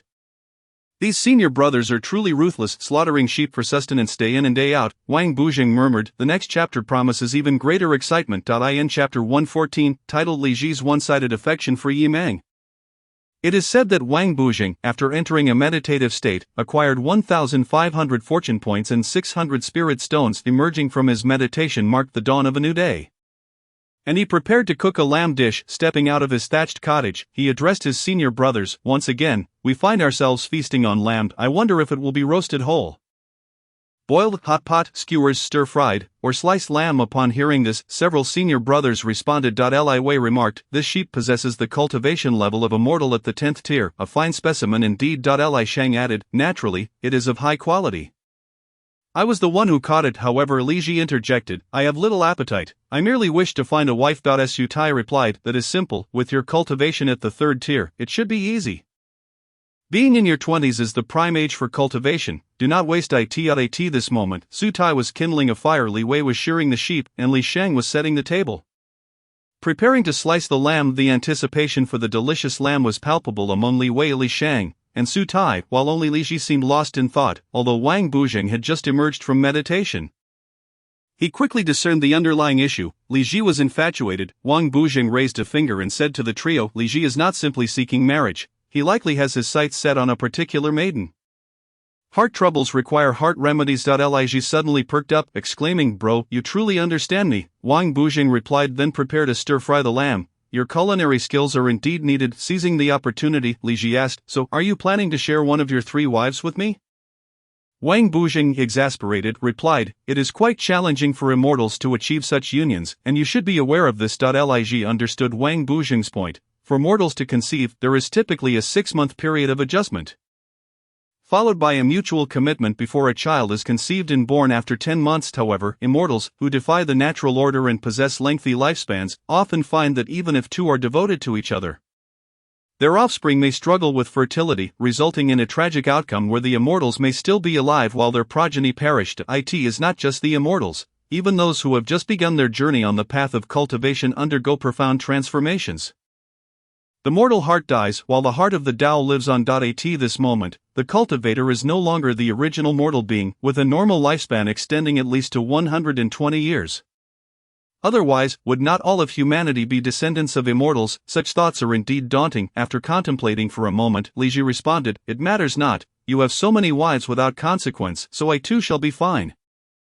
Su Tai, as the peak master and the sole 2nd-generation disciple, suggested, Wang Bujing, take him for a stroll. Constant cultivation may lead to inner demons. Experiencing the world is also essential. Li Ji looked expectantly at Wang Bujing, who inquired, which maiden have you set your sights on? The mature one, the leader among them, he replied, referring to Wang Bujing's senior sister, Yi Meng. To be frank, Wang Bujing harbored no desire for Yi Meng to be involved with anyone else. However, he and Yi Meng had never explicitly declared their intentions to become partners. Turning away, he gazed at the sky and said, tonight, I shall take you to the back mountain to see if they are around. If not, we shall return tomorrow. Li Ji felt a flicker of joy. Having reached the 3rd tier of cultivation, Li Ji, who appeared youthful at just over 50, had previously experienced the loss of a son and daughter, prompting his arrival at this region and his joining of the sect in hopes of forgetting his past. At that moment, Li Shang was busy slicing the lamb, nearly finished, and said to Li Ji, prepare to stir-fry the meat. The next chapter promises even more excitement. In chapter 115, titled Su Tai's Peak's Greatest Combat Force, Dog Bully, the narrative continues with the group discussing Li Ji's romantic troubles. Wang Bujing had agreed to take Li Ji to the back mountain that evening to see if Yi Meng and Yi Kailang were present. Meanwhile, Wang Bujing was preparing seasonings, feeling that his senior brothers had decent appetites, so he added a bit more. He first took out low-grade yellow-tier seasonings, including star anise, cinnamon, chicken essence, soy sauce, cooking wine, salt, sesame oil, and aged vinegar, all provided by the sect. Next came a crucial step, he exchanged for 20 fortune pills, 200 mortal pills, and 3 spirit stones. Incorporating all of these, along with the seasonings, into the alchemical furnace he had previously acquired. He began controlling the fire, which involves managing the temperature of the furnace. The flames rise, so one must control the 5 directions, front, back, left, and right, with the front being the direction one faces the furnace. The furnace has an opening at the front for observing the flames. Controlling the fire from these 5 directions is essential, but the specifics will be elaborated later. At this moment, Wang Buzheng controlled the fire, and 5 minutes later, with a flick of his sleeve, the seasonings flew out into a bowl. He took the bowl and exited the thatched hut, handing it to Li Ji, who was now donned in an apron, one hand holding a large iron pot and the other wielding a spatula. "Wang Buzheng, you've worked hard," he said, pouring in the seasonings. 10 minutes later, the stir-fried lamb slices emerged from the pot, and the 5 began to devour their meal with fervor, while Dog Bully gnawed on a bone with delight. At that moment, Wang Buzheng, with greasy hands, filled a small bowl for Dog Bully, saying, "This bone lacks nutrition." Li Wei jested. "Wang Buzheng, if you don't want it, you can give it to me," Su Tai added. "You re-arguing with the dog gut if you give it to him," he burst. Wang Buzheng remarked, "Though this dog has not been with me long, he possesses some skill." Dog Bully raised its oily snout and barked twice. Li Wei proposed, "Shall we have a contest with this dog?" To which Li Shang, Li Ji, and Su Tai all agreed, yes. Wang Buzheng replied, "Let us eat first, otherwise I shall finish it all once again." The 5 resumed their voracious eating. As the meal concluded, Wang Buzheng took charge and initiated a dogfighting contest. At this moment, Li Wei stepped out of the crowd, and Dog Bully arrived at the mountain peak square. Wang Buzheng.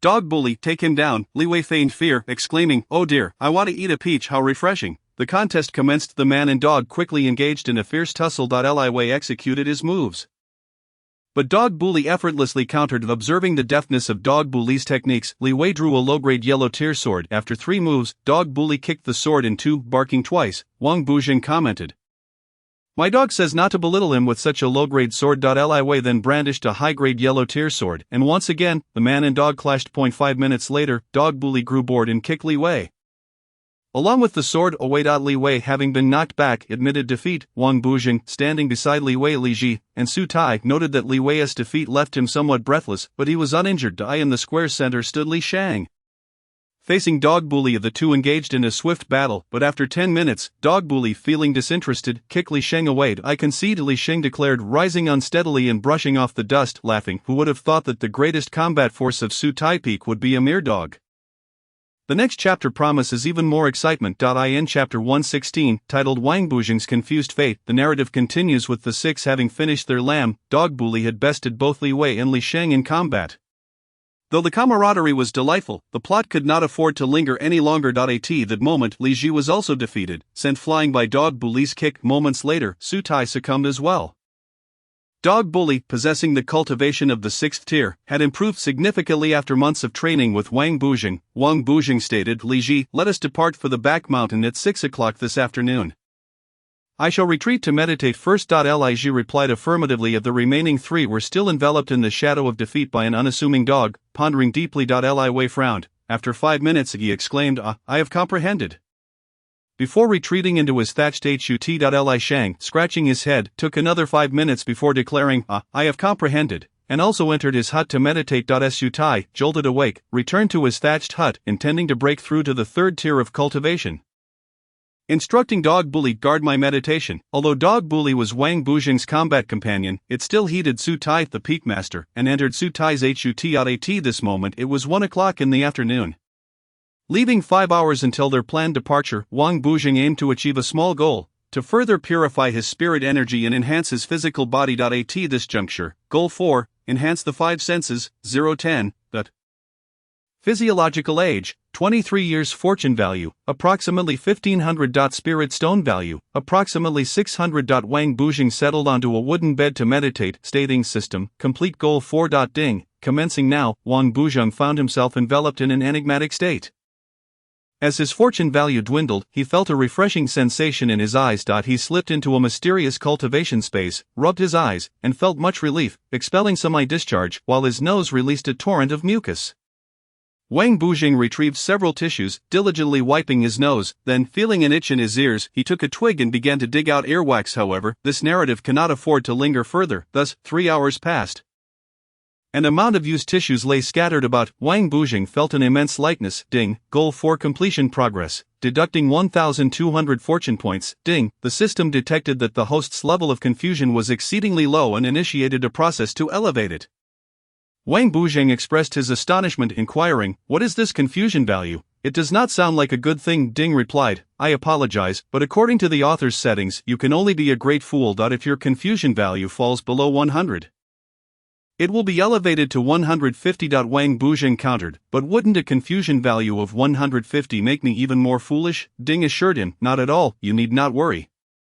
Ding continued, initiating the elevation of confusion value. Ding again announced, elevation complete. At that moment, after 30 minutes had passed, Wang Buzheng felt a renewed sense of disorientation and his hearing reverted to its previous state.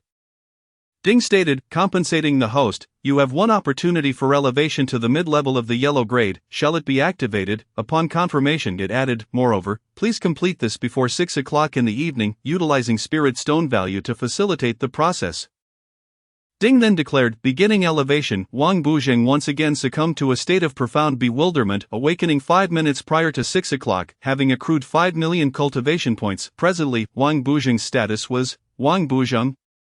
Realm, Body Refinement Level 1. Goals, 11110. Biological age, 24 years. Fortune value, approximately 300. Spirit stone value, approximately 400. Confusion value, hidden, not displayed in the future. The next chapter promises to be even more thrilling. Chapter 117, Seeking Yi Meng with Li Ji. After the group had engaged in sparring, each gained insights, and Wang Buzheng achieved a minor goal, yet with the deepening of his practice, he aged another year. Reaching the biological age of 24, Dog Bewley acted as the protector for Su Tai, who smoothly ascended to the third layer of Qi refinement. It was 6 o'clock. At this time, Su Tai was consolidating his cultivation. While Li Wei and Li Sheng had both entered a state of tranquility, Wang Buzheng exited the thatched cottage to find Li Ji playing with Dog Bewley, who remarked, Su Tai has reached the third layer of Qi refinement. Master, keep it up. Li Ji is squatting before the prone Dog Bewley. He exclaimed, so this dog can talk? Quick, say hello to me, Dog Bewley. Dog Bewley felt a surge of disdain internally but merely barked twice. Li Ji retorted. Is it because I didn't challenge you that I can't win? Dog Bewley barked again, and the two quickly engaged in a playful tussle. Suddenly, Wang Buzheng interjected, be careful not to hurt Li Ji. We still have people to meet tonight. Dog Bewley was momentarily taken aback before being kicked away by Li Ji. With great delight, Li Ji laughed, it turns out I am the strongest fighter among Su Tai's group. Ha! Without further ado, they tidied their attire and descended the mountain peak. At that moment, two young men hovered above on a flying sword. The one in front, with sword-like brows and starry eyes, was Li Ji, while the one behind appeared somewhat dazed. Indeed, it was Wang Buzheng, who was clutching Li Ji's clothing, saying, slow down, what's the hurry? It's only been a few minutes. Li Ji chuckled softly, finding it amusing that such a powerful dog had such a dim-witted master, and now, as Wang Buzheng surveyed the rugged mountain path, he felt less trepidation. Ever since defeating Wan Jiani, his mindset had shifted somewhat. Yet the rapid flight still left him a bit dizzy. After a brief while, they arrived at the back mountain, and Wang Buzheng rejoiced, with so many registered disciples here, if I interact with each one, my spirit root value will surely increase significantly. It was indeed a case where effort yielded great rewards. 2 minutes later, 6 unfamiliar third-generation disciples greeted Wang Buzheng and Li Ji with respectful bows. Li Ji recognized a few, while they did not know her, but they acknowledged Wang Buzheng, known for his unique achievement of defeating several third-generation disciples despite only being at body refinement level 1. Wang Buzheng greeted. Greetings, brothers, they replied, no need for such formality. The group, being the bottom tier of the sect, had been sent here by the now-deceased Wan Jiani. They asked, you two, Wang Buzheng and Li Ji, who are you looking for? Wang Buzheng responded, we are disciples under the name of Huanqiao, and Yi Meng was once one of us. We seek to reconnect with her. The disciples replied, there are distinctions between men and women. Please wait a moment while I notify her. On the cliff recently, Elder Zhu had been teaching two disciples the art of alchemy. One disciple swiftly scaled the cliff and disappeared from view in mere seconds. Moments later, a woman's voice echoed from the cliff, so it is Wang Buzheng, come up. It was indeed Sister Yi Meng. The two ascended the cliff, and Wang Buzheng, experiencing this ascent for the first time, found it effortless thanks to the assistance of his wall-climbing technique. Upon reaching the summit, they beheld two alchemical furnaces, with an elder instructing two young female cultivators in the art of alchemy. All three appearing quite earnest. It was Yi Meng and Yi Kailang. Elder Zhu remarked, you must be the great fool Wang Buzheng. Wang Buzheng scratched his head, feeling a bit embarrassed, and bowed, I am Wang Buzheng, a disciple of Huanqiao. Li Ji followed suit, I am Li Ji, the disciple of Huanqiao. Elder Zhu stated, since you two are fated to meet my disciple, I shall bestow upon you some gifts. The next chapter promises to be even more thrilling.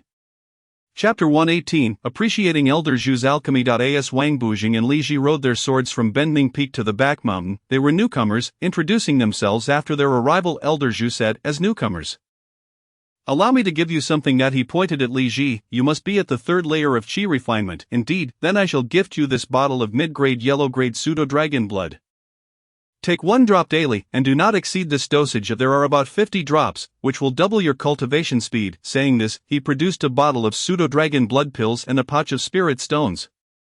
Stating, here are 100 spirit stones, sufficient for your 50 days of training. After handing these over to Li Ji, she was elated, exclaiming, thank you, Elder Zhu. She knelt partially and bowed 3 times in gratitude. Elder Zhu instructed Li Ji, go to the other alchemical furnace and observe my clone at work. Li Ji respectfully complied and approached the other furnace. Wang Bujing observed, sensing that Elder Zhu's clone appeared significantly weaker. Though Li Ji could not discern this, Elder Zhu continued, Wang Bujing, this bottle containing 100 foundation establishment pills is yours. Let me tell you, these are quite valuable. As he emphasized the phrase quite valuable. Elder Zhu leaned closer to Wang Bujing. Wang Bujing felt there was something peculiar about Elder Zhu, though he could not pinpoint what it was. Elder Zhu continued, these foundation establishment pills are intended for use when breaking through to the foundation establishment stage at the 10th layer of qi refinement. However, these are defective pills, which is why they were not sold for money. Do you want them? Elder Zhu looked at Wang Bujing with a teasing expression, fully aware of Wang Bujing's cultivation at body refinement level 1. And understood just how formidable he truly was. Even sensing the deadly first strike technique Wang Bujing was learning, Wang Bujing in his moment of clarity felt a wave of confusion, yet he was unafraid of potential poison. Recognizing that Elder Zhu was not a malevolent figure, thus he replied, I trust that Elder Zhu would not wish for me to explode, and I hope you can protect me. No one can resist the temptation to grow stronger. And for Wang Bujing, the moment he began learning the system's bestowed technique I love storing spirit qi, infinite spirit root technique, he became a slave to spirit energy, brainwashed by the system. Elder Zhu said, you may come here to meditate during the day at the mountain peak. I, along with Yi Meng and Yi Kailang, and my clone, will be watching over you. At that moment Yi Meng and Yi Kailang made a gesture of encouragement. Wang Bujing replied, that I shall comply with respect. And what about Li Ji? Elder Zhu laughed heartily, you two should come together each day, just don't stay too late, as it may disturb my rest. It was now 8:30 in the evening, and Wang Bujing called out, Li Ji, aren't we leaving? Li Ji and Wang Bujing were seen off by Yi Meng and Yi Kailang. Elder Zhu remarked, clone, keep an eye on the 2 furnaces. We won't be refining any more today. He walked toward a thatched cottage, closing the door behind him as he entered a meditative state. Yi Meng and Yi Kailang returned to their respective cottages. Meanwhile, Li Ji and Wang Bujing returned to Benming Peak, where Su Tai, Li Wei, Li Shang, and Dog Bewley awaited them eagerly. Wang Bujing declared, we have gained some fortunate opportunities. As Su Tai inquired, was Elder Zhu easy to talk to? Wang Bujing replied, quite amiable, though his expectations are somewhat high. Casting a teasing glance at the group. Li Ji added, once we have made some gains, we will bring you all along. The 3 expressed their gratitude. Thank you, we appreciate it. The next chapter promises to be even more thrilling. Chapter 119, the contest between Yi Meng and Li Zhi. As Wang Bujing and Li Ji established a connection with Elder Zhu, they acquired the privilege of private instruction. At this moment, Wang Bujing contemplated, I must quickly accumulate more fortune value, otherwise, the potency of the pills will be overwhelming. Having more fortune value is essential for assurance. This system is commendable, yet it demands fortune value for everything, or spirit stone value. Upon returning to Benming Peak, the clock read 9 o'clock in the evening. It seems that only a brief conversation and a few sips of mid-grade yellow tea have passed. And yet it's already 9, he mused. This spirit tea was produced by Li Ji, who had purchased it from a small stall prior to their arrival at the sect. Now, Wang Bujing entered his thatched cottage. Requesting the system, please replicate 100 fortune value worth of mid-grade yellow tea leaves. Ding responded, initiating scan of mid-grade yellow tea leaves. Ding continued, attempting replication. First attempt successful. Learning replication technique for mid-grade yellow tea leaves completed. Consuming 50 points of fortune value, Ding announced, bulk replication in progress. Ding concluded, replication complete. Each portion is 200 grams, totaling 5 portions, consuming another 50 points of fortune value. At that moment, Wang Bujing produced a portion of tea leaves from the mysterious cultivation space. Feeling quite satisfied, fortune value, 200. Sitting at a small square table, with a box of tofu before him, Wang Bujing began to eat rapidly, thinking, I cannot afford to lose face on my first visit to Elder Zhu tomorrow. Thus, he consumed a piece every 5 minutes, gaining 50 fortune value each time. In 1 hour, he would acquire 600 fortune value. After 5 hours, he had accumulated 3,000 fortune value, but he could no longer endure it and naturally succumbed to a deep slumber.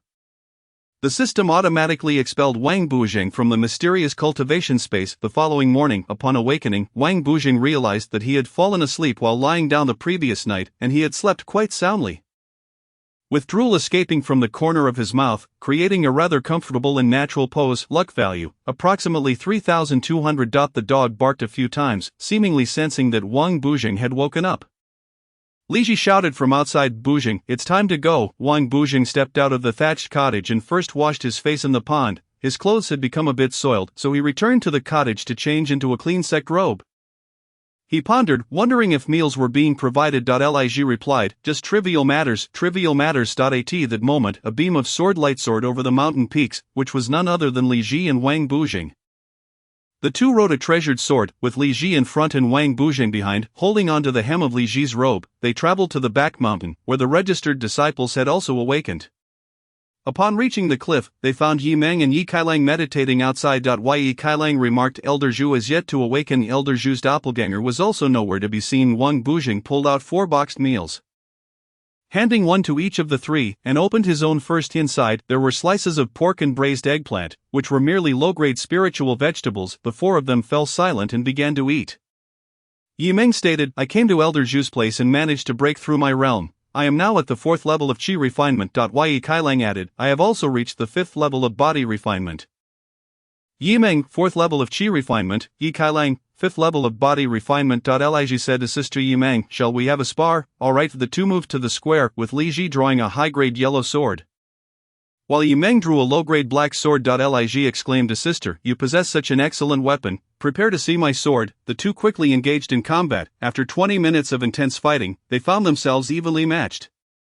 As they grew a bit fatigued, they faced each other with their swords and then forcefully separated, beginning to unleash their skills. Li Ji declared a sword technique, Desert Sword Qi. A gust of yellow sand swept through the air, infused with sword energy, making it impossible to evade. The next chapter promises to be even more thrilling. Chapter 120, Wang Bujing gains 3 new techniques. It is said that after a night of rest at Benming Peak, Wang Bujing and Li Ji once again rode their swords to the cliff of the back mountain. At this juncture, the 4 of them had a simple breakfast, while Li Ji and Yi Meng engaged in a spar in the square.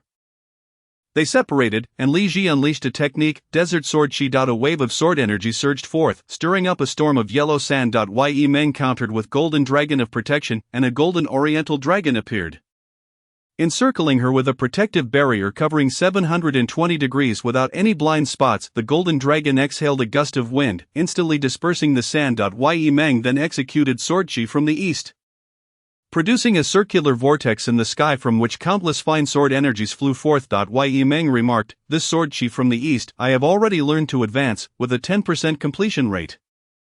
At this moment, Wang Bujing observed the duel, contemplating that those who come from outside clearly possess greater knowledge, no longer limited to mere fireball techniques. Wang Bujing was so engrossed in watching the two that he appeared rather foolish. The system prompted, "Remember to copy their sword techniques." Ding. Understood. Ding. Detected high-grade yellow sword technique, Desert Sword Qi, learning in progress. Ding. Learning of Desert Sword technique completed. Proficiency, beginner, progress at 30%, consuming 1000 luck points. At this time, Yi Meng, relying on the Golden Dragon of Protection and the Sword Qi from the east, became entangled with Li Ji, who found himself unable to counter Yi Meng's passive skills. Li Ji exclaimed, "I concede." Yi Meng laughed, "As your senior sister, I naturally have to be a bit formidable." At this moment, Wang Bujing seemed to have an epiphany, sitting cross-legged on the ground, completely unaware of the events unfolding thereafter. Even Elder Zhu's emergence to concoct pills with his doppelganger, along with Yi Meng and Yi Kailang, went unnoticed. At this time, Li Ji swallowed a pill made from pseudo-dragon blood, tightly gripping 2 spiritual stones. Entering a state of meditation, Wang Bujing found himself in a profound and enigmatic state, to the extent that he could not even hear the system's prompts. He entered a state of forgetfulness in cultivation, forgetting who he was, and where he intended to go. Ding. Detected low-grade black sword technique, Golden Dragon of Protection. It can be used for defense and close-range attacks. Ding. Learning in progress. Ding. Learning completed. Deducting 1000 luck points. Progress at 10%. As the time reached 1 o'clock in the afternoon, Wang Bujing remained oblivious to the system's notifications, and by 5:30 in the afternoon, the system's main body kicked him awake from his mysterious cultivation space.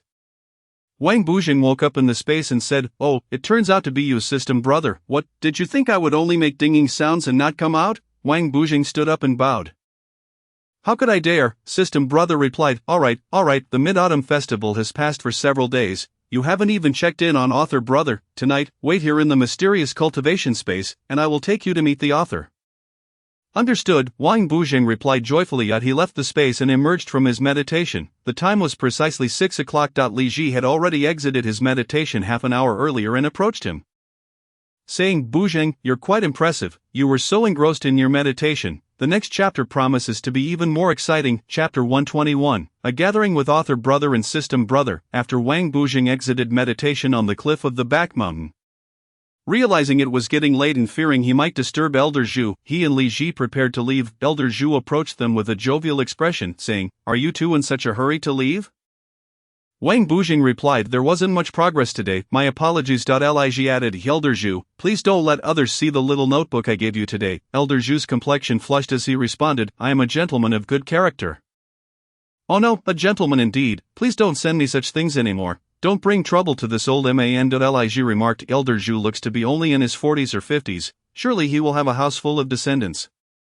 Wang Bujing thought to himself, so Li Ji is using the latest little notebook to forge connections. Grabbing Li Ji, he was about to leave when Elder Zhu held onto Li Ji's other hand and stuffed a handful of spiritual stones into it, saying, cultivate well." The two rode their swords away from the area, with Li Ji in front and Wang Bujing following behind. Tugging at the hem of Li Ji's clothing, Wang Bujing said, "Slow down.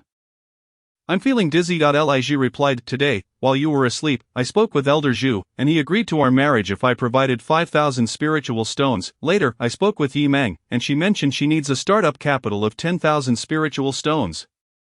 Wang Bujing, confused by the jumble of information, asked, "So did you agree?" Li Ji replied, "Of course, I claim to be a male cultivator separated from my family, with a wealthy background." Wang Bujing inquired, "What happened next?" That's a secret."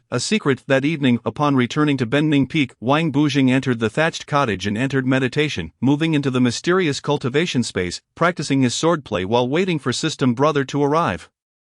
He executed the flow of clouds and flowing water sword technique. An hour later, Wang Bujing's realm, first level of body refinement goals, 1.1.1.1.0. Spiritual roots, 14 spiritual roots, total spiritual root count, 531000000. Luck value, 200. Spiritual stone value, approximately 450. After about half an hour, a passage opened in the mysterious cultivation space, drawing Wang Bujing inside. He felt a wave of dizziness, and soon found himself at the entrance of a luxurious mansion, beside which stood a trash can. Wang Bujing opened the lid and began to vomit, expelling the undigested lamb slices from the previous day. After 5 minutes of retching, he found he had nothing left to expel and had to stop. A security guard approached and said, "You must be Mr. Wang Bujing, please come in." Wang Bujing walked through an orchard covering an acre, stepping onto a red carpet and entering a small Western-style building. Making his way to the second floor. He moved with ease and familiarity. Upon reaching the second floor, he found the author watching television, with System Brother giving the author a shoulder massage to help him relax. At this moment, the author had striking sword-like eyebrows and starry eyes, and his features were at the maximum level of 1000. In contrast, System Brother's features were only at a level of 100. Wang Bujing was astonished, as he could utilize the system's skills to check the levels of the two. The author was munching on a pack of little raccoon snacks, and despite the passage of time, he still lived the life of a recluse. The television displayed a cartoon featuring Pleasant Goat and Big Wolf. The author greeted, "Hello, Wang Bujing, my junior brother." Wang Bujing stood before the author, bowing respectfully. "Thank you for your concern, author brother." The author instructed System Brother, "Change the background to a dining setting." System Brother understood and, with a wave of his hand, the three appeared in a scene filled with flashing lights. Seated at a table laden with sumptuous delicacies and several bottles of exquisite wine. A female singer performed on stage while a maid filled their glasses and poured herself a drink. The next chapter promises to be even more exciting. Chapter 122, Karaoke with Chen Dongqing and the four of them. As Wang Bujing was drawn into the author's luxurious mansion, he found himself at ease and familiar with the surroundings. Seeing system brother and author brother engrossed in watching television, the scene shifted to one reminiscent of a karaoke venue. System brother said, "You two introduce yourselves." The woman on stage, who had been singing Su Liang's Guests Cannot, paused the music, stepped down, and giggled as she approached Wang Bujing, saying, "This young man, shall we sing together? I prefer to listen to lesser-known songs. It really wouldn't be appropriate. No worries, just say it," she replied, her eyes sparkling with mirth. Chen Ruora's engagement is good. Upon this utterance, Wang Bujing was moved to tears, for in the realm of cultivation, such a talented singer was a rarity, indicating that the original world still existed. It is often said that a child who cries will receive sweets. At this moment, the author handed himself a few tissues, saying, "Do not weep, come and play often in the future." Once the singer on stage concluded her performance, she introduced herself. "I am Chen Yanqing," the woman pouring the wine added. "I am Chen Dongqing." Chen Dongqing continued, "We are both friends of the author and have come here to work." Wang Bujing inquired, "And what is your salary?" 20,000 a month, perhaps, came the reply. Do you still require payment? Is it not in spirit stones? The system responded, No, you are a virtual character, we are all real, but I possess memories of living on Earth," he protested. At that moment, the author interrupted, insisting, "Continue singing, do not stop." Chen Yanqing began to sing once more, the lights flickering rapidly in sync with the rhythm. The author took a sip of wine and remarked, "How dull," then reclined on the sofa and fell asleep. Earlier, when Chen Yanqing had taken Wang Bujing's hand, he had brushed against her spiritual root, Ding. He acquired 2,000 spiritual roots from Chen Yanqing, which could be touched an unlimited number of times. Currently in cooldown. At this moment, engrossed in the music, Wang Bujing was oblivious to time, while Chen Dongqing and the system, De Wen, began to discern the nuances of the performance. Suddenly, a song by Zhou Luanjie played, provoking a sense of tedium, prompting him to sit cross-legged on the sofa. Ding. The system detected a world anomaly and commenced repairs. Ding. Repairs completed. Previously, he had touched the spiritual roots of Yi Kailang, Yimang, Li Ji, and Su Tai, yielding 2,000, now distributed. Ding. He touched the spiritual roots of Zhu Nunu and her avatar, resulting in a doubled value of 4,000 spiritual roots, as it was the first time he had touched that entity. Ding. The touch function was upgraded. It was no longer necessary to physically touch another's body to count as a touch, the actual situation would prevail. Ding. This system reserves the final explanation, writes Wang Bujing. Spiritual roots. 14 is spiritual root value, 6243. At this moment, Wang Bujing felt a surge of joy emerging from his meditation. He noticed Chen Dongqing sipping wine while gazing at him, and he thought, "What is this situation?" Chen Dongqing's gaze was wandering, clearly intoxicated, while the system remained composed, seated beside the author, saying, "There are rooms on the first floor, you should assist Chen Dongqing to her room." Just then, Chen Yanqing ceased singing and, along with the system, helped the author outside. Wang Bujing supported Chen Dongqing. Following the three of them, they took the elevator down to the first floor, where Chen Dongqing mumbled, "I am not drunk." The two entered a room furnished with a computer, a water kettle, several bowls, and a few books. He laid Chen Dongqing on the soft bed, opened a book, and muttered, "Plato's Republic. I have enjoyed this book since my previous life. The next chapter promises to be even more thrilling." Chapter 123, Wang Bujing wields his sword. 13 days slip by. It is said that Wang Bujing, having been drawn into the author's space, arrived on the second floor of a small Western-style building, where the author and Chen Dongqing were inebriated. Wang Bujing assisted Chen Dongqing to a certain room on the first floor, which happened to be hers. He opened a book on the table, discovering it was his favorite, The Republic, and began to read attentively. Time slipped away unnoticed until Chen Dongqing struggled to rise, mumbling incoherently before falling silent and drifting into a deep slumber, after perusing several pages without desire to continue. Wang Bujing closed the book and proceeded to the author's room. The system had activated the air conditioning, set to 18 degrees, just right. Chen Yanqing sat on the sofa scrolling through her phone. Wang Bujing patted the system and the author. Ding. Spiritual root value detected, acquiring 3,000 from the system. Ding. Spiritual root value detected, acquiring 3,000 from the author's system. "What are you doing, touching randomly?" Wang Bujing stammered. I shall take my leave now of the system," slightly annoyed, replied. Go on. And with that, a vortex appeared in the space, drawing Wang Bujing within. Wang Bujing found himself in a mysterious cultivation space, emerging from his meditation. And through the gaps in the room, he could see dawn approaching. At this moment, Wang Bujing, physiological age, 24 is spiritual roots, 14 is spiritual root value, approximately 12,000. Fortune value, 200. Spirit stone value, approximately 450. Wang Bujing arrived at the plaza, Equipped with a double effect card from the system, which lasted a day, and each exchange cost 50 fortune points, thus, cultivating outside the mysterious space would yield a result of 60 spirit stones per hour. Wang Bujing began to wield the flowing cloud sword technique. Half an hour later, ding, the system detected that the flowing cloud sword technique could be upgraded. Would he like to proceed? Upgrade. Ding. Progress of the technique increased by 10% to 20%. Yielding double effects of 200 spirit stones per hour, Wang Bujing rejoiced, astonished at the remarkable results. 200 spirit stones per hour meant 2000 after 10 hours. Ding. The system detected that upgrading the technique required 30,000 fortune points. While his fortune points were severely insufficient, deducting 200 million from the host's cultivation points, please confirm. One must admit, the system was indeed ruthless. Defeating Wan Jianyi had only cost 2 million cultivation points. Each cultivation point corresponded to a spirit sand. For Wang Bujing, spirit sand had lost its value. He had once thought himself a minor affluent, unaware of his cultivation points. Now, with the deduction of 200 million cultivation points, he felt somewhat hollow. Setting aside idle chatter, at this moment, Wang Bujing continued to wield the flowing cloud sword technique, gradually reaching a state of immersion, oblivious to the passage of time outside. As everyone knew, the plot could not be delayed further, so Wang Bujing continued to practice the flowing cloud sword technique, utilizing a double effect card. After a day of practice, the system provided ample of these. In any case, the system frequently gifted Wang Bujing with trivial items of little value. Thus, as Wang Bujing wielded the flowing cloud sword technique at Sutai Peak Plaza, 13 days slipped by before he emerged from his meditation.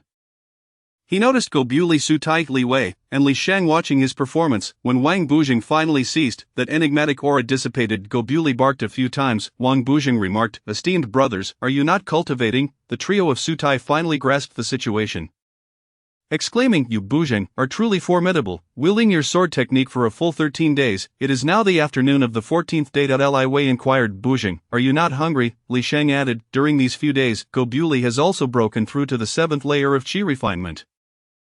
The next chapter promises to be even more thrilling. Chapter 124, Yi Meng is expecting Li Ji's child. It is said that upon emerging from the authoress domain, Wang Bujing began to swing his sword. Practicing the flowing cloud sword technique with the technique at 20% progress, he unwittingly spent 13 or 14 days at the Mountain Peak Plaza, emerging from meditation with over 10,000 spirit stones in value. At this moment, Sutai remarked, "You are unaware, but Yi Meng is expecting a child, whose," someone queried, "Certainly not yours, it must be Li Ji." Yes, came the reply. At the group discussed, astonished that Li Ji, despite his unremarkable appearance, acted decisively and effectively. Indeed, Wang Bujing felt a tinge of disappointment, asking, "Why have I not seen senior brother Li Ji? Is he at the back mountain?" Yi Meng and Li Ji have gone on their honeymoon. Came the response. It was unexpected that Li Ji had amassed considerable savings. Wang Bujing commented. Li Wei added, "It was Master Huanqiu who gifted the couple 500 spirit stones." Wang Bujing remarked, "It seems senior brother Li Ji indeed possesses some capability." The group fell silent for a moment. Wang Bujing gazed at the sky and earth, saying, "I shall retreat for now. There is nothing pressing." Sutai interjected, "Previously, Elder Zhu visited. Observing your sword technique was commendable. He wishes for you to emerge from meditation and visit him." Understood. Wang Bujing hastily descended the mountain peak, racing toward the back mountain, passing countless registered disciples along the way. He encountered a dozen third-generation disciples and exchanged greetings with numerous registered disciples, most of whom, under Elder Zhu's array, had broken through a small realm, with a few even reaching the first layer of body refinement. Ding. 5 spiritual roots added. Ding. 4 spiritual roots added. Ding. 3 spiritual roots added. Several third-generation disciples also shook hands with Wang Bujing, aware that he was a remarkable talent. Without further inquiries, ding, 40 spiritual roots added, ding, 30 spiritual roots added, ding, 50 spiritual roots added. After an hour of greetings, Wang Bujing had acquired 8,000 spiritual root values. At this moment, Wang Bujing spiritual roots, 14 is spiritual root value, approximately 20,000. Fortune value, 200. Spirit stone value, approximately 65,000, and accounting for 13 days of total time. At 200 per hour, 5,000 per day, approximately 65000. At this moment, Wang Bujing felt like a wealthy magnate. Smiling, he made his way to the cliff of the back mountain. Yi Kailang sat pensively on a rock, while Elder Zhu appeared less than cheerful, engaged in alchemy with his avatar. Upon seeing Wang Bujing, he exclaimed, "My young friend Bujing, it has been many days, indeed many days." Wang Bujing replied, "Alas, one disciple has been abducted."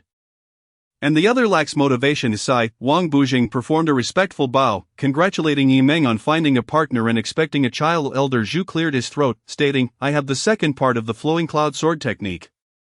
I shall demonstrate it for you now." Wang Bujing, knowing his fortune value was too low, replied, "I am not in the right state recently, may I?" Elder Zhu interrupted, "Very well, your strength is insufficient to wield the sword.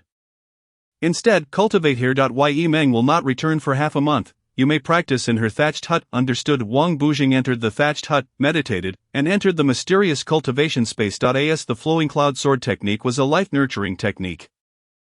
It did not increase Wang Bujing's physiological age. Now, armed with an abundance of spiritual root values, he estimated he could cultivate to around 30 spiritual roots in one go. One need not be overly concerned about the inevitable passage of time and the onset of aging. With a substantial amount of spirit stones at one's disposal, if utilized to enhance physical attributes, one may indeed shed a considerable amount of weight. The next chapter promises to be even more exhilarating. Chapter 125, Meditation on the Cliff of the Back Mountain. It is said that Wang Bujing, after performing his sword technique, entered a meditative state and jogged to the back mountain of the sect.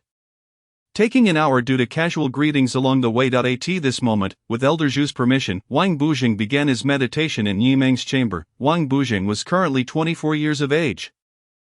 With spirit stones valued at 65,111 and a weight of 160 pounds, he felt somewhat encumbered by his current weight and instructed the system to expend 3,000 spirit stones to cleanse his body, eliminating impurities and enhancing his physique. Ding. The cleansing of the body with spirit stones is underway. At this juncture, Wang Bujing found himself enveloped in a profound and enigmatic state, as the spirit stones transformed into a long, flowing stream of spiritual liquid that coursed through his 12 meridians and 8 extraordinary vessels. Upon encountering impurities, the spiritual liquid melded with them. As the liquid traversed the large intestine, the waste was absorbed, and after approximately half a day, Wang Bujing's abdomen swelled significantly, indicating a full large intestine. Upon exiting his meditation, he descended to the hillside to relieve himself before returning to his thatched cottage.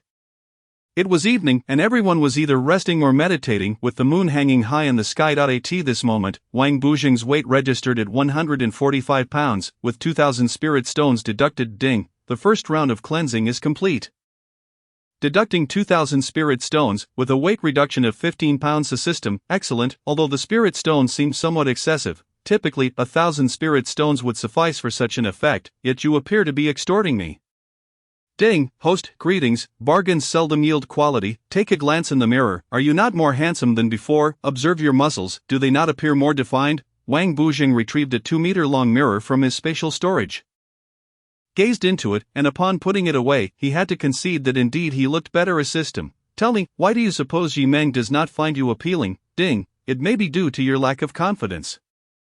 Strive diligently in your cultivation. Your journey is far from over, and one must maintain a long-term perspective, regardless of the system's assertions. Wang Bujing harbored skepticism. He muttered a curse under his breath. Once more, he entered meditation, expending an additional 2,000 spirit stones to cleanse his body again. After another half-day, his abdomen swelled once more, and upon concluding his meditation, he exited the thatched cottage. Ye Kailang, upon seeing him, greeted Wang Bujing before resuming his contemplation on a long, fallen tree trunk. Wang Bujing hurried to the hillside to attend to his bodily needs, refreshing, yet the remnants he expelled were most foul. A realization that struck him. Ding. 2,000 spirit stones have been deducted. The current round of cleansing has resulted in a weight reduction of 15 pounds, leaving a new weight of 130 pounds. The next cleansing will require at most 1,500 spirit stones, with a target weight of 120 pounds. After completing his bodily functions, Wang Bujing returned to the peak and informed Elder Zhu. Elder Zhu, I must confess I may have tainted the hillside latrine. He wore an expression of embarrassment. Elder Zhu chuckled. Oh, it's nothing at all, merely a trivial matter. Wang Bujing insisted, in all seriousness. Very well, I shall have Dai address it. We are in the process of cultivating a new spirit field, which has yet to be watered. I will have the 6 of them handle it, so you may focus on your cultivation. Then I shall do what I can and dig a new pit. Please do not hold it against us. Reluctantly, Elder Zhu acquiesced. As you wish. Wang Bujing proceeded to the hillside, selecting a relatively flat area, and inquired with the system to exchange for a shovel. Beginning to dig, after completing the pit, he erected several wooden planks exchanged with the system around it and placed 2 stones atop. He then returned to the peak and entered into meditation once more. The next chapter promises even greater excitement. Chapter 126, the chat room of the three elders. It is said that Yi Meng and Li Ji are expecting a child. While Wang Bujing remains in quiet contemplation under Elder Zhu's guidance, however, as days passed, the world underwent further changes. One day, the esteemed Elder Zhang, Elder Mu, and Elder Zhu, three of the sect's most formidable powers, gathered for a casual discussion. This gathering occurred just days after the demise of Wan Jiani. The location was chosen by Elder Zhu, who resided in the back mountain, where open spaces were plentiful. With a flag raised and a few stones arranged, a makeshift chat room was established. At this moment Elder Zhang greeted Elder Zhu, who was the first to arrive. Elder Zhu had long since settled in. Elder Mu was the last to arrive, offering his respects to Elder Zhu. Elder Zhu, with his back turned to the others, inquired Elder Zhang, "Do you acknowledge my authority?" Elder Zhang replied, "I dare not presume, yet I have never witnessed Elder Zhu in action, which piques my curiosity." Good, Elder Zhu said as he appeared beside Elder Zhang and grasped his arm. In an instant, they found themselves behind the sect's back mountain, where chaotic energy lingered heavily. Elder Zhu teleported 20 meters away and instructed, "Now you may strike." Elder Zhang unleashed a flurry of dazzling skills, to which Elder Zhu activated a wood element protective shield. 95% of the skills were evaded by Elder Zhu, while the residual energy impacted the shield with little effect. At this moment Elder Zhang was astonished, realizing he had already expended half of his spiritual energy. Suddenly Elder Zhu teleported beside him and delivered a powerful kick that sent Elder Zhang flying, rendered immobile. Elder Zhang admitted, "I concede." Elder Zhu then transported Elder Zhang back to the chat room where the three had gathered. The trio settled upon the stones, with a triangular red flag nearby representing their gathering. At this juncture Elder Zhu remarked, "This area is surrounded by mountains, with only the trial forest as an exit, a fact known to all. Yet, why do individuals not traverse the mountains?" Elder Zhang replied, "It is due to the fearsome creatures that dwell in the highlands.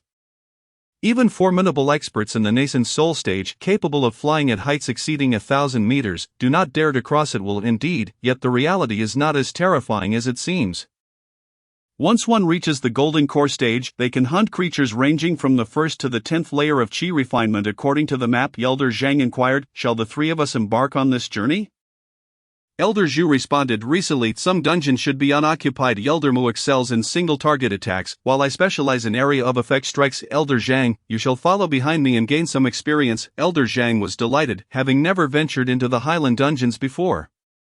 Only having heard tales from others, he bowed. "Please, do not refer to me as Elder, simply call me Xiao Zhang." "Very well." The three conferred for half an hour before setting out, confident in Elder Zhu's avatar maintaining watch over the sect.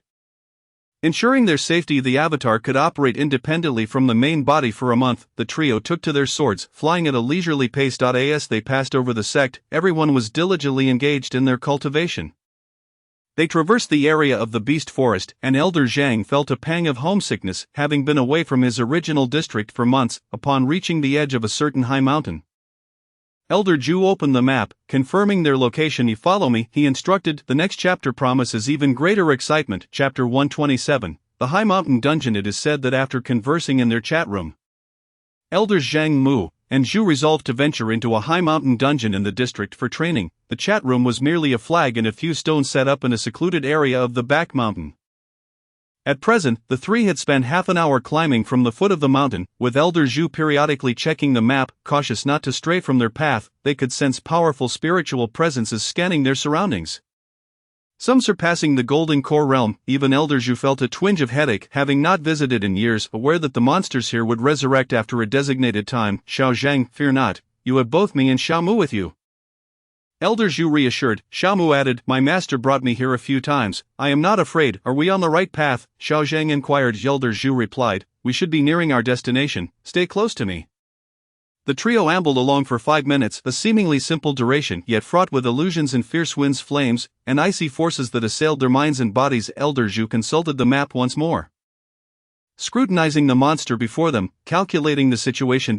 "It is this creature," he declared. "Elder Mu, dispatch it," he commanded, pointing at the monster. Upon hearing this, the monster slammed its fists into the ground, unleashing a furious roar. "Come at me, you weaklings!" Xiao Mu, feeling trepidation, drew forth a large sword of high-grade mystery, executing the 13th form of the Wild Wave sword technique as he engaged the creature. The monster, a hulking behemoth standing at 2.5 meters tall, With a physique of iron, wore only a pair of shorts, its upper body bared, the creature unleashed a roar, enhancing its attacks as it clashed with Xiao Mu for a quarter of an hour. Xiao Mu found himself unable to gain the upper hand, continuously entangled with the monster. Elder Zhu, unfazed, observed their battle, deriving insights from the encounter. Xiao Zhang, anxious, could do little but wait. Elder Zhu then unleashed a protective skill. The Dark Iron Shield, a technique from the shield art. This shield could provide Xiao Mu with several rounds of damage immunity, thus Xiao Mu prepared his sword technique, charging for half a minute. He unleashed a powerful strike, the 14th form of the Wild Wave sword technique, as the wind energy surged through his attack, breaking through the monster's defenses. At this moment, Xiao Zhang, hiding behind Elder Zhu, released his own skill, the tracking sword technique, launching 20 consecutive sword shadows toward the beast. Elder Zhu followed with an onslaught of the ruthless sword chi, executing 10 consecutive slashes, seizing the moment of vulnerability. The trio united their efforts to vanquish the monster. The monster yielded several thousand spirit stones, dozens of chi refining pills, and several foundation establishment pills, all contained within a few storage bags. In addition, there was a key and a mid-grade sword of the mysterious tier. Elder Zhu remarked, "This mid-grade sword shall belong to Xiao Zhang. Since we are acquainted, I have yet to gift you anything. The rest can be divided between the two of you." Xiao Zhang and Xiao Mu were both exceedingly delighted. However, the key could not be divided. "You both shall rest for half an hour. Xiao Zhang, do not absorb the spiritual energy here. Simply use the spirit stones to recover." Elder Zhu instructed the two. After half an hour of meditation, Elder Zhu rose, holding the key, and declared, with the way devoid of sentiment and the law devoid of malice open, a doorway manifested in space, and Elder Zhu pulled each of them through, leading them to another realm. The next chapter promises even greater excitement. Chapter 128. Inside the instance, evil monsters. As the three ascended the high mountains, they arrived at the territory of a certain monster. A brief skirmish ensued, resulting in the swift annihilation of the creature. A myriad of items littered the ground. Elder Zhu collected the key while Xiao Zhang and Xiao Mu divided the remainder. Half an hour later, Elder Zhu ushered the two into the secret realm unlocked by the key. Upon entering, they beheld a sky laden with snow, the ground blanketed with a foot of accumulation.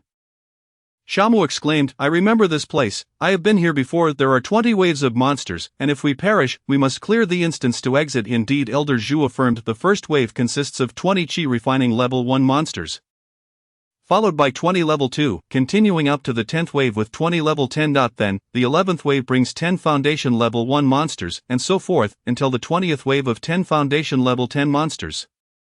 There exists an alternative method to clear the instance. By utilizing spiritual energy to fuel the formation and refining all the spiritual energy, the formation will naturally unravel. Throughout history, many have cleared the instance in this manner. Each wave varies in the intensity of spiritual energy, and by confining the last monster, one can absorb spiritual energy indefinitely. Some even use this method to escape the mundane world, seeking solitude and enlightenment.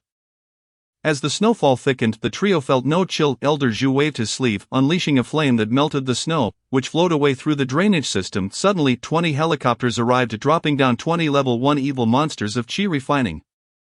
Much like the chi-releasing monster, their origins were ancient and sinister. The 20 monsters approached with a peculiar gait. "Allow me." Xiao Zhang stepped forward, unleashing a sword energy that caused the 20 monsters to explode, spilling forth blue malevolent blood. Within moments, they vanished, leaving behind several hundred spirit sands. Xiao Zhang advanced, sweeping up the scattered items with a wave of his sleeve. "Now it's my turn," Xiao Mu said. And Xiao Zhang rejoined the team as another 20 helicopters soared overhead. Xiao Mu unleashed several waves of blade energy, but the helicopters remained unharmed. Elder Zhu noted, "The helicopters are invincible." The helicopters released 20 level 2 evil creatures, who moved with startling speed, albeit their diminutive stature. Xiao Mu floated in midair, launching blade energy and executing fiery slashes. The blade energy, imbued with a fiery essence, ignited upon impact. The 20 advancing beetle-like creatures were engulfed in flames. "Collect," Xiao Mu commanded, and as the flames extinguished, several hundred spirit sands and a few low-grade yellow-tier spirit vegetables erupted from the ground. Xiao Mu swiftly gathered the items before returning to the team. "Let me take a turn." Elder Zhu stepped forward, and from afar, another 20 helicopters descended, releasing monsters before departing. These were 20 level 3 evil creatures of chi refining, characterized by 3 eyes and a slightly larger frame. Elder Zhu cast a light circle, causing the monsters within to bleed, and they suddenly exploded, releasing a cloud of toxic mist. Elder Zhu produced a small vial, uncapped it, and a single drop of perfume spilled forth.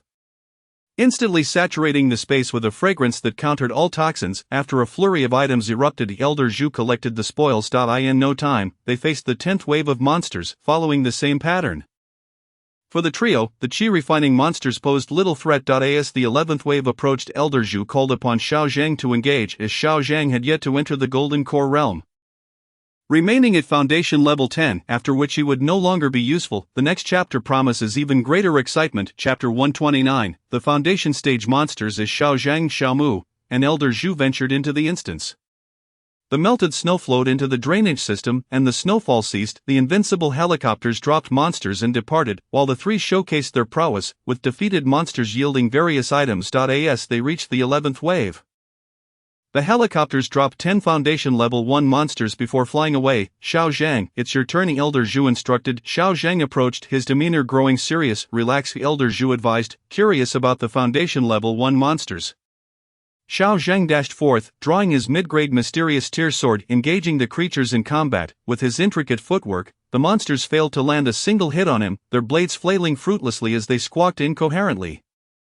Xiao Zhang skillfully drew their ire, leading them in circles. One by one, the monsters fell. Soon only one remained. Xiao Zhang cast a protective shield to test the creature's damage. The final monster's blade struck his wooden shield, causing it to tremble slightly, but the damage was minimal. Xiao Zhang dispatched the last monster, which exploded, yielding spirit sands and spirit vegetables. Each monster could drop several thousand spirit sands, with the vegetables weighing 2 to 3 pounds each. Xiao Zhang returned to the team. Elder Zhu remarked, the 12th wave is yours again, Xiao Zhang. Reluctantly, Xiao Zhang stepped forth once more. 10 helicopters soared above, releasing 10 level 2 evil monsters before departing. These monsters possessed the ability to fly and wielded magical staffs. Upon their arrival, they unleashed dozens of light orbs in their advance. Elder Zhu instructed, shield techniques, waste paper shield. Though the waste paper shield was of the lowest grade, it surpassed the wooden shield in capability. He cast shields for himself and Xiao Mu. The light orbs collided with the wastepaper shield, causing no ripples. Meanwhile, Xiao Zhang invoked his footwork technique, moving with such swiftness that he created afterimages, dodging the barrage of attacks. He then executed sword techniques, enhancing his sword with energy, which allowed it to manifest sword energy for 5 minutes after a swing. As he dashed and unleashed sword energy, the evil flying monsters exploded after a minute, releasing thousands of spirit sands, several spirit vegetables, and even one monster that yielded a mid-grade yellow tier spirit vegetable, with a flick of his sleeve.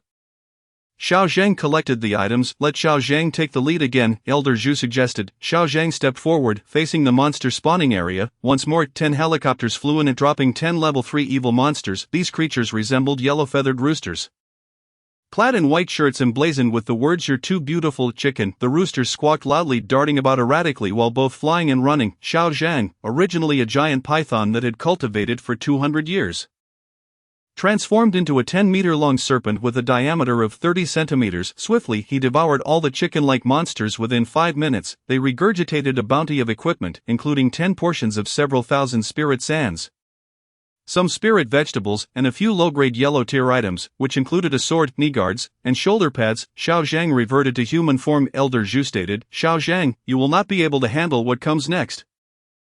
Let us take over. Xiao Zhang returned to the team, and Elder Zhu advanced, while Xiao Mu positioned himself before Elder Zhu, saying, I will handle the big monsters, you take care of the smaller ones.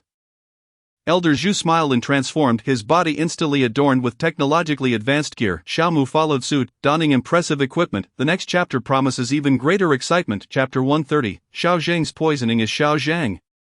Xiao Mu and Elder Zhu engaged in monster hunting within a certain high mountain instance. The 12th wave of chicken-like monsters was entirely consumed by Xiao Zhang. Xiao Mu and Elder Zhu moved forward, clashing with the creatures. Xiao Zhang, initially observing their battle, suddenly felt a haze enveloping his consciousness. He stood there and inadvertently drifted into slumber. When he awoke, he found himself reclining on a comfortable wooden bed, with his maid, Aunt Niu, watching over him. Raising his head, he realized he was in a wooden cabin adjacent to the main Peaks Council Hall, the highest grade of dwelling within the sect. Aunt Niu.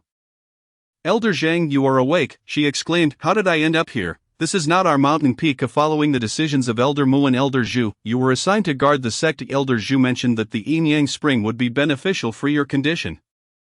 What? I am not ill. Who said I was sick? How long have I been asleep? Just over 20 days, she replied. I can truly sleep, he remarked, feeling drowsy again. Rolling over to resume his slumber, Xiao Zheng understood that he had consumed 10 level 3 evil monsters and ingested their blue malevolent blood. Resulting in his unconsciousness, Elder Mu and Elder Zhu had brought him back and arranged for him to stay in the sect master's residence. It seemed he would soon be the nominal sect master, while the vice master, Wang Bubi, would continue to concern himself with trivial matters. Remaining in his subordinate role, Aunt Niu exited the wooden cabin and instructed the 2 third-generation disciples, "Go inform Elder Mu and Elder Zhu that Elder Zhang has awakened." The two took to the skies on their swords. During Xiao Zheng's unconscious period, Aunt Niu had positioned several third-generation disciples with ulterior motives throughout the peaks, while a few promising ones were brought in. At that moment, apart from the 2 of them, there were 8 servants on the main peak. Elder Mu arrived and informed Xiao Zhang, "The malevolent energy within you has been refined externally, and for the next few months you should be fine. However, the internal remnants will gradually assimilate you. You must cleanse your body with at least 20 million spirit sands to neutralize the poison." Elder Zhu arrived, accompanied by 2 individuals, Yi Kailang and our protagonist, Wang Buzheng. At this moment, Wang Buzheng had just completed a rigorous physical regimen. Although he was merely 24 years old, his physique was remarkably refined, weighing 120 pounds with striking sword-like brows and starry eyes. Exuding an undeniable charm, Elder Zhu exchanged pleasantries with Elder Zhang, while Wang Buzheng clasped his fists in respect and inquired, "Elder Zhang, may I have the honor of examining your condition?" Wang Buzheng placed his hand upon Elder Zhang's pulse, channeling his focus into the task at hand. Everyone was aware that Wang Buzheng was an extraordinary talent within their sect, yet no one dared to voice any objections. Wang Buzheng appeared to gain some insight, though a hint of hesitation was evident on his visage. Aunt Niu knelt partially, bowing respectfully. "Disciple Buzheng, I implore you to aid Elder Zhang." Elder Zhu regarded Wang Buzheng thoughtfully, concluding that he possessed a certain intrigue. "Very well, proceed with the treatment," he acquiesced, tossing Wang Buzheng a storage pouch containing 2,000 spirit stones, which held approximately 2 million units of spiritual energy. "This may not suffice, but it is sufficient for a day's worth of treatment. Let us see what capabilities you possess." Wang Buzheng, not feigning ignorance, recognized that apart from this sect, he had nowhere else to go, and thus he took it upon himself to treat Elder Zhang. "You may all step outside," Wang Buzheng instructed the others. They complied, exiting, and waiting by the door. Rising, Wang Buzheng waved his sleeve, conjuring a barrier that rendered the inner proceedings imperceptible to those outside. In the subsequent chapter, the tale grows even more riveting. Chapter 131, Wang Buzheng's miraculous healing. 20 days later, when Elder Zhang awakened, Elder Zhu visited, accompanied by Wang Buzheng, observing the concerned expressions on everyone's faces. Wang Buzheng took a moment to assess Elder Zhang's pulse. Shouldering the responsibility, Elder Zhu had tossed out 2,000 spirit stones, indicative of a day's treatment expenditure. At that juncture, Wang Buzheng activated the formation, sealing off the interior from external interference. He stowed the storage pouch, retrieving 100 spirit stones and arranging them in a circular formation on the ground, instructing Elder Zhang to sit cross-legged in the center. Wang Buzheng positioned himself behind Elder Zhang, guiding the spiritual energy from the stones through the Elder's meridians. It became evident that Elder Zhang's channels were obstructed by an accumulation of strange, viscous substances, akin to the aftermath of a stroke in an ordinary person, where residual clots lingered despite recovery, necessitating ongoing medicinal management. Within Elder Zhang's body, there existed peculiar blue-hued elements within his meridians. Wang Buzheng inquired, "Elder Zhang, why do your meridians differ from those of an ordinary person?" Elder Zhang, somewhat embarrassed, recounted a childhood incident involving a snakebite that had left him afflicted. Wang Buzheng, perplexed internally, nonetheless understood that the principles governing meridian flow remained consistent. He extended a sliver of his consciousness to the spiritual energy, extracting it from the stones and directing it through Elder Zhang's channels. As the spiritual energy encountered the ominous blue aura, it penetrated nearby cells, which in turn activated immune cells, replicating in abundance. These immune cells began to traverse the blood vessels and interstitial fluid, eliminating the malevolent presence. The area harbored several ghostly portals, from which an innumerable host of blue-glowing malevolent viruses emerged. Soon, the 100 spirit stones were depleted, having breached only a few of the ghostly portals. After a brief pause, Wang Buzheng re-entered a meditative state, only to find the ghostly portals revived, nourished by the lingering blue aura. At that moment, the system chimed in, suggesting that the host utilize spirit stones for reinforcement. Wang Buzheng then cast an additional 200 spirit stones, refining the spiritual energy and guiding it into Elder Zhang's body to locate the immune cells. At this time, current immune cell level 1. Attack power 1. Defense power 1. To upgrade to level 2 requires 20 spirit stones. Evil virus level 3. Wang Bujing commanded upgrade ding upgrade successful deducting 20 spirit stones attack 2. Defense 2. Upgrade again ding upgrade successful deducting 50 spirit stones attack 3. Defense 3. Upgrade again ding upgrade failed, immune cell level cannot exceed evil virus level. At this juncture, Wang Bujing steadied his mind, casting another 100 spirit stones, transforming them into a surge of spiritual force that entered Elder Zhang's body. He replicated level 3 immune cells, engaging in combat with the malevolent viruses. He then cast the remaining 1,700 spirit stones. Time slipped away unnoticed, and soon it was evening. The malevolent viruses began to self-destruct in droves, while Elder Zhang's condition deteriorated. The defeated viruses expected to resurface the following day. As the blue aura persisted, and the ghostly portals awaited revival, Wang Bujing emerged from his meditation, to which Elder Zhang remarked, "Young brother, your efforts are greatly appreciated." Wang Bujing replied, "The malevolent viruses within you have been temporarily suppressed, but further treatment will be necessary tomorrow." Elder Zhang responded, "I possess a low-grade Shantir sword that has been of little use to me. I present it to you." He produced a low-grade Shantir sword. Wang Bujing thought it of little consequence and accepted the sword. Wang Bujing then advised, "As for the injuries to your body, you may repair them on your own." Understood. The next chapter promises even greater excitement.